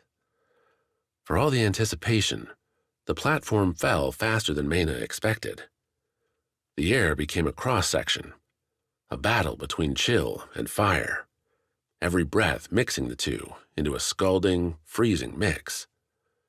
Maena's eyes winced as the fiend's full form sank into view, the platform it stood on immolating slowly at the heat from the demon's body. That form stood tall and silent on the platform, the clawed chain dangling from its lower left hand, while its others held molten ballista ammo. The triangle obsidian head met the pair square, those golden flashes flaring up as it took them in, realized their alcove would be too small for an easy exit. Svarde crossed his axes before himself. Maena raised her rusted cutlass, a pitiful shield before the fiend, but one worked with what they had. Hopefully, the fiend wouldn't realize what was happening until it was too late. Hopefully, Kivi and the others would get their time. The fiend, though, didn't seem interested in games. In its right hand, it hefted another ballista bolt, the massive arrow a sure kill if it hit either Svarde or Maena this close. A massive arrow the fiend tried to throw, cranking back its hand, only to have the missile's tail strike the tower, snap apart amid the intense heat. The fiend threw the scraps anyway, the tower's tight confines giving it a poor angle, little power. Maena and Svarde backstepped as the arrow scored off the alcove's side, breaking off rock and showering the pair in embers, burning bits. Maena brushed at them, felt the fiend's heat rise. The obsidian face flashed faster, brighter. Yes, make it angry. Good move. Her only move, more like. Better, too. It proved these fiends weren't icy tacticians. They had emotions, had pride, could be manipulated. The fiend, soundless, began hurling more junk their way, burning wood, stone chunks, pieces of the tower's chain breaking apart under the pressure. Maena and Svarde retreated further, pressing themselves into the alcove behind the ruined door remnants. Poor cover, but Maena kept the scratches, the sears only to her limbs, her hair. "Any moment now," Svarde bellowed. "Get out of here, you damn thing!" The fiend obliged. With a skeletal jangling, the chained claw flew up, a long toss sending the weapon at the tower's top. The fiend's arm extended. "Now!" Maena called. Could they hear her? Would they know what to do? The fiend, apparently, didn't see a problem. The chain bit in, stone falling around them, and the fiend began climbing its own grapple. Maena and Svarde crept out as the heat receded, watching the fiend spread its width across the tower to straddle the thing, pressing upward with its legs, while its arms tugged on the chain. "Now it's our turn," Svarde said, and the pair moved quick. There wasn't much science, much method to their actions. Mere seconds were on offer, and they used those seconds in the simplest way they could. If it was sharp, they stuck it in the charred platform, the battered base, with its pointy end facing up. Maena's cutlass, the metal end of the ballista's arrow, busted spikes from the ruined platform's gears, all found opportunities to stand straight up in the bubbling morass the fiend had left behind. Maena jammed her sword into an ashen pile, left it there. Would it withstand much pressure before toppling over? No. But would it need to? "Time's up!" Svarde called, and Maena didn't question him, beat back to the alcove, out the door. Up above, from the outside, Kivi, Rasselbeck, and Pennifer showed clear against the burning city's glow. The other fiend, for its part, didn't seem to notice its partner's predicament, happy to still be launching bombs into the city. "Cut it now!" Maena cried. The call rose over the din, sharp and vibrant, with a commander's edge. The trio jumped, spread, with Pennifer and Rasselbeck throwing their weapons at the fiend, anything to slow it down.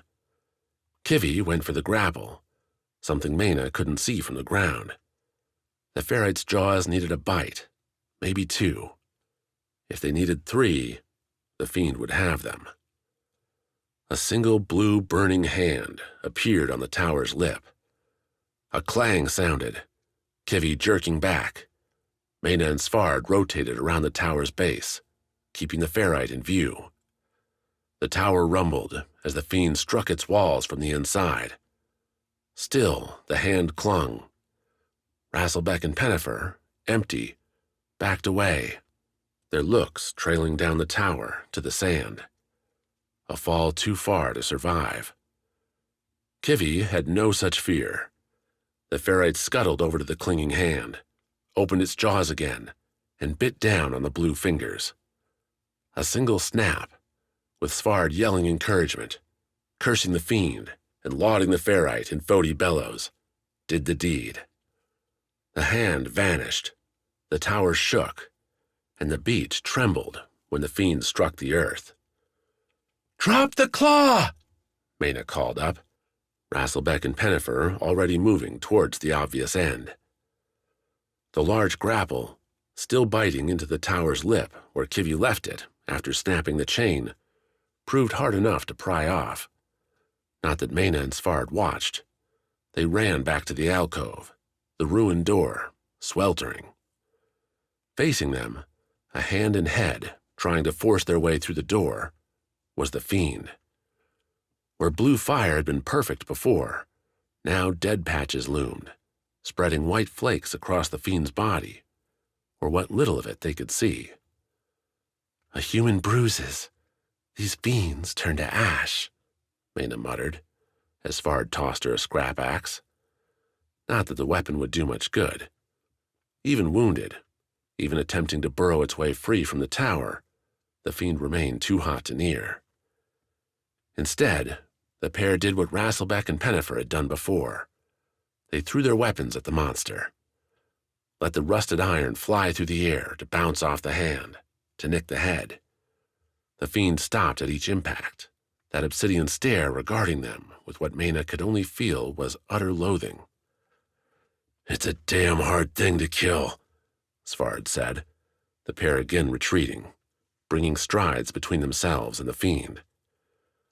The monster's chosen path to freedom seemed to be through the sand, through the burning, shoving stone. The alcove buckled, the tower shuddered again. No mere rumble this time, but the foundations questioning their hold. Sand shifted as the fiend's arms, legs, dug at the dirt beneath it. "Hurry!" Maena yelled towards the tower's top. Pennifer and Rasselbeck, with Kivy biting away the grapple's holds, pulled the claw aloft, the weapon almost as large across as their two bodies.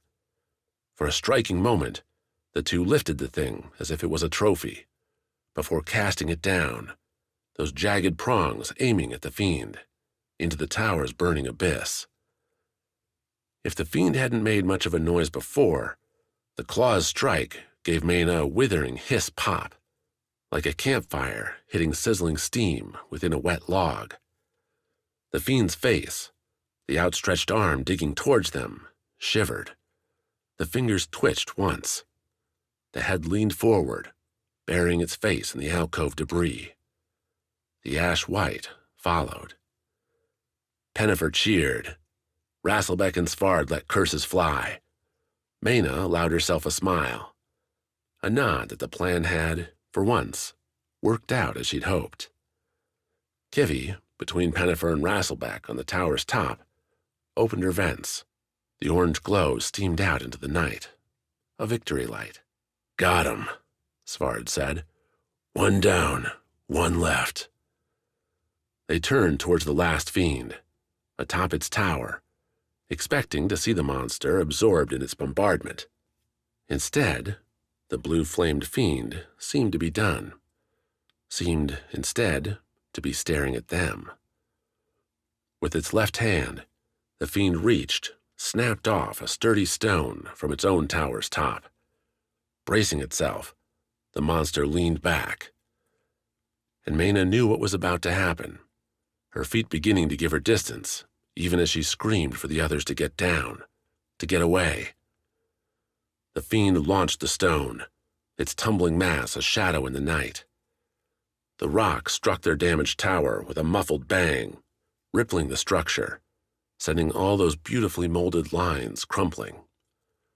Rasselbeck, Pennifer, and Kivy sank with their tower, crumbling towards the beach as sand and snow flew. Behind it all, a light covered by a rising dust curtain, the fiend leapt, hit the sand, and began stomping towards them. "Well, Captain, your first plan worked. You have another?"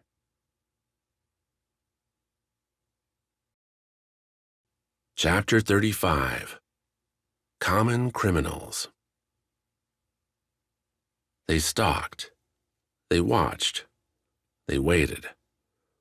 The Rana town obliged. Some sparse guards, obviously drafted from the townspeople by their loose saber holds, their ramshackle thick leathers, paced the sole main street as night bled on. Bliss and Torny neither earned their attention nor sought it, instead lingering in a sloppy alley near the inn. Torny had picked out the spot as part of restraining Bliss, keeping the vis from a more obvious course. The slop came from old soup, from bathwater and rain remnants, given nowhere to flee. Overgrown patchwork stones marked the alley's middle, while aged crates and barrels waited for action. Bliss rested her chin on one, a sturdy, metal-rimmed construct about her height. From it, she could see the inn's entry, the few people milling about the place. Someone plucked at a lute, an instrument Bliss had never heard before coming to this isle, but had quickly learned to appreciate after the nights and days working the taverns further south. The Khans had gone in and not left. That they were staying the night seemed obvious now, as did the impossibility of going inside after them. Bliss might have felt revenge's stifling itch, the inability to consider anything other than the decimation of her brother's killers, but the hunter remained sane enough to hold her rage at bay. There would be time, as Torny said, to catch one, then two, then three. But the wait for one was proving longer than expected. A rustle, and Bliss turned, hand reaching for her staff. Only Torny, slinking back into the alley with a headshake. They weren't stupid then, Bliss said. Nothing on the boat, save the things you'd need to move it, Torny replied. The watch here is a bunch of chumps, but I think even they'd catch us if we tried to row the thing away. I wasn't going to run. Not run, Bliss. Lead him into a trap. You're supposed to be a hunter. Think like one. I'm waiting for an ambush, aren't I? Grudgingly. Torny tapped Bliss's shoulder as the Vis turned back to the inn. Here, pick this up on the way back. A crusted rice cake sat in Torny's hand. One Bliss took with a grateful nod. Her stomach about matched the loot in volume. Stalking prey could satisfy some needs, sure, but it left others woefully ignored. Let me guess, Torny continued, while Bliss ate, alternating bites with her water skin, as the rice cake had dryness aplenty. You're thinking we stay the whole night out here, watching the door and waiting? You have a better idea? Look, I know one thing. As a thief, it's much easier to take what you want when your target's distracted. Buy? The whole town's on edge. They've got to think a fiend's going to attack at any moment. Why don't we make that happen? How's that going to get the Khans moving? Torny's eyes glittered in the town's torchlight as she grinned. They can't lose their boat. Let's make them save it. Torny's plan proved to be more than idle chit-chat. Bliss listened as the thief laid out the steps, one after another, in a strict sequence. A masterwork that had Bliss reevaluating her friend. Torny had sarcasm, had a strange charm Bliss couldn't seem to shake. But now cleverness too? Where'd Torny been hiding this? The thought buzzed Bliss's mind as she settled near the docks, low in the reeds. A silent count ran in her head, ticking off the numbers along with her heartbeat. The sweet rush she'd felt just before taking on the Fiends back on Vis ran with Bliss now, anticipation tightening her grip on the staff. Wax, this is for you. Torny's shout rang the air. The thief hollering off to Bliss's left that there was a fiend, a monster in the waters. Bliss burst forward at the words, sloshing and swinging the staff wide. She splashed, struck several small crates on the wood boards on her left while keeping her head low, making her way towards the Khans' boat. At her waist, its length hidden beneath the water, ran one of Torny's knives. The thief howled and ran, paying no attention to the shouts following her from the frantic watch. Someone started to ring an alarm bell. Soon, feet, eyes would be at the docks. Soon they'd find nothing there. Nothing save a single craft drifting away into the current. Staying low, kicking her feet beneath the surface, Bliss pedaled to the Khans' boat. With the staff floating in her left hand, Bliss drew the knife, worked it against the rope tying the Khans' boat to the dock.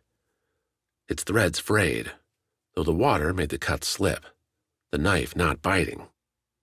And Torny, ever lackadaisical, hadn't kept the blade as sharp as it should have been. Bliss thought up curses as Torny's shouts ran out. The thief would be vanishing, disappearing into the trees to avoid any close questioning. Running steps neared, the first hitting the boards. Her time was... The rope snapped. Bliss pushed the boat, gave it a kick off the docks before sinking beneath the surface herself. Holding her breath, She angled to her right, back up the coast to those sheltering reeds. The darkness would help hide her, though the biggest aid would come from her pursuit's own cowardice. Torny judged the town unwilling fighters, people pressed through desperation to take up some small arms against horrors. They wouldn't try hard to find any. That guess played true as Bliss surfaced seconds later, many strokes away from where she dove. Only her head peeked above the river's surface, lilies and other grasses clinging to her hair. While the two had left most of their gear back in the alley, the river's chill water was draining Bliss's stamina. She clambered onto the bank, the cold grasses and reeds doing little to warm her. Shivers rose up, cramping her muscles. Still, Bliss looked, caught the rabble at the dock's end, waving their torches over the river. Some noted the crates she'd toppled, and more still pointed to the Kant's boat, drifting further out. Nobody dared jump in after it. If she wasn't shivering, wasn't occupied more with her own survival after the icy swim, Bliss might have sighed at the sight. On Vis, courage would rise up. Someone would have saved the boat. Instead, Torny had to play her second part. The thief, her face already slathered in mud before her shouting run, would be bursting into the inn about now, calling that someone's boat had been cut free by the Fiend and was drifting away. The real question wasn't whether the Kants would go after their boat, but how many, and could Torny and Bliss capitalize on it? Bliss, rubbing her arms and legs, the water in her hair starting to freeze, felt her teeth chatter as Sylvan, for once not in her armor but just a linen tunic, some thick pants, ran through the crowd to the dock's end. She took a long look at the boat, then asked the crowd to borrow one of their own. Someone at least proved willing to risk their own rowboat, pointing the Khans to another tied-up craft. Sylvan, joined soon enough by a second Khans, Bliss couldn't tell from distance in the blurry torchlight which one, kicked off the boat and rowed into the river after their drifting vessel, which left one alone back at the inn. Bliss forced herself up, feet slipping some on the hard ground. The staff helped get her going, pushing into the thicker grasses and trees beside the river, a winding way back to town. "Hey," Torny whispered, emerging from the dark several minutes later as Bliss neared the inn's back. "Come over here." The bandit had their gear, scavenged from the alleyway and ready. Bliss threw on the weave, wiped away the wet on her ragged clothes. Ragged, yes, but still better than skin in the cold. They left the satchels behind, advancing armed and ready on the inn's dim rear. The sturdy two-story building, standing on bricks and mud, gave way to Rana's ever-present wood and thatch roof. Narrow windows, filled with splotched glass, picked out the 7 or 8 rooms the place offered its guests. Torny and Bliss didn't have the time to investigate them all. Already, the two Khans would be rowing back to the dock. So they started with the back, and of the 4 windows there, only 2 had lanterns lit inside, like spread eyes in the night. The inn's back door had its own lantern too, hanging from the door's top on a metal line. Torny, whirling her grapple and launching it at the inn's roof, used that line as a quick step, leading Bliss up the inn's back, feet on stone, while her hands gripped the grapple's long rope. For Bliss, working her fingers back into gripping strength took some real kneading, drew enough of a frown from Torny that the hunter willed her muscles to work, her nerves to feel again. At least her staff, slotted into its sling along Bliss's back, came along easily enough. Torny pulled the grapple up after they'd both ascended, keeping low as townspeople filtered back to their homes. Some insisted they'd seen a fiend, others claimed it was a lie, and still more declared their fast action scared off the monster. Bliss snorted at the last. "Hold the rope," Torny whispered. "I'll take a look." The thief was as light as she appeared, though Bliss dug her heels into the roof's slight lip to keep Torny level as the bandit dropped down, using the grapple to hang just outside the windows. The first took a second for Torny to shake her head, whisper that the room belonged to an older couple. From there, Bliss slid along the thatching, moving her feet one after another, while Torny kicked along on the inn's outside. Easy enough on the inn's back, in the near dark. Damned impossible on the front. But Viss was with them. At the second window, Torny waved. "This is the one," Torny said. "Count stuff everywhere, and it's empty." Before Bliss could ask what they'd do now, Torny brought her sleeve to her mouth, letting her one hand and her feet keep her balanced against the inn. With her teeth, the thief tore her sleeve off at the elbow. Keeping the fabric in her mouth, Torny wrapped the cloth around her hand, bit it tight, then delivered a sharp jab with her covered hand to the window. It rattled, stayed firm. "Damn," Torny cursed, let the fabric fall, drew her knife. "So much for the quiet approach." This time, the thief smacked the dagger's hilt into the window, shattering the glass. Kicking off the building's side, Torny rocked back, lifted her legs, and twisted inside the small window. Bliss felt the rope go slack, stared at it. This hadn't been part of the plan. Torny was supposed to identify the guard's room. Then Bliss was going to lead the way inside. Now Torny was alone. No, not quite. Bliss turned, found the grapple's edge, and set it into the roof. Drew up the rope. She could let it down, climb along, and get into the... Hey! What are you doing up there? Bliss looked at the shout, saw several people, the innkeeper and a member of the town's watch standing below. The innkeeper had her eyes on the broken glass. The watchman had his hand on his saber as he repeated the question. And Bliss had no answer, had no idea what to do when Torny cursed below, the thief's fiery words streaming out the window, followed by blades striking one another. A plan, a masterwork, a mistake. Chapter 36. Grim Promise. Midnight in the jungle mountains would have been magical under better circumstances, like if Sawi had been ducking beneath ferns and brushing past vines with wax by her side, instead of a grumbling, stumbling Gladring.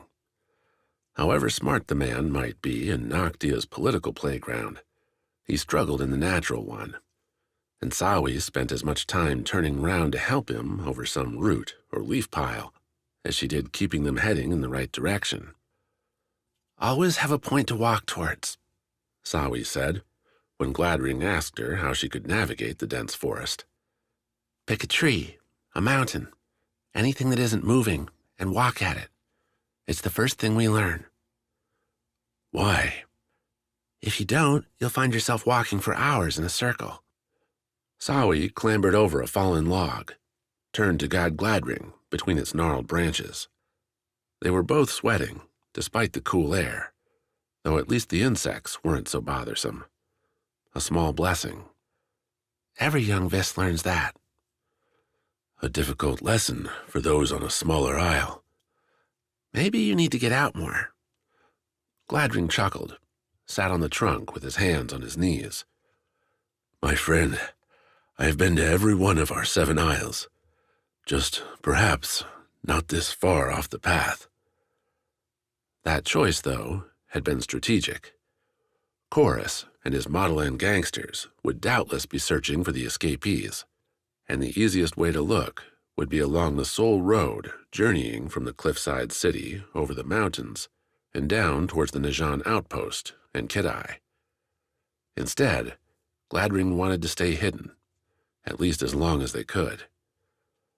Such a limit seemed to be rapidly approaching.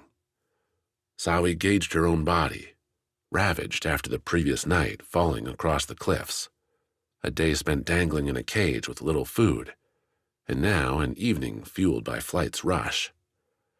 The hours were creeping up on them, and Sawi felt it every time her foot slipped. Her eyes mistook a shadow for a tree, her ears the wind's rustle for a Hanako's stalking paws. Gladring bore the weight worse than her, his stopping more frequent, complaints about blisters and bruises coming not as clear words, but through sighs, muttered curses, and ever more questions about where they were, what lay ahead. "We won't outpace them," Sawi said, while Gladring took his break. She brought herself some relief, leaning against a smaller tree, its trunk cold, coated with fluffy moss. "If Chorus wants to catch us, they will. Our only chance was to outrun them on the road." "Outrunning was never the plan, Sawi." So he'd said, time and again when Sawi pushed for a turn back to the road. Instead, delay. Grind the hours in slow progress to let Chorus and his team move ahead, fear they'd made a mistake, and abandon the chase. "They hate you. They won't stop." Sawi rubbed her shoulders. Her thin weave wasn't meant for this. "They'll come into the jungle eventually." "Then tell me, how close are we to the first inn?"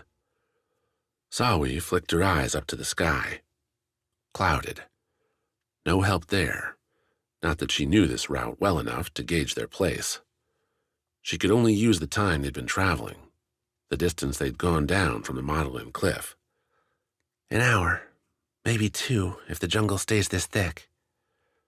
Gladring nodded. "Then I think it's time. Point me towards the path."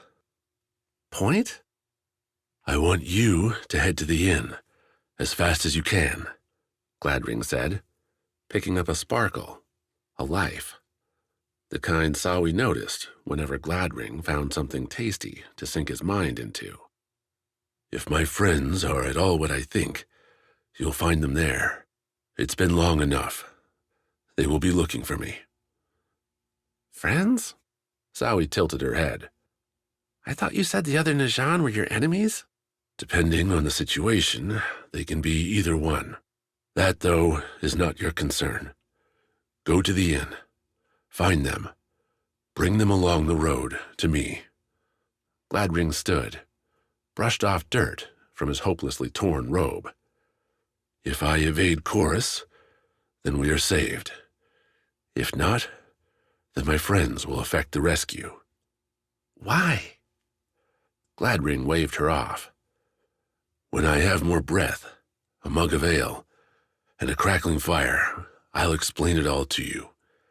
I have too much dirt on my hands, too many bugs in my clothes. Get going." As Sawi stepped off from the tree, Gladring said her name. "Remember, helping me through this helps you too. Both of us are in the adventure together now." Whether Gladring had that last part right or not was a question Sawi pondered as she whipped through the jungle. However tired her body was, jumping into full-speed swinging brought her back some life.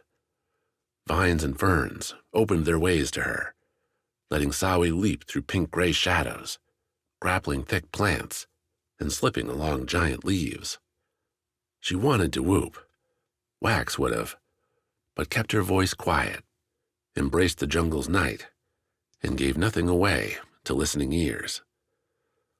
She reached the inn fast enough to, Sawi figured, set a record time if anyone had been tracking, as if all the stress from the last few days served to tense her up, so the flight cut her loose and brought Sawi jogging up to the inn's front door. The building, really a network of rope bridges and ladders to a massive tree just off the path, offered a warming house not much larger than a kid-eye home. Behind it, those ropes and walkways sprawled to individual tree houses. All were dark, though that didn't mean unoccupied. Blankets, furs, were enough in Vis winters, and putting a flame in a treehouse was a risk accepted in a kid-eye home, among family, but not one taken with strangers. Instead, the innkeepers would lead guests to their houses, settle them in, and leave them until dawn lit the way back down. Until then, though, pipe flutes and drums would make music. Fresh fruits and soups would serve as a meal, and, at the base, a growling fire, fueled by the jungle's cast-offs, would give warmth. Sawi took that in now, letting herself inside and shutting her eyes for one small moment, basking in the hot wave waiting for her. Sawi? Gladring's warning prepped Sawi well enough.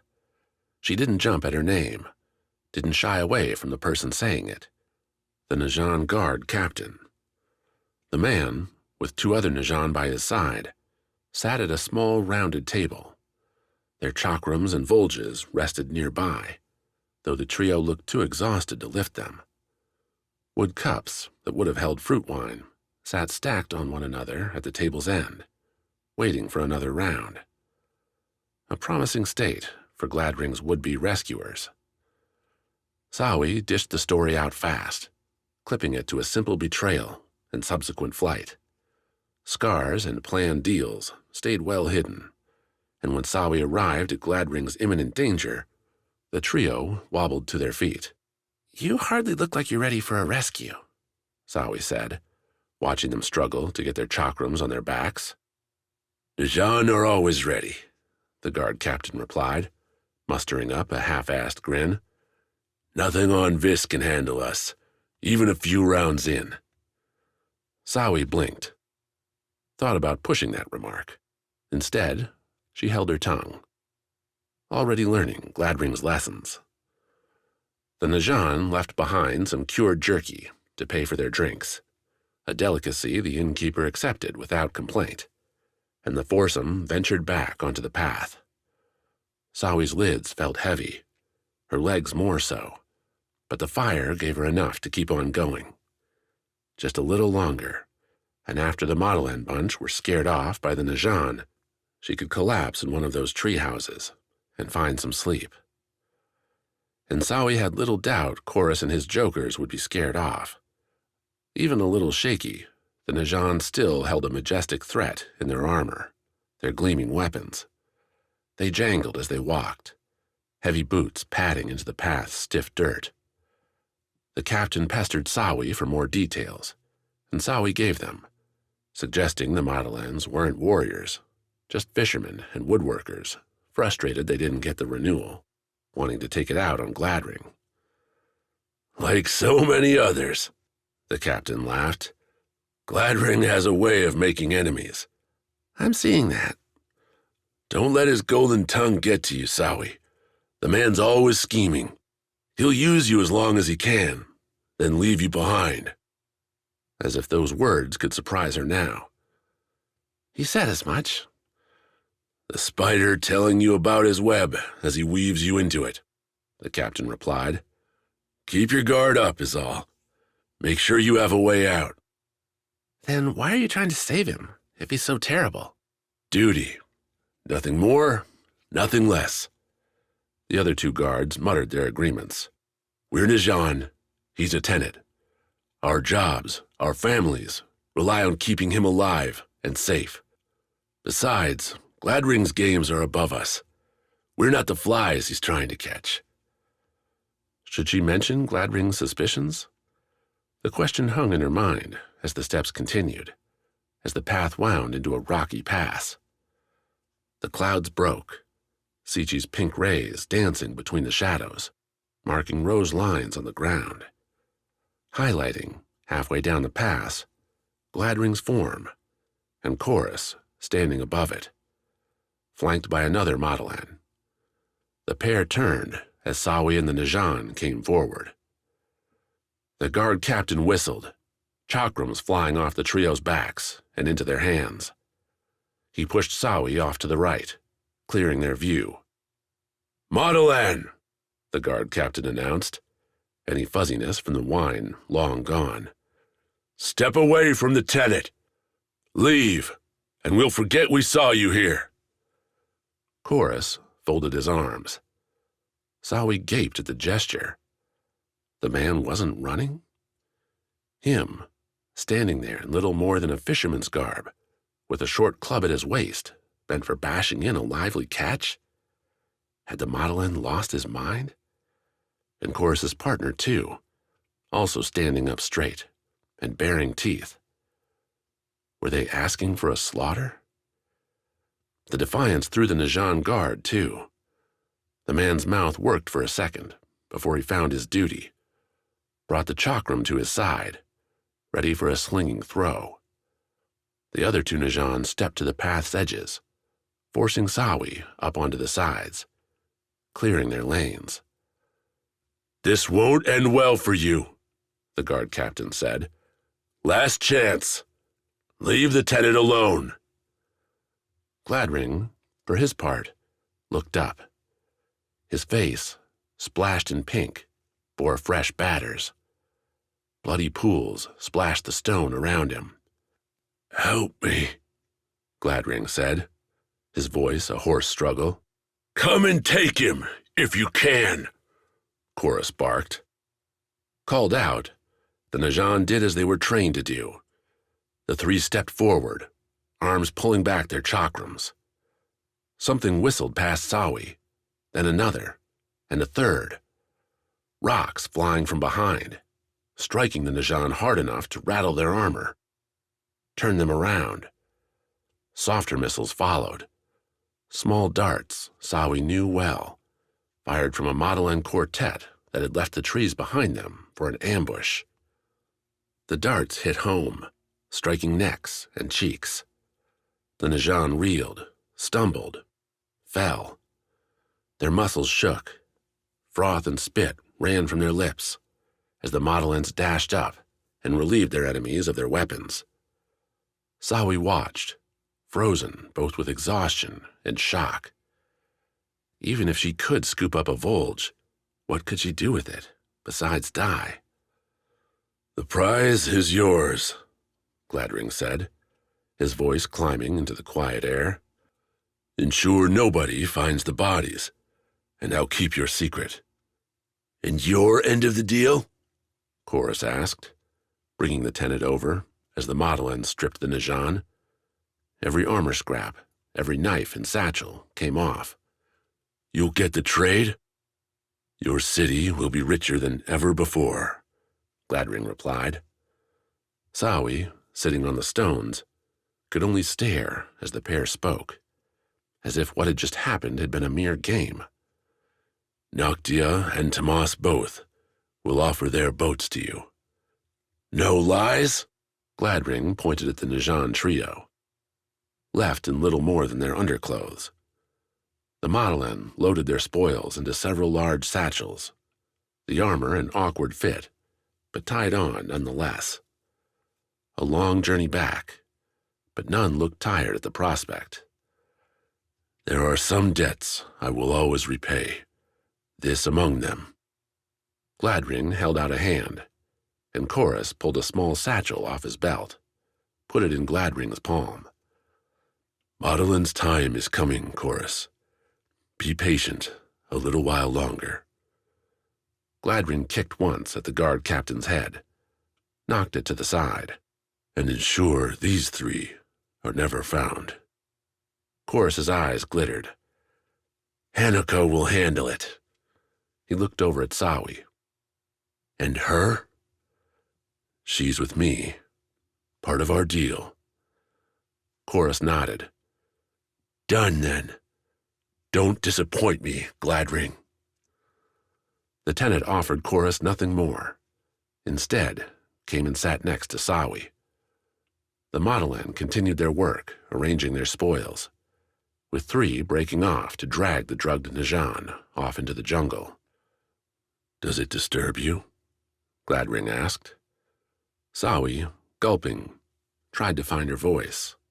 It came out less as words, more as a rasp, a fevered rush. "You killed them." "Those three would have killed me as soon as they'd finished with Chorus," Gladring replied. "Vassal ordered it before we left Noctia. Chorus offered an opportunity. Not quite what I planned, but the man was reasonable enough. Chorus? He wanted us killed. No, he wants his city to prosper. Gladring took a deep breath. A few Najan guards can't offer him what I could. He just needed to see it. So you used me? You told me to bring those guards here? A chance. If they'd not been at the inn, my position would have been weakened. I would have needed to offer Chorus much more than I did. Gladring leaked a half-smile. Perhaps the man would have let his rage get the best of him and killed me. But you found my would-be murderers. I would have been fine with mutual slaughter, but this is truly the best outcome. 3 Najan dead is the best outcome? For me, yes. Gladring put a hand on Sawi's shoulder. For you too. Now, Sawi, let's get to our feet. One more walk until some much-needed rest. Tell me it isn't far. It wasn't. Though as she walked, Sawi focused less on her aching muscles, her tired bones, and instead on where she sat within the spider's web. Was she a fly, waiting for Gladring to eat her alive? One sidelong look at the tenant, eyes focused on nothing as they walked, gave her the answer.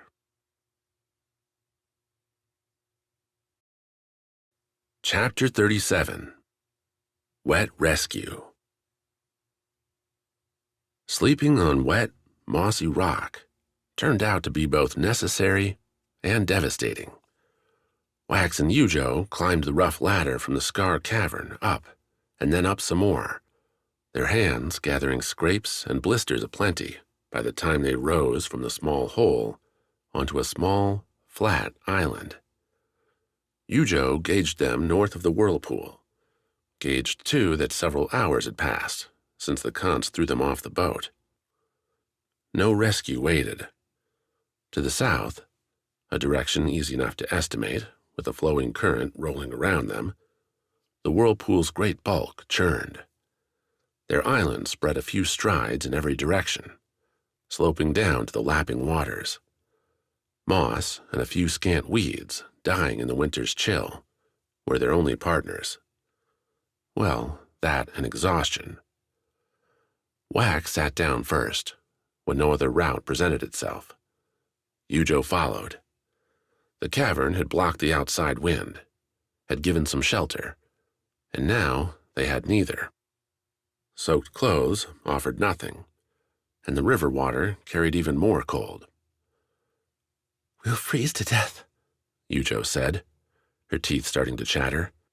"There's no way out." Going back down wasn't an option. Only the pool waited, not somewhere they could rest. Swimming offered no easy choices either.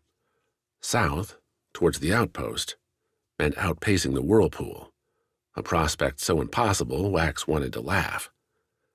Any riverbanks were beyond sight in the night's dark, and tired muscles made a chance attempt at a crossing in icy currents a truly desperate move. Which left one choice. "We stay close," Wax said. "Hunters do it on Vis, if you're caught out in the mountains on a cold night. Body heat. As if it'll be enough. It will be." Yujo looked his way. "So confident. Never lack it. Besides, if it doesn't work, we won't know or care." They found the driest patch on the island, used their hands to scrape away enough moss to leave flat stone, then, lying down, piled that same moss back over them. Dirt, dead insects, and random roots all formed a natural blanket, albeit a chilly one. Almost without words, the cold keeping mouths shut, minds numb, the two curled into their makeshift bed. "A long way from your Khan's palace, isn't it?" Wax muttered, his cheek on stone, face looking out into the river's constant rumble. "From your jungles, too, I'd wager. There's nothing like 'em, Yujo. I didn't think I'd miss it, but here, now, it's hard not to." They are beautiful. The great sauna almost matches our peaks. Wax coughed a dry chuckle. Almost? Our soaring spears are beyond anything you've ever seen, Wax. They rise up near the clouds, sky diamonds catching the sun's light and tilting it to rainbows all across our isle. At night, Sichi covers the peaks in glittering ruby. Stand anywhere on Kant's, and you can witness a marvel. You sound like you never wanted to leave. I left for Kant's to protect it. Didn't you do the same for Vis? Vis can protect itself.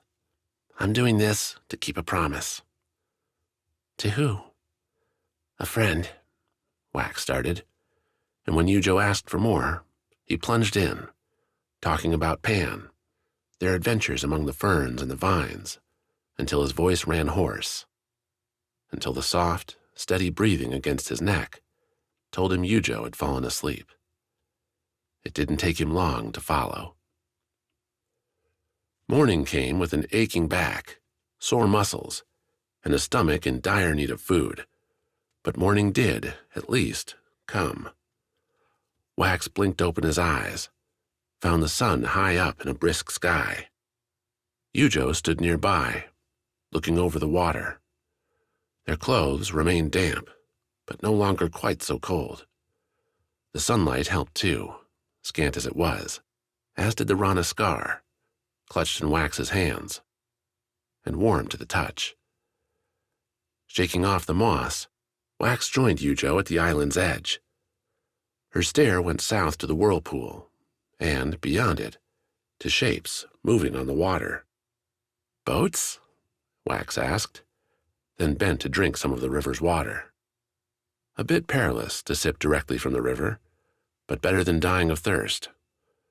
Wax also figured he'd inhaled enough of the stuff during yesterday's forced swim to ensure he'd catch any sickness lingering in its waters. As it was, the cold liquid went down easy, massaged his throat back to life. That or a fiend, Yujo said, her eyes squinting, hand shadowing the stare. Though even if it was a monster, I'd take that to a day spent here. I'm such awful company? No, but I might eat you in a few minutes if we don't find something else.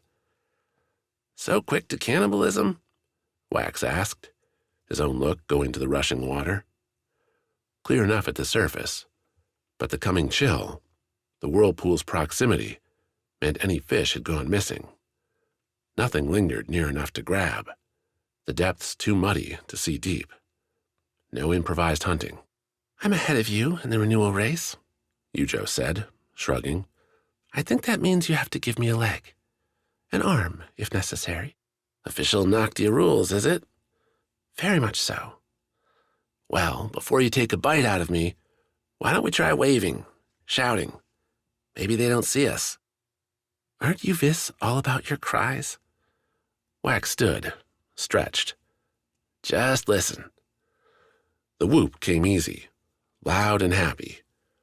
What made Wax even happier was the reply, echoing back from beyond the Whirlpool. I know that voice, Wax said when Yujo asked. Sometimes a brother can be a good thing to have. Quick, Castellan, and several Najan skirted the Whirlpool's edge, taking turns at the oars until they reached the island.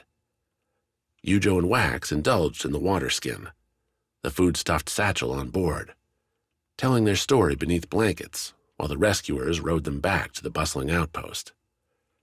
In its first full day fiend-free, the town hummed with repairs, with livelihoods returning.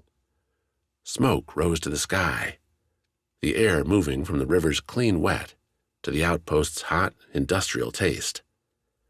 Fresh fish, harvested marsh plants, roasted over barrel fires, making the return a succulent one. At least for Wax, who found his appetite insatiable. So much swimming had stripped his body raw, and he tried to make up for it in a few hours, a drive that petered out only when he asked about Bliss, about Torny, and caught his brother's damaged scowl. Quick said the pair hadn't left long ago, at the morning's earliest light. They thought you were dead and wanted vengeance. I'm touched, Wax replied, starting to stand from their place around the fire in the same centerpiece where the group had first gone when arriving at the Raft City. Already, the ramshackle clutter had been cleared, returned to its rightful homes. A cleaner center now, one with Najan purple banners unfurled. We need to go after them. Not yet. Quick nodded Yujo's way. The Khan's queen, wrapped up in those blankets, had fallen asleep again after her own lunch. We all need rest, Wax. I'm injured.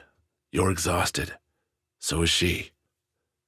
You're telling me to let Bliss, our Bliss, she of the hottest heads, go on her own against 3 Khan's Queen's guards? Those awful asses who beat us up yesterday? Quick found a deeper scowl, turned his glare at the fire. What's to think it'll be different next time, Wax? So don't try? Try what? Bliss and Torny are going to fail. They'll give up or get beat like us, and we'll find them down south. Then we can all go home. Wax sat down again, blinked. Quick, you're not sounding like the brother I know. I'm being practical, Wax, like I always have been. They took the Skars, you said. We can't win the Renewal without them, so why put ourselves through this? Why risk our lives again and again when we can go home? Quick touched a scabbing gash along his shoulder, where a Khan's rapier had left its mark. Don't you miss the trees? The songs? Sawi? Sure. I miss Mom and Dad, too. Mangoes, the bird song every morning. Wax spread his hands, raised an eyebrow. We knew we weren't going to see them for a long time when we left, brother. It's not been so long, has it? Weeks. And if I become the Aegis, what then, Quick? I'd never see home again. Never leave Noctia. That didn't stop me. When I took that scar from Pan's hand, I made a promise, and I'm keeping it. At least till I can't anymore. Wax pointed at Quick. You made that same promise when you asked to be my guardian. Are you giving up? A cruel move, maybe, to push Quick like that, to call him out. Wax might have spared his brother, except, damn it, he'd just been shoved in the Whirlpool, just survived a frozen night on a river rock.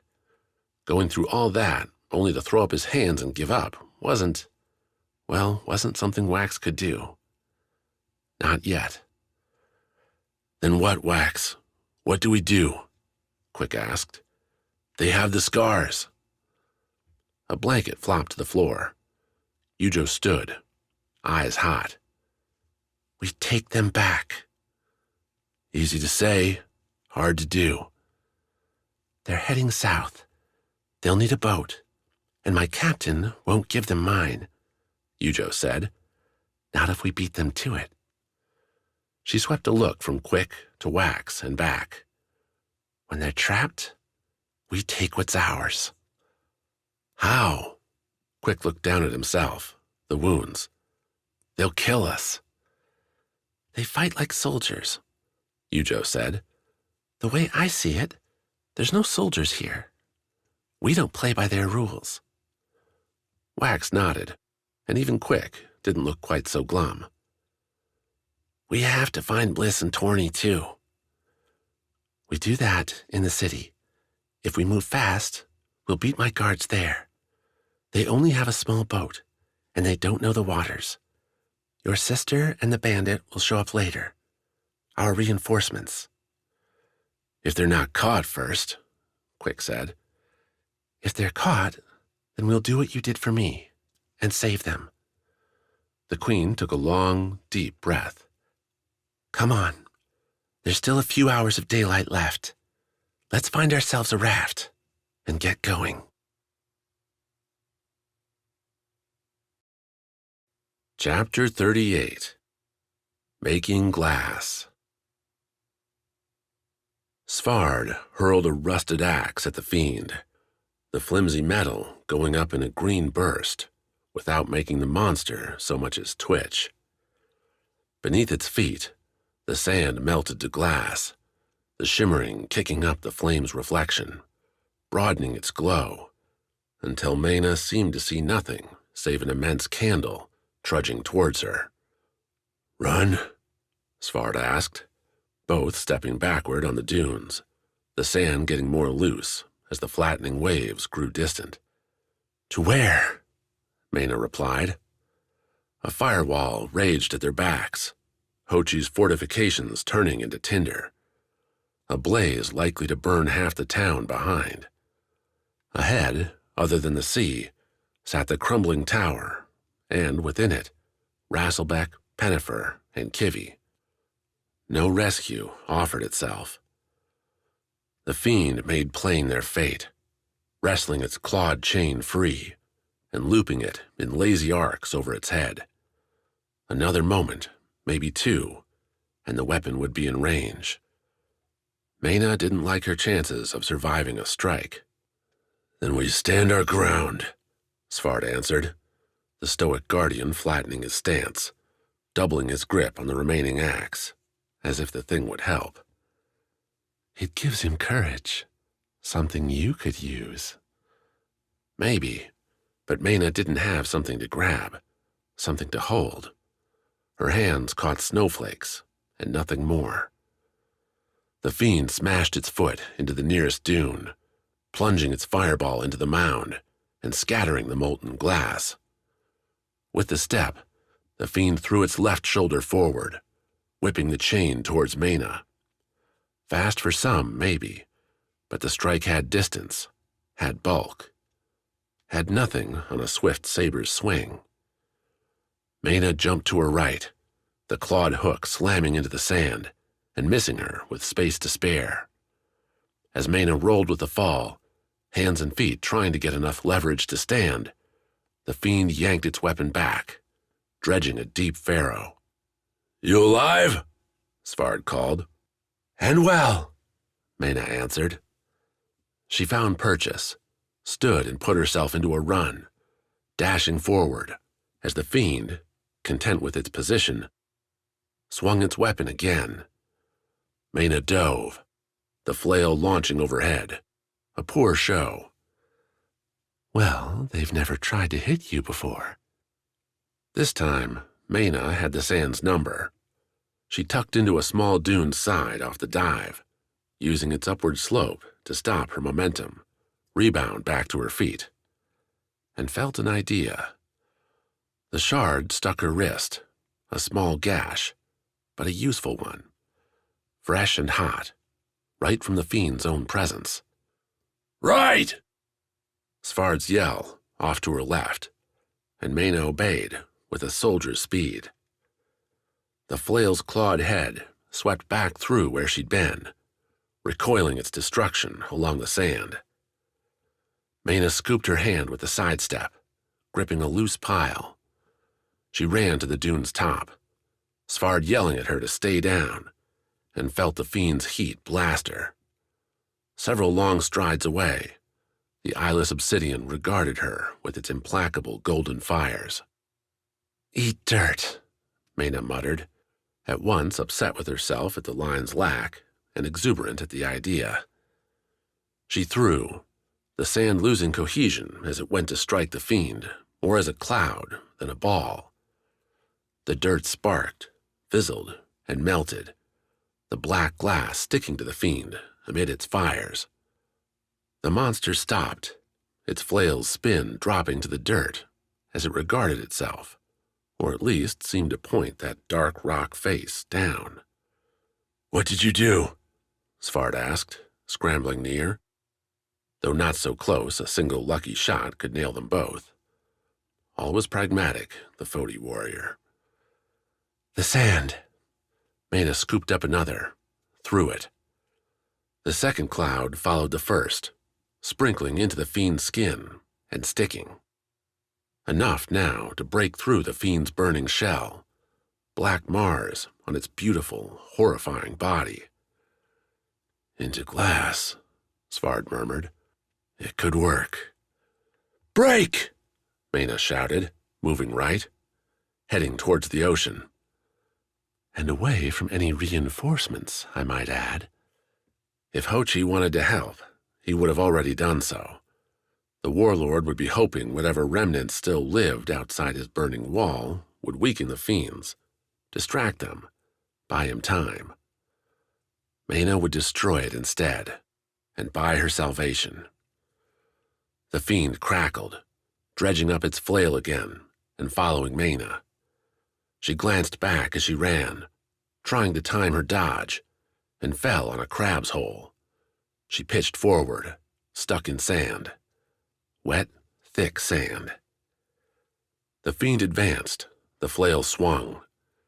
Maena rolled, saw another cloud strike the Fiend from its right side, saw a green gout emerge as the Fiend brushed at the dirt, the glass.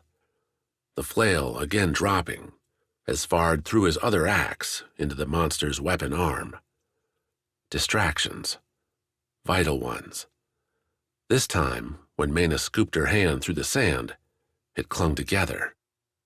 A thick ball, and one that sailed when she threw it. The missile collided with the Fiend's chest, breaking and blackening, a dark chink in its fiery armor. Svarde struck with another cloud, then a second, both hands pitching dirt, and not at the monster's chest, but its feet. The blue leg grew dark at the ankle, around the top, the glass finding like stuff where the foot touched the beach. A trap, but the Fiend wasn't simple. With its right hand, it reached down and punched, shattering the sand seal, and found another dirt ball slamming into the striking hand, sticking the fingers together. Svarde followed with more clouds, Maena seeing her friend less as a body and more as a flitting shadow. The glass tied more knots, bound the fist to the foot. The Fiend tried to break them free, a hard move with more dirt pounding into his legs, its chest, its arms. Maena kept her arms pumping, scooping and throwing as fast as she could. Accuracy mattered, but not so much as just hitting the thing. Every glass bit weighed the monster down, threw off its balance, and seemed to pain the creature. Enough so when it strained its trapped fist, the glass shattered, and the Fiend overbalanced, falling backward to land deep in the sand. Grains flew up, mingling with the snowflakes, and landed on the Fiend, coating it in sudden glass. Svarde stopped throwing it all, simply scooping all the sand he could find and shoving it onto the Fiend. Maena joined him, running up to the right side, kicking and throwing sand along the way. It felt ridiculous, insane, wild, and absurd. Welcome to my life. The Fiend crackled, its own body working against it, melting the sand and fusing its limbs to the ground. In seconds, only the beast's head could move, the Obsidian's baleful glare following Svarde and Maena as they buried the monster in a shimmering, glossy tomb.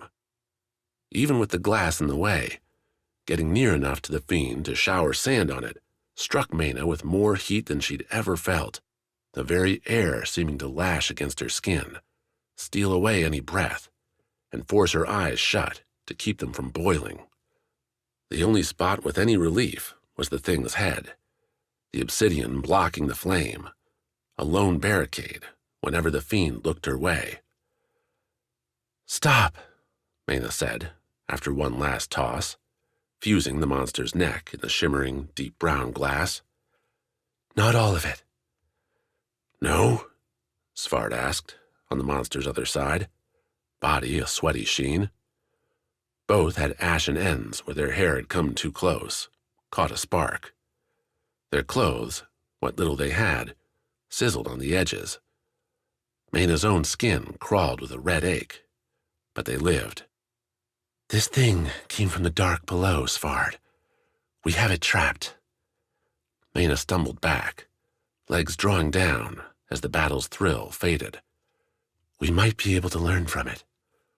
Or, as the Rana might otherwise say, use it." A key commandment of the Isle was just that. A raider must seize anything of value, missed no opportunity to claim a resource. Svarde accepted her logic, gave the fiend a wide berth as he came around to her side. The fiend watched them, sparks writhing the obsidian in a dazzling, angry dance. The glass prison crackled, melting and hardening over and over again. At least, for now, the monster seemed stuck. A look north towards the city saw its people fighting back. Water brigades, or Hochi's soldiers pressed into civil service, attacked the sandbags and burning buildings, beating back the scattered flames. The winter snow kept up its mild assault too, the flakes filtering around the pair and the dunes. "We should search for our friends," Svarde grumbled, lurching to his feet. "Go," Maena replied. "I'll watch this one." "Yell if it's breaking free." "You'll hear it, Svarde." "You say that like my ears haven't been burned away." Nevertheless, with a lone hand landing on Maena's shoulder, the Foti warrior stomped off towards the ruined tower and the bodies that likely lay inside. Maena kept her look on the fiend, watching those sparks.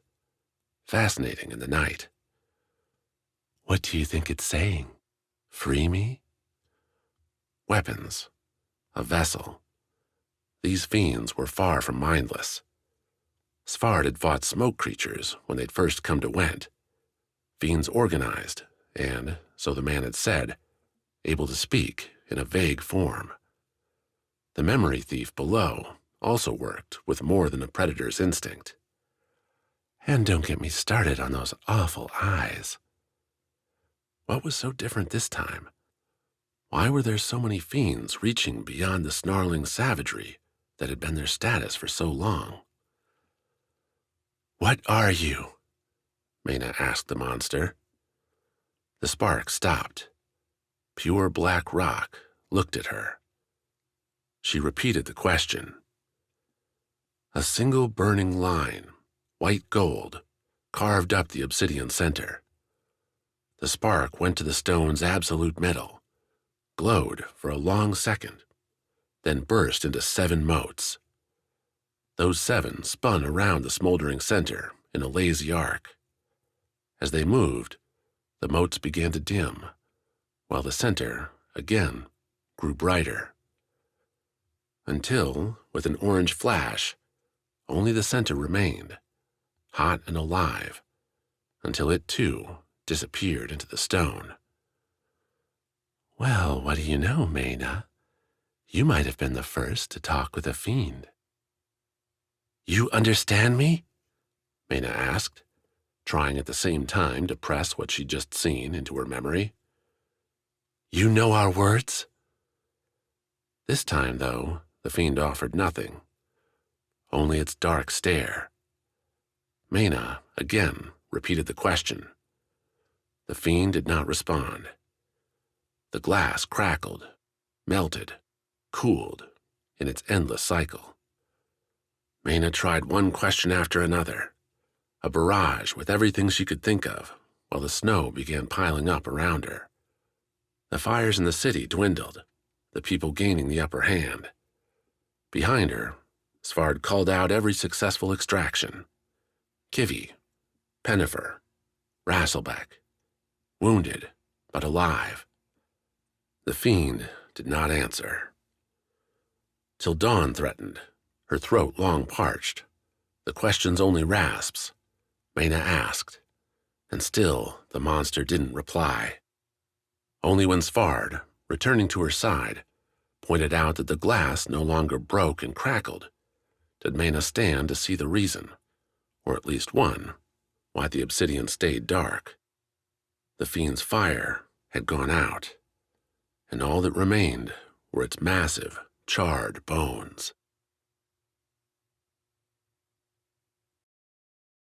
Chapter 39. Prisoners. In Kidai, justice ran 2 ways. If the elders found you guilty of a crime, you were offered a chance to labor, to make up what you owed. Harvest, fish, hunt, or do what your skills allowed to benefit the community until the city agreed you had repaid the debt. Anything too severe for such remedies ended in exile, banishment into the jungle, or across the seas. The Najan were always willing to take in stragglers, reform them, or, so Bliss heard, send them swiftly beyond this life to the next. The Rana town took a harder tack. Both Bliss and Torny, once the bandit had been disarmed by Blinth, were hauled to the town center and given an immediate, late-night trial. Bliss, who'd only seen a few sentences, who had no way to respond to the questions asked by the town's watch, let Torny deliver their defense. "The only thieves here are these three," Torny began, a stiff declaration to the half-dozen or so civilians bothering to watch, alongside all three Khants. Torny sprinted through the story, adding in choice invectives as she reached moments, like the casting of the Renewals into the sea, that earned the expletives.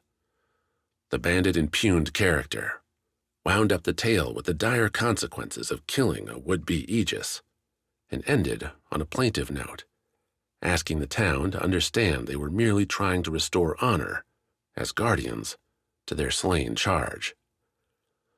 That last shook Bliss, a hollow ringing marching in as her own exhaustion mingled with the shock at hearing her brother called dead. Surreal enough with Pan, with all the bodies in the fiend-ravaged town, but to hear the same state given to Wax. Her head dipped. She pushed back tears, an emotion shifting quick to red anger, and if her hands hadn't been bound, Bliss might have charged the Khant's guards right then. "If your story is what you say, then why not come to us?" asked the leader of the watch, a stout man with more gray in his hair and beard than not. "If these three are heinous criminals, then why skulk after them in the darkness? We might have helped you, or at least offered a fair hearing for both sides." "That's what I'm—" Torny's wind-up died as the man drew his saber, leveled the curling point her way. "We're not some regal court, equipped with police and judges, jails and juries," the man said. "Out here, we make our calls quick, as there is other, more pressing work to be done. You shattered a window, you assaulted a paying guest, and some suspect the fiend we saw tonight might have had its origins with you." The man waited a breath, his eyes boring into the pair. Torny glared back with equal measure. Bliss kept her face blank, her attention still on Wax. "Regardless, this isn't a time for deliberation. The innkeeper has taken what she is owed from your satchels. I would cast you out of this town, but these three have agreed to take you into their charge." The man motioned at the Khant's guards. "You mean the ones I just accused of killing our Renewal? Our friends?" Torny asked, and even Bliss's mouth dropped at the idea.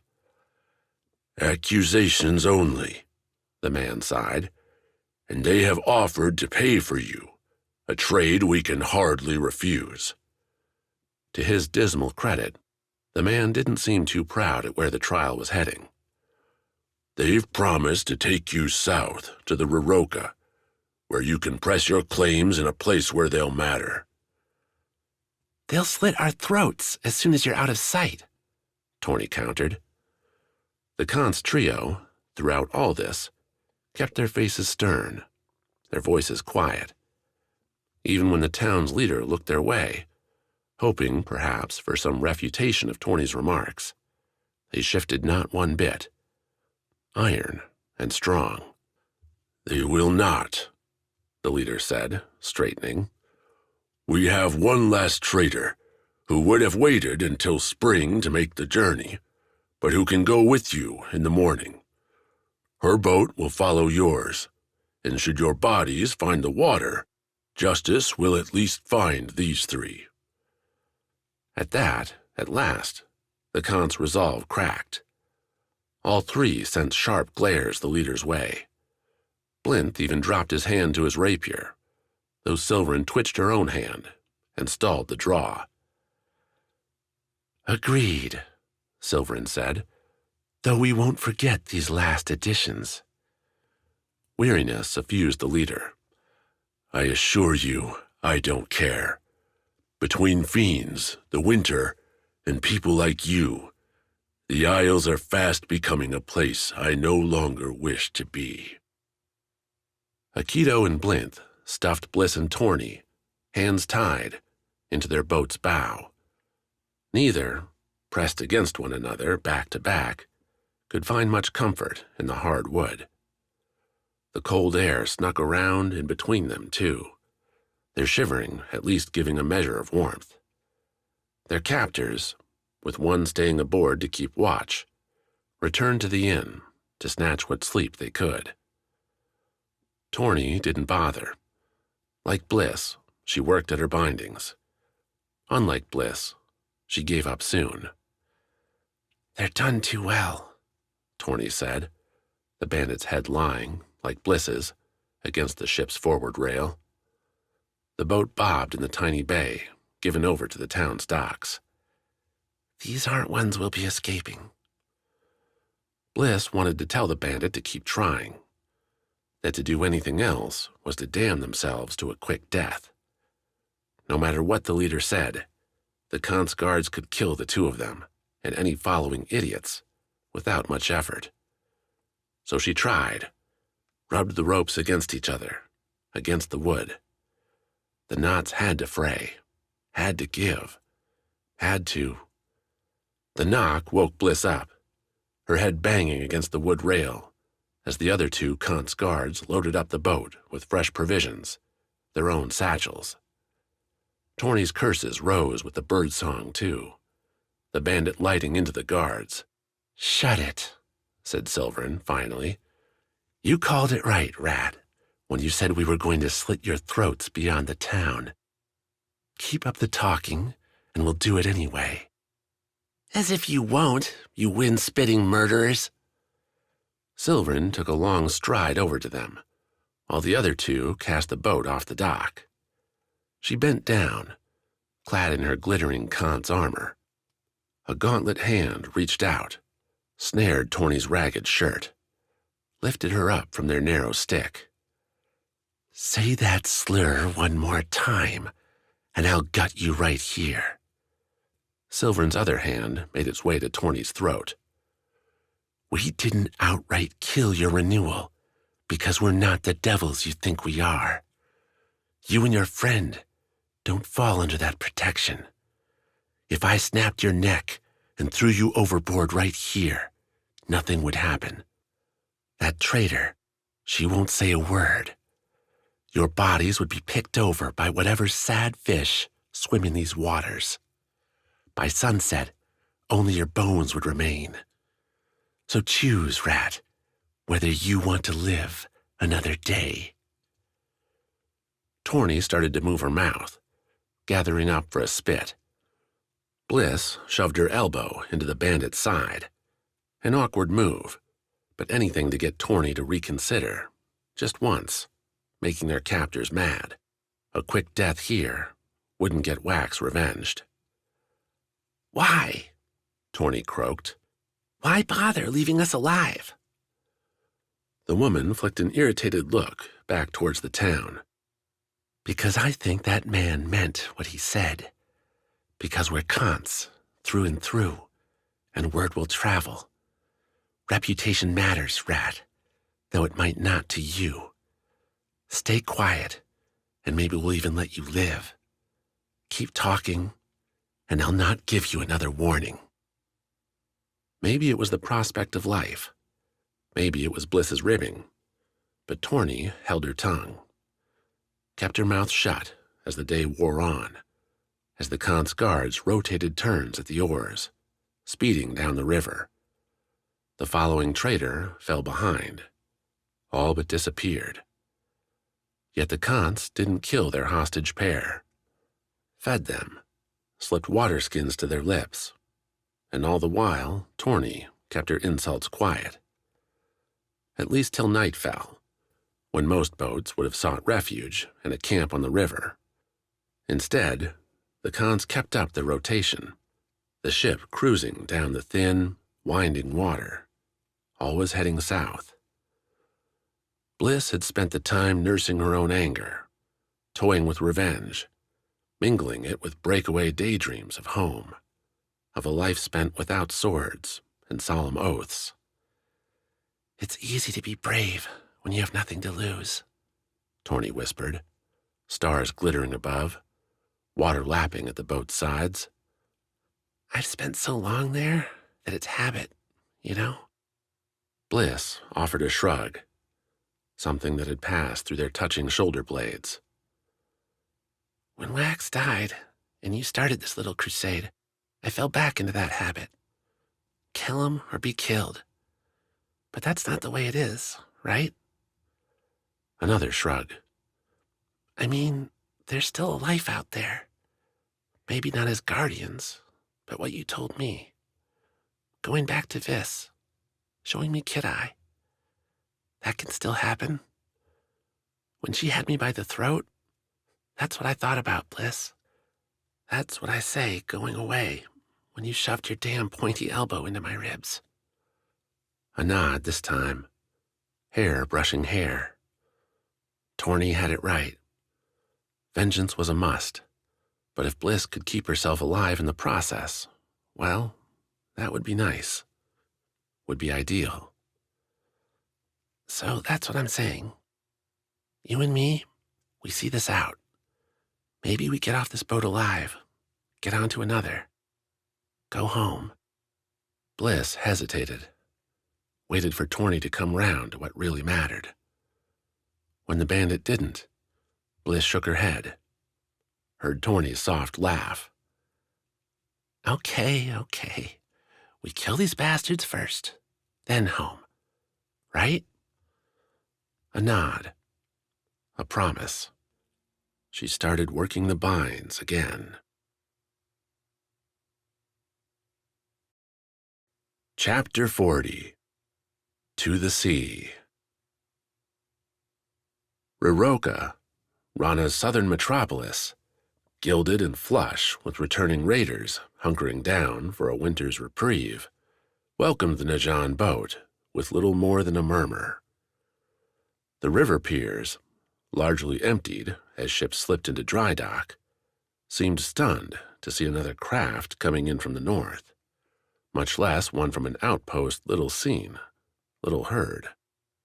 Reth guided the slim craft in, several others on board gathering up satchels flush with tradable goods, a couple others with their packs ready to relocate for the cold season. The stay would be short, the path back up north growing more perilous every day. Not that Wax, Yujo, and Quick would ever go that way again. "Once in the Whirlpool was enough, thanks," Wax said, as Reth bade goodbye. The trio did pick up one clue from their docking, though. 2 more recent arrivals, a trader already making ready to leave, and another group that had sold their ship as soon as it landed, a sale Reth invalidated when she claimed the boat as their own. Stolen from the Najan, a taint no Rana trader would accept, and one Reth mollified with repayment. The thieves didn't look as such, vanishing into the city with their glittering armor and 2 serving girls, or so the dockmaster said. When pressed, he didn't have more to add, claiming he wasn't some spy. "With their gear," the man offered, "and attitude, I'd say they were heading to the seaport, though good luck getting a real vessel this late in the season." "Obvious," Yujo said, as they left, descended into the town with a straight-on objective. "My captain won't let them take my ship without me, so they must have another plan." "Where would they even go?" Quick asked. Wax's brother recovered well enough from the Vis Skar and the long ride down. The man's gauntlets hung at his waist, ready to draw real blood. "All the way back to Kant's?" With the stolen scars? Wax added. I don't know, Yujo replied. Sylvan must have a buyer, or have some other plan. Doesn't tell you everything, does she? Yujo grinned, wicked and cold. If we talk, it's a war of words, Wax. They reached the port near midday. The hustle as constant as ever, though, like the river docks, less effort went towards unloading, and more towards wrapping sails, oiling wood, and tamping down ships for turbulent winter storms. Sailors, some already many mugs deep into their off-season, sang and laughed. A loud scene, a happy one. Celebrating what they stole, Yujo muttered, as the trio passed by one crowded tavern after another. Rana's not only raiders, but Noctia ought to clamp down on them, blockade the city until they put away their arms. Why allow it at all? Wax asked. Near as I can tell, it's tradition. Whispers, though, suggest Vassal and the Circle collect tribute and bribes to let it continue. Yujo nodded at a war-going galley, svelte and still bearing its grapples, a deck-borne ballista. Foti makes the weapons, Rana and Went use them. Kantz makes the sails, and Tamas brews the ales, Quick added. It's an industry. And Vis gets what? Wax asked. Left alone, Yujo replied, steering them to the pier leading to their own vessel, the nicest one left in the port. Nobody cares what you do, because you're not a threat, nor a player. Thanks, I think. Yujo's captain, a stalwart, silver and blue uniformed man, introducing himself as Dew, claimed her guards had tried to buy him off the day before. They'd come by with satchels, with two women they called servants, but that looked, with their angry stares and filthy clothes, more like hostages, or worse. So you did what? Yujo asked, the four sitting in Storm's Edge's mess, around a refined beechwood table. Let them go? Storm's Edge had beauty from afar, but up close, its craftsmanship forced a reevaluation of everything Wax had seen before. Kid-Eye's tree houses used to seem incredible for him, nestling as they did between every curling branch and wrapping trunk. Next to the ship's clean lines, her glistening silver-painted body, though, the finest Vis construct seemed a haphazard folly. The main deck graced their boarding with smooth floors, every board a perfect fit with the next, the bolts clamping them together painted over to seem like black stars on the near-white wood. Furled sails slotted up against the three masts, like both were a single-joined thing, a butterfly waiting to open its wings. The cabins, too, offered clean windows, full beds, storage space for gear. The Najan and Foti ships they'd ridden on, in contrast, pressed sailors into tiny bunks, everything inessential stuffed into large lockers in the hold. Even the Kant's cutter Wax had taken from Vis to Foti seemed lackluster compared with Storm's Edge. Dew, with a deckhand's help, even served them their first meal on ceramic plates, with real glass cups. I suspected, Dew said, but I couldn't do anything. I'm no fighter, and neither are the few staff on board. They, though, are no sailors either. We were at an impasse, and rather than push the problem, they left. Left where? Quick asked. Another ship, Dew replied. A Noctia vessel.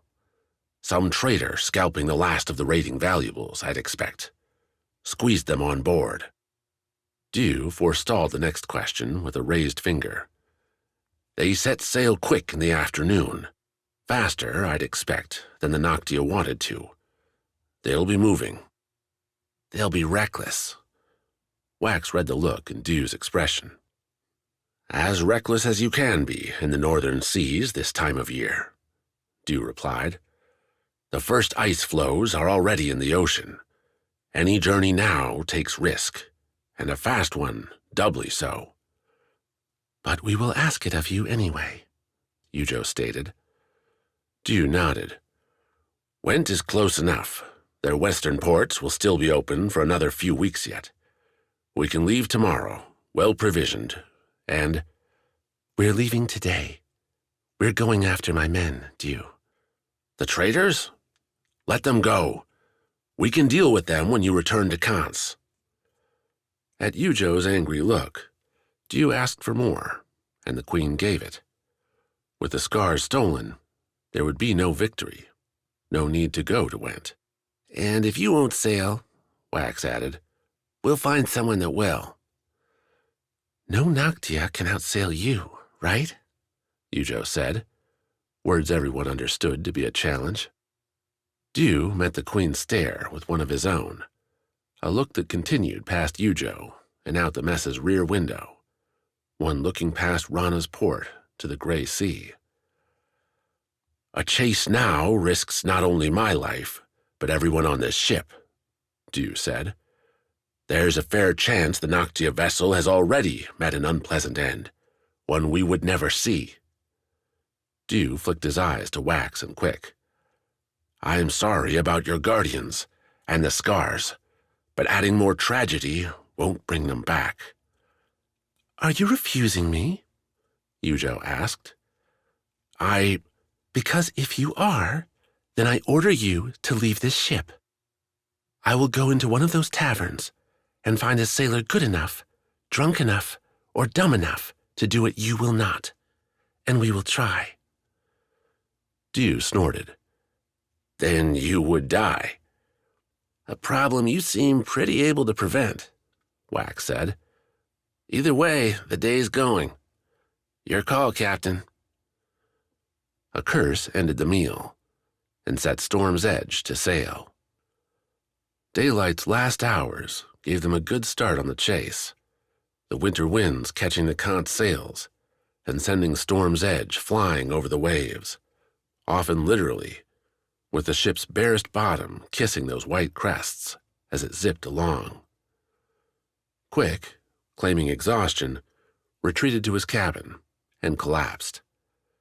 Yujo stayed with Dew, discussing strategy or relaying the story about the North, which left Wax to walk the ship himself, admiring the construction and watching the waves, trying to keep from focusing so much on Bliss. Both she and Quick had already sacrificed so much for Wax, from the very beginning of this journey up to this point. They'd been hurt, been held hostage, and so close to worse. Also, Wax could chase a dream likely out of reach. With this delay, and Yujo proving Wax's first scars had been slow in coming, what were the odds they'd even succeed? And who really wanted to be the Aegis anyway?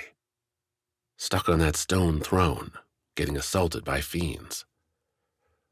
Wax found himself at the bow, leaning forward, an overcoat offering some protection from the cold, if not the occasional sea spray.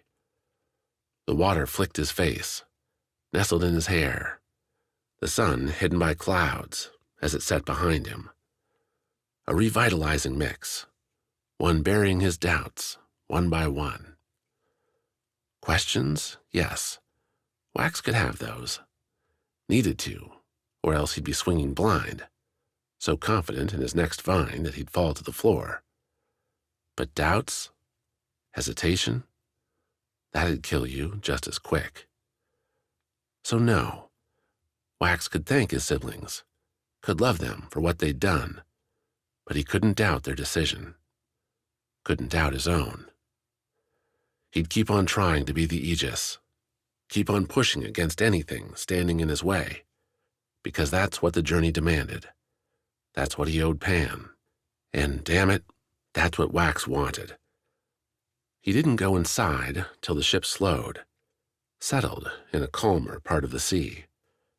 Dew declared the night too cloudy to keep sailing, not when ice might be around. They'd make up more ground in the morning. The trek from Rana to Noctia would take at least 5 days in good conditions, or so Dew said. That, too, with a Kant's ship. The Noctia vessel would take at least a week. When will we catch them? Wax asked, as the whole group, including Dew's several deckhands, first mate, and cook, gathered around the mess table for a fresh fish. Always fresh fish around here. Dinner. Dew bared his teeth. With good weather and simple sailing on their part, we'll have them by the afternoon. This time tomorrow, we'll all be dead or dining with your sister. Chapter 41. 2 Souls Stitched. Maena stood again upon the wet sand, the icy waves lapping up to her boots every so often. Exhaustion pressed in on her temples, despite the full breakfast and loamy coffee offered up by the city in their thanks. Her eyes scanned the snowy horizon, watching flakes by their thousand land upon the water or the Rana ships, now being dragged up from the surf to an inevitable dry dock. Too damaged to take to the sea again this winter, they and their crew were now went prisoners, or rather, their fodder. Hochi made the offer around his ruined defenses. While food emerged along with the dawn, the first repairs beginning in a burnt city that found itself still standing, the went warlord delivered a sermon of sorts to the survivors, chief among them Svarde, Maena, and their wounded trio. Pennifer and Rasselback didn't hear the words, as they'd been pulled onto waiting wagons, carted off to the city's hospital, a venerable offshoot of the university. There, so Hochi promised, they would receive the best care, coupled with the most promising experiments whence scientists could divine. Any further questions on the matter had been brushed aside by the growing crowd, the confusion, and the need for Hochi to stake his claim again as leader. And he had, by doing what Maena had done, what glory-seekers always did. He made a promise. We will follow the trail left by these burning aberrations, Hochi had declared in the cold gray light, standing on half-burned sandbags, his beard snarled with ash. We will find their homes and obliterate them. We will close the gate through whence they came and seal off their evil forever. Particulars came next, though Maena found herself hard-pressed to pay attention. Something about an assault on the dark below, led by both Went and Rana forces. Svarde, leaning back on sandbags of his own, openly slept, snored. That uncommon alliance should have garnered Maena's interest, but its forging came through force, not compassion. The Rana captain, Maena would remember her name later, must have agreed to terms with Hochi, terms that left her remnants alive, terms made to send them to a deeper, grimmer death. And you're going with them? The realization pushed Maena back to the beach after the meal. Hochi had declared a time and place to meet, back near the university that evening to plan. There, the serious work would begin again. Another dive into the depths, this one with an Isle's full backing. Not just old-timers with nothing to lose, you mean? And with provisions to match. Maena would press Hochi to set up supply lines, establish outposts all the way down. Not an expedition, then, but an invasion. How merciless. All the Isles had been content to live atop a bomb all these years, accepting and ignoring the detonation lurking below the surface. The momentum was there, at last, to take a serious stab at what mattered most. Murdering the Fiends? A younger, more naive Maena might have tried to find a better word for it. Something with more diplomatic verve. Something more fit for legend. But yes, murdering the damn fiends. That's what they needed to do, and do it well enough so the monsters didn't come back. There's my captain. I've missed you. Maena nodded at the waves. She'd missed herself, too. Something down there had shattered her, split Maena apart, and left her reeling. She'd lived with that rift too long now. No more. Trying to get rid of me already? Maena knelt in the cold sand, felt the chill leak through her new cloth pants, looked down into a tide pool at her feet, the lingering water giving a murky reflection. Her captain's visage was long gone. Only dirt and ragged energy remained. New scars molded with old, all in a red sheen now thanks to the fiend's fire. You're ruined, just like me. That'll never go away.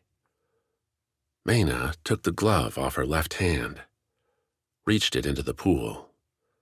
The ice shot through her skin, and along with it, a comfort, a pressure rose on her face, against the same cheek her hand held below. I could say that I am you, but you already know that. There were magical things that happened across the 7 Isles. The Najan explained them away as the leftovers of the gods, while the scientists worked to prove their foundations in natural laws. All Maena knew was right now, right here, she needed to right herself. Then stop fighting me, fighting yourself. The reflection scowled. Maybe Maena did too. Not that it mattered. She worked the glove off her right hand, dropped it to the dirt, and sent her fingers into the pool to join her left, cupping her reflection. Again, that cold, that pressured warmth. Let me in. One life, one body, one soul. Only one. Split, maybe, but like any wound, such a split could be healed. Had to be, if Maena was journeying back into that dark place. A wave crashed in, ran over the pool, buried the reflection in froth. Maena closed her eyes against it, held on to that warm pressure, right where her fingers touched, until, with the wave, the pressure went away. The tide pool leaked with it, the sand holding it together, draining aside. Empty, wet dirt remained, but Maena heard nothing, felt no whispers in her mind. The doors opened as she neared, Hochi's guards pushing them in and revealing the dinner's spread. Svarde, refreshed from a long day's nap, beckoned her to an empty seat near him, the only one left at the table. An arrangement awaited Maena, ranging from academic cloaks and colors to Rana blues to Hochi's furs and bright grin. At last, our final member, Hochi thundered.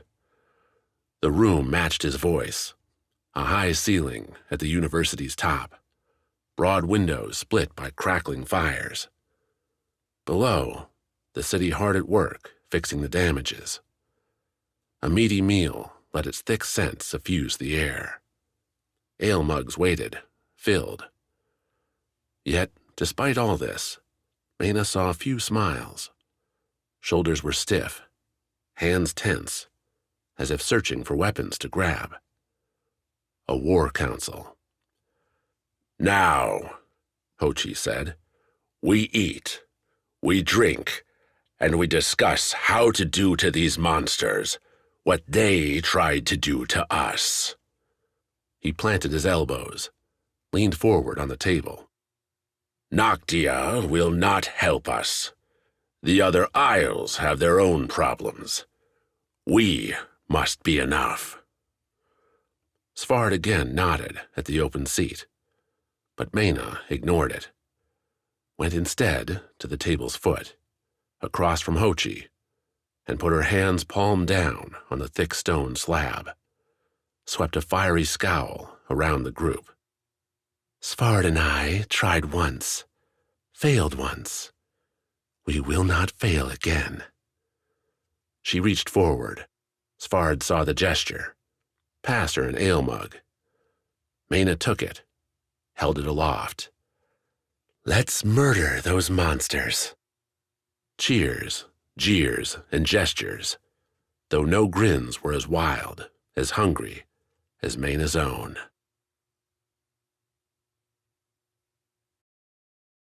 Chapter 42. Cage Match. The binds didn't come undone. Every time the ropes frayed, the Khans on watch would replace them. Not a one acknowledged Bliss's efforts either, just put a rapier point to her side, while another shifted the rope, put fresh strands in the right spots. After the third time, Bliss stopped trying. Took the opportunity to sleep, however uncomfortable it was. At least the river made for pleasant noise. At least their captors were quiet. No beatings, no random threats. Compared with Sledge and the Foti bandits, these three were positively saints. Torny and Bliss repaid that kindness in the city. The Khans trio stacked their satchels in the two women's hands, hiding their bindings, shifted to the front, and keeping the pair burdened enough to stall any getaway. The weight, the ropes, those gleaming rapiers spoke of what would happen should the two try to run, so they stayed put. And the Rana, so wrapped up in their own preparations for winter, didn't seem interested anyway. Torny, at one point, after their fivesome had sold off the boat and ditched the trailing traitor, seemed like she was about to holler for help, when Silvern stopped, faced Torny direct. Make any noise, make any trouble, and you'll be dead before you hit the ground, Silvern said. Anyone asks why, we'll tell them the truth. You're criminals, attempted thieves and killers. Not a soul will care. Good enough to keep Torny's mouth shut. Good enough for Bliss to focus her efforts on what really mattered. Timing. If Foti had taught her anything, it was that chances came and went. A moment would come when the Khans relaxed their reflexes. Some opportunity would offer itself. And if she was ready, if she took what sleep she found and stole what food she could, then Bliss could take advantage. That moment arrived on their second day at sea, aboard a slick Noctia caravel, headed towards her home port. The vessel lacked the Foti galleon's raw heft, the Najan frigate's power, but the caravel nonetheless cut an impressive line through the winter waves. Seasickness normally clinched around Bliss like a vice, but the boat kept its rocking controlled, leaving Bliss with only a vague rock in her stomach. Hardly the reckless vomiting she'd become used to. That relative health, coupled with Torny's sharp eyes and sticky attitude, as the pair watched the water roil from a squat cage, several levels in the Traitor's depths. The Khans had put them there, stuck them in a pen meant for livestock. Moldy straw lay strewn about the corners, and the odor of not quite cleaned manure pervaded. All the same, Bliss was dry, warm, and her sore muscles had found their strength after the hard journey and the burning battle with the Fiend. So you're ready now, is what you're saying, Torny sighed, her back matching Bliss's against the ship's hull. Everything up to this was just a fun romp? Biding my time. Could have told me. You seemed busy. Unlike Bliss, Torny had spent the journey testing the limits, and she'd earned some bruises from her breakaway attempts.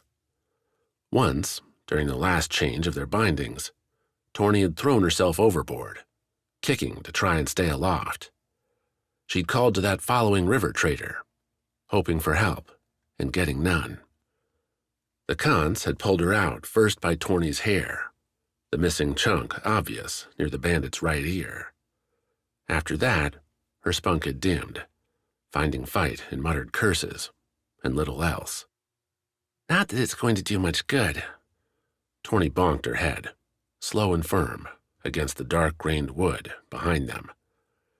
We get out of this, all we're earning is a swift punch to the gut and a return to where we came from. Don't want to swim in the sea? You try taking a bath in this ocean, and you'll freeze up in a minute.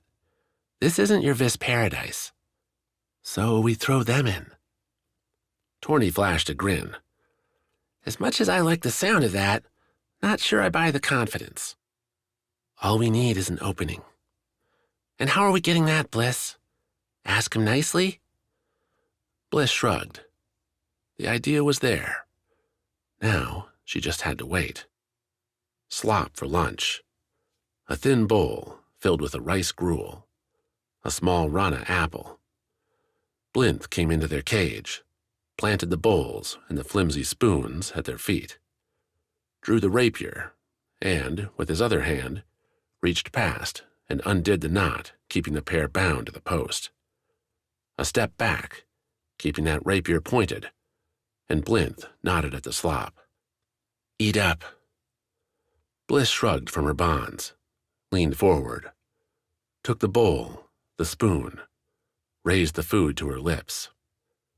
The caravel made a slow climb up another wave. Blinth compensated, leaning towards the pair, that rapier so level, eyes serious. The caravel moved, the slightest turn as it crested the wave. Bliss used it, fell forward, throwing the bowl out before her.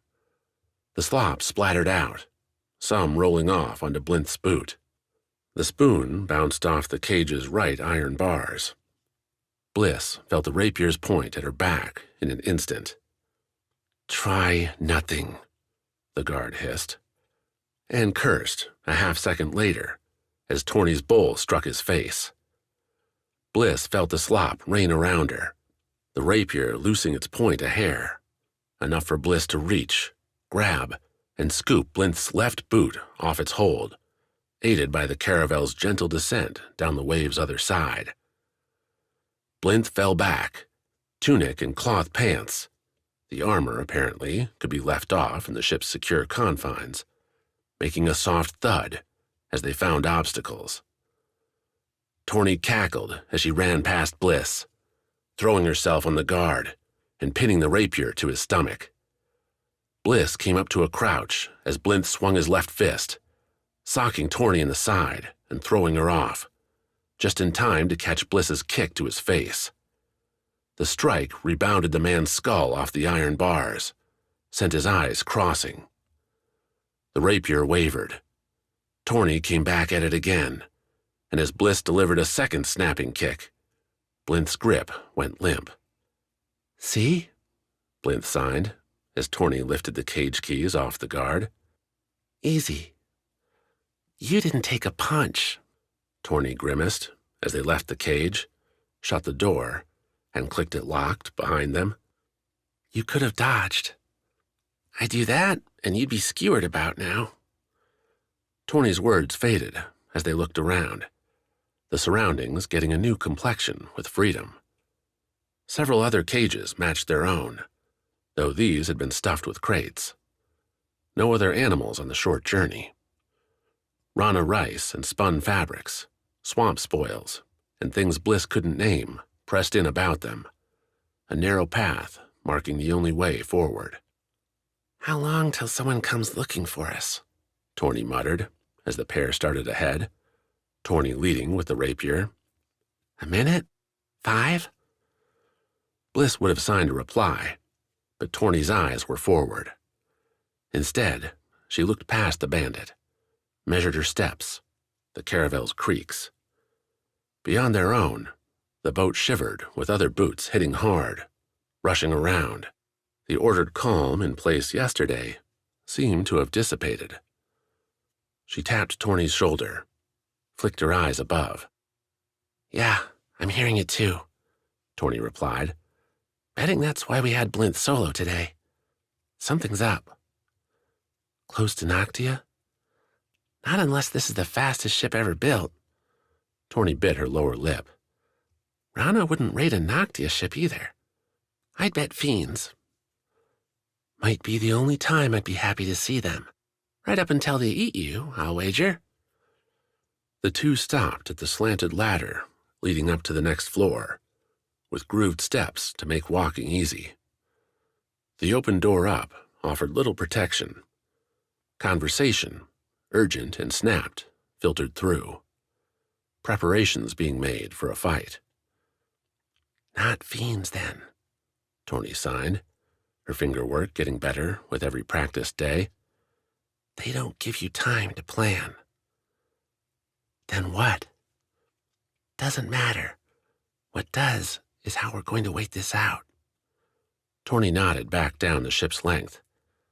Come on, let's go back to our pal. Torny's reasoning came well enough on the walk back. Even if the duo somehow fought and surprised their way through all the guards, the ship's crew, and the captain, they'd then be stuck alone on the seas with a ship neither could sail. Any lifeboat, if the Noctia vessel even had one, would put them in a freezing ocean. Better, then, to use the card they had. We keep Blinth hostage, Torny said, pointing the rapier at the senseless body in the cage. Hold the line down here till we dock. Trade his life to be let free. You think they'll do that? Let us go? Torny nodded. We're bargaining chips, Bliss. Don't mean anything to them. Bet we're more annoying. They'll ditch us the first excuse they get. So all my brilliant move earned us was a wait outside the cage instead of in it? Torny held up a single finger. What you gave us, Bliss, was choice. She frowned at the spilled slop. Though you could have waited till after lunch. I'm starving. Chapter 43. Call and Response. Wax waved the rapier through the chill wind. The blade had a nimble feel, as if it could dart and dash with a wrist flick. Dew, the captain, had spent a few hours over the last day giving Wax a few pointers, correcting the stance, the swings, both different from the heavier Foti blade. That weapon Wax presumed lost, vanished in the northern Rana swamps after the Khan's guards jumped him. If he was lucky and the Queen's guard kept it, maybe Wax would find it stuffed aboard the Najan Traitor. If he was lucky, Wax would end the day alive, unharmed, and victorious. Dew expected to come upon the Noctia ship that afternoon, and the captain held true to his word. At first, a dark blue shadow on the horizon, the trading ship resolved itself against the waves and the gray sky as minutes spun. Wax and Quick threw on their linens, the latter still with his gauntlets, and stood on the bow. Yujo remained with Dew on the ship's bridge, talking strategy. Or deciding to turn us in, Quick said. Because that makes sense, Wax replied, staving off a shiver. Linens aside, winter came on hard up in the north. She'd do all this just to, what, have her guards gut us? I don't know, Wax. After Foti, and now this, I don't know how you can trust anyone that's not part of our family. I choose to, Quick. That's how. His older brother shot Wax a classic look, the one with a single raised eyebrow, saying Wax needed to get a grip on his naivety. A younger Wax might have been infuriated, prone to snapping back. This one, the Renewal about to get his scars back, only smiled. Good thing you don't have to worry about it, Wax said, slipping bravado into his words, just as he might if they were back on Kid-Eye, and Wax was proposing an expedition. Just follow my lead, brother, and you'll be fine. Quick, at least, could laugh at that. Dew's other crew assembled as best they could as the Noctia Traitor drew near.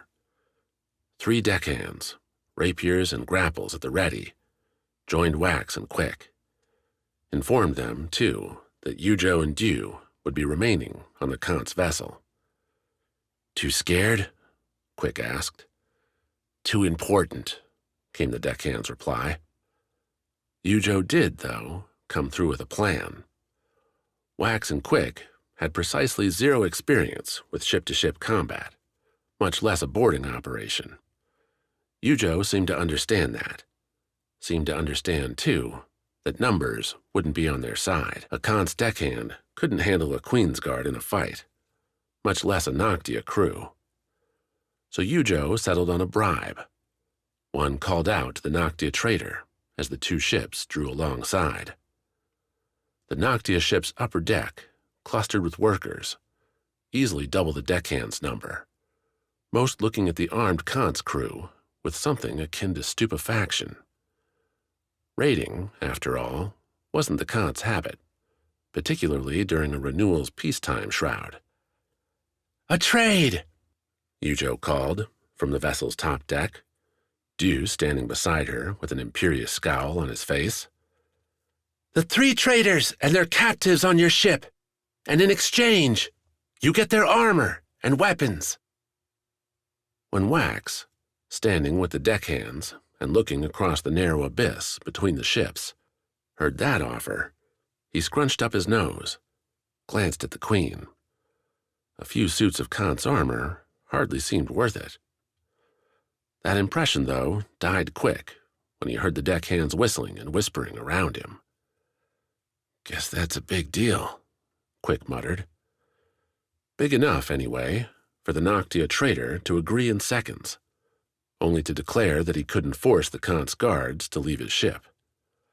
The Noctia captain, a squirrely man with hands always moving in and out of his thick robes and their pockets, declared only that he and his crew wouldn't stand in the way. So generous, Wax said. A merchant's way, Quick added. There's no profit in joining the fight, only in picking up the spoils. Those spoils, Wax figured, might earn themselves a few more dings and dents before the battle was over. The Noctia captain allowed a boarding ramp to slam down between the ships, the walkway shifting with the waves, but easy enough for Wax and Quick to walk. The deckhands followed, rapiers drawn. Where are they? Wax asked the Noctia captain as he set foot on the black wood. Sails snapped overhead, but otherwise as much silence as the sea allowed reigned.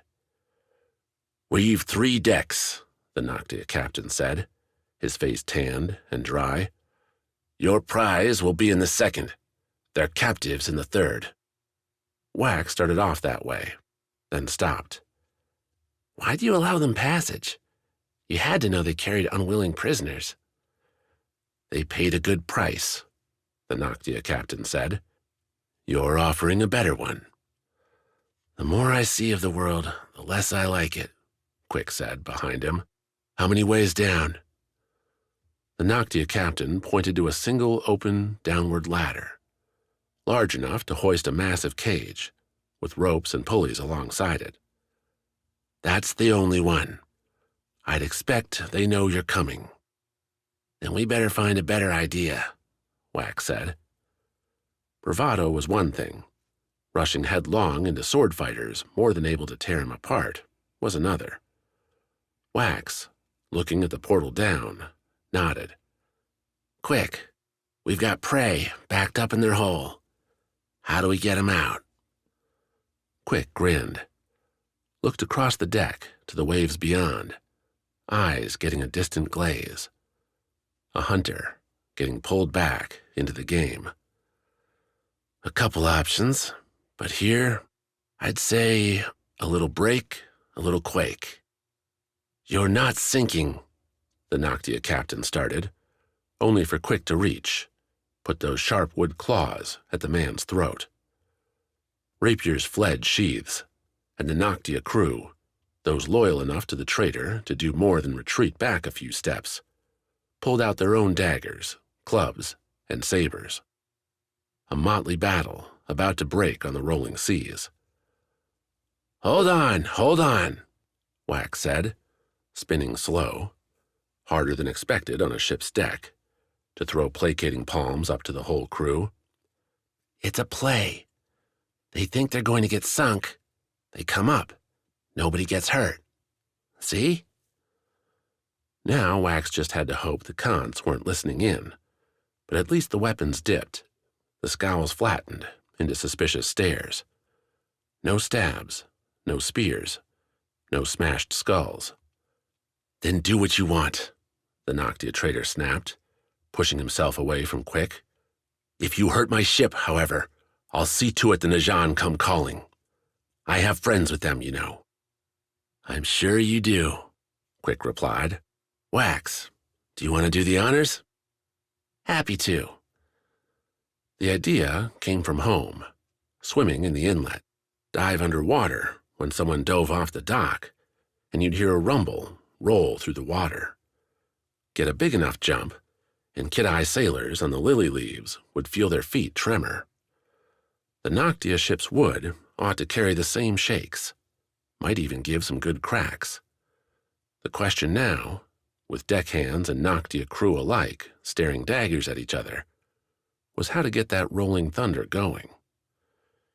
Dew had the answer, and it lay in the great weighted anchor at the storm's edge's prow. The ocean's depths meant it wouldn't hit the sea floor, but a few rapid hauls and drops would get the noise Wax wanted. With any luck, it wouldn't smack the Noctia ship. Much. The plan readied up in record time, both ships staying tied tight to one another, drifting over waves on the gray, snowdrift day. The Noctia traitor kept up his muttered complaints, ignored by everyone. Quick and Wax had their eyes on the ladder below deck, listening now to a frustrated fight between Akito and Silverin below. "They're suspicious," Quick said, as Wax joined him, the storm's edge making its first drop. The anchor plunged into the ocean, splashing up water with a thunderous smack. Both Silverin and Akito stopped the chatter for a long second, while Dew's deckhands began hauling the anchor back up. "They should be," Wax said. "They need to be scared." The anchor dropped again. Another smack. The current pulled the anchor's great chain this time, brushing against the Noctia ship in a creaking scrap Wax heard and felt through his feet. The Noctia traitor squawked. His deckhands cursed. Nobody, though, made a move. Wax waved at Dew, standing near his crew and looking immaculate as ever, to drop the anchor again. The captain complied. The anchor dropped. The loud splash, another tremor. Silverin and Akito started up another violent chatter, their words just too quiet to make out. Quick leaned closer to the ladder, trying to listen in, when the words cut off. A stomping commenced, but the wrong way, heading deeper into the ship. Wax met Quick's frown with his own, started to voice a new plan. Take Silverin alone, and get the others after. That plan died with a deckhand shout, with the anchor's chain pulling the wrong way. With a clanging yank, the chain broke free from its handlers. The storm's edge lurched in towards the Noctia ship, the boards linking them cracking. The reason why revealed itself in the next instant. A deep purple, writhing limb rising from the surface and slapping the storm's edge. The Noctia ship jumped, rose up from the water, and tilted. Quick fell, vanishing down the opening to the lower deck, while Wax rolled past for a moment before the craft settled. Something new, something awful rising in the sudden gap between the two ships. A fiend? Wax tried to square the awful luck, the low chances, until a continuing grinding noise drew his eyes back to the storm's edge, to the anchor still drawing out, and had his answer. Now, as the air filled with curses, orders, and screams, they had to survive. Chapter 44. Below Deck. Blinth did not like being locked in the cage. As the guard woke, he started shouting, and the ship did little to keep those sounds suppressed. "Let me take the lead," Bliss signed, swiped rapier in hand as she occupied the narrow hallway between stacked crates. There'd been a huge lurch moments before, but the ship's rocking seemed to have settled for reasons neither Torny nor Bliss cared to speculate. Blinth's constant cursing, threats, and cries for Aikido and Silverin drowned out the muffled noises from elsewhere, leaving them in an odd pocket. Hope for rescue wasn't something Bliss dared dance with, not at this point. Better to trust only in her grip on the blade and her chance for surprise. That chance came when the first armored leg hit a visible rung, Aikido calling out a question to his shouting friend. Where was Blinth? Where were the two prisoners? How safe was it? Not safe at all. Bliss, whose skill with the sword sat somewhere between nil and marginal, pressed her only advantage and ran straight at Aikido with a rapier held out like a spear. The move might have worked on someone less skilled, on someone dulled by ale or time, but Aikido, his back facing Bliss, either heard or predicted the charge and turned, sweeping his own rapier with his right hand to deflect Bliss's move and send her stumbling past towards the ship's aft. Aikido dropped the rest of the way as Bliss pushed off a soft crate, turning to see the enemy's rapier coming in for a heart-stopping stab. She fell back, her own short height coupling with the distance to give the guard a grazing blow, and no more. Not that Aikido would give her any opportunities. The rapier jerked back a hand's length, then jutted in again, this time aimed at Bliss as she kicked away on the floor. The blade pierced her side, hot pain coming with it. She tried to scream, her butchered voice a mangled yelp instead. Bliss flailed with her own rapier, sending the blade towards Aikido with enough wild rage that he took a step back, batted the strike away. With his left, the man drew the dagger at his waist, again leveling the rapier. "Drop the blade, and you might live," Aikido said. Bliss only spat in response. She pressed her left hand to her side, felt the hot, sticky wet, the pain constant now, but not enough to make her surrender. She kicked back, bought herself a stride space, and threw her shoulder against the crate to her left, leaning on it to keep herself upright. Aikido only sighed, came in again with that leading stab. Silverin shouted up above, a warning about something gone wrong, to hurry. Aikido's eyes glinted, a sane glare. Finality. Bliss raised the rapier, shot it forward. A hard stab, one the guard deflected with his dagger, sliding the blow away and past his left side. The killing riposte should have followed, but Aikido stiffened instead, his mouth dropping open in both shock and surprise. Not death. "If you killed her, it's gonna be so bad for you," Torny hissed, her head appearing around the guard's shoulders. Those banded eyes found Bliss, tracked to the placed hand, and went dark.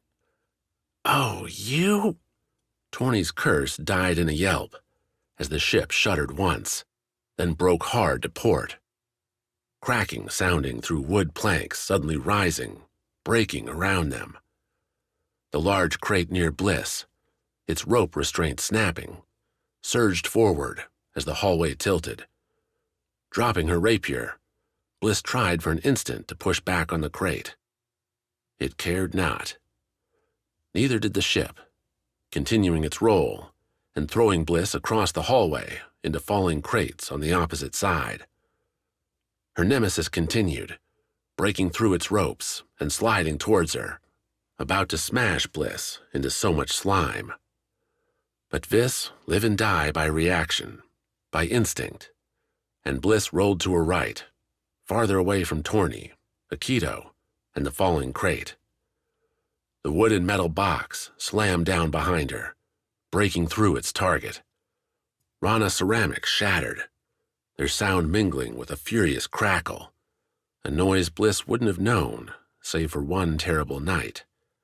The Rana roller, sinking at the Fiend's vines.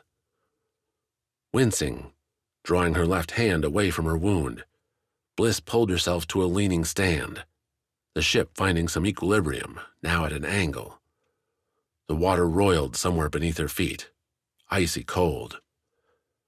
The crate's devastation left, at least, a damaged path back towards the ladder, towards where Torny tussled with the guard. The pair didn't fight so much as scrabbled, striking each other and falling junk with every close-range punch and kick. Bliss would have expected Torny to lose a fight like that, save for the knife sticking out from Akito's shoulder blades, right in the crease between his armor. The same red staining Bliss's side leaked there, and as Bliss limped towards the tangled pair, the knife's work slowed punches, left them weak. Akito knew it too, taking any chance he could get to scrounge for another weapon, to reach for a rapier. Convenient, then, that the falling crate, the listing ship, had left Bliss's blade sticking up from the cargo, now at her feet. She tugged at it once, found the point embedded deep. Another pull, still nothing save a groan. Torny cursed, drawing Bliss's glance in time to see the bandit take a kick, falling back along the hallway to the ladder's edge. There, halfway down, glinted more armor, moving gingerly. The sight and its sure end made Bliss's decision an easy one. Charging in wounded without a weapon, even as Akito retrieved his own, would be the worst form of suicide. Torny would have to hold on. Gripping the hilt with both hands, Bliss didn't pull, but pushed. Leaned on the rapier's hilt, shoving with her legs. The ship shuddered. Something distant snapped. Blinth screamed, a pure echoing terror. And the rapier's tip broke. Bliss stumbled forward, dragging the broken blade free. On her right, the slanted hallway offered splintered handholds, the crates and cargo a battered, treacherous line. At its end, though, lay Torny, trapped and looking between the guards on either side. The path to her target might have been tricky, but Bliss dealt with the ill footing like she'd tackled every thorny frond, every vine as likely to drop under her weight, with speed and sure steps. One stride forward, her left foot landing on the edge of the hole created by the plummeting, crashing crate. A push-off, angling left and up, giving her right foot a chance to catch a grip on the tilted hallway floor. The rapier flipping to her left hand, so Bliss could snag the ruined rope restraints, still tied to the boat's ceiling, and offering just enough to keep her moving. Just enough to jab the rapier forward, faster than Akito dodged. The strike bounced off Akito's back, the rapier's jagged point sliding up the smooth Kant's armor and wedging beneath his helmet. A useless blow, save that it brought Bliss charging, pushing, flying into the guard, and together the pair mashed into Torny. Or at least that's what Bliss thought would happen. She figured in the moment the rapier glided off the Kant's metal, that she'd blown it, cost the pair their lives at long last. Yet in that tangle, buttressed by the wall holding the ladder between decks, Bliss looked up and saw the ever-nimble bandit squeeze against the hallway and stay on her feet. Perfect timing, Torny said, snatching Bliss's broken rapier from a groaning Aikido. She swung the blade up and right, parrying Silverin's stab. Any more tricks, maybe? One. As Silverin moved in to press Torny, Bliss reached across her own face to snag the dagger jutting from Aikido's shoulder. She yanked it free, Aikido screaming in the process, and jabbed it against Silverin's ankle as it stomped down near their struggle. The dagger glanced off the hard armor, but in the way surprise attacks do, the stab drew Silverin's attention. Just long enough for Torny to counter, stab into Silverin's heart. The rapier's jagged end blitzed again off the hard armor, but the blow forced Silverin to retreat, a maneuver turned into a mistake when Aikido, in apparent pain and without his mind, tried to rise up. His shoulders struck Silverin's retreating knee, knocking her to the ground with a heavy wallop. In a flash, Torny stepped up over the two, had the busted rapier ready for a mortal strike. Give up, Torny announced, her voice more than a little deeper than before. Or, suffer the consequences. Bliss shoved herself free from Aikido, stood to see one pallid face, eyes almost closed, and another angry glare. You haven't won yet, Silverin replied. Looks pretty good from my view, Torny shot back. Only because you aren't listening. As if she'd pulled back some veil, Silverin's words brought in the outside noise, the continued cracking and snapping around the ship, as whatever had collided into it continued its breaking advance. Sailors called out to one another, words speckled in with raw fear. Splashes sounded too, distant thuds, as things heavy and alive hit the frigid waters. Guess we'd better kill you quick and get out of here, Torny said. Bliss tapped the bandit's shoulder. We need those scars. Oh yeah, Torny said, pushing the rapier's edge closer to Silverin's unarmored mouth. Where are you keeping those? In our cabin, where else? Silverin shook her head before Torny could ask the follow-up. I'm not helping you. Torny! Bliss! Quick's voice followed his head as the Guardian leapt down the ladder, those big gauntlets on and wanting blood. You're alive! No thanks to you, Torny said, as Silverin flicked her eyes between both of them. Try to take longer next time. It really helps. We're under attack by a huge fiend, in case you didn't notice. Quick looked down at the guards. Looks like you've got these two? When Quick returned his eyes to the pair, looking them over to see if they were hurt, Bliss signed the story, with Torny interjecting. A succinct summary, ending when the boat rattled again, water making its presence known in a rush not far below their feet. To the cabin, then, Quick said, starting to turn. This ship's not going to last long. Hold on, Torny said, as Bliss made to follow. We left these three to drown in a roller, and they made it. Not making that mistake again. Torny didn't wait for a discussion, but neither did Silverin, who swept her arm, her whole body across. The swing knocked Torny's rapier aside, Silverin not stopping there.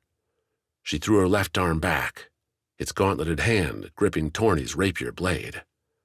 A jerk pulled the weapon free from Torny's hand and Bliss kicked. Hard, straight, and right into the Khan's leader's chin.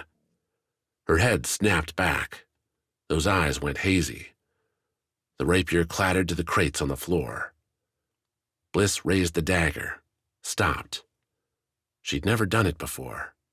Killed someone in cold blood. An animal, prey, a fiend, one thing. But a person? Do it, Torny said. Or give it to me, and I will. The ship cracked, began listing back to starboard. Bliss and Torny braced themselves on each other, arms spreading across what had been the hallway. Quick spread his own, the gauntlets carving into the ladder's side, and crates still held fast on the other. Both guards tumbled over one another, a heap at Bliss's feet. Both still alive, both deadly enemies. "Bliss, we need to leave!" Quick shouted. And still she held the dagger, trying to decide. Chapter 45. Gods and Their Gifts. Like a nightmare come to life, the fiend rose up from the churning waves. The ocean's forming vortex spoke of the thing's arrival before its body cracked the surface near the two vessels, the boarding ramp and grapples straining to keep both ships together. With Quick dashing down the ladder after the Kant's guards, looking for Torny and Bliss, Wax stumbled up top, hearing sailors curse and fall around with him. The rapier bounced from his hand, lost as Wax steadied himself on the railing, looking over at the monster and recognizing it. The gargantuan thing that had terrorized Kid-Eye was here, again. No, not the same fiend. While this one bore scars and damage like the other, its colors differed. More purples and blacks as the tentacles rose up from the waves and slapped the ship's sides. A deckhand, Wax couldn't tell if they belonged to the Noctia Traitor or Yujo's crew, tumbled off the side, plunging into the water and vanishing. Someone fired a crossbow at the monster, the pitiful bolt lancing into the creature's side and prompting nothing, no recognition from those hideous yellow eyes. "Wax!" He looked up, hands gripping the railing like iron. Saw Yujo on her own upper deck, her face a queen's stoic mask. "There's no winning this! Get your guardians and let's go!" Wax wanted to laugh. How was he supposed to get his brother and sister out of this? He could barely keep himself standing straight. Nevertheless, he wheeled back towards the ladder, took a single step, and found the ship rising beneath him. The tilt swung the boat to port, putting Wax's back against the railing. More sailors flew by, some quick enough to hold on, others missing their grabs and falling away. The wood beneath his feet shook, a violent quake accompanied by creaks and cracks, boards breaking. Water would follow. Wax didn't have to be a sailing expert to know this ship wasn't long for the surface. The choice to flee or stay didn't wait for him. The fiend's approach came with slapping rage. One bent first on the ramp between both vessels, already cracked after the splitting lift of the Noctia trading ship. The fiend simply rammed through the remainder, Wax catching full view from his railing grasp. Bigger than either ship, the fiend seemed to be making its way through, and damn anything unfortunate enough to be caught. Its forging shoved both craft apart, Wax lurching forward now, as the tentacles pitching the boat port side slithered away, leaving the fiend's bulk to move the ship opposite. Again, wayward sailors and miserable deckhands tumbled. This time, Wax followed them. His grip, the wrong way for a forward fall, slipped on the wet railing. He moved his feet on instinct, kicking them ahead so he slid down with his eyes up, just like Wax would on a massive fern frond deep in Vis's jungle. Unlike those ferns, Wax's path had an opening right in his way. Beyond it, the cracking ship left a clear run right to the roiling sea. After experiencing the chill in Rana's wintry lakes, an ocean with literal ice floating on it promised an uncomfortable swim. Wax crouched as he slid, aiming to duck right inside the ladder to the lower decks. Where he'd go after that was a problem for another second, a problem Wax didn't get to solve, as the ship rocked again, pushing further away from the fiend and sending Wax into a sudden leap. He flailed his arms, kicked his legs and found no vine, no sturdy tree to grab hold of. His stomach dropped, his eyes locked on the roiling water, until his world shifted and Wax swung straight into the buckling boards. The hit blew out his air, left Wax's eyes swimming. Blood ran from a bit lip, and Wax felt a dozen splinters find new homes in his legs. But for a moment, he hung there, just below the opening. "Got you!" Quick strained, pulled Wax up, dumped him over the lip. "But I guess we're not going this way." Wax shifted, pushed himself almost all the way inside, before Quick stopped him. A look into the lower deck revealed Bliss and Torny waiting behind, both grappling with ropes, broken boards, and ruptured cargo to keep moving towards the ladder. Wax's sister held a knife in one hand, looking back at a dark drop. As if making some decision, Bliss flipped the knife away, getting both hands helping her balance.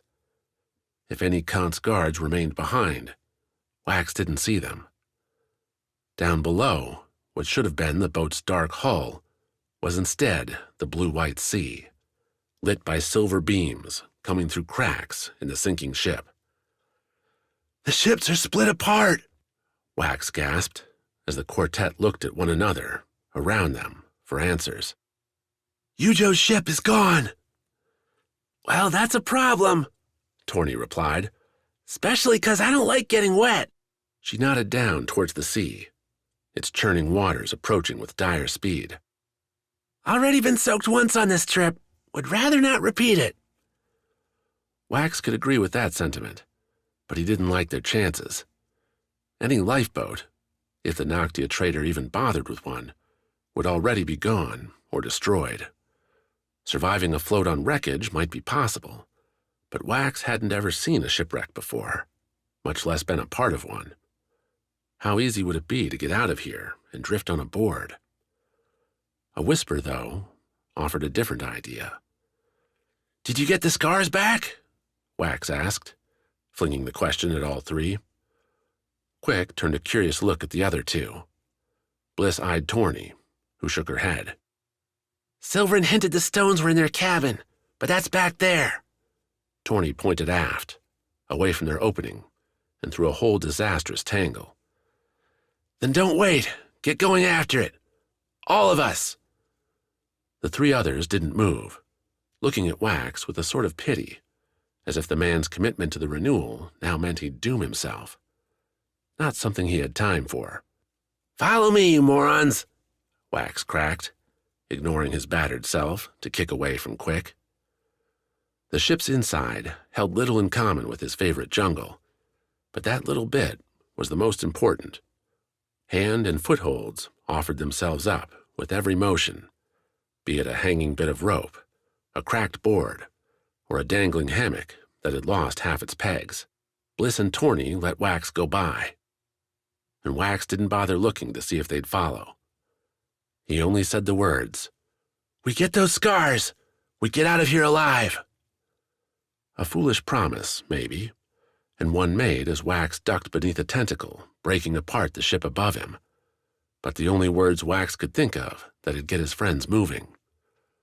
With mutual curses from Torny and Quick, Wax soon heard the cracks and clutter as the trio followed, meeting him at the ship's aft, where two cabins waited. One, below Wax, had already lost its door to the sea. In between it and the other cabin sat the opening to the lowest deck, where Wax heard more cursing and metal clanks. Apparently, Torny, Bliss, and Quick had left someone alive. The door before Wax had lost a hinge and hung askew, revealing cots and belongings. Enough to reckon it a good chance, because they'd only get one. Balancing on a broken board, Wax tried to tear the door away, but the remaining hinge held itself firm. Trying to open the door wouldn't work either. The handle, a tough reach, at an angle without leverage. "Move," Quick ordered, and Wax pressed himself back against what used to be the deck's floor. His older brother stepped past and swung his right arm, the heavy gauntlet slamming against the doorframe. Splinters flew, the door broke, and the hingeless half dropped into the drink. Wax whooped, and Quick kept right on going, hitting the door again to clear the lower end away, save for a small square clinging to that stubborn hinge.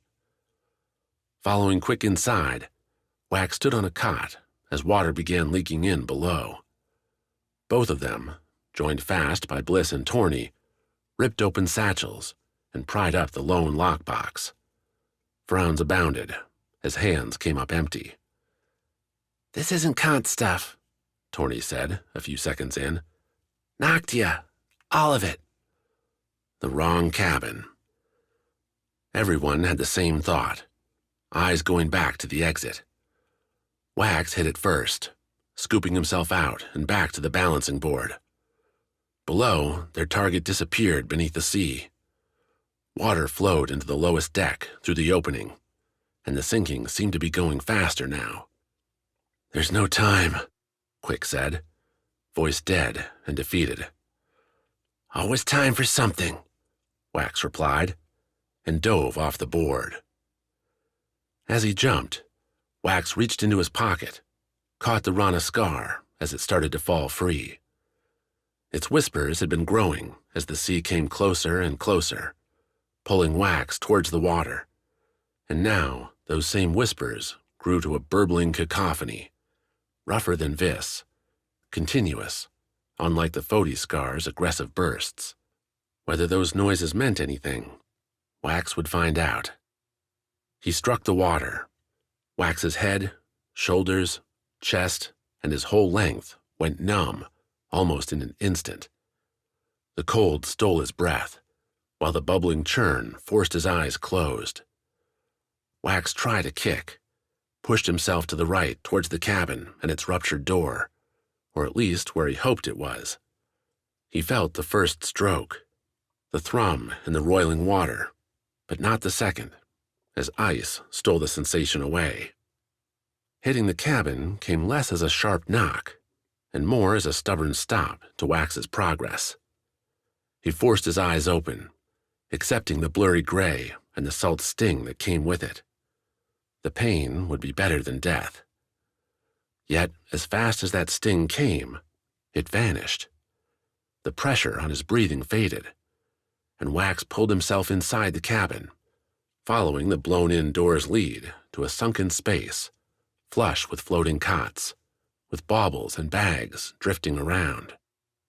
One in particular caught his glance, a tied-off gray pouch poking its way from a satchel. Wax had seen the Khans put the Skars in that pouch way back on the Rana River, and he reached towards it now. He couldn't feel his fingers close on the bag, but he saw his grip as bubbles, froth, swirled. Wax pulled it in, made to move back towards the door, the Rana Skar pounding in his skull. The little stones were miracles. Miracles with limits. As Wax tried to kick towards the door, he didn't move. The water barely shifted. Instead, he sank towards the room's bottom. The Rana Skar kept Wax from needing to breathe, kept his heart thundering in his chest. But Wax didn't know how, couldn't call on the stone to push him up and out. He tried to focus on his legs as he settled on the room's bottom and came up empty, his commands going to nowhere, as if Wax floated detached from his own body. The only part with any feeling now came from his left hand, the one holding the Skar pouch. Wax tried looking that way, found even that simple movement sluggish. Still, his fingers on that hand responded when he found them, when he told those tips to dig for the warmth, opening the pouch just enough to reach inside, to find what Wax hoped waited there. 2 Vis Skars, 2 Foti Skars, and they all leapt at Wax's touch, their voices mingling in with the Rana roar. They flooded Wax's growing panic, the Vis Skars flushing away the numbing chill, as if Wax had stepped into a warm bath. The Foti Skars made that warm bath a reality, suffusing Wax with a desperate heat. Bubbles ran away from him on all sides, the temperature throwing the room into roil. One more whisper came through, a sly and slithering voice, speaking the same word, over and over again. It seemed to play with the other Skars, and as it did, Wax felt his body lighten.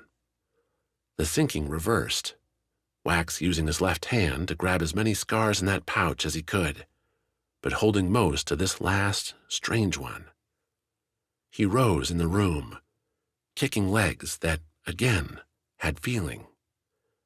With the Rana Skar in his closed right hand, Wax swam in awkward glory through the broken door, and rose. As if he, too, were one of the many bubbles around him, Wax bobbed through the boat's wreckage. He burst through to a dark surface, the trading ship's hull slivers overhead. Around him, almost oblivious to Wax's return, were his brother, sister, and Torny, all with their mouths above the water, gasping for breath. Their skin looked blue, their motions slow. Torny didn't even have curses left. She wouldn't need them.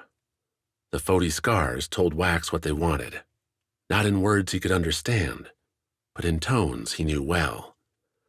Shoving his left fist, the pouch and the Skars, up against the hull, Wax felt the stones rush. A sudden flare burned his body, and the dark wood exploded. Chapter 46. The Grand Bargain. Sawi and Gladring picked up the scholars at the Najan outpost, beneath the great sauna's sky-spiking glory. Gladring spun the narrative, aided by some dirt, some scratches, and plenty of real exhaustion pasted onto their skin and clothes. The Najan guard captain and his two friends had come upon Sawi and Gladring under attack by a fiend in the mountains, the pair making their return from Modelin after successful negotiations. Fearless, the guards threw themselves at the fiend, buying time with a fatal sacrifice. A true tragedy. If the Najan leaders at the outpost bought the story, or questioned it, they didn't say.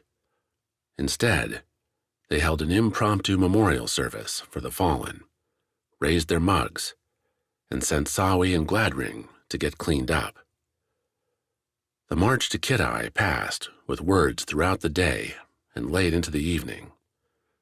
Gladring kept Sawi close, peppering her with stories of his travels, of Noctia and the Najan. His motives weren't hard to guess, and the tenant spelled them out clear as Sawi's home treehouses came into view. "I want you to come back with me," Gladring said, "to Noctia." Just 2 months ago, Sawi had told Wax no to such a thing. 8 weeks picking fruit and wondering whether she'd made the right decision. At the time, it had been an idle musing, as she had no other choice. Now, again, the branch was being offered. An escape from a life she'd wanted, then realized was missing the thundering roar she wanted more. "Because you want someone loyal?" Sawi asked. "Because I want someone who can see with different eyes," Gladring replied. The ambush and murder of the guards had settled into a subtle shock, starting quick that same night on the mountain pass. Gladring's excuses made incursions on her opinions, chipping them away until anger, confusion, and doubt turned into acceptance, understanding. If the tenant saw his world as one of knives and turncoats, then were his actions really that surprising? Were they excused? This worked on trust, honor, and efficient kindness. All things Gladring kept saying were commodities on Noctia. Sawi should feel like taking his invite would be poison, a walk into a dangerous, alien prison. But she'd seen the alternative. She'd climbed the sauna, waited till her watchers said Sawi and her satchel could descend, nights alone, or with new, haphazard friends, wondering whether another fiend might emerge to terrorize the town, wondering what her real friends were doing, out there among the isles. This chance comes around once, Gladwin continued, the first Kid-Eye traders calling out their offers as the Najan party hit the city. If you say no, I'll understand, but you will never get to reconsider. If I say yes, what will we do? Gladring jostled the satchel tied to his hip, hidden beneath his robe. In it, Skars rattled. We'll save our 7 isles, Sawi.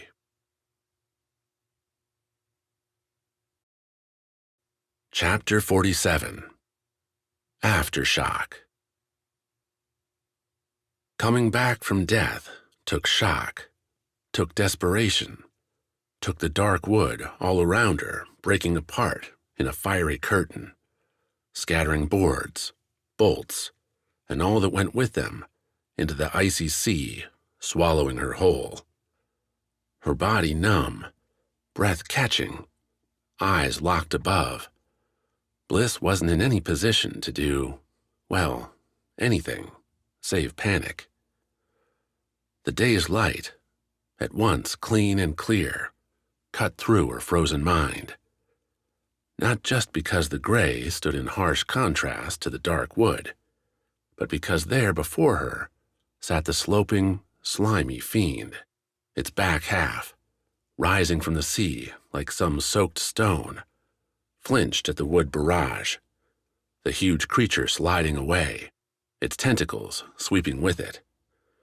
The water chased, pulling Bliss, Torny, Wax, and Quick into its path.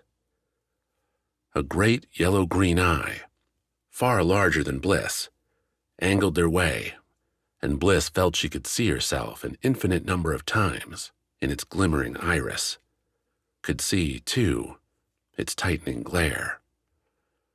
The fiend's tentacles swept in from all sides. Bliss couldn't do anything save kick and paddle, even that faltering in the cold water. So when a tentacle took her, drew her up from the sea in a broad arc, Bliss found herself immobile. The wind replaced the water, equally effective in stealing her breath, freezing her muscles. The tentacle itself was a pressure, Bliss's ribs aching as it wrapped around her. If death seemed ready to claim her, Bliss at least had a good view before she would go.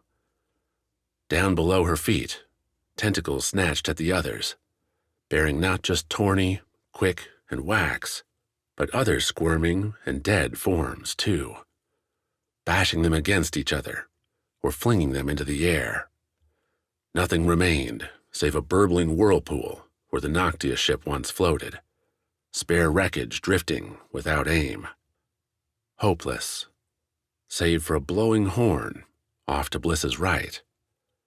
She turned, matted hair a frozen cloak along her cheeks, and saw Yujo's ship, sails unfurled, heading not away, not in a sane escape, but instead changing its direction.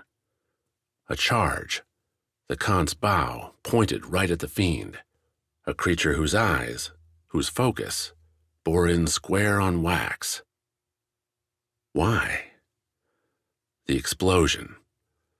At first, Bliss wrote it off as a fortunate tentacle smash, but that wouldn't explain the heat that had caressed her in that instance, at once too hot and yet so very welcome against the numbing cold. Wouldn't explain, either, the fiend's sudden rage. Wax, always pulling tricks. Not that this one would matter. Bliss's tentacle seemed to recover its purpose, realized that dangling Bliss above the waves wasn't worth it anymore. With an unfurling snap, one Bliss watched ripple out from the fiend's moldering base. The tentacle brought Bliss down towards, again, the icy water. She couldn't do anything. Couldn't move her arms. Couldn't... No. A hunter, like its prey, had to use everything she could. Every possible weapon. Bliss bit. Leaned forward and chomped with her chittering mouth, sinking her teeth into the dark ribbon holding her fast. The skin parted, rubbery, with little defense. Something hot gushed into her mouth. Bliss coughed, retched, but the tentacle jerked, stopping the downward thrust and curling, like a reflex, in towards the fiend's body. Bliss's feet brushed the waves, her boots long since fallen off. What worked once might work again. Bliss attacked a second time, as big a bite as she could manage. Again the tentacle spasmed, but this time it whipped free, recoiling and throwing Bliss across the waves. She bounced once, a hard hit off the water, rolling, only to smash into the fiend's body. Slime coated Bliss in an instant, gumming up her hands, her legs, her hair. And yet, the slime brought a certain dead warmth with it, an instant cloak. How, perhaps, the fiend could survive such chill waters. How, now, Bliss could catch her breath for all of a second. Plastered there against the great monster's body, as the fiend thrashed. Her eyes tracked Wax, her brother, the Renewal, flying away as the tentacle holding him launched Wax into the air. A speed and distance that ought to mean certain death. He plunged into the sea with a broad splash, vanishing beneath the waves. Despair, though, would have to wait. Before Bliss could react, could process the chaos, the fiend lurched, rising up from the water and twisting, bringing Bliss's side up and tilting towards her back, so that the vis huntress rolled in a goopy mess across the fiend's body, along one of those great eyes, and into the soupy mass on its head. There, Bliss saw the reason for the fiend's distress. Yujo's ship, that great Kant's vessel with its wind-slicing profile, stuck from the fiend like a gigantic spike. Yujo herself, along with the deckhands still aboard, stood at its bow with rapiers in hand, stabbing at the fiend. They paid for their bravery in ichor, in the writhing beatings from confused tentacles.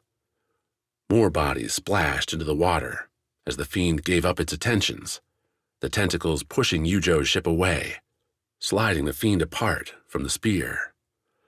An awkward escape, managed more by shoving Yujo's ship off course than by speedy swimming. A prisoner on the monstrous island, Bliss tried to move. Her body tingled all over, the slime bringing feeling back to her arms and legs. Enough to try to rise, the slime sticking with her like a living blanket.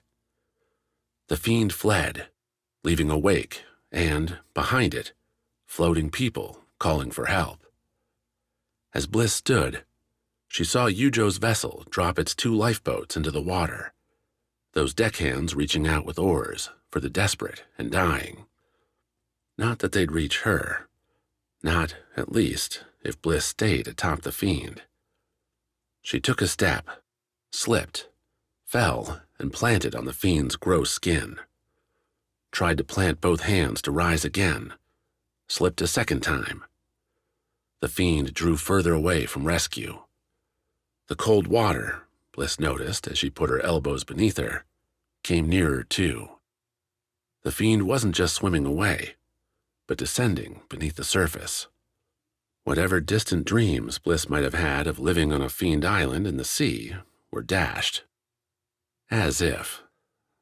Bliss imagined Torsi cursing her out for slipping and faltering, and forced herself back to her feet. Turned towards Yujo's ship, hoped they saw her, and took 1, 2 sloppy strides before the slime had her slipping again, this time rolling, falling off the fiend's side, into the choppy sea. The water closed about her, yet didn't touch her, save around Bliss's face, the one part that had missed a direct smack against the mucus. Bliss kicked her arms, her legs, and found the surface fast. The slime seemed to buoy her, bob Bliss above the waves. Light enough even, she dared entertain, that Bliss might be able to swim near enough Yujo for a rescue. The thought, like a Foti forge lighting in her stomach, spurred Bliss into frenzied action. She slashed the water, attacking every wave like it was her most hated enemy. One spared glance behind her confirmed the fiend's retreat, the creature disappearing with nary a hint of its rampage. Only the wreckage lay around Bliss, her body amid boards, cargo, and random ruin. Whether quick, tawny, or... Her hand brushed something soft, yet solid. The mucus clung to the object, and Bliss slowed her swim enough to look. A pouch, its drawstring half undone. As her fingers gripped the fabric, some small warmth came through the bag's base. A familiar kind. Bliss turned the pouch, reached inside as her legs paddled against the sea. Inside sat 2 stones, both warm, both surging different whispers into her mind. One she recognized, the calming sounds of Vis. The Skar leaped to life as she grasped it, finding Bliss's wounds and attacking them with tickling ferocity. The other, though, lay in wait, so quiet as to seem nearly asleep. When Bliss brought her other hand over, swapped the quiet stone, she understood. Foti, a Skar that, to believe Wax, required aggression to be awakened. Wax. Bliss swung herself around, searching and seeing nothing. The fiend had thrown her brother in this direction, and the pouch confirmed it. He wouldn't be far, but where? How could she? There, turned over by a wave, and now, as if guided by some gentle hand, angled right side up, his nose and mouth barely breaking the water. Bliss threw herself towards him, every battered bone in her body doing its best to carry her through one wave after another. She burned with the effort, this Skar be damned, and reached Wax only to fall limp at his side, the slime keeping her afloat. Her brother's eyes were closed, his head a bruised patchwork. Wax's left shoulder hung at a sharp angle, too sharp to be healthy. Blood pooled around his legs, where the water, as sharp as any stone at Wax's impact speed, left its scarring mark. With all that, too, Bliss found his skin near to ice. But his fists were clenched, both, and Bliss figured she knew what lay inside. A bulwark against the worst, but not an invincible barrier. He needed help, needed a chance for the Vis Skars to do their work. Bliss couldn't give him that chance. Not that she didn't try, treading the sloshing water, at first putting her hands beneath Wax to try and prop him up, then slipping her arms around him when it became clear Wax wasn't going to sink. Was, in fact, a life raft for her. She held him tight, felt the water's chill begin to encroach as the fiend's slime slowly washed away. Yujo and her vessel grew more distant with every second, too. Bliss tried raising an arm, waving it, but not a soul there seemed to be looking out towards the horizon, hunting for specks on the sea. Soon her legs would give out. The slime would wash away, and she would freeze. Or the Skars would keep her on the brink of life till some sea creature devoured her and Wax. Or they starved, adrift in the ocean. Adrift.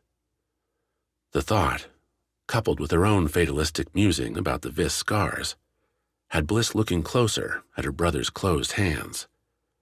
How was he keeping himself afloat? Wax never mentioned that power within the life-giving stones. Revelations, and with them hope, flashed from one to the next. Wax being here meant he had to have survived the Whirlpool, which meant he likely had a Rana Skar. And those Kant's guards had looted Yujo too, and she'd had a stone from the Isle. Both of those might explain why Wax drifted atop the waves, as if untouched. Either one might be something Bliss could use. She shifted down Wax's torso, found his left hand, lifted it from the water with her own, and placed it on her brother's stomach. Still kicking with her feet, bobbing in the waves, Bliss pried Wax's hand open. 3 stones fell, landing on his soaked linen. Bliss recognized the Vis and Foti scars, but not the glittering silver third. Kant's? Rana? Wax gasped, a pained sigh as his body sank into the sea.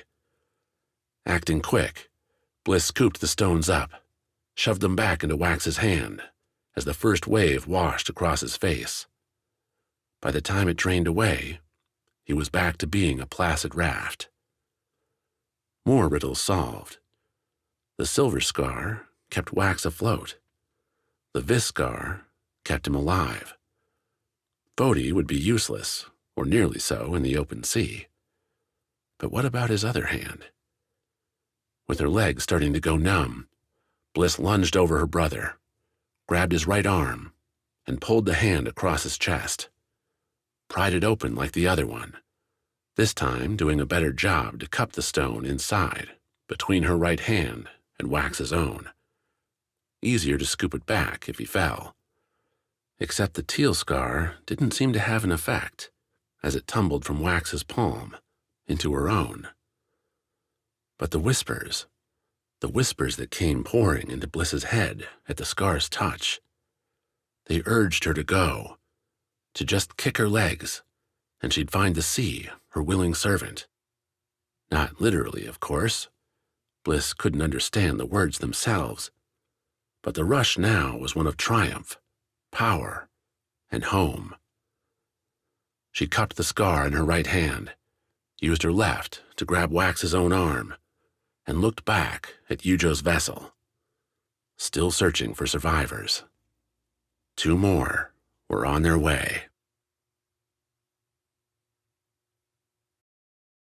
Chapter 48.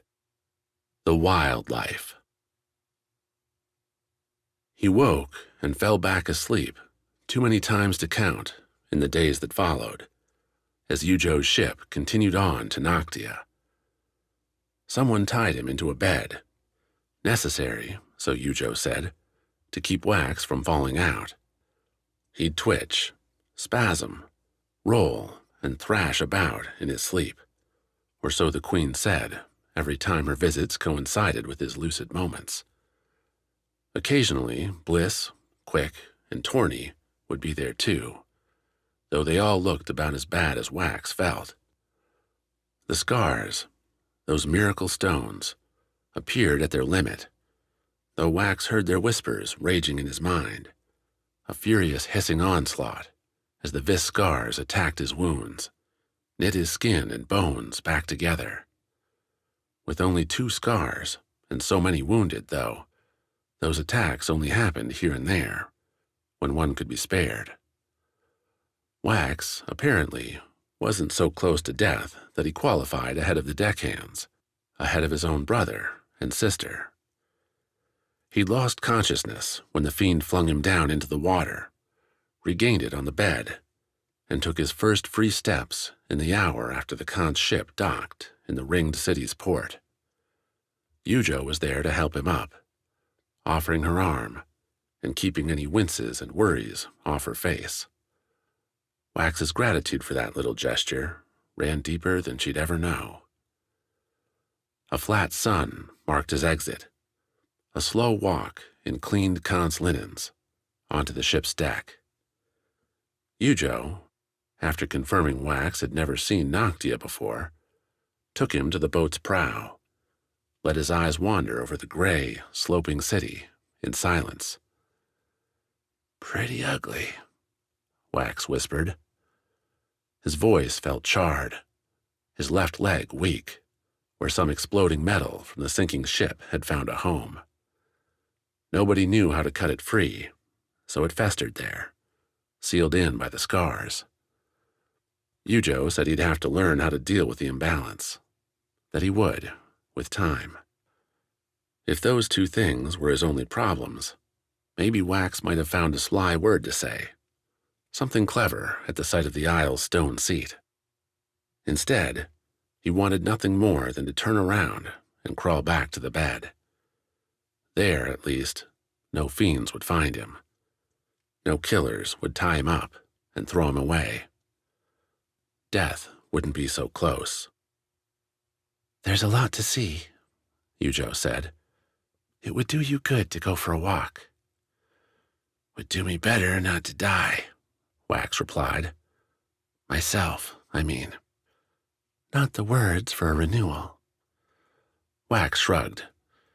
"You have a ship and more scars. If you want the renewal and whatever sits in that city, it's all yours. I'm done." "Quitting isn't something a renewal can do, Wax." "Oh, no? Watch me." Before Yujo could say another word, Wax turned on his heel and limped back inside the ship. Walking was hard. Locking the door to his cabin and falling on the bed was easy.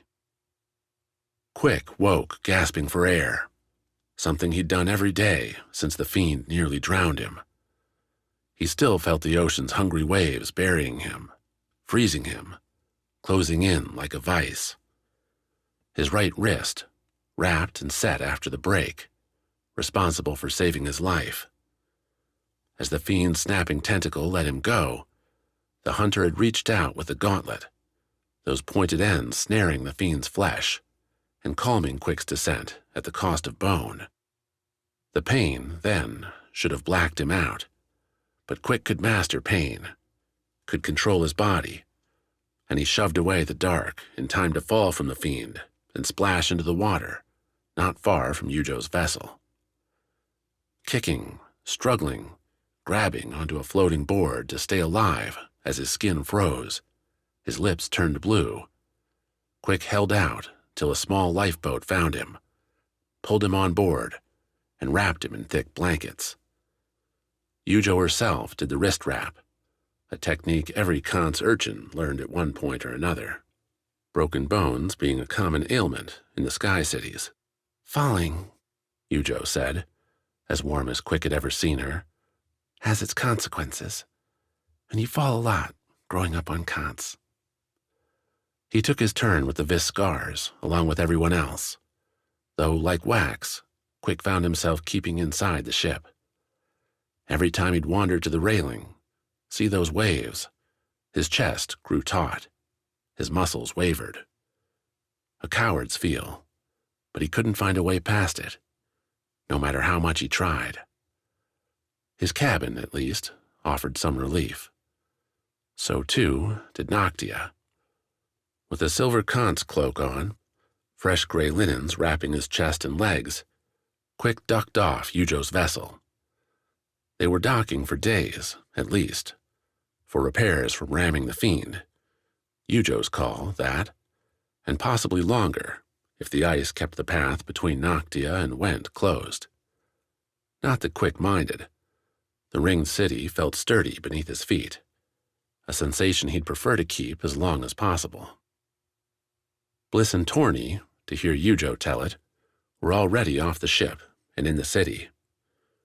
Quick hadn't made friends with any deckhands, so he wandered into the metropolis alone. His height, bulk, and curious hand, coupled with the gauntlets hanging from his waist, ensured a wide berth as Quick navigated the port, always angling deeper into the Isle and higher.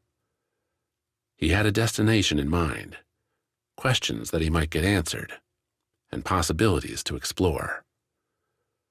Quick had seen Wax precisely one time since the Fiend, and his brother seemed a fated man. No grins, no tricks, only haunted eyes and a broken body.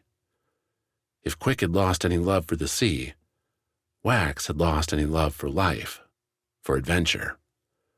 The Vis Renewal was shattered, and with that end came a choice. Home to the Isles, or somewhere, something else. Bavarde, back on Foti's coast, had left Quick with an opening. The Najan were always looking for new recruits, and the possibilities were limitless. If Wax was done saving the world, well, Quick could still fight for it, under the purple and black. The ramming saved Torny. Literally knocked into the Fiend right beneath her tentacle, severing the wet limb, and sending both her and it crashing onto Yujo's deck. Sure, the weight snapped the railing and made an ugly dent in the Khan's ship's wood, but hey, Yujo earned a bandit for her troubles. Torny, bearing a few bruises but little else, rolled off the tentacle and took a spot on the prow, pointing out people for the lifeboat to rescue, including Bliss, who'd emerged amid a growing desperation with Wax in tow. Torny's rapid-fire invectives drew everyone's attention to the struggling Vis, and Torny had spent the next few days at sea, making sure Bliss, Quick, and Wax never missed a meal. "And you owe me for all that," Torny said, as she and Bliss shared an ale in the Rat's Fang, the first proper drink she'd had in far too long, and the malty caramel warmed her up just like it should have. "I'm not your mom, and I'm not your maid. But you are my friend," Bliss signed back. The Vis seemed a little nervous at first, here amid the bustle of the Isle's largest city. Torny, though, calmed the jitters with facts and frivolities, pointing out all the places in the massive port where Bliss could see or score things that she'd never find on Vis. Theater troops from Tamas, live zephyrs from Khan's ready for racing, golden raiments woven on Rana and for sale by desperate traders trying to clean out stock before winter froze the northern routes, all for the viewing and the taking. The rush brought a vital color back to Torny's cheeks, a pulse to her heart. She'd run from this damn place, and she wouldn't be doing it again. "You lived here?" Bliss signed. "Did, once. Loved it, too. But things change, right?" Bliss glanced down at herself. Torny followed the look and fought off a frown. Unlike Wax, Bliss had kept herself mostly unscathed, minus the scratches, the gashes, the bruises worn by everyone on the ships that day. No, the Vis seemed to turn inside more often than not, counting down the lives lost between both ships, and how close Wax was to numbering among them. When Torny had asked, on the second day, why Bliss seemed to obsess over the dead, Bliss replied that she'd seen so many in such little time. Life on Vis hadn't been so hard, so murderous, and being so close to so much loss was getting to her, a pressure she couldn't seem to shake. Back then, on the ship, Torny hadn't known what to say. Nobody leaned on her shoulder asking for advice, for comfort. Now, with a bit of boozy confidence, she had some words. "This is it, Bliss," Torny started in, building up like water running down those sloped Noctia roofs. "You had your charmed life, but the Isles don't work that way. They're hard, brutal, stained with shit." She hesitated. Timing, in a speech like this, was everything. Torny had learned that much from Sledge. "But it's beautiful, too. You've got to move past the dark, find the good. Look at what we've done, the people and places we've saved. That Rana outpost? Torched, if not for us. All those scars? Lost if we don't chase those Kant's jerks and slow them down. I bet your brothers would be dead a dozen times over if you hadn't come with them, too. Bliss laughed. You're right there. And guess where I'd be without you, Torny continued. Back on Foti, either dead in that Najan raid or sweating in a forge, working the iron. You saved me from that.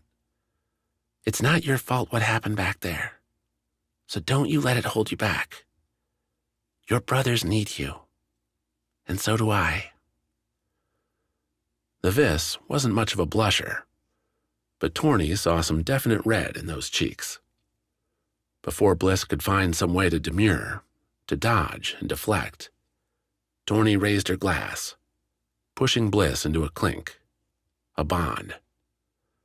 To this wild life and winning the renewal, Torny said. The smile, when Bliss touched her glass, meant everything. Chapter 49. Renewal's Promise. Dark came early in the winter, and with it, the ship burst into a golden life. Deckhands, most still recovering or mourning lost friends, nonetheless found some solace in duty and lit the lamps. Beyond, the ringed city sparkled up along the mountainside, almost beautiful enough to make Wax ignore the guarded parapets, the frigates out at sea, watching for encroaching fiends. Not that he could see all that much out the small window from his bedside. After making the journey to the deck, he'd come back, settled beneath a blanket that somehow felt lighter than air, and drifted through a dead sleep. A knock had jolted him out, given Wax just enough time to observe the evening spectacle before the door's lock turned. Hey, Wax started as Yujo walked in, decked out in leathers, complete with a Kant's rapier at her hip that suggested an evening lacking in quiet. You were doing nothing important, Yujo cut him off. Hard steel, as ever. You're leaving. Now. What? You said it yourself. You're done. My ship, my people, my resources are supporting my renewal, not your moping. So leave. Wax blinked, sat up straighter, felt 1,000 hot arguments begin to bubble up. All the danger he'd faced, the injuries he'd suffered, the guilt-tinged fear as his siblings dodged death for Wax's quest. Each one rose as a knife, ready to stab Yujo's cold words. Unless, Yujo said, drawing the word out, those eyes getting a mischievous crinkle Wax had never noticed before. Unless, but no, you're not ready. A tempter's trick. A lifetime with jokers, like, well, himself, made it easy to recognize the trap Yujo laid. But what waited on the other side? A lost man could find comfort in a road revealed, and Wax had nowhere else to go. So he took the step on the path Yujo offered. What? Wax asked. What am I not ready for? I've lost my guardians, if you can even call them that, Yujo replied, her hand tracking to the bracelet on her forearm, where 4 scars gleamed. Dew and the ship's crew can sail me around, but they're not going to follow me to the scars. Your brother and sister and the thief all seem capable enough. She slowed again, curled up the slightest smile. A deal. You can stay here, lay here in your self-pity, if you ask your guardians to join me instead. An offer Wax could refuse, an insult, trying to steal his guardians. Wax slipped from the bed, stood, tried to put on some rage, and remembered he wore only a slight Kant's shift. Clenched fists and a scowl could only do so much with night clothes as the backdrop. Yujo laughed, though her mocking edge didn't grace the sound. At last, some emotion out of you. I'm not dead, Wax sputtered. Could have fooled me and everyone else on this ship. Yujo dropped the mirth, put a pointed finger on Wax's chest. Do you agree? Your guardians and your pitying bed? A miserable silent second to let Wax stew. Or do you have a different idea? Wounded, distraught, afraid. Wax could be all those things, true, but he was also Vis's Renewal.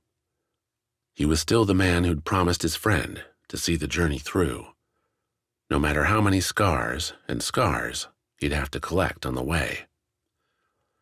As those thoughts took root, the endless whispers from the Vis, Rana, and Foti stones hummed.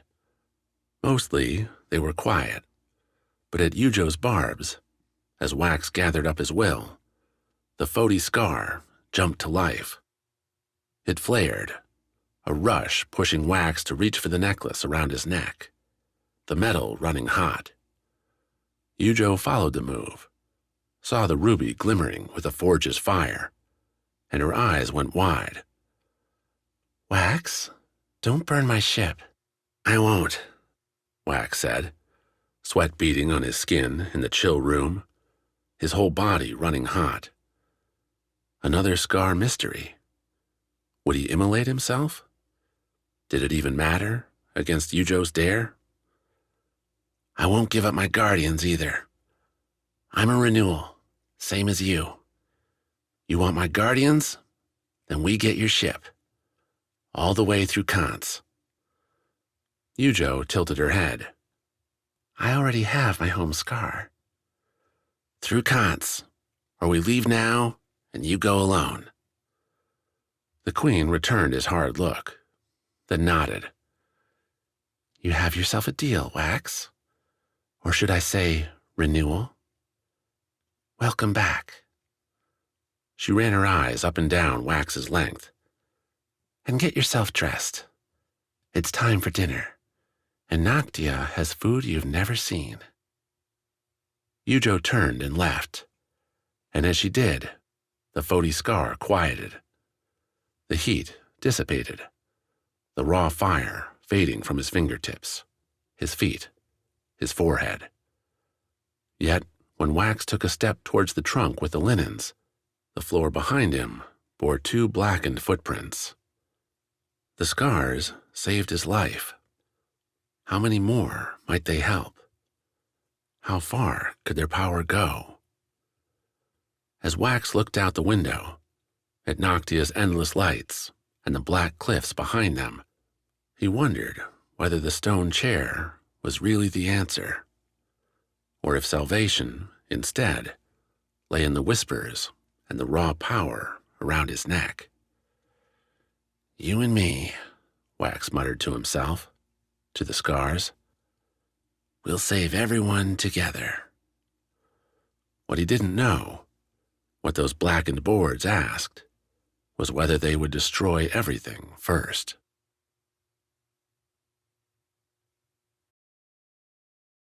We hope you have enjoyed this unabridged production of The Wrath of Rivers by A.R. Knight.